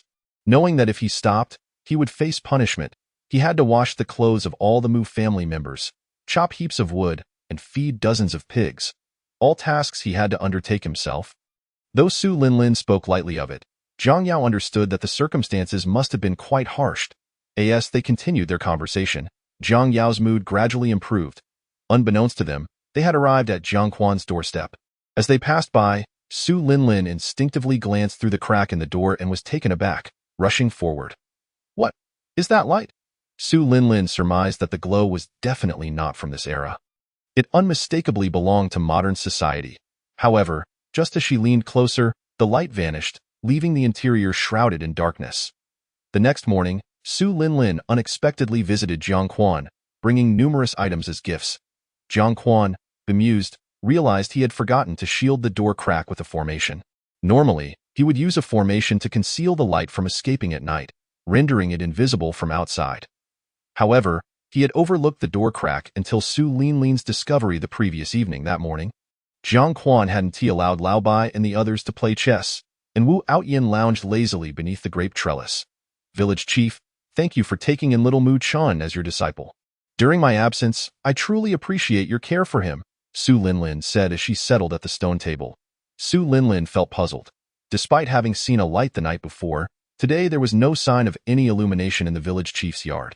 Jiang Quan waved his hand dismissively. We're all from the same village. Helping each other is only natural, village chief. The unusual changes lead to the ordinary remaining unchanged, Su Linlin suddenly declared. Jiang Quan looked perplexed. What does that mean? It's nothing, Su Linlin replied, feeling a bit awkward. Jiang Quan thought to himself, aha, my dear disciple has already tried that line on me, and I've been wary of it ever since. Not wishing to press further, Su Linlin began to recall the various rumors surrounding the village chief. He was said to possess skills in medicine, farming, blacksmithing, feng shui, fortune-telling, and matchmaking. However, Su Linlin was skeptical about his medical prowess, as her father claimed to have been cured by the village chief. Yet, Su Linlin knew that she had never been ill, leading her to believe that the village chief was somewhat of a charlatan. Nevertheless, she conceded that he was indeed an impressive farmer, capable of growing extraordinary corn. All the signs suggested that the village chief might be a hidden cultivator, yet he was certainly not a fellow time traveler like herself. As for the light she had seen the previous night, it might have been emitted by one of the village chief's magical artifacts. Having come to this conclusion, Su Linlin ceased her probing and instead engaged Jiang Quan in a conversation about the future plans for Qingxian village. With a grand gesture, Jiang Quan assured her, no worries, if you encounter any challenges, feel free to seek my assistance. I'll help you resolve them. After discussing various topics, Su Linlin took her leave. Today, Jiang Yao once again accompanied Mu Chen up the mountain to gather herbs. This time, Mu Chen showed no intention of dismissing her. He tacitly accepted her company. As they climbed a steep slope, Mu Chen unexpectedly extended his hand towards Jiang Yao, offering to help her up. Jiang Yao was taken aback by this gesture. It was the first time Mu Chen had ever reached out to her in such a manner. She did not refuse, grasping his hand as they ascended together. Once they reached level ground, Jiang Yao hurriedly released his hand, her face flushed, and her gaze lowered to the ground. I'm sorry for that day. Mu Chen suddenly spoke, recalling how Lu Xiaoxin had informed him about Jiang Yao's distress that evening. Mu Chen had never anticipated that besides his grandfather and mother, there were others who genuinely cared for him, his master's uncle, Lu Xiaoxin, and even his sixth senior brother. He was surprised to realize that, without his knowledge, so many people had begun to care for him in this lifetime. However, Mu Chen's opinion of Jiang Yao had greatly shifted. The fact that she was so concerned about him, feeling saddened for so long due to his single glance, left a profound impact on him. Moreover, he found it rather unusual that Jiang Yao had not been chattering incessantly beside him these past few days, leaving him feeling somewhat disoriented. Hey, human beings are often ungrateful. They fail to cherish what they have until it is gone. Only then do they realize its true value. Jiang Yao quickly waved her hand. That day was entirely my fault. I should not have made light of the bond between you and your mother, Mu Chen replied. It's all right. I was simply in a bad mood that day, however. I certainly should not have looked at you with such disdain. Jiang Yao remarked, it's in the past. Can we just leave it behind? Mu Chen nodded. All right, if you have any medical questions in the future, feel free to ask me, and I will gladly assist you. Really? Jiang Yao's eyes sparkled with excitement, interpreting this as an invitation for more frequent conversations. Mu Chen affirmed, of course. Thus, the two strolled along, engaging in cheerful conversation, and it wasn't long before Jiang Yao returned to her usual chattiness. Mu Chen felt a sense of relief. This lively Jiang Yao was the one he was accustomed to. A few days later, Jiang Yao suddenly said to Mu Chen, why don't you help me cure the poison within me? At that moment, Jiang Yao's face turned crimson. Upon hearing her request, Mu Chen's face flushed as well. Despite his countless years of existence, he had remained reticent due to the burden of his past, focusing solely on cultivation, and had never interacted with women. Jiang Yao's unexpected proposition left him feeling anxious. Though he had fantasized about such a scenario in recent days, reality rendered him somewhat flustered. Noticing Mu Chen's prolonged silence, Jiang Yao's expression fell. If you don't want to, then forget it. Tears streamed down her cheeks, revealing her feelings of rejection. No, it's not that I don't want to. I merely fear it might tarnish your reputation. Mu Chen hastily explained. Hemph. What does reputation matter? You're such a fool with that. Jiang Yao turned and left, leaving Mu Chen bewildered. Perplexed, Mu Chen sought counsel from Lv Xiaoxin, who had won over his new grandmother through merit and thus had more experience in such matters. Lv Xiaoxin was taken aback, exclaiming in frustration, you foolish boy, Jiang Yao has expressed her feelings for you. She wants to be with you, not merely seeking treatment. Mu Chen was stunned. It was not merely about curing her poison. Was it a desire for his allure instead? Lv Xiaoxin continued earnestly, however, little Mu Chen, I must caution you. Both of you are still young, and there are matters not yet suitable for you. Jiang Yao will eventually be yours. There is no need to rush, grandfather. Please don't say such things. Mu Chen quickly retreated, fearing that LV Xiaoxin would utter more peculiar statements, and he actually understood them. The following day, Mu Chen led Jiang Yao into a room. Both of their faces were as red as apples. In the center of the room stood a large wooden tub filled with medicinal concoction. Undress and sit inside. I will administer acupuncture afterward. Mu Chen instructed, gesturing toward the tub before turning to fetch silver needles. Jiang Yao blushed and quietly agreed, then proceeded to disrobe and stepped into the tub. She looked at Mu Chen and said, I'm ready. Will it hurt? Please be gentle. However, when Jiang Yao noticed Mu Chen covering his eyes with a black cloth, she immediately asked, What are you doing? How can you see with your eyes covered? What if you miss? Mu Chen explained with his eyes covered. This way, I won't see anything, and it won't affect your reputation. Jiang Yao, exasperated, retorted, I've already entered the room with you. What difference does it make? Will it not be talked about regardless? Chapter 60. Bringing someone back as Mu Chen approached, Jiang Yao swiftly pulled off the black cloth from his eyes, staring at the sight before him. Mu Chen was momentarily stunned, and then blood streamed from his nose. Jiang Yao quickly covered his nose, softly saying, Fool! At that moment, Mu Chen was so nervous he couldn't utter a word, silently taking out the silver needles to begin the treatment. With each needle inserted, Jiang Yao felt an immense relief, and the water beneath her began to darken. Simultaneously, she involuntarily activated the ancestral techniques she had learned. Boom! Jiang Yao felt a sudden explosion in her mind, followed by an overwhelming spiritual pressure. What is this? The spiritual energy here is so dense that as soon as she cultivates, it rushes toward her in droves, creating a terrifying pressure. Jiang Yao then realized that the spiritual energy in this village was astonishingly rich. It could rival that of a paradise. Mu Chen straightened up, wiping the sweat from his brow. All right, try to sense the spiritual energy. Jiang Yao nodded vigorously. I can sense it. I can start cultivating now. Thank you. Suddenly, Mu Chen turned and urged, You should leave quickly. If the person who poisoned your family notices, it could endanger Qingxian village. Jiang Yao gazed intently at Mu Chen, tears streaming down her face. Did you plan this from the beginning? Cure me, then send me away? Mu Chen couldn't bear to look at her. I told you from the start that saving you would come with great consequences. I have already borne that burden for you. Jiang Yao, wait for me. Once I become stronger, I will seek you out. Jiang Yao shook her head frantically. No, I don't want that. I don't want to be apart from you. Mu Chen said nothing, merely sighing, his meaning cleared, at the same time. In the ancestral grounds of the Jiang family, a radiant five-colored light suddenly illuminated the area, casting a kaleidoscope of colors. Figures flew out, gathering before a disc-shaped artifact. The blood spirit disc has emitted light. Our Jiang family is saved. An elderly man, appearing frail, flew to the disc and knelt, tears streaming down his face. He was Jiang Shuangqing, the second-generation ancestor of the Jiang family. What is that? Why is the ancestor so emotional? One disciple inquired, perplexed. You don't know. This is the artifact we forged with the entire clan's effort 1,000 years ago, crafted by Yi Fan, the only artifact master of the Zhongli immortal realm.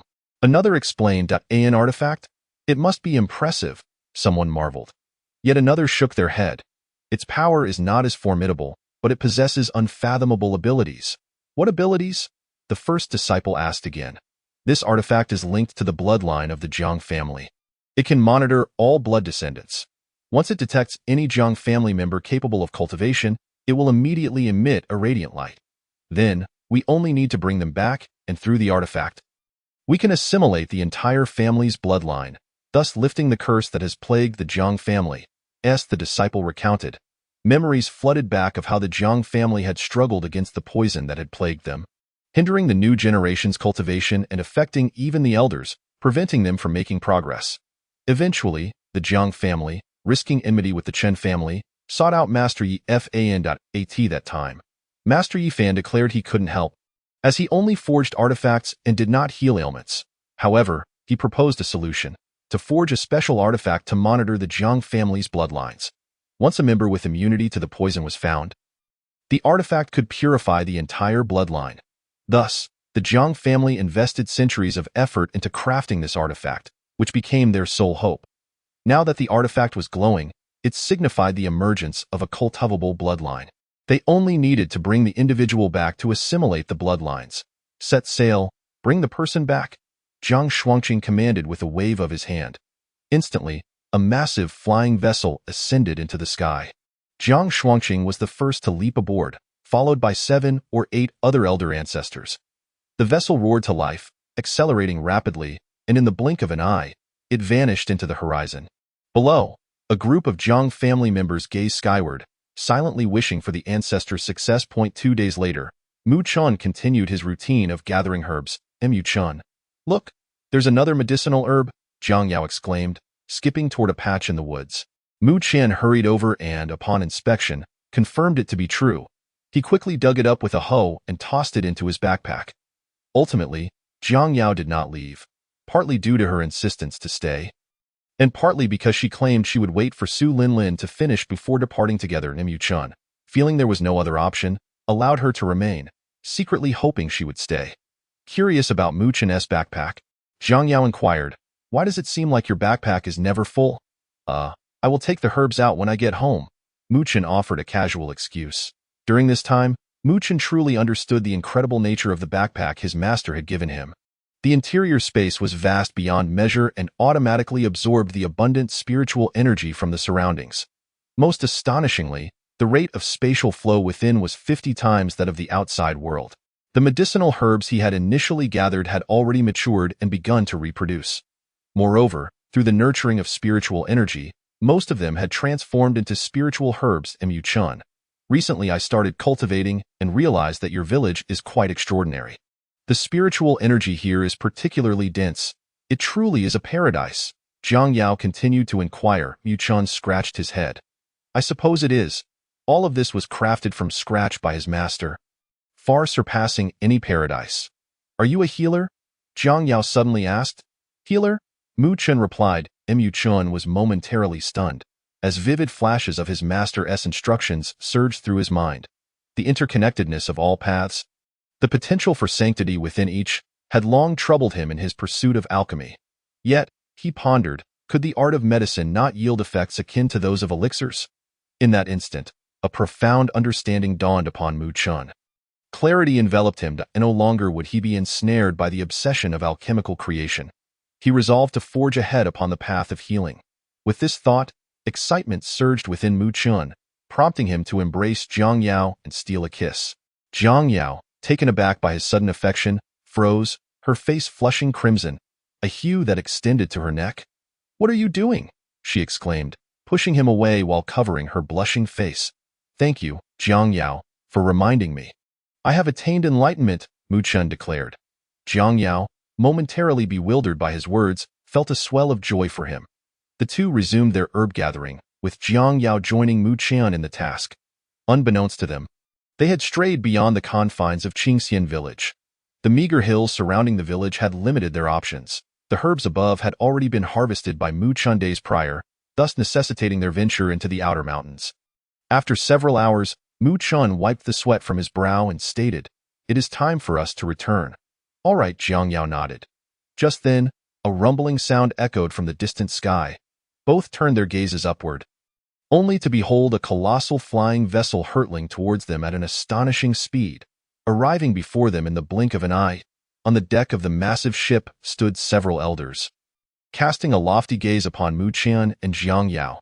Instinctively, Mu Chun positioned himself protectively in front of Jiang Yao, clutching his small hoe tightly.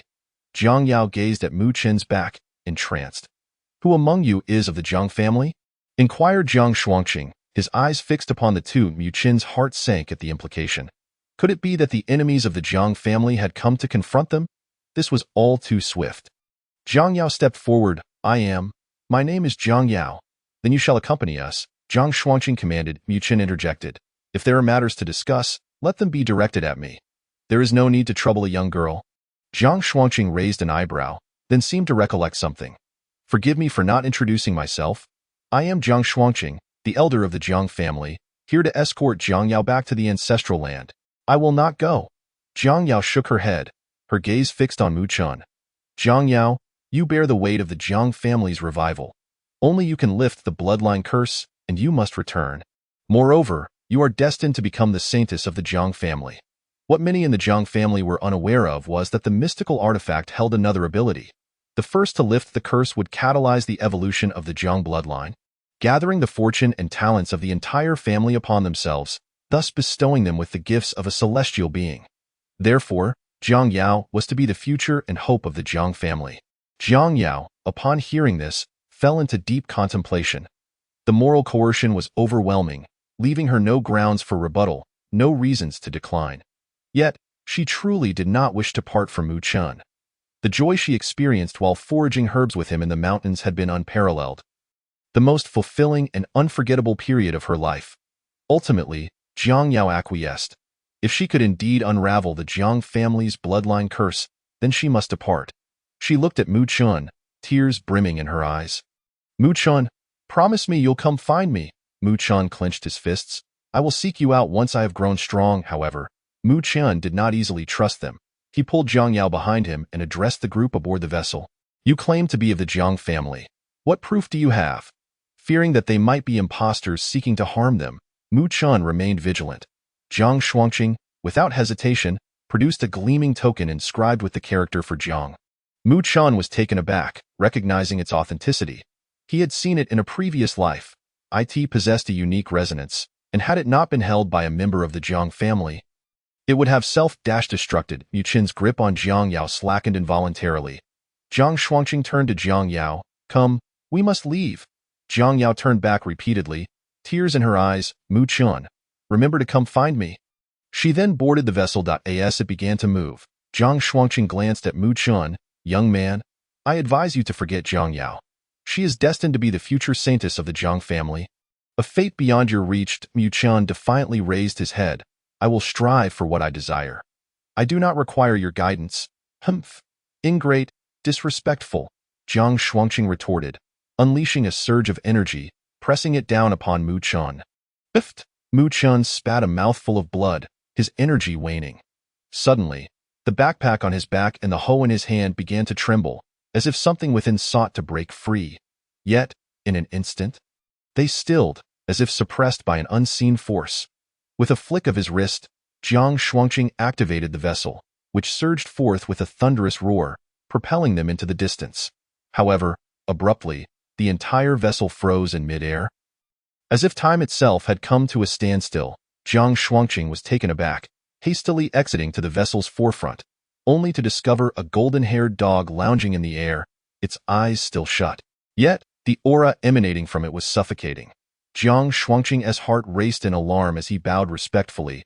Might I inquire why you have descended, esteemed one? Suddenly, the golden-haired dog opened its eyes, revealing a depth that seemed to contain the entire cosmos.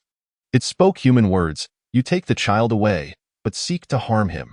You struck the young, so naturally the old shall come. Jiang Shuangqing, horrified, asked, Might I know your relation to the child? I am his master's uncle. The golden-haired dog declared, rising to its full stature, an ancient aura radiating from it.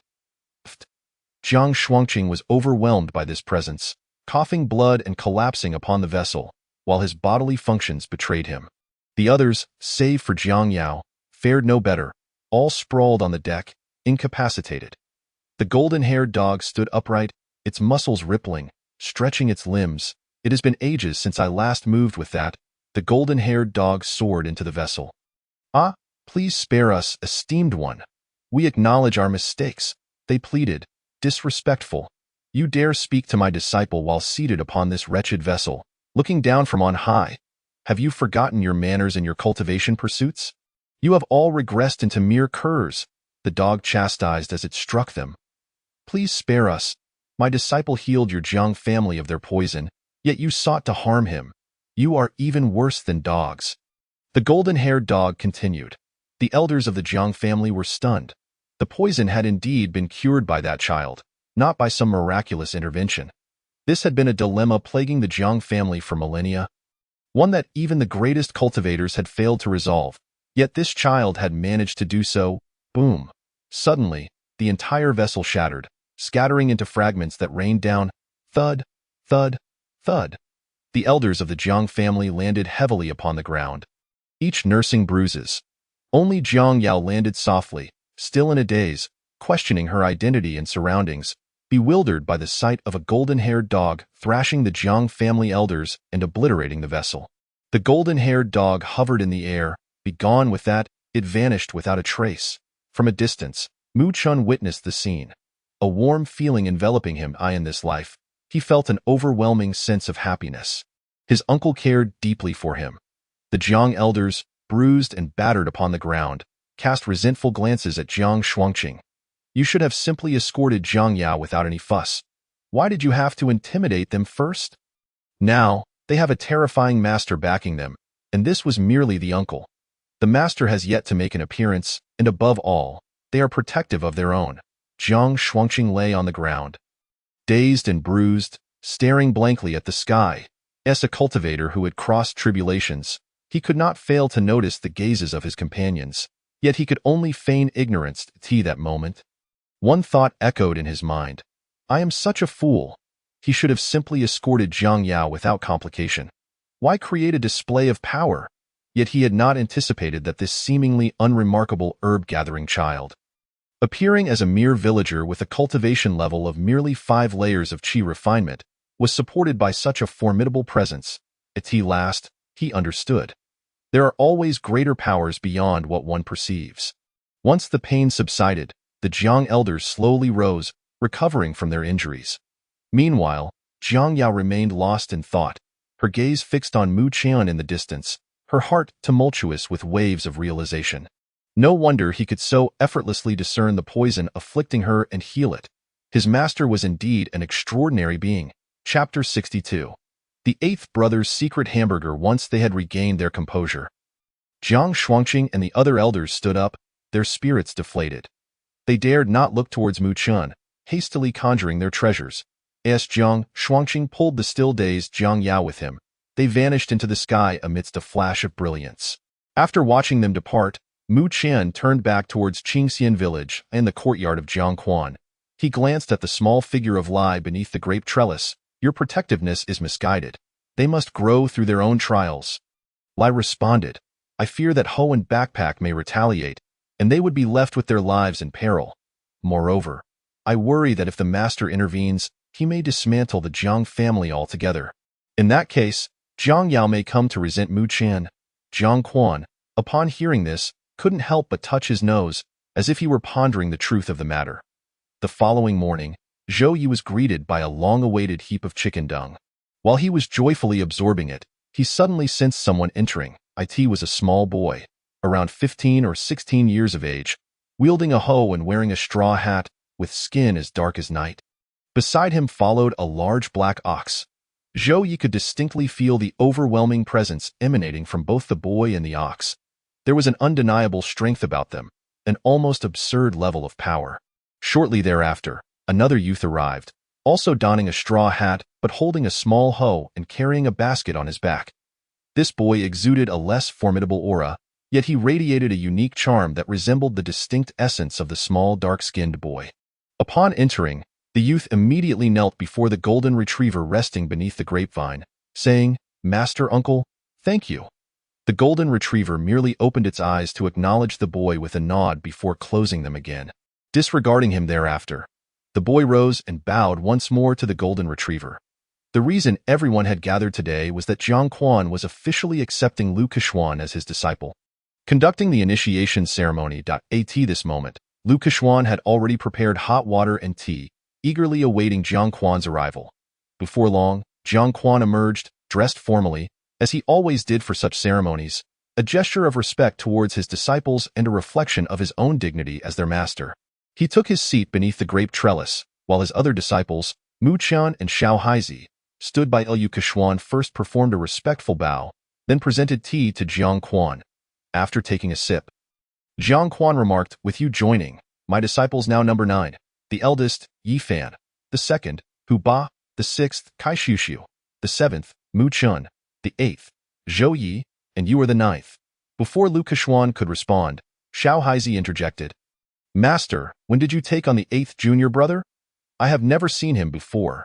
Mu Chun also looked at Master Jiang Quan in confusion, his eyes filled with curiosity. Lu Kechuan was equally perplexed. He distinctly remembered the 6th and 7th brothers, as they frequently conversed with him. knowing he would soon be their junior. Suddenly, a mysterious eighth brother appeared, leaving him utterly bewildered. Jiang Quan instinctively glanced at the mound of chicken dung beneath the peach tree. Feeling slightly embarrassed to explain, he finally said, "I just accepted him a few days ago, but he is not here at the moment. You will have the chance to meet him in the future." He quickly changed the subject. "Now, come and sit. If you have any questions, feel free to ask me." Thus, the three disciples began to pose their inquiries, and Jiang Quan patiently addressed each one. Knock, knock, knock. At that moment, a sound of knocking echoed from outside. Without needing Jiang Quan's prompt, Lu Kechuan dashed over to open the door. Upon opening the door, he found Lu Dadong leading a cow, looking somewhat sheepish as he inquired, "Village chief, could you allow the big black cow from Xiao Haizi's family to mate with my cow? I can bring a few bags of corn later to nourish it." Recently, the black cow had become well known in the village for its remarkable strength. Plowing the fields with ease and moving at an astonishing speed, it was also exceptionally obedient. Xiao Haizi never needed to tether it, as it never attempted to run away. Furthermore, the cow had never consumed any crops or trees from their land, making it the ideal plowing companion in the eyes of the villagers. However, during this time, everyone had been rebuffed when seeking to mate with Xiao Haizi's COW. Lu Dadong felt confident that, given his rapport with Xiao Haizi, he would succeed. Yet, upon visiting Xiao Haizi, he found him absent. After hearing from Xiao Tieshio that Xiao Haizi was at the village chief's house, he decided to come over instead. That's so? Jiang Quan turned to Xiao Haizi, asking, "Is it acceptable?" In Lu Dadong's view, Jiang Quan's words were directed at Xiao Haizi, but Xiao Haizi understood they were meant for him. A tremor of anxiety coursed through him, and he instinctively nodded. In truth, he was reluctant. He did not wish to comply, but with such a powerful figure speaking, how could he dare to refuse? He feared the repercussions of disobedience. Xiao Haizi hesitated to allow the mating, as he feared that offspring would divide his path's nascent form, prolonging his journey to divinity. Conversely, his offspring would inherently possess a divine beast's bloodline. However, mere bloodline was not enough to guarantee ascendance to the divine realm. It required profound comprehension of the path's essence. Nonetheless, even with that potential, the prospects were exceptionally high. It was worth noting that Xiao Haizi had spent millennia without even grasping the nascent form of the path. After reaching an agreement, Xiao Haizi ventured out to find the cow. Compared to Wu Outyin, Xiao Haizi took a bit longer, returning after 5 minutes with a refreshed demeanor. He mused to himself, "So, this is how exhilarating mating can be. If I had known, I would have agreed sooner. Perhaps I should mate with all the cows in the village." Having successfully mated with the cow, Lu Dadong felt immensely satisfied and in high spirits. Led the cow home, he intended to treat her with the utmost care and delicacies, for she carried a promising lineage. Along the way, he encountered other villagers, answering their inquiries candidly. Among them was El Xiaoxin, who, upon hearing Lu Dadong's words, was immediately filled with indignation. "Oh, you Xiao Haizi. The last time I approached him, he refused and even scolded me. Yet, when Big Brother Dadong came, he readily agreed." However, the following day, El Xiaoxin brazenly took the cow to Xiao Haizi's home, leading to a long line of villagers waiting to mate their cows with Xiao Haizi's. Even those who did not own cows hurried to purchase one from the county to bring over. After the successful mating, many villagers also requested a few kuan chicken eggs in return, and in turn, they would bring bags of corn. Thus, Xiao Haizi became increasingly busy. Within just 3 hours, he was utterly exhausted. "Xiao Haizi, please help me up. I still have more to give," he exclaimed, sprawled on the ground, addressing Xiao Haizi. Xiao Haizi, exasperated, ignored him and instead went out to send the villagers away, asking them to return the next day. The villagers understood Xiao Haizi's exhaustion and dispersed accordingly. Qinglin Prefecture, also known as Demon Prefecture, is the dwelling place of the demon clan. The very heart of Qinglin Prefecture lies a city known as the ancient capital of demons. With its central location being the ancestral land of the demon clan. It is said that the ancestral land was established by the demon ancestor, and a statue of the demon ancestor stands within. Towering in size, the statue depicts a young man holding a folding fan, exuding an aura of grace, accompanied by a beast resembling a dragon. Chapter 63. The Search for the Demon Emperor. This is the legendary demon ancestor. According to lore, the demon ancestor always appeared in human form, yet radiated an exceedingly terrifying demonic energy. No one knows the true form of the demon ancestor, nor has anyone witnessed the demon ancestor in action. Yet his mere presence can instill fear throughout the demon clan. After appearing, the demon ancestor began to unify the demon clan, imparting martial techniques and establishing a shared culture, thus bringing stability and unity to a previously chaotic demon society. Leading them towards prosperity. In just a few decades, the demon ancestor accomplished what had eluded others in the demon clan for thousands of years, only to suddenly vanish without a trace. However, even within those few decades, he left an indelible mark on all demons, becoming a legend and prompting the erection of his statue. Behind the statue lies a grand hall, where a gathering of demons, some in human form and others in a hybrid beastly form, convenes. At the forefront sits a woman of extraordinary beauty, though she emanates an unsettling air of unreality. Her name is Huang Lizhu, and her true form is that of a yellow weasel.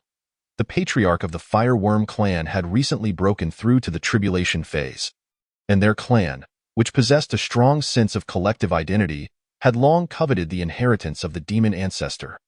Thus, it was inevitable that they would come to seize it.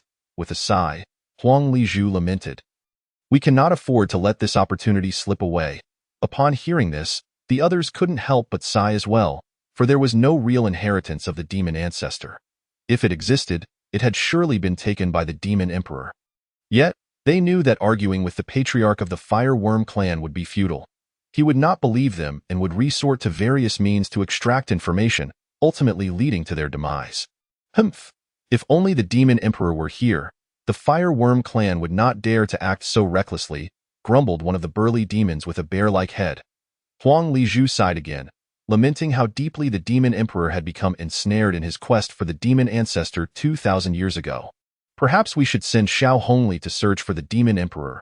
With the demon emperor's unparalleled abilities, he would undoubtedly arrive in time to save us, proposed one of the donkey-headed demons. Huang Lizhu, feeling a headache coming on, conceded, "It seems we have no other choice." Before long, a group of elder demons gathered at the demon emperor's palace, collectively retrieving a fish tank containing a red koi fish. "Hongli, you share a fateful bond with the demon emperor. Only you can locate him and bring him back to rescue us. We entrust this task to you." The little red carp was nurtured by the demon emperor. Before departing, the emperor had instructed them that in the event of great calamity, they could send the little red carp to seek her. Subsequently, the other demons placed the little red carp into the river. As it surfaced, the little red carp nodded to the assembly of demons, and, amidst their hopeful gazes, it dove into the water. Today, Qingxian village was particularly lively, for it marked the wedding day of the village's old bachelor. El Xiaoxian. To commemorate the occasion, El Xiaoxin had rented a room at the finest inn in the county as the venue for the wedding, and he also invited many single young women from the village to serve as bridesmaids. El Xiaoxin did not forget the promise made by Su Changchen to carry him in a bridal sedan chair. Thus, he had specially commissioned a bridal sedan chair made entirely of pure iron, encased in wood so that its true nature would remain concealed. Yet, he deemed it insufficiently heavy and added several iron blocks inside. To spare others from exhaustion, El Xiaoxin had enlisted the help of Xiao Haizi, El Keshuan, and Mu Chan to carry the bridal sedan chair, for he was primarily motivated by a desire for revenge. The wedding was grand and boisterous, attracting even villagers from neighboring hamlets. However, Su Changchen suffered greatly on the return journey, nearly collapsing from fatigue. Pondering how extraordinarily heavy the bridal sedan chair was, upon returning, he fell flat from exhaustion, and the next day, as he lay in bed reflecting, he suddenly realized that this must have been a deliberate act of El Xiaoxin, a retaliation for his previous mockery. Regret washed over him. He should never have dared to ridicule El Xiaoxin so carelessly, for it had resulted in his current predicament, likely keeping him bedridden for several days. At El Xiaoxin's home, after a brief night of passion, dawn broke. Today, El Xiaoxin intended to weed the cornfields, so he set out early. After rising, Niechin contemplated her new role as a married woman and resolved to contribute to their household. Deciding to begin by learning to cook, since El Xiaoxin was away weeding, she thought it would be a perfect opportunity to prepare a meal for him. Without delay, Niechin gathered some chives to make scrambled eggs with chives and prepared 2 additional dishes. She then used her cultivation to grind corn into flour, kneaded it into dough, and steamed it into buns. By the time the meal was ready, it was already noon, and Nie Qin wiped the sweat from her brow. At that moment, the sound of the door opening reached her ears, and a smile spread across her face. Her husband had returned. As she stepped into the courtyard, she saw El Xiaoxin putting down his hoe and straw hat. "Husband, you're back?" Nie Qin joyfully exclaimed, rushing into his embrace, completely disregarding the dirt that covered him. Wait, I'm all dirty and will get you filthy too." El Xiaoxin raised his hands, hesitant to touch Nie Qin. "It's fine, I don't mind." Nie Qin nestled against El Xiaoxin's chest. "All right, I'll go prepare the meal," El Xiaoxin declared. Nie Qin couldn't help but smile, looking up at him and saying, "I've already made it." El Xiaoxin was taken aback. "You've made it? Come with me." Nie Qin led El Xiaoxin to the pavilion where she presented the dishes. Upon seeing the plate of scrambled eggs with chives, El Xiaoxin stood there, stunned. "What are you waiting for? Eat up." Nie Qin kindly offered him chopsticks. El Xiaoxin slowly picked up a whole egg and turned to Nie Qin. "Why didn't you break it to scramble?" Nie Qin's face flushed crimson. "I thought it was supposed to be put in whole. Is it not good this way?" El Xiaoxin hesitated, then quickly replied, "It's fine, quite good." However, El Xiaoxin found himself unable to eat. So he picked up a corn bun and took a hearty bite. Crunch! El Xiaoxin felt a sharp pain in his tooth, nearly losing it.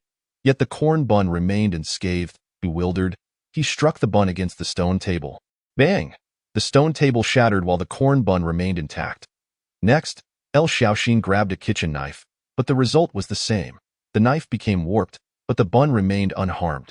Determined, he fetched an axe, only to find it split apart without inflicting any damage on the corn bun. Finally, El Xiaoxin retrieved the hoe that he had forged with the village chief and used it to dig into the bun, successfully splitting it in half. With a sigh of relief, he marveled at how difficult this was to deal with, far more challenging than confronting a wicked cultivator. Nie Qin stood beside him, equally astonished. She had not anticipated that her buns would turn out so hard. "Husband, perhaps we shouldn't eat this." Nie Qin quickly approached El Xiaoxin, grasping his hand. El Xiaoxin wiped the sweat from his brow. "Never mind, I'll go cook," Nie Qin replied. "I actually prepared 2 other dishes. Is that so? Then let us make do with what we have." Following that, Nie Qin presented 2 plates of charred cabbage before El Xiaoxin. Chapter 64. Doing Good. I will also strive for perfection on the barren hillside at the western edge of the village. In one of the thatched huts, Zhang Qiuxing was sleeping soundly, cradling his sword. Bang, bang, bang. Suddenly, a knock at the door jolted Zhang Qiuxing awake, and he hastily rose to open it. Upon opening the door, he found a charming little girl standing outside. This girl, whom Zhang Qiuxing knew well, was El Dadong's granddaughter, named El Shouting. Seeing her, a smile involuntarily spread across Zhang Qiuxing's face. "Shouting, what brings you here?" El Shouting raised the basket in her hand. "Uncle Qiuxing, my mother sent me to bring you eggs to eat, and she asked if you'd like to accompany us to the market." Zhang Qiuxing rubbed his bald head. "I see. Why don't you go ahead and call them? I'll wash up and be right out." Recently, due to the turmoil outside, whenever villagers needed to venture out for supplies, they would often call upon one another for company. The inhabitants of the barren hillside were always among the first to be summoned. Having previously assisted each household and becoming familiar with each other, Zhang Qiuxing and Meng Huabing were assigned to El Dadong's household. Thus they were also well acquainted and would certainly be among those called first. Zhang Qiuxing would never refuse. On the contrary, he welcomed it, for El Shouting had frequently brought them food during this time. When Zhang Qiuxing finished washing up and stepped outside, El Shouting had already returned with Meng Huabing and 3 others. Zhang Qiuxing took up his sword and approached. "Let us go." The group descended the mountain, joining the villagers on their way to the county. Upon arriving at the county, everyone dispersed to purchase their goods. As the danger lay primarily on the road, with only petty thieves to worry about once inside the county, Zhang Qiuxing also went about buying things, taking the opportunity to browse the market. With Meng Huabing accompanying him, Zhang Qiuxing focused intently on various swords, examining each one with a fervor that bordered on obsession, while Meng Huabing found little of interest, merely glancing about. Before long, noon arrived, and the two began their journey back. They had agreed to meet at the entrance of Qingbao Tower, the very heart of the county, renowned for being the most prominent trading establishment, offering a wide array of goods, including jewelry, high-end ingredients, daily necessities, and various farming tools and seeds. However, as they walked, an unsettling feeling washed over them as they spotted thick smoke billowing in the distance. Oh no! Zhang Qiuxing and Meng Huabing hurriedly quickened their pace toward the source. Upon reaching Qingbao Tower, they found it surrounded by a crowd, with flames roaring fiercely from within. As they approached, a villager from Qingxian called out urgently, "Qiuxing, think of something quickly. Shouting and her mother are still inside." What? Zhang Qiuxing's expression shifted dramatically, and without a second thought, he attempted to rush inside. However, he was grabbed by Meng Huabing. Zhang Qiuxing turned to him, furious. "What are you doing? Get lost. You're the most despicable person I know." Utterly revolting. At that moment, Zhang Qiuxing's mind was flooded with memories of El shouting delivering goods to them. "Brother Qiuxing, my mother sent me to bring you potatoes." "Brother Qiuxing, my mother asked me to bring you some cabbage." "Brother Qiuxing, my mother sent peanuts for you to eat." "Brother Qiuxing, my friends all went to the market. Can you play jump rope with me?" "Brother Qiuxing, absolutely, I cannot allow anything to happen to you." "Get lost, you fool!" Zhang Qiuxing shouted once more at Meng Huabing before breaking free and charging inside. Meng Huabing stood in shock, a self-deprecating smile crossing his face. He understood that Zhang Qiuxing had never forgiven him and had maintained his distance. Yet how could they know that his aim was to achieve perfection in all he did? If he were to be a bandit, he would strive for excellence. As an ordinary person, he would pursue the same. If he were to be a good man, he would also seek to excel. Just now, he had merely wished for Zhang Qiuxing to douse himself with a bucket of water before going in. With that, Meng Huabing rushed to seize a water bucket from someone drawing water, dousing himself liberally before returning the bucket and, without hesitation, charging inside. The man drawing water was left bewildered, but he quickly turned to fetch more. A villager from Qingxian, who had just spoken to Zhang Qiuxing and the others, happened to witness this scene unfold. "My old bones won't last much longer. Death would be a release." After softly murmuring a few words, he dashed forward to pour a bucket of water over himself, immediately following suit into the fray. Should one inquire about any regrets, it might simply be the sentiment of not having adequately relished the comforts of life. Since the village head's arrival, he had only enjoyed a little over 2 years of such indulgence. As one individual after another was rescued, the figures of El shouting and her mother remained elusive, as did those of Meng Huabing and Zhang Qiuxing. The flames grew increasingly ferocious, soon engulfing the entrance. The crowd, drawn by the spectacle, instinctively retreated, for the heat was unbearable at close quarters. Meanwhile, in the restroom at the lowest level, Zhang Qiuxing finally located El shouting and her mother. However, El shouting's mother was trapped beneath a fallen pillar, unable to escape. El shouting cried beside her, desperately tugging at her mother, yet to no avail. Upon seeing Zhang Qiuxing approach, El shouting's mother summoned the last vestiges of her strength to say, "Qiuxing, quickly take shouting out." Zhang Qiuxing remained silent, rushing to the pillar's side, straining to lift it. "Qiuxing, do not waste your energy. Even if you manage to lift it, I cannot escape. My leg is injured. Take shouting out quickly." She coughed, her eyelids drooping. With his eyes reddening, Zhang Qiuxing insisted, "No, if we leave together." Yet, despite his utmost efforts, he could not budge the pillar, and despair washed over him. Just as he was preparing to abandon hope and lead El shouting away, a hand rested atop the pillar. Who was that? Zhang Qiuxing looked up to find Meng Huabing smiling at him. Soon, another hand joined, and they recognized it belonged to Su Dashi, a villager from Qingxian village. The trio exchanged a knowing glance and exerted their strength together. With a resounding crash, the entire pillar was lifted and pushed aside. "Go!" Meng Huabing bellowed, swiftly cradling El's mother and fleeing outward. Zhang Qiuxing hurriedly scooped up El shouting, urging Su Dashi along as they made their escape. The inferno continued to rage, and the wooden structure of the building began to collapse. A burning plank fell with a thud upon Zhang Qiuxing's back, inflicting excruciating pain that contorted his features. Through gritted teeth, Zhang Qiuxing pressed onward into the fiery abyss, as Meng Huabing carried El's mother. The weight slowed Zhang Qiuxing, who trailed closely behind, navigating through the blazing inferno, their garments igniting in flames. The searing agony forced them to clench their jaws in determination. Just as their clothes were on the verge of being consumed, they finally spotted the exit. Chapter 65. Healing with gritted teeth, the trio surged forth, As they burst through the doorway, the entire structure collapsed with a thunderous roar, sending dust and debris swirling. Several villagers with buckets rushed forward, dousing the three with water, extinguishing the flames that clung to their bodies. However, they had reached their limits and collapsed onto the ground. At that moment, the onlookers realized that not a single part of the three remained unscathed.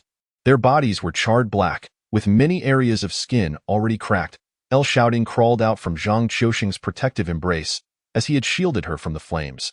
She scurried to her mother, shaking her. "Mother, wake up, Werwolf." But El's mother lay unconscious, unable to respond. Next, El Shouting wept as she crawled to Zhang Qiusheng, shaking the unresponsive man. "Uncle Qiusheng, please wake up, Werwolf." She then crawled over to Meng Huabing, shaking him. "Werwolf, brother Huabing, please wake up." El Shouting's mind flooded with memories of the three of them playing jump rope, with the two boys holding the rope while she jumped in the middle. Then, she crawled to Sudashi, shaking him, but received no reply. Overcome with despair, El Shouting sat on the ground, crying loudly, prompting concern from those around her. At that moment, a villager from Qingxian village pushed through the crowd and approached. What happened? Upon witnessing the scene before him, he gasped in shock and shouted, "Where are the people from Qingxian village?" Instantly, many emerged from the crowd, rushing forward. "Quickly, let's carry them back to the village. The village head will surely be able to heal them." They hurriedly moved to assist, their faith in the village head unwavering, as he was regarded as omnipotent in their eyes. Seeing the lack of manpower, a villager from Qingxian village produced a gold ingot. "For those who help today, one person will receive 1 tael of gold." A commotion ensued as numerous people rushed forward to offer their assistance. Before long, in less than 15 minutes, they had transported the four to the doorstep of Jiang Quan's home. Jiang Quan, having heard the commotion, stepped outside. "Village head, please, come and see how they are," one individual anxiously implored. Jiang Quan hurried over to examine the four on the stretcher. El Shouting cried out, "Village head, please save Uncle Qiusheng and my mother. They became this way while trying to save me and my mother." Jiang Quan patted El Shouting reassuringly. "Do not worry, I will heal them." He then began to take their pulses, his brow furrowing slightly. Except for El Shouting's mother, the others suffered severe burns, with Zhang Qiusheng's scapula even fractured. Jiang Quan looked up. "Bring Xiao Mukin to assist me." "I'll go," someone called out, rushing off. Jiang Quan instructed, "Carry them all into my house." Fortunately, Jiang Quan had utilized some spatial techniques while constructing his thatched cottage, allowing for ample space and numerous empty rooms. He directed them to separate the four, placing El Shouting's mother in one room and the three men in another. Next, he called for El Shouting. "Shouting, will you help your mother clean her body? It's a daunting task. Do you think you can manage?" El Shouting nodded earnestly. "Village head, I promise to complete the task." Jiang Quan nodded and handed her a jar of strong liquor along with a piece of gauze. Soon after, Xiao Mukin arrived. "Master," Jiang Quan nodded, "I will name the herbs. Remember them and go gather them." Jiang Quan listed 20 pounds of Lingxing grassroot, 20 pounds of devil's tree leaves, 5 taels of centipede, 4 taels of loquat. Xiao Mukin nodded along as he listened. Jiang Quan continued to list hundreds of herbs. If he were to simply memorize them, Xiao Mukin would surely struggle, but as he envisioned the effects of each herb and their combinations, everything became clear, and he retained the information effortlessly. Next, Xiao Mukin went to procure the herbs. Retrieving whatever he had in his spatial storage, Jiang Quan then called upon several strong men to help clean the bodies of Zhang Qiusheng and the others. Their injuries were the most severe, and Jiang Quan needed to exercise utmost caution. Even in modern society, severe burns are a nightmare for all. Before long, Xiao Mukin returned, and Jiang Quan instructed him to brew 2 medicinal concoctions. Without needing to explain how to prepare them, Xiao Mukin already understood point 1 was to be consumed, serving to alleviate pain, invigorate blood flow, and expedite skin recovery, while the other was a medicinal paste, requiring the grinding of other herbs into powder, which would then be mixed into the prepared liquid. Time passed rapidly, and soon Xiao Mukin had brewed the medicine for the four to consume. The ointment was also ready, and El Shouting applied it to her mother. Meanwhile, the crowd outside remained gathered, and Jiang Quan stepped out to address them. "They are no longer in critical condition. Please disperse. Do not disturb their rest." It was sensible. With so many people present, noise was inevitable, and thus they began to disperse. As for those who had helped carry the injured, each received 2 taels of gold, which delighted them, as they had seized a fortuitous opportunity. However, they kept their excitement discreet, for 2 taels of gold was no small sum. And they wished to avoid drawing unwanted attention. As they left the village, they were taken aback by the sight. Upon arrival, they had been too anxious to observe closely, but now they noticed that Qingxian village was remarkably well built. Its houses and trees imparted a refreshing aura. Simultaneously, they silently noted that when their daughters grew up, they would certainly prioritize this village. Although Jiang Quan had assured them that the 4 were out of danger, they remained in a state of unconsciousness. With only one awakening by midnight. Water, water, Meng Huabing murmured. Xiao Mukin, who had been dozing beside him, jolted awake and hurried to fetch water, carefully offering it to him. Water, water. Soon after, the other 2 also regained consciousness, and Xiao Mukin promptly provided them with water. At that moment, El Dadong's son was attending to El Xiaoting's mother. Upon receiving the news, he rushed over to care for his wife, as it was somewhat inconvenient for others to do so. El Xiaoting's mother gradually stirred back to consciousness. The sight of her awakening brought joy to everyone. However, though she had regained consciousness, recovery would take time, and they could not yet rise from their beds. They would need to recuperate gradually. Thankfully, pain relief medication alleviated their suffering. The following morning, El Dadong enlisted the help of the villagers, bringing several large sacks of corn to Jiang Quan's home, along with various other items like fruits and fabrics. Jiang Quan felt a headache coming on. His storage was nearly filled with corn, and other items were close behind. Though he hesitated to discard them, as they were all tokens of goodwill, he also recognized the burden they imposed. Chapter 66. Su Linlin's transformation. Jiang Quan said, "Brother Dadong, take this back. I have plenty here, and it's of no use to keep it. Moreover, this. I have already stated that there is truly no need for you to send gifts as a token of gratitude." Upon hearing this, Lu Dadong was momentarily taken aback. Does the village chief not imply that I should promptly send something over? Jiang Quan, rubbing his forehead in exasperation, replied, "Alas! What I mean is that you need not send anything. A verbal expression of thanks is sufficient. Is that the implication?" Lu Dadong could not help but scratch his head. Jiang Quan, witnessing his demeanor, felt a sense of helplessness, realizing that he had once again failed to grasp the message. Today, an unusually large number of visitors had come to Jiang Quan's residence, all to pay their respects to a few individuals. Su Linlin was also present, her demeanor notably subdued, as she refrained from engaging in conversation. In truth, she was preoccupied with contemplating a particular matter: the village chief's medical skills. The injuries sustained by these individuals were severe burns, which in her previous life would have necessitated skin grafts. For such extensive injuries, one would require several million to afford treatment in her former world. However, in the current society, merely possessing wealth is insufficient. One also needs access to advanced medical equipment and a skilled surgeon. Yet, here with the village chief, 2 doses of medicine resolved the issue. Su Linlin found herself reminiscing about the legends surrounding the village chief's medical prowess. Upon her arrival in Qingxian village, he had apprenticed under the previous village chief, subsequently exhibiting remarkable medical skills, even curing a bedridden individual who then supposedly ran off. A tale that circulated but was far from the truth, as that person had long since returned after merely enjoying a run at sunset, unseen by anyone, thus giving rise to the rumor of their disappearance. Furthermore, the village chief had also cured the illness of the county's wealthiest man, who in return aided the village by repairing the roads.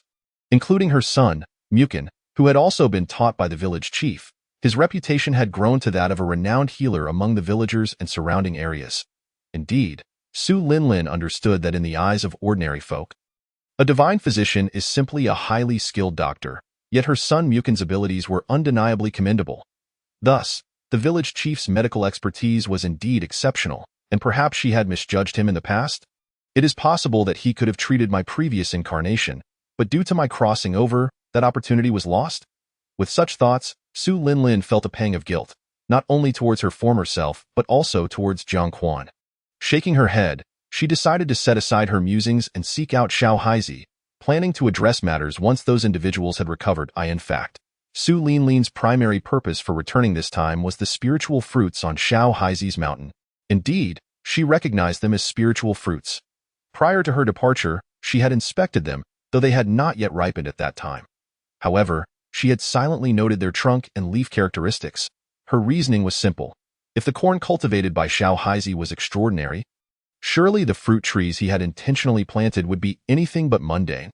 As it turned out, she later discovered information about these fruits in a comprehensive catalog of rare natural treasures. The Shieling fruit, a treasure of heaven and earth, born of nature, devoid of seeds, and impossible to cultivate artificially. Even a Taoist master could only gaze in vain. The effects of this fruit were extraordinarily remarkable. Capable of cleansing the marrow of practitioners, enhancing the purity of their spiritual energy within the Dantian, and thus elevating their foundational cultivation. For mortals, it would cleanse their meridians and enhance their martial aptitude, while also extending their lifespan slightly. Such terrifying effects are impossible to resist. After all, for practitioners, enhancing their foundational cultivation equates to raising their future potential. How could one refuse? Su Linlin contemplated that if she were to sell these fruits, it would indeed be a transformative opportunity. Not only would she not have to worry about entering the realm of cultivation, but thriving within it would also be a mere trifle. Soon, Su Linlin arrived at Xiao Haizi's home. Due to recent days of breeding, Xiao Haizi had not ventured outside, remaining at home. As Su Linlin approached, she chanced upon a rather heated scene involving Xiao Haizi, causing her to blush instantly. She dared not linger. Hastily entering to find Xiao Haizi, "Aunt Linlin, you have arrived," Xiao Tietue exclaimed joyfully upon seeing Su Linlin. "Is your brother around?" Su Linlin inquired, gently patting Xiao Tietue's head. "My brother is preparing fertilizer," Xiao Tietue replied, pointing to a corner of the yard where a large pile of dung lay. Xiao Haizi was busy raking it, preparing to spread it out to dry before using it to fertilize the fruit trees. At one point, Xiao Haizi had asked whether Haihei would defecate and if a special toilet should be prepared for him. Haihei had looked at Xiao Haizi disdainfully, saying, "Do you think an emperor-level demon lord would need to excrete such filth?" Back then, Xiao Haizi had no comprehension of the might of an emperor-level being, yet he believed it wholeheartedly. The outcome was that Haihei produced the most waste, and it was particularly foul. As Su Linlin approached, she instinctively covered her nose. "Aunt Linlin, what brings you here?" Xiao Haizi inquired while continuing to rake. "Well, Xiao Haizi, I noticed that the fruits on your mountain are nearing ripeness. Have you considered how to sell them?" Su Linlin asked, standing still as the stench was overwhelming. Xiao Haizi pondered for a moment, raking as he responded, "I plan to sell them to the Grain Merchants Association. It's a relatively safe option." Su Linlin quickly proposed, "Xiao Haizi, why not sell them to me?" "No, not just to me. Let us collaborate. I will handle the sales of the spiritual fruits. We can split the profits 70-30, with you receiving 70. I can assure you I can sell them for a significantly higher price, at least 20 times more than what the Grain Merchants Association would offer." Xiao Haizi was taken aback. "Aunt Linlin? Wait a moment, let me change my clothes, and we can discuss this in detail." Shortly thereafter, Xiao Haizi changed and joined Su Linlin under the pavilion. The wooden tables and chairs beneath the pavilion had initially been stone, but after Xiao Tietue complained about the cold, Xiao Haizi replaced them all. Once seated, Su Linlin got straight to the point. "Here's the thing, Xiao Haizi, your fruits would be highly sought after even in the realm of cultivation. I intend to sell them throughout the Zhongli immortal realm, employing a strategy of scarcity to drive up the prices. The profits earned from there can be reinvested into goods for sale here, maximizing our returns. We can also split the profits 70-30. This approach was reminiscent of the Taoist merchants in her previous life, but it was indeed one of the fastest ways to profit. Moreover, Su Linlin was preparing to capitalize on the chaos of war. Business people pursue profit and are often ruthless. With family to care for, she felt compelled to sacrifice some moral scruples to ensure their well-being. Xiao Haizi, while not fully grasping the intricacies, understood the notion of maximizing profit. However, he had reservations about the profit-sharing arrangement and suggested, "Aunt Linlin, wouldn't a 70-30 split be unfair? How about a 60-40 arrangement? With you receiving 40 and me 60? For Xiao Haizi, as long as he had enough money to spend, he had no particular concept of greed. Chapter 67. Xiao Haizi's new task despite Su Linlin's seemingly simple proposition. Selling the fruits was not as easy as it sounded. Safety was already a significant concern, and the hardships involved were not to be underestimated. Furthermore, Su Linlin was still the mother of her disciple, Mukin, and Xiao Haizi felt it was only right to offer her a fair share, otherwise, he would feel guilty. Su Linlin was momentarily taken aback by his willingness to negotiate fairly. She had initially expected Xiao Haizi to press for a larger share. Yet he instead proposed a better deal, which filled her with a sense of guilt. Su Linlin quickly waved her hands. No, no. I believe 30% is already quite generous. Ultimately, Xiao Haizi nodded in agreement. All right.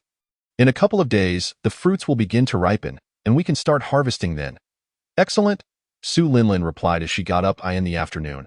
A crowd gathered on the desolate slope to admire Zhang Qiuxing and Meng Huabing. Giving them thumbs up and praising their prowess, it was Meng Huabing's first experience of such admiration, leaving him feeling somewhat bashful. Since the last order he gave to slaughter the village, the villagers had not been particularly fond of him, as such actions provoke ire and dissent. However, following this recent event, their attitude towards him had shifted somewhat. Feeling this change, Meng Huabing experienced a warmth in his heart. In a matter of days, the villagers began assisting Xiao Haizi's family in harvesting the fruits. To facilitate this, Su Linlin brought dozens of carts filled with jade boxes, claiming they would prevent the spiritual energy from dissipating, which had cost a significant amount of money. During the harvest, everyone inevitably sampled the fruits, and they were astonished by their exquisite flavor. Instantly, they sought out Xiao Haizi for seedlings. Xiao Haizi, without hesitation, replied, "Feel free to eat as much as you like. You may also take some home for your families. For seedlings, you can dig up the small saplings beside the fruit trees, but please do not damage the larger trees." After hearing Xiao Haizi's words, everyone felt a pang of embarrassment in their hearts and began to carry corn to his home. Over time, the corn at Xiao Haizi's house piled up to the point where there was no longer space to accommodate it, forcing him to sell the majority to Su Linlin. Concurrently, Xiao Haizi selected 3 robust trees from the mountains to transplant them to the peak. As instructed by his master had mentioned that his cultivation techniques had reached a certain level of proficiency, and it was time for him to enter the nurturing phase. He was to select specific plants for focused cultivation, enhancing their strength and size, potentially even inducing mutations. The first step was for Xiao Haizi to carefully choose the plants he wished to cultivate, dedicating time each day to care for them. He was also assigned a task to cultivate a corn plant into a tree, enabling it to bear corn at intervals without ever wilting. Thus, Xiao Haizi was about to become quite busy. In the humble abode of Jiang Quan, Zhang Qiuxing, upon hearing that Xiao Haizi's family was going to pick fruits, immediately rose to offer his assistance. However, as soon as he stood up, he winced, his body still aching. Meng Huabing lay on the adjacent bed, his entire body wrapped in white bandages, even his face, leaving only his eyes peering with a gleeful malice. "Take care of yourself first, with the status of the boss in the village. There are plenty of people willing to help. We are not needed." Zhang Qiuxing could only sigh in response. With a creak, the door opened, and Mu Chen entered. "You two can try to go outside for a walk and soak up some sun. It will aid your recovery," Meng Huabing protested.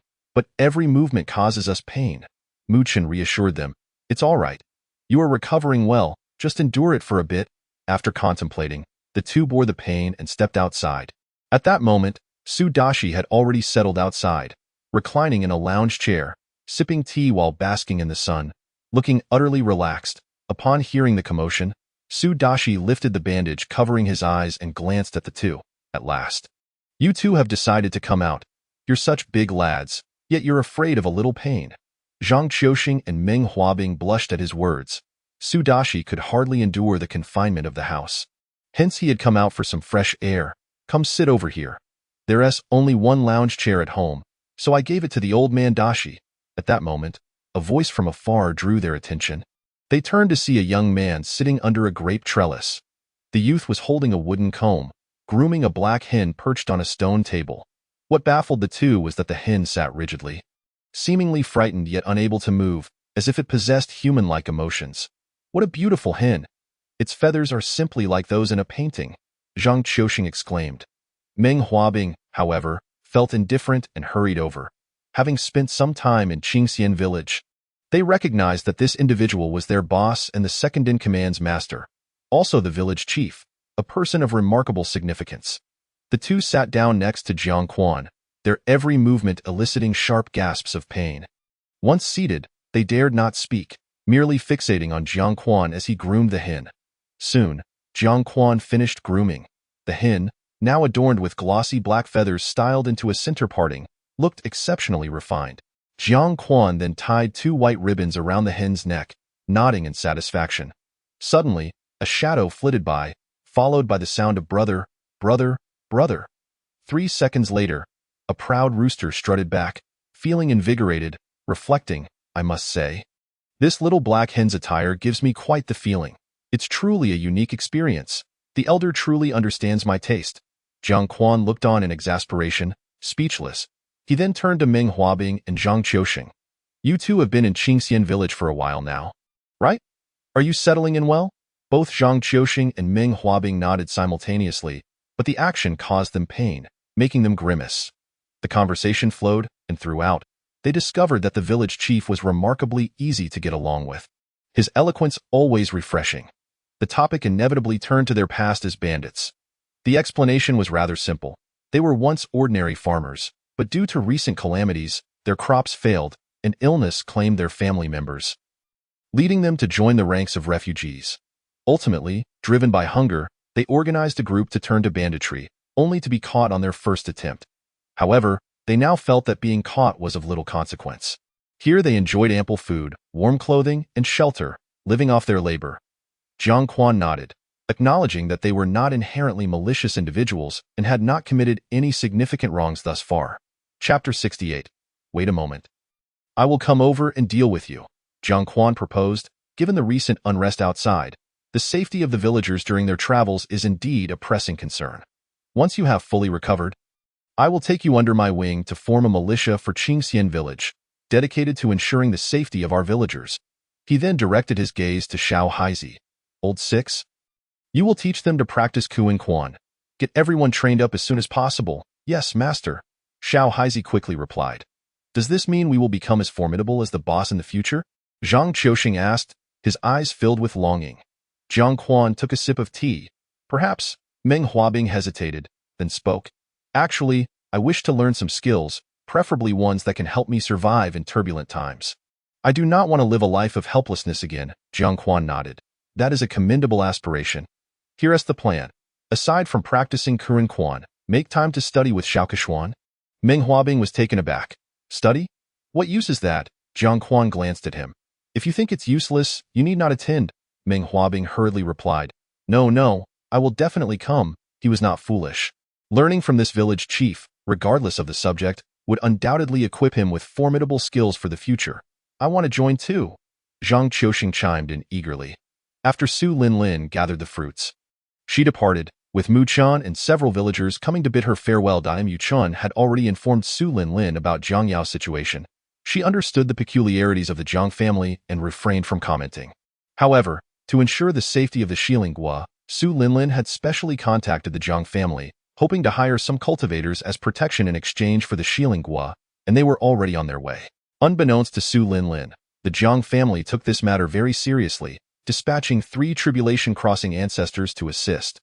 After all, regardless of the circumstances, even without considering the favor of the figure from Qingxian village, it was Su Linlin's son who had healed the Jiang family's curse. It was also due to Su Linlin bringing Jiang Yao along that the curse was resolved. For both emotional and rational reasons, Su Linlin was indeed a benefactor to the Jiang family in Jiangtian village. Within a thatched cottage, an elderly man with a white beard lay on a bed, his body withered like a dried leaf. Ma Shang, master is nearing his end. Cough, cough, the old man said to a boy of 11 or 12 beside him. Master, you cannot leave. What will I do if you go? The boy, referred to as Ma Shang, replied with reddened eyes. There is no feast that does not come to an end. The road ahead lies solely in your hands, the old man said, reaching beneath his pillow to retrieve a golden calligraphy scroll. This was passed down to me by your master. You must study it well, he said, handing the scroll to Ma Shang. Shang hurriedly accepted it, instinctively lowering his head to glance at the scroll, where the words 8 formation diagram were inscribed. When he raised his gaze again, he found his master had closed his eyes. Master, he cried out, his voice thick with grief. With the help of the villagers, Ma Shang buried his master, erecting a gravestone that read, Grave of Master Zhao Zilong. That night, a radiant glow flickered above the grave, and the figure of an elderly man with a white beard appeared above it. If someone were to witness this, they would surely be terrified. How strange. Didn't he second senior brother say there was a trace of Master S karma here? I've been here for decades. Yet I found no sign at all. Indeed, the elderly man was Zhao Zijiang, Jiang Quan's fourth disciple. Everyone had been searching for Master Jiang Quan's whereabouts. Approximately a century ago, through the calculations of second senior brother, it was said that a trace of Master S karma existed here, prompting Zhao Zijiang to seclude himself in this location. However, decades passed, and he had yet to discover any trace of his master. He had even tested all the villagers, leaving no stone unturned, not even sparing several widows. Unfortunately, the results were disappointing, as none exhibited any abnormalities. Forget it, with Master S' omnipotent abilities, if he does not wish for me to find him, then I shall not. Zhao Zijiang sighed. Just as he was about to depart, his eyes inadvertently fell upon a dark mound nearby. Wait a moment, Zhao Zijiang hurriedly approached, instantly freezing in place. Before the grave stood a gravestone inscribed with the words, "Grave of Uncle Li Xiaolong." Ah, no wonder I've been unable to find him all these years. It turns out he was right here, Zhao Zijiang murmured to himself, raising his hand with a flourish, causing the earth to swirl as a decayed coffin soared into view. With another wave, the coffin opened, revealing its emptiness. Indeed, it was the master. The coffin was equally devoid of contents. Previously, after meeting with several fellow disciples, they had collectively realized the master was feigning death, leading them to discreetly excavate his grave. True enough, they discovered that the master's burial site was vacant. Thus, they comprehended that when their master had ostensibly perished years ago, their tears had been shed in vain. He had never truly died. Ah, never mind. I shall seek out the third senior brother for a game of chess. The great chaos is about to unfold, and surely many are looking for me. It would be prudent to hide for now. Zhao Zijiang softly spoke to himself, then transformed into a beam of light, vanishing into the horizon. In a picturesque valley, Zhao Zijiang materialized in the guise of a middle-aged man. "Senior brother, I have returned," he called out. From a humble cottage within the valley emerged a middle-aged scholar, none other than Wen Pingsheng, the third disciple of Jiang Quan. "Fourth junior brother, have you found the master?" Wen Pingsheng inquired urgently upon his arrival. Zhao Zijiang landed before Wen Pingsheng and waved his hand dismissively. "Do not mention it. I found a grave left by the master, but it yielded no useful clues." Wen Pingsheng's expression fell noticeably. Then he contemplated and replied, "No matter, we shall take our time. We'll contact fifth junior brother and inquire where the first and second senior brothers have gone." He then produced a communication jade talisman, channeling his spiritual energy into it, causing the image of Jin Shi to materialize in the air. "Third brother, fourth brother." Jin Shi promptly bowed to the two at fifth junior brother. "Have you been in touch with the first and second senior brothers recently?" When Pingsheng was the first to ask, Jian Shi shook his head. "No, I haven't heard from them in some time, nor have I been able to reach them." When Pingsheng sighed, "Very well. They must be occupied with something. They will reach out to us once they are free." Jian Shi nodded. In his heart, he considered these senior brothers to be reliable individuals. Zhao Zijiang pondered for a moment before instructing, "Fifth junior brother, you must be cautious. Turmoil is brewing, and your Wugu Merchants Guild will become highly sought after, as many will wish to capitalize on the chaos." Jian Shi waved his hand dismissively. "No need to worry. Third brother, since the master took action recently, no one has dared to approach." "What?" Zhao Zijiang and Wen Pingsheng's faces paled in shock. "What did you say?" "The master has taken action." "Where is he?" Zhao Zijiang pressed urgently. Jian Shi replied, "He had a drink with me and then left." When Pingsheng interjected, "Why didn't you tell us sooner?" Jian Shi retorted, "You didn't ask. Besides, I thought the master had already visited you." Wait. I am coming over to thrash you." Chapter 69. Lu Xiaoxin takes action. Jian Shi scratched his head. "Don't. Third brother, I was wrong. Isn't that enough? Do you know where the master is? I wish to see him." When Pingsheng asked eagerly, Jian Shi answered, "I do not know. He is elusive as a dragon, having had a drink with me before vanishing. If you ask me, there is no need for haste. He will come to see you when he wishes." When Pingsheng and Zhao Zijiang could only nod in agreement, and when Pingsheng added, "All right, but I must emphasize, when you next see the master, you must promptly inform us." Jian Shi hurriedly nodded in agreement. Sure. In Qingxian village, mere days later, Zhang Qiuxing and Meng Huabing had fully recovered. Upon returning to the desolate hillside, they organized the villagers to form a militia. The villagers, upon hearing there was work to be done, immediately grew excited, finally finding their purpose. They had felt bored lately, as if they were drifting aimlessly through life, reminiscent of their past existence as mere floating weeds. In the following days, the villagers practiced Kuan Quan under the guidance of Xiao Haizi, while Meng Huabing and Zhang Qiusheng would spend their leisure moments studying with Jiang Quan and Lu Keshuan. Moreover, Lu Dadong, in gratitude for their rescue of his daughter-in-law and granddaughter, graciously allocated 2 plots of land for them to build homes in the future. However, as they currently lacked funds, the matter of constructing houses had to be postponed. As time passed, the villagers' safety during their travels was assured. Whenever they ventured to the county, they would summon Meng Huabing and his companions. Naturally, upon their return, the villagers would bring back numerous gifts, warming the hearts of all involved. On this day, once again, they were summoned for an escort mission. Today marked the market day, and a large number of villagers would be heading to the county to procure goods. However, as they approached the county, a thunderous sound of galloping hooves echoed in the distance. "Be alert!" Zhang Qiusheng urgently warned. Immediately, the group surrounded the carts of Qingxian village, each person vigilant of their surroundings. As the sound of hooves grew nearer, tension mounted among Zhang Qiusheng and his companions. Yet, they could not ascertain whether it was bandits or merely a passing horse caravan. Soon, their apprehension turned to despair as a band of mounted bandits charged towards them, swiftly closing the distance. Upon seeing the large blades they wielded, a grave expression crossed the faces of Zhang Qiusheng and Meng Huabing. "Ha ha ha, I've had my eyes on you for quite some time. You lot, kill them," commanded the leader without a moment's hesitation. Zhang Qiusheng unsheathed his sword. "Brothers, charge!" Instantly, the 2 factions clashed, and the sound of clashing weapons resonated across the land. However, it became apparent that the Qingxian village contingent found their adversaries woefully weak. Often, a single blow would determine the victor. The battle quickly turned in favor of Qingxian village, as the bandits faltered and fled, many perishing or sustaining injuries, leaving only a handful of them remaining.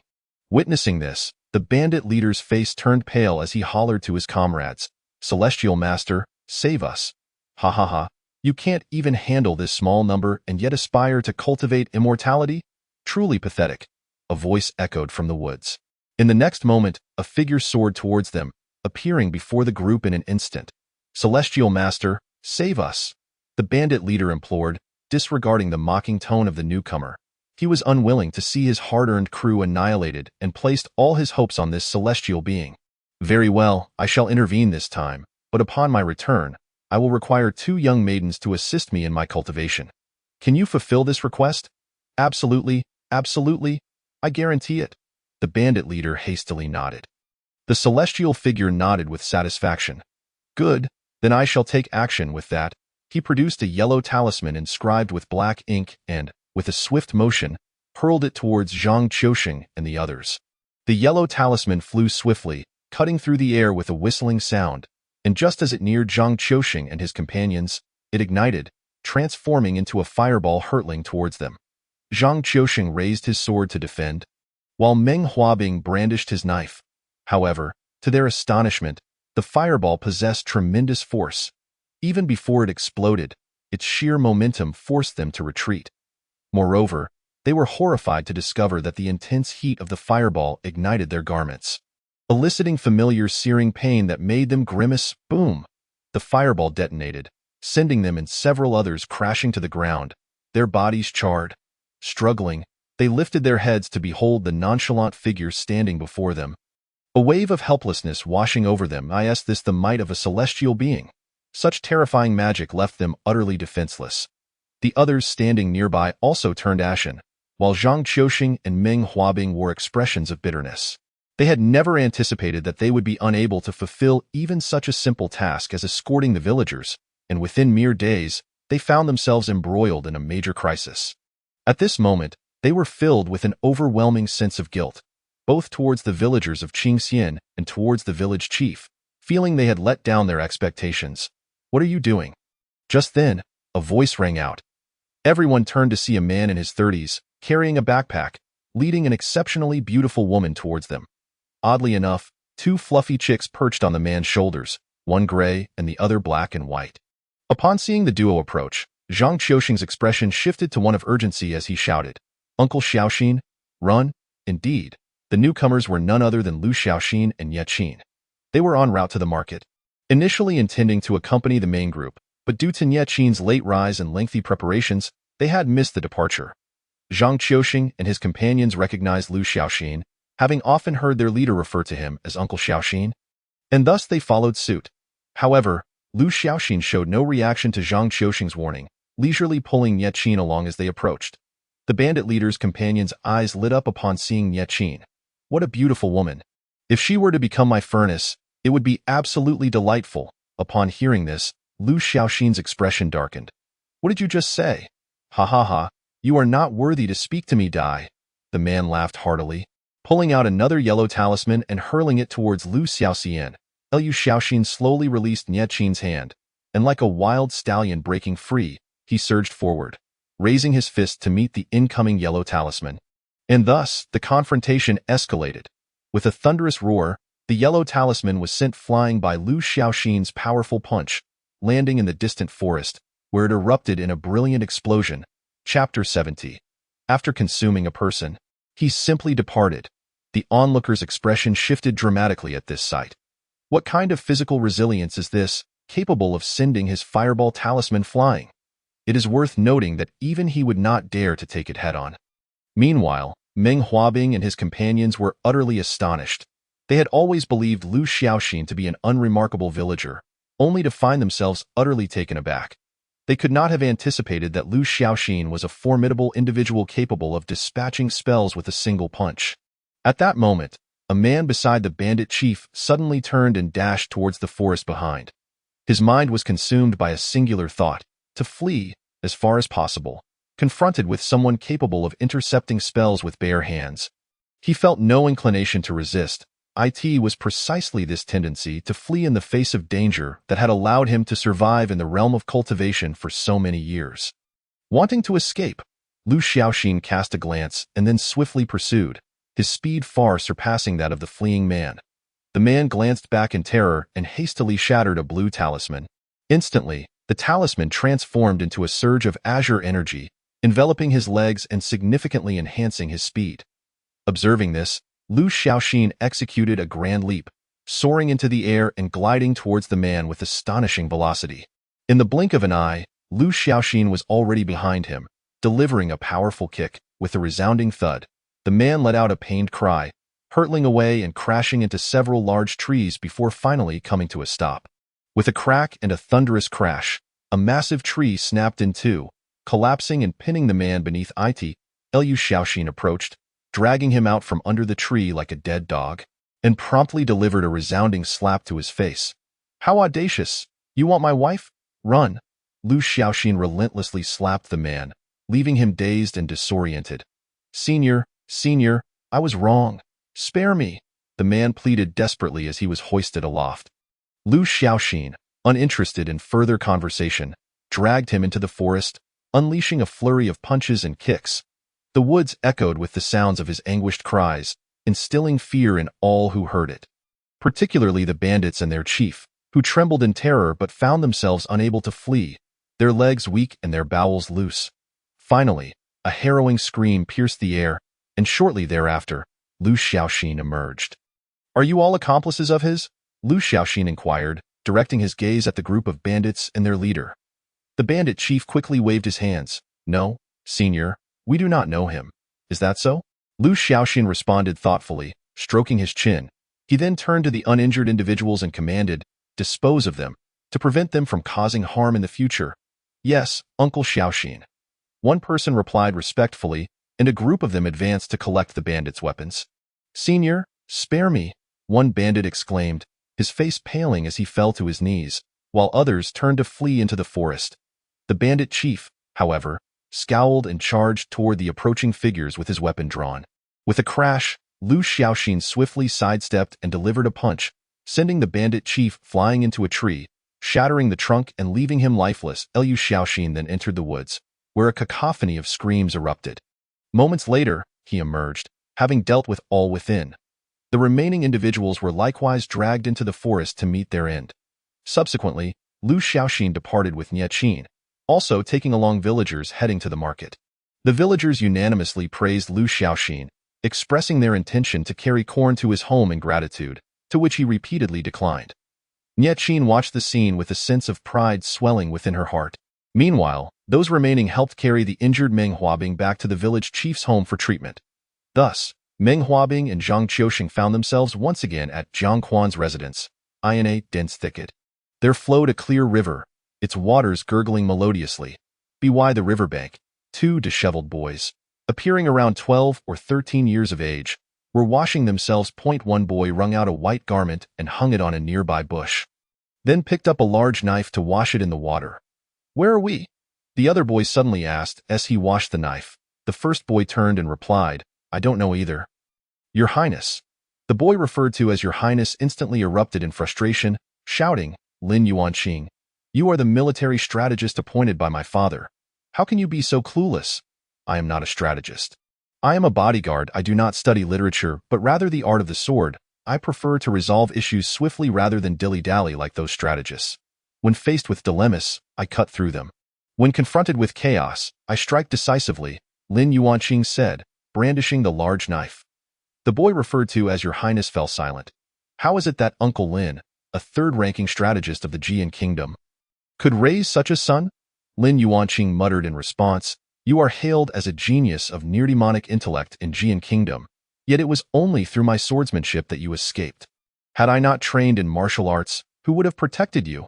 Hearing this, the boy known as Your Highness sighed deeply. "You do not understand. I am still too naive, unable to conceal my talents. If it were not for me, my father and the others would not have been trapped," Lin Yuanqing replied. "It is pointless to dwell on this now. We should find a place to take refuge in this desolate wilderness. What if a wild beast were to appear?" Just as Lin Yuanqing finished speaking, a sudden roar echoed from the distant forest, followed by a series of heavy footsteps. Each step reverberated, causing the ground to tremble beneath them. The two exchanged glances, hastily putting on their clothes and sprinting into the woods, heedless of whether they were dry or not. Lin Yuanqing then lifted the boy known as Your Highness, leaping into the air and landing amidst the bushes of a large tree to hide. They peered out, their eyes fixated on the nearby river. "You truly have the worst of luck. Whatever you mention seems to come to pass," the boy known as Your Highness could not help but mutter. Lin Yuanqing immediately retorted, "That is merely coincidence. Do you understand the concept of coincidence?" Just as the boy was about to respond, he abruptly fell silent, as the heavy footsteps had drawn near. They could feel the tree swaying beneath them. Holding their breath, they watched as a gigantic, earthy yellow lizard slowly emerged from the trees by the riverbank, its massive jaws opening and a long tongue flicking out. The colossal lizard ambled to the river's edge and lowered its head to drink. "What is that?" the boy known as Your Highness whispered to Lin Yuanqing. Lin Yuanqing focused on the enormous creature, replying quietly, "That is a soil yellow giant lizard, a type of spirit beast, but it possesses a rather gentle disposition. Typically, it will leave after consuming a person." Chapter 71. The chicken explosion and the hero's first battle. "Is that what you call gentle? Perhaps I should toss you out for it to eat?" "So it can leave," the boy known as Your Highness retorted angrily. Lin Yuanqing quickly waved his hands in protest. "No, no, that is unnecessary." However, at that moment, both of them fell silent, holding their breath, as the soil yellow giant lizard suddenly glanced in their direction. The two remained still, not daring to make a sound, beads of sweat forming on their brows. After a long moment of intense scrutiny, the giant lizard finally lowered its head and resumed drinking. Drip. Just as they thought they could breathe a sigh of relief, the sound of dripping water drew their attention, revealing that Lin Yuanqing's clothes were dripping wet. Instinctively, they turned to look at the giant lizard, which continued to drink, allowing them to relax once more. But then, drip, drip, drip, drip, water cascaded from Lin Yuanqing's clothes, forming a small column of droplets. Roar. The soil yellow giant lizard suddenly let out a fierce roar, pushing off the ground with its hind legs and charging towards the two. "Run!" Lin Yuanqing realized the peril and quickly leaped down from the tree, carrying Your Highness as they fled deeper into the woods. Roar. The giant lizard bellowed again, its front legs crashing into the ground, sending a massive earthen spike shooting toward them at terrifying speed. Lin Yuanqing, horrified, leaped to the side, narrowly avoiding the spike. Boom. Suddenly, the trees beneath them exploded, and they looked back in shock to see that the giant lizard had collided with them, moving with unimaginable speed. Lin Yuanqing hastily planted his feet, using the momentum of the falling tree to propel himself to another tree. The moment he landed on a new branch, he did not dare to linger and leaped again towards another tree. Crack! Just as Lin Yuanqing was about to leap, the tree behind him was shattered by the giant lizard's impact. With your highness in tow, Lin Yuanqing leaped from tree to tree, the giant lizard relentlessly pursuing them. Its speed astonishing as it demolished tree after tree in its wake. The forest echoed with the sounds of splintering wood and crashing trunks. Lin Yuanqing, put me down, just go. Your highness urged, struggling to keep up. Lin Yuanqing replied resolutely, not a chance, today. We either survive together or perish together. Ah, it is my family, the Fu clan, who owe you and Uncle Lin an apology. It is I, Fu Heibai, who must express my regrets. The young master lamented, what use is it to speak such nonsense?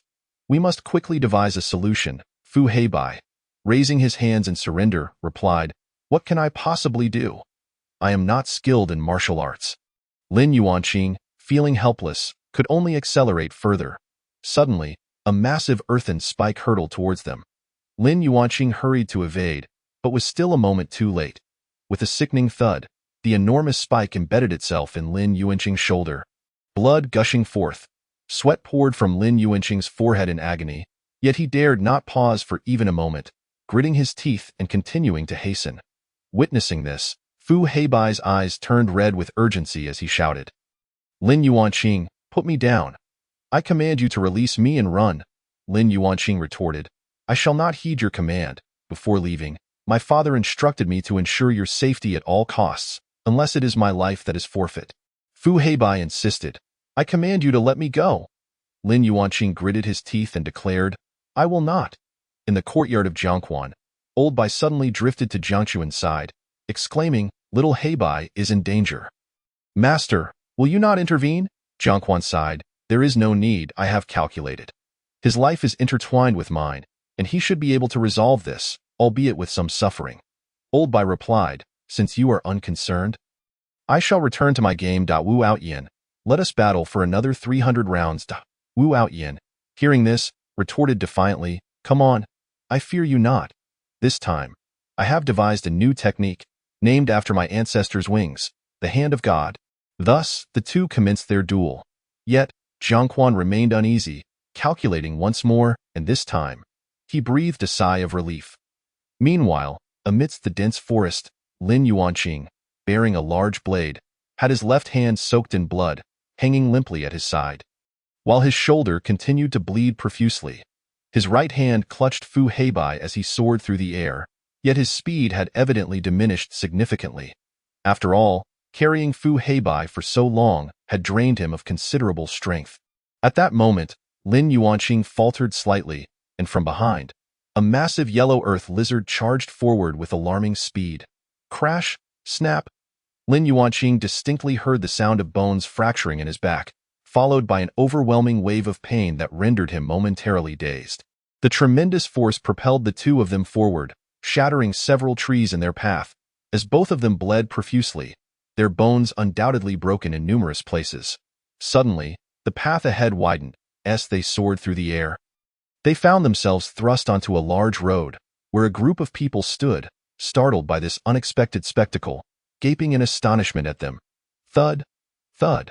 With two muffled thumps, Lin Yuanqing and Fu Heibai crashed to the ground, the excruciating pain causing them to convulse several times before they expelled a copious amount of blood. Yet the yellow earth lizard showed no intention of sparing them, disregarding the onlookers as it charged towards them.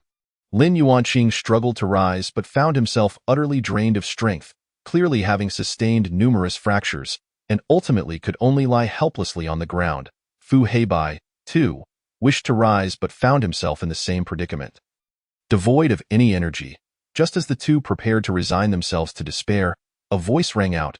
Chick chick boom, hero, charge. Startled, Lin Yuanqing and Fu Heibai turned to see a scene that would remain etched in their memories for a lifetime. Standing before the group was a man in his 30s, clad in a gray-white robe, his hair meticulously arranged, with a basket full of goods slung across his back. Perched on his shoulders were two little chicks, one gray-white and the other black-white. Indeed, this was El Xiaoxin, who had just returned from the market. The earlier exclamation had come from him. As his words fell, the two little chicks took flight, darting towards the yellow earth lizard with astonishing speed. Just as the lizard was about to reach Lin Yuanqing and Fu Heibai, the chicks arrived. The gray chick spread its wings and struck the lizard with a powerful flap. Bang! The tremendous force sent the yellow earth lizard soaring, crashing to the ground some distance away. Simultaneously, the black-white chick swooped in, pecking at the lizard's head with fierce determination.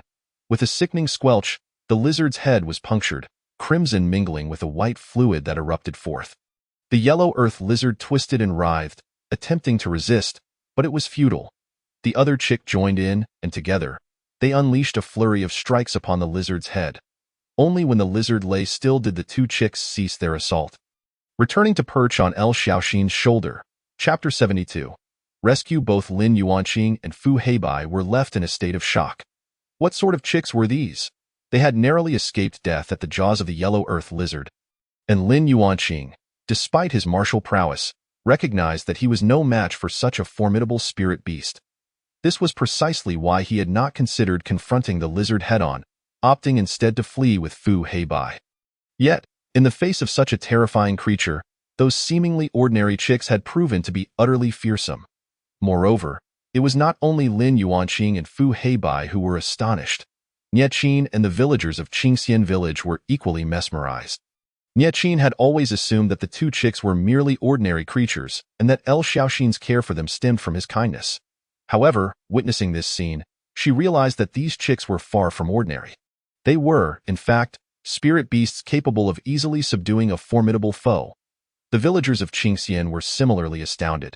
They had believed the lizard to be an imposing threat, yet it had proven no match for El Xiaoxin's two little chicks, which had dispatched it with ease. Unable to contain his curiosity, one villager inquired, "Xiaoxin, did you acquire these chicks from little Heizi for hatching?" After all, the chicks raised by little Heizi were known to be quite formidable, almost dog-sized, and had recently been causing quite a stir in the village, even making the larger dogs flee in fear. El Xiaoxin, brimming with pride, exclaimed, "At last, my Chick Boom and Hero have showcased their abilities. Indeed, they were hatched from eggs I obtained from little Heizi." The villagers nodded in approval, having recently acquired eggs from little Heizi as well. Although they had yet to hatch in their hearts, they resolved to return home and incubate those eggs, hoping to gain a formidable guardian for their homes. Chick Boom, Hero, splendid work." El Xiaoxin lauded the two chicks with a thumbs up before approaching Lin Yuanqing and Fu Heibai. "Are you both all right? Are you still breathing?" However, the two offered no response. Unable to resist, El Xiaoxin stepped closer to check their breathing. While you are exhaling more than inhaling, at least you are still alive," he declared as he stood up. "Xiaoxin, what should we do? Should we rescue them?" one villager inquired. After pondering for a moment, El Xiaoxin replied, "The village chief once told me that fate is a mysterious thing. Since we have encountered them, it must be destiny. Let us take them to the village chief's home. He can deal with the rest." Won't that trouble the village chief too much? After all, Meng Huabing and the others were just sent there this morning. A villager expressed his concern. El Xiaoxin waved his hand dismissively. "It's fine. If it comes to that, I will just bring the village chief a couple of bags of corn. Now, quickly, come help me." With no alternative, the villagers acquiesced to El Xiaoxin's wishes. Several villagers ventured into the woods to cut down some sturdy branches, binding them into a makeshift stretcher. Together, they lifted the two injured individuals and made their way toward Qingxian village. In Jiangquan's courtyard, within a thatched hut, various groans and whimpers echoed, emanating from Zhang Qiuxing and the others who were writhing in pain. Mu Chun wiped the sweat from his brow, bustling about, boiling herbs, grinding powders, preparing decoctions, and concocting ointments. Meanwhile, Jiangquan sat beneath a trellis, sipping tea. "Why take on disciples? Is it not for moments like this?" he mused. Indeed, a disciple is akin to a tool, ostensibly for honing medical skills. Jiangquan himself had undergone a similar path. Before Mu Qian could catch his breath, a commotion arose outside, followed by the door bursting open as a group entered, bearing two stretchers, El Xiaoxin, pulling Nie Qin along. approached Jiang Quan beneath the trellis and pointed to the individuals on the stretchers, saying, "Village chief, these two I found along the way. Can you treat them? If not, I will need to find a place to bury them." El Xiaoxin, feeling responsible for their rescue, thought that if the village chief could not heal them, he would take it upon himself to handle their final arrangements to spare the village chief the trouble. Jiang Quan took a sip of tea, gesturing towards the busy Mu Chun. "You should consult little Mu Chun. I am not dealing with this now." Very well." With no other option, El Xiaoxin approached the preoccupied Mu Chun. "Little Mu Chun, please check their pulses and see if they can be treated, and if not, I will need to bury them." Mu Chun crouched down, checking the pulses of both individuals. It appears their bones are all broken, and some fractured bones have pierced their internal organs. It is treatable, but it will require a significant amount of time for recovery." As El Xiaoxin listened, he couldn't help but gasp in astonishment. To heal such grievous injuries, truly, it was a testament to the prowess of the village chief's disciple, and indeed, the remarkable legacy of my grandson, Mu Chun. "Everyone, please assist by carrying them to the room. Place them gently on the bed, and take care to minimize any further movement, lest their injuries worsen," he instructed. The assembled crowd promptly complied, and after ensuring the two were settled, they dispersed, with El Xiaoxin taking his leave as well, merely advising them to summon him should any issues arise. What followed was a taxing ordeal for young Mu Chun, who first prepared the necessary medicine for Zhang Qiuxing and the others. Administering it with care, and then applying the external treatments, he hurriedly gathered herbs and fetched an abundance of splints and bandages, meticulously binding Lin Yuanqing and the other's injuries before administering more medicine. By the time he concluded his tasks, it was already the depths of night. Rather than returning home, he chose to rest in an empty room at Jiang Quan's residence. Meanwhile, Jiang Quan, who had been cultivating in solitude, finally opened his eyes, stretching his limbs as he reveled in the achievement of reaching the 650 layers of qi refinement. A formidable challenge indeed. How are Xiao He and Bai doing? Jiang Quan murmured to himself, fully aware that the two individuals El Xiaoxin had carried earlier were indeed Xiao He and Bai. However, he refrained from revealing his concern. Exiting his chamber, Jiang Quan stepped into the room occupied by Lin Yuanqing and Fu Heibai. At that moment, the two lay in a state of unconsciousness, their bodies swathed in white bandages, though their faces contorted in evident agony, a reflection of their severe injuries, with bones fractured throughout their bodies. With a heavy sigh, Jiang Quan raised his hand, a flicker of green light emanating from his palm, enveloping the two in a gentle glow. In the blink of an eye, their expressions relaxed significantly. Jiang Quan exhaled deeply, turning to exit the room. He had employed his medical skills to aid in their recovery. Indeed, they were fully healed. It was easier to bear when he could not see their injuries. But now, witnessing Xiao He and Bai in such a dire state, Jiang Quan felt a profound sense of compassion. Years ago, on the eve of establishing the Pang Kingdom, He Qi had come to him, and naturally, He Bai became his protector. Chapter 73, A Surreal Sensation. Jiang Quan understood He Qi's intentions at the time. He feared that Jiang Quan might not trust him entirely, thus offering He Bai as a form of collateral, a hostage of sorts, to assure Jiang Quan of his loyalty. This arrangement allowed Jiang Quan to confidently entrust him with military power and let him flourish. Both parties understood that as long as He Qi remained loyal, the term hostage would lose its significance, instead benefiting his son with a promising future. Over time, Jiang Quan and He Bai developed a friendship, with He Bai proving to be one of his most loyal subordinates. There had been countless perilous moments when He Bai had unhesitatingly placed himself in harm's way to shield Jiang Quan. Often at the brink of death, thankfully, Jiang Quan's medical expertise had always brought him back from the edge. When He Qi was appointed as the Grand General of the state, Jiang Quan broached the subject of passing the throne to his son. He Bai. At that moment, He Qi was taken aback, hastily kneeling to express his contrition, believing Jiang Quan was testing him. However, he soon realized Jiang Quan was sincere, as the very next day, he was bestowed the title of Grand General. Consequently, He Qi's loyalty intensified, and he fought with even greater fervor, convinced that he was striving to build a legacy for his son, He Bai. Originally, Jiang Quan had intended to take He Bai as his disciple, teaching him the ways of rulership to establish an enduring dynasty. However, to his disappointment, He Bai lacked the aptitude to grasp the intricacies of governance. Nonetheless, before departing, Jiang Quan imparted some principles of administration and balance to him. Yet in the realm of cultivation, the absence of a royal path ultimately precluded the establishment of a lasting dynasty, leading to the decline of the Pang kingdom, a decline Jiang Quan witnessed helplessly, unable to intervene, save for the impossible task of resurrecting himself to reclaim the throne.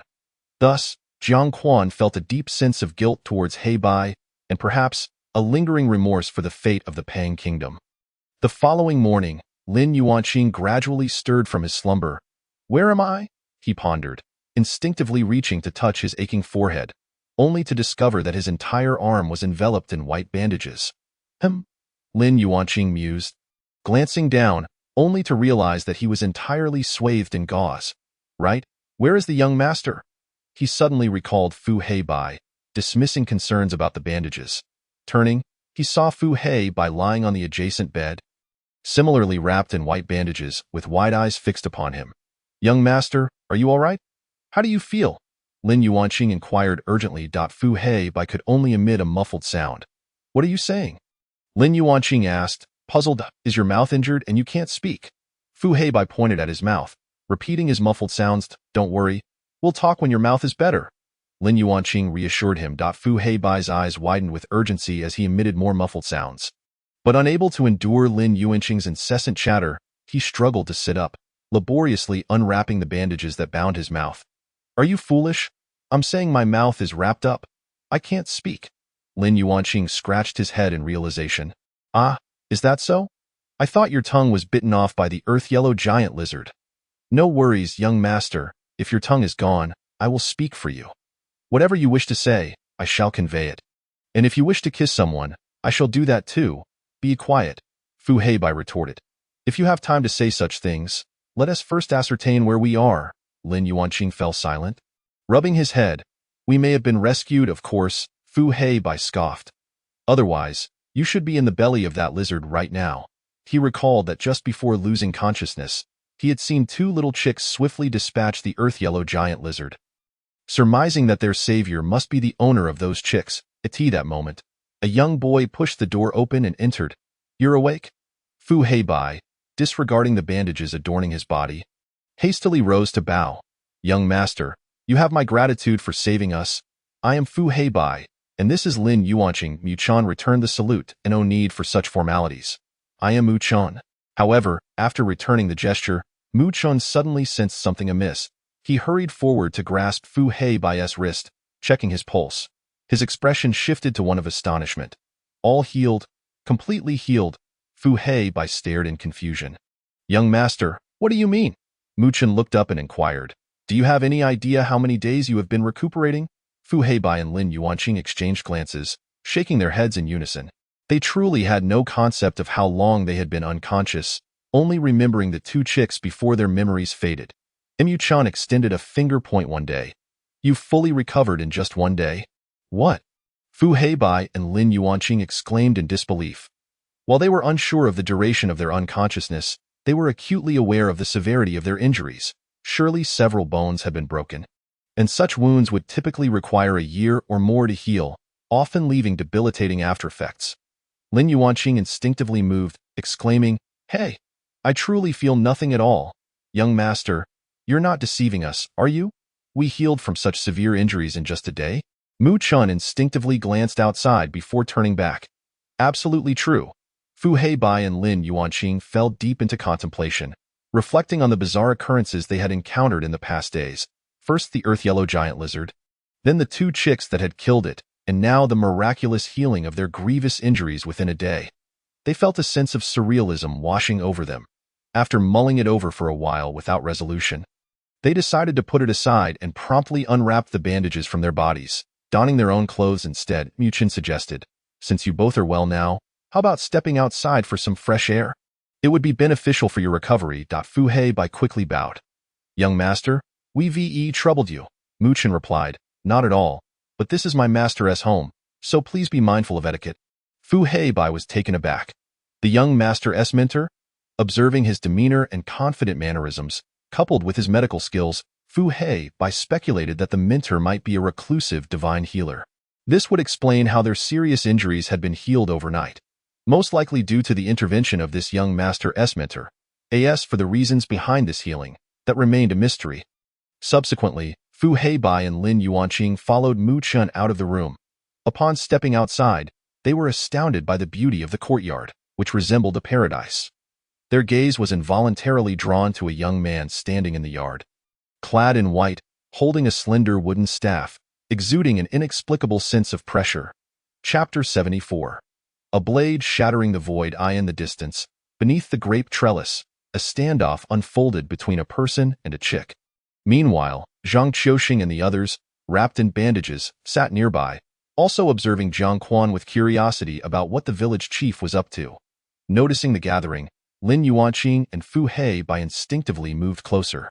El Keshuan, holding a book, glanced at Lin Yuanqing, who was dressed in scholarly attire, and inquired softly, "Are you also a scholar?" Lin Yuanqing was momentarily taken aback as he glanced at the book in his hand, then lifted the large blade, resting it on his shoulder. "I am practicing the sword." El Keshuan, with his entire body wrapped in bandages, turned curiously and asked, "What do you think the village chief is doing? Is he practicing the sword?" Upon hearing this, Lin Yuanqing instinctively shook his head. "Is there even a need to observe? He is undoubtedly practicing the blade. Can't you see he is wielding a wooden stick with both hands?" Zhang Qiuxing interjected, "But that wooden stick is so long and slender. Shouldn't it resemble a sword instead?" Lin Yuanqing replied, "No, no, no. When one reaches a certain level of mastery with a blade, anything can become a blade. All things can be wielded as a blade." Zhang Qiuxing nodded in a manner that suggested understanding, albeit without full comprehension. Just then, Jiang Quan made a move, suddenly slashing the air with his knife. With a thunderous sound, everyone felt a resonance in their minds, as if the void had been cleaved open, revealing an abyss of endless darkness. "Who dares to strike my rear with a wooden stick?" At that moment, a voice of profound age echoed from the void. As the voice resounded, a gigantic claw reached out from the rift. Suddenly, the entire courtyard trembled, and transparent ripples radiated outward. The claw merely grazed the ripples and seemed to encounter some great terror. Quickly retracting, "Is this a creation-level formation? Could it be the forbidden divine realm?" Whispers emanated from the chasm. "Humph!" Jiang Quan sneered coldly, gripping the wooden stick and slashing down once more, with a deafening roar. The rift shattered like glass, and a terrifying giant dog tumbled out. Subsequently, as if suppressed by some unseen force, it gradually shrank, ultimately becoming a small black dog. Upon emerging, the small dog froze, lifting its eyes to meet Jiang Quan's curious gaze. This is the forbidden divine realm.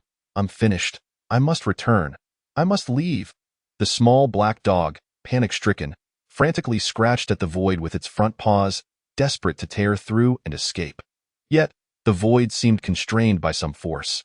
No matter how hard it struggled, it could not budge. Jiang Quan inquired with curiosity, "What manner of creature are you?" Hearing the voice, the small black dog paused, turning to Jiang Quan, especially fixating on the wooden stick in his hand.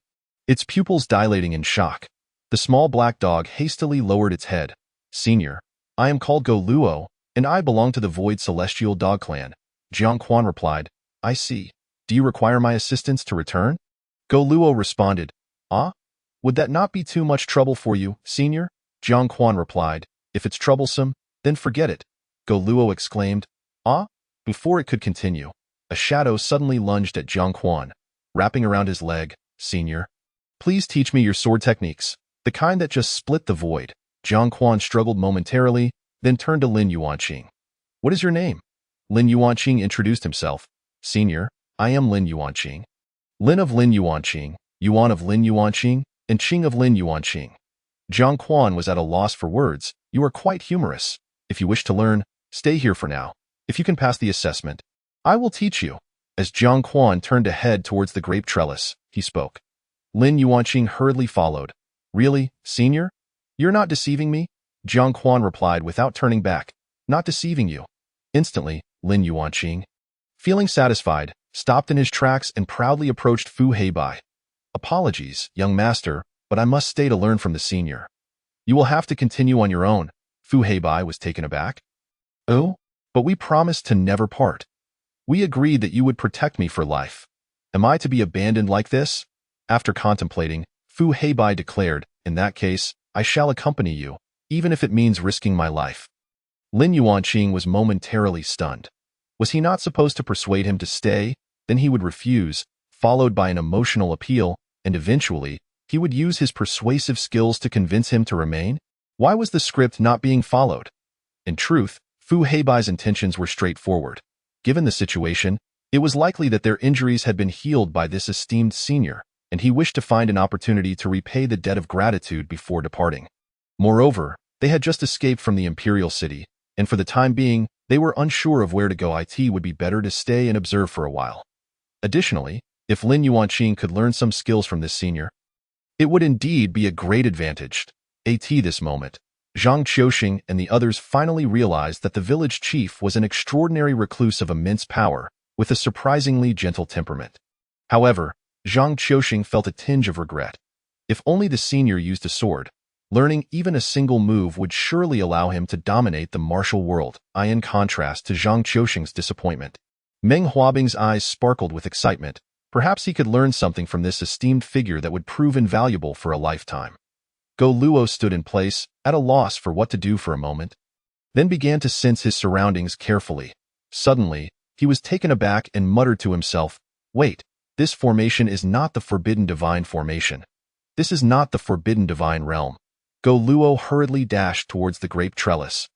But on the way, he froze again, unable to believe his eyes. Was that the Jinwu clan from the divine sun realm? And it was actually playing chess? Yet, Go Luo did not dare to approach. For the aura of those two individuals was incredibly intimidating. If he drew near, he might incur their boundless wrath. Thus, he could only walk to Jiang Quan's side and inquire, "Senior, which world is this?" "This is called the Zhongli Immortal Realm," Jiang Quan replied casually. "The Zhongli Immortal Realm?" Go Luo's body jolted in shock, and his expression turned ashen. Is this truly the forbidden divine realm? Was my previous perception just an illusion? But does the forbidden divine realm not suppress all beings beyond the celestial level, gradually eroding their power until they become mortals? Then why am I not affected now? Go Luo sensed his surroundings again and confirmed that it was indeed a creation-level formation. He gazed at Jiang Quan and couldn't help but ask, "Senior, what is the formation surrounding us?" Jiang Quan replied, "I set it up." "What of it?" Go Luo was rendered speechless. He had set it up? A creation-level formation? Did this imply that the figure before him was a being of creation-level power? Go Luo was utterly astonished. He understood well what creation-level represented. It was the transcendence of all. The attainment of absolute liberation and freedom, as no one could constrain such a formidable individual. Naturally, Go Luo had never encountered such a being, or rather, he had only heard of one, the legendary Tao. Only it had achieved such astonishing power. However, according to legend, the Tao disappeared during the cataclysmic battle of the gods eons ago, and since then, there had been no word of its existence. Could it be that this esteemed figure is the Tao? But Go Luo quickly shook his head. Chapter 75. The bottleneck of the little black dog legend had it that the Tao was heartless, or perhaps it possessed no thoughts of its own. It merely performed one task, maintaining the balance of the world. Yet, observing the esteemed figure before him, Go Luo saw a living, breathing individual. It was impossible for him to be the fabled Tao. Ultimately, Go Luo decided to remain for the time being. In truth, he was fearful that once he stepped outside this esteemed figure's formation, he would be consumed by the forbidden divine realm's influence. Hence he could only stay for now. After practicing the blade, Jiang Quan successfully elevated his cultivation to the 651st level of qi refining. The following day, Jiang Quan took out a wooden stick, this time gripping it with one hand. Upon witnessing this, Zhang Qiuxing's eyes brightened. Surely this time it must be a sword. Lin Yuanqing was astonished. Could it be that this esteemed figure also wielded a sword? Before Lin Yuanqing and the others could ponder further, Jiang Quan thrust the branch forward with sudden ferocity. Boom! Once again, a cacophony resonated in their minds, causing Zhang Qiuxing to bleed from all 7 orifices and faint outright. While Mu Chun quickly rushed to carry him back to the room, Go Luo stared blankly at the unfolding scene, suddenly struck by a sense of familiarity, as if he had witnessed this scenario before. A rift tore through the void, its emptiness reverberating as if the very essence of nothingness were retreating. However, this time, Jiang Quan did not pierce anything. After sheathing his sword, Jiang Quan strolled to the grape trellis and began brewing tea. Suddenly, A shadow dashed over, clinging to Jiang Quan's leg. Jiang Quan looked down to see it was Zhang Qiusheng. With a pleading expression, Zhang Qiusheng implored, "Village chief, please teach me your sword techniques." Jiang Quan replied, "First, you must protect Qingxian village. After a while, I will teach you." "Really?" Zhang Qiusheng asked. Jiang Quan nodded. "Have I ever deceived you?" Zhang Qiusheng was instantly filled with excitement. "Thank you, village chief." On the third day, Jiang Quan produced an axe and stood there. The people in the small courtyard were left dumbfounded. This esteemed figure was somewhat terrifying. How could he master everything, and also skillfully? On the fourth day, Jiang Quan brandished a gun. On the fifth day, he held a leaf. On the sixth day, he wielded a whip. On the seventh day, he presented a candle, or rather, a stick. Next came a halberd, a fork, a rake, a flail, a hammer, an axe, a hook, a sickle, a spatula, a trowel, a bow. The people in the small courtyard had become numb. Whatever Jiang Quan produced next, they knew without a doubt that he could use it to shatter the void. Go Luo was equally numbed. Having arrived at this point, he had only grasped a single aspect of Go. Yet this village chief, in just a few days, I have already encountered over 20 different formations. Coupled with the formations he had observed upon his arrival, the total approaches 30. Go Luo speculates that this formidable elder may have attained a level of creation in the realm of formations. And in other various weapon disciplines, he has surpassed the divine level. Moreover, there is the martial path to consider. What an astonishing being this is, a presence Go Luo has never before encountered on this day. Meng Huabing and Zhang Qiusheng fully recovered and departed. They intended to practice Kuan Quan and continue safeguarding the villagers of Qingxian village. In recent times, Go Luo had also become familiar with the surroundings, often joining Jiang Quan for tea. Observing Jiang Quan savoring his drink, Go Luo licked his lips and asked, "Elder, may I have a cup?" "Just one will suffice." Jiang Quan glanced at him silently, then poured him a cup and gestured. "Please." Go Luo eagerly lifted the cup and drank it in one gulp. Suddenly, a thunderous roar reverberated in his mind, as insights into the Tao of Go surged forth, nearly overwhelming him. He quickly clasped his head, alleviating some of the pain, and then sat cross-legged to begin digesting the profound knowledge of the Dao. It was indeed the knowledge of the Tao that could induce such discomfort in a being of his caliber. As he absorbed these insights, a kaleidoscope of colors shimmered around him. Jiang Quan shook his head with a smile and retreated to his room to meditate. Days later, Go Luo awakened, gazing at the small courtyard, feeling as though he had transcended time itself. Suddenly, a foolish grin appeared on his canine face. Just a single cup of tea had elevated his mastery of the Tao of Go by a whole percentage point. What a terrifying effect. After nearly 5 billion years, he had only managed to grasp 3%. What kind of tea was this? After this experience, Go Luo was determined not to leave. He resolved to stay. 2 months swiftly passed. Jiang Quan's cultivation successfully reached the 731st level of qi refinement. Today, Xiao Haizi brought Hey to Jiang Quan's small courtyard. However, even with Hei's dark fur, he could not conceal the deep circles under his eyes. Jiang Quan stroked his chin, appraising Hey, and chuckled. "You've been working hard lately?"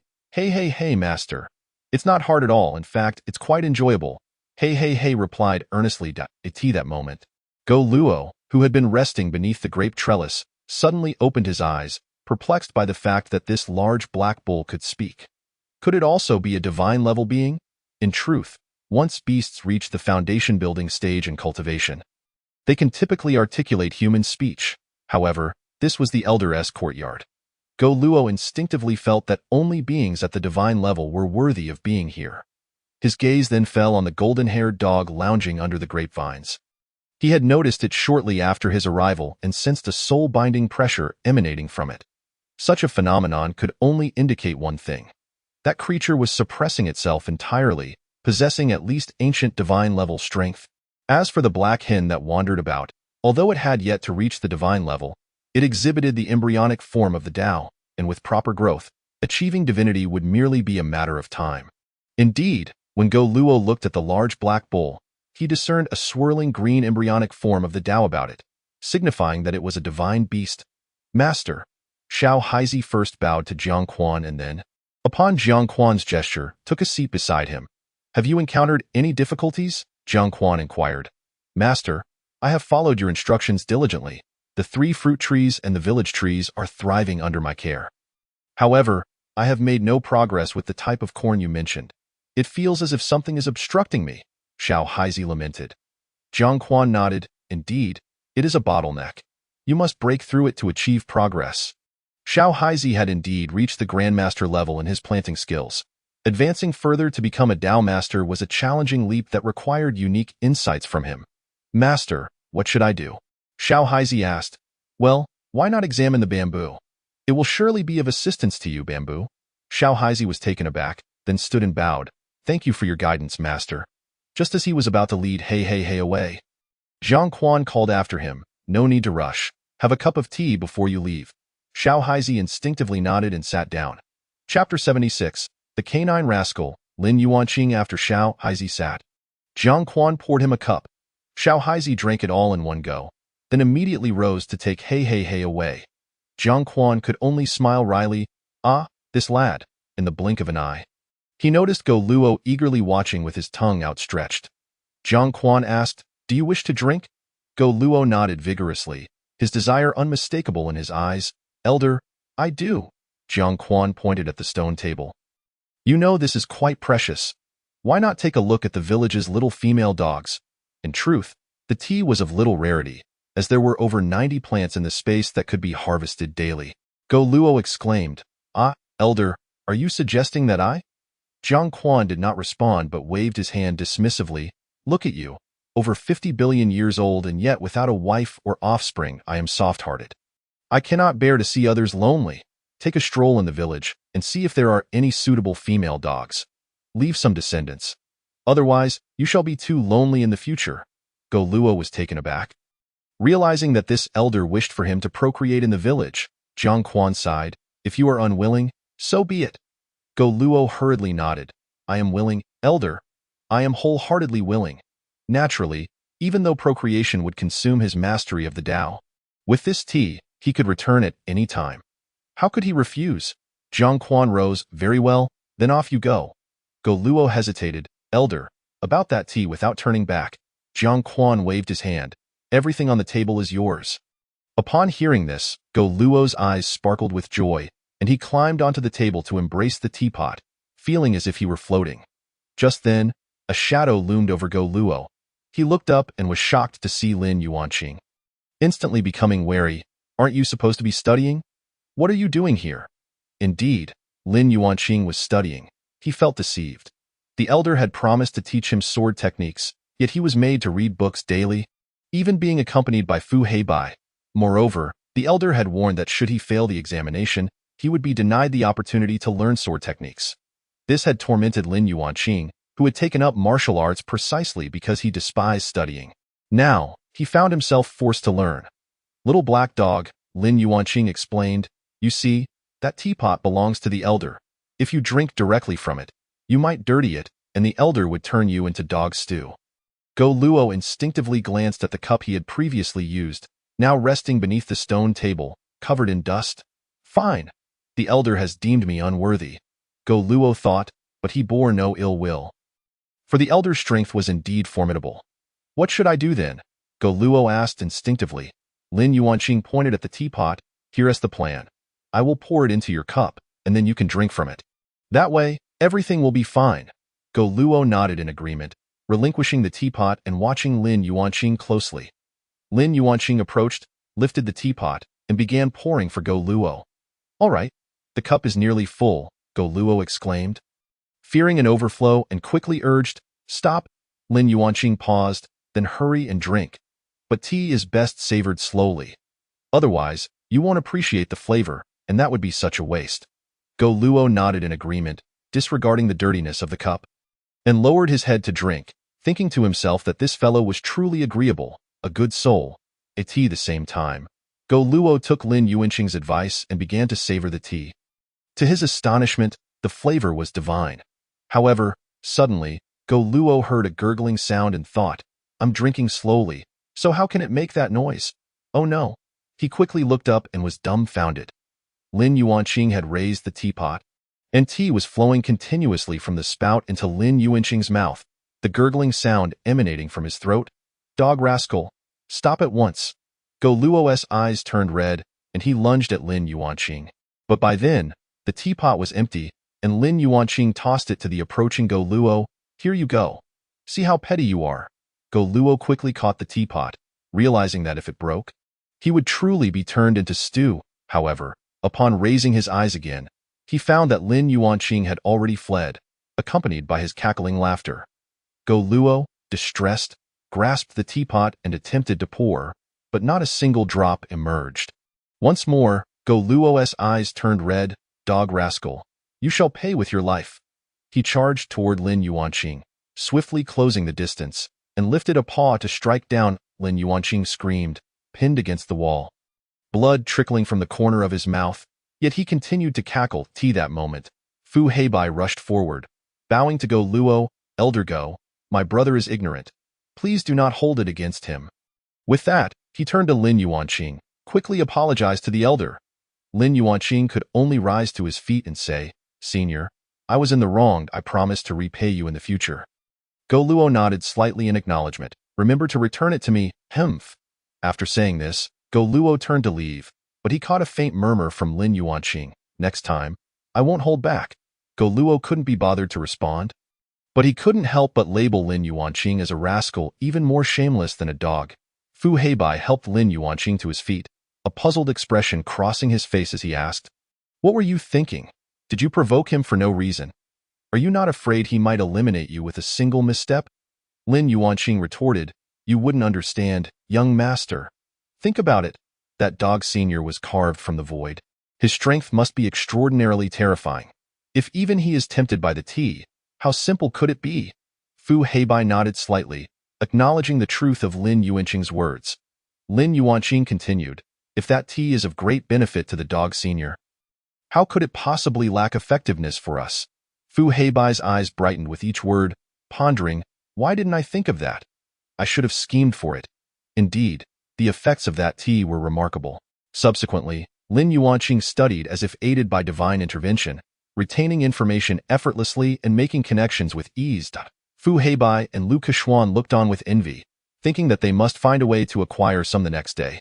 As Go Luo exited, he spotted a little female dog and dashed towards it. Over the course of 2 months, the villagers had come to recognize that Go Luo's little black dog was the new pet of the village chief. It appeared quite spirited, so no one attempted to stop him. In fact, some villagers hurried to purchase a little female dog to await its company. As expected, within just a few days, Go Luo became listless. Jiang Quan, observing him, felt a pang of sympathy. Why must you rush? Why not take your time? Go Luo lay dejectedly under the grape trellis, weakly replying, Senior, I merely wish to complete your task as soon as possible. Chapter 77. The discovery of the corn tree. Jiang Quan handed a pot of brewed tea to Go Luo, saying, This is for you. Take your time. There is no need to rush. Go Luo eagerly accepted the teapot, declaring, Rest assured, Senior, I will certainly put in my utmost effort. Jiang Quan returned to the house without looking back, saying, It's all right, take your time. Go Luo, holding the teapot, felt a surge of emotion. At that moment, a shadow loomed over him. Looking up, he saw Lin Yuanqing, that rascal, and immediately hugged the teapot protectively. What do you want? Get lost? Lin Yuanqing, step aside. Do not further provoke the dog senior. A voice called from behind him. Go Luo turned his head to see Lu Kequan approaching. Go Luo retorted, You shouldn't even think about it. This was earned with my life. Lu Kequan waved his hand dismissively. Fear not, senior. I would not deceive you. Rather, I have a potion here, prepared by my master. It can restore your essence and has other miraculous effects. As he spoke, Lu Kequan produced a wrapped package of medicine, holding it in hand. Restoring essence? Your master? Go Luo instinctively inquired. May I ask who your esteemed master is? As he spoke, he unconsciously glanced at the thatched cottage. Lu Kequan nodded. Indeed. I am the 9th disciple of my esteemed master. My name is Lu Kequan. Go Luo hesitated momentarily. If this medicine truly originated from that senior, it might possess effects beyond his expectations. Moreover, he was currently depleted of his fundamental essence. Drinking the tea would only restore a fraction, failing to enhance his control over it. Thus, consuming the medicine to restore his essence seemed far more practical. Most importantly, This Lu Kequan was a disciple of that esteemed figure, and the medicine exuded a spiritual aura. Undeniably a precious concoction. Ultimately, Go Luo nodded, albeit reluctantly, and handed the teapot to Lu Kequan. Lu Kequan swiftly accepted it and tossed the package of medicine to Go Luo. Wait! Go Luo suddenly called out. Holding the medicine, Lu Kequan froze momentarily, turning back mechanically. What is it, Senior? Go Luo queried. How should this be consumed? So that was the question. Lu Kequan breathed a sigh of relief and replied, Senior, the medicine is best taken after being boiled. But it can also be consumed directly with decent effects. Go Luo nodded, understood. He then opened the herbal package and stuffed it into his mouth. Meanwhile, Lu Kequan fetched 3 cups and began to drink tea alongside Lin Yuanqing and Fu Heibai. As they sipped, Lin Yuanqing and Fu Heibai gave Lu Kequan a thumbs up. Both were aware that this was not a potion obtained by asking the senior, but rather something Lu Kequan had requested from Mu Chan the previous night. At that time, Lu Kequan had made a single request. Just ensure it's not lethal. Mu Chan had not inquired further and had casually prepared a bit. However, the effects of the tea were indeed remarkable. After drinking it, Lu Kequan and Fu Heibai distinctly felt their studies becoming significantly easier, their progress accelerating. After consuming the medicine, Go Luo ventured out again. Returning even more fatigued, Fu Heibai, feeling a twinge of guilt, quietly asked Lu Kequan and the others, Have we gone too far? Lu Kequan glanced at Go Luo, feeling somewhat guilty as well. Perhaps a little? I'll ask my master for more medicine later. Lin Yuanqing and Fu Heibai nodded, feeling that they had indeed pushed the limits. That night, Lu Kequan approached Jiang Quan in the house and requested a dose of medicine, planning to give it to Go Luo the next day. Truthfully, he was still hoping to exchange for another pot of tea. The next morning, Jiang Quan awoke to find an even more exhausted Go Luo and was immediately puzzled. What happened to you? Go Luo struggled to lift his head. Senior, I feel as if I am nearing my end. May I have a few days to rest? Jiang Quan waved his hand. I've already told you. There's no need to rush. Take your time. There's plenty of it. Jiang Quan then brewed another pot of tea for Go Luo before retreating to his room. Go Luo, clutching the teapot, instinctively looked towards Lu Kequan and the others. Sure enough, the 3 were approaching once more. Lu Kequan came forward, offering, Senior, I would like to exchange this medicine for your tea. Go Luo immediately clutched the teapot tighter. No exchange, Lu Kequan explained. You see, Senior, the medicine I gave you yesterday must be taken in conjunction with this one for it to be effective. I forgot to mention that yesterday, after much back and forth, Go Luo still refused to exchange. Lu Kequan felt a headache coming on, but ultimately, his conscience weighed heavy. He handed the medicine to Go Luo, saying, Senior, consider this a gift. If you take it in conjunction with the previous one, you will recover today. Go Luo stood there, momentarily dumbfounded, unsure of what to say. Could it be that he had misunderstood them? He then tore open the medicine package and stuffed the contents into his mouth. In an instant, a warm current coursed through Go Luo's body, invigorating his previously feeble form with newfound strength. Go Luo sprang to his feet, feeling an abundance of energy and essence within him. He instinctively looked towards the 3 sitting nearby, and suddenly understood that Lu Kequan had indeed not deceived him. After a moment of contemplation, Go Luo approached the 3 and offered the teapot. Here, take this, consider it an exchange. Lu Kequan rose and bowed. Then I shall express my gratitude to Senior Go Luo, too polite. Go Luo replied before turning to leave. Once Go Luo had departed, Lin Yuanqing turned to Lu Kequan and asked, Was it really that simple to obtain it? Fu Heibai rolled his eyes. Do you think everyone is like you? So shameless. Lin Yuanqing mused. It seems I have indeed gone too far. I must find a way to make it up to the dog senior. Lu Kequan smiled. In truth, he didn't particularly desire the tea, as his master permitted him to drink it freely. He simply sought the sense of accomplishment that came with having deceived someone.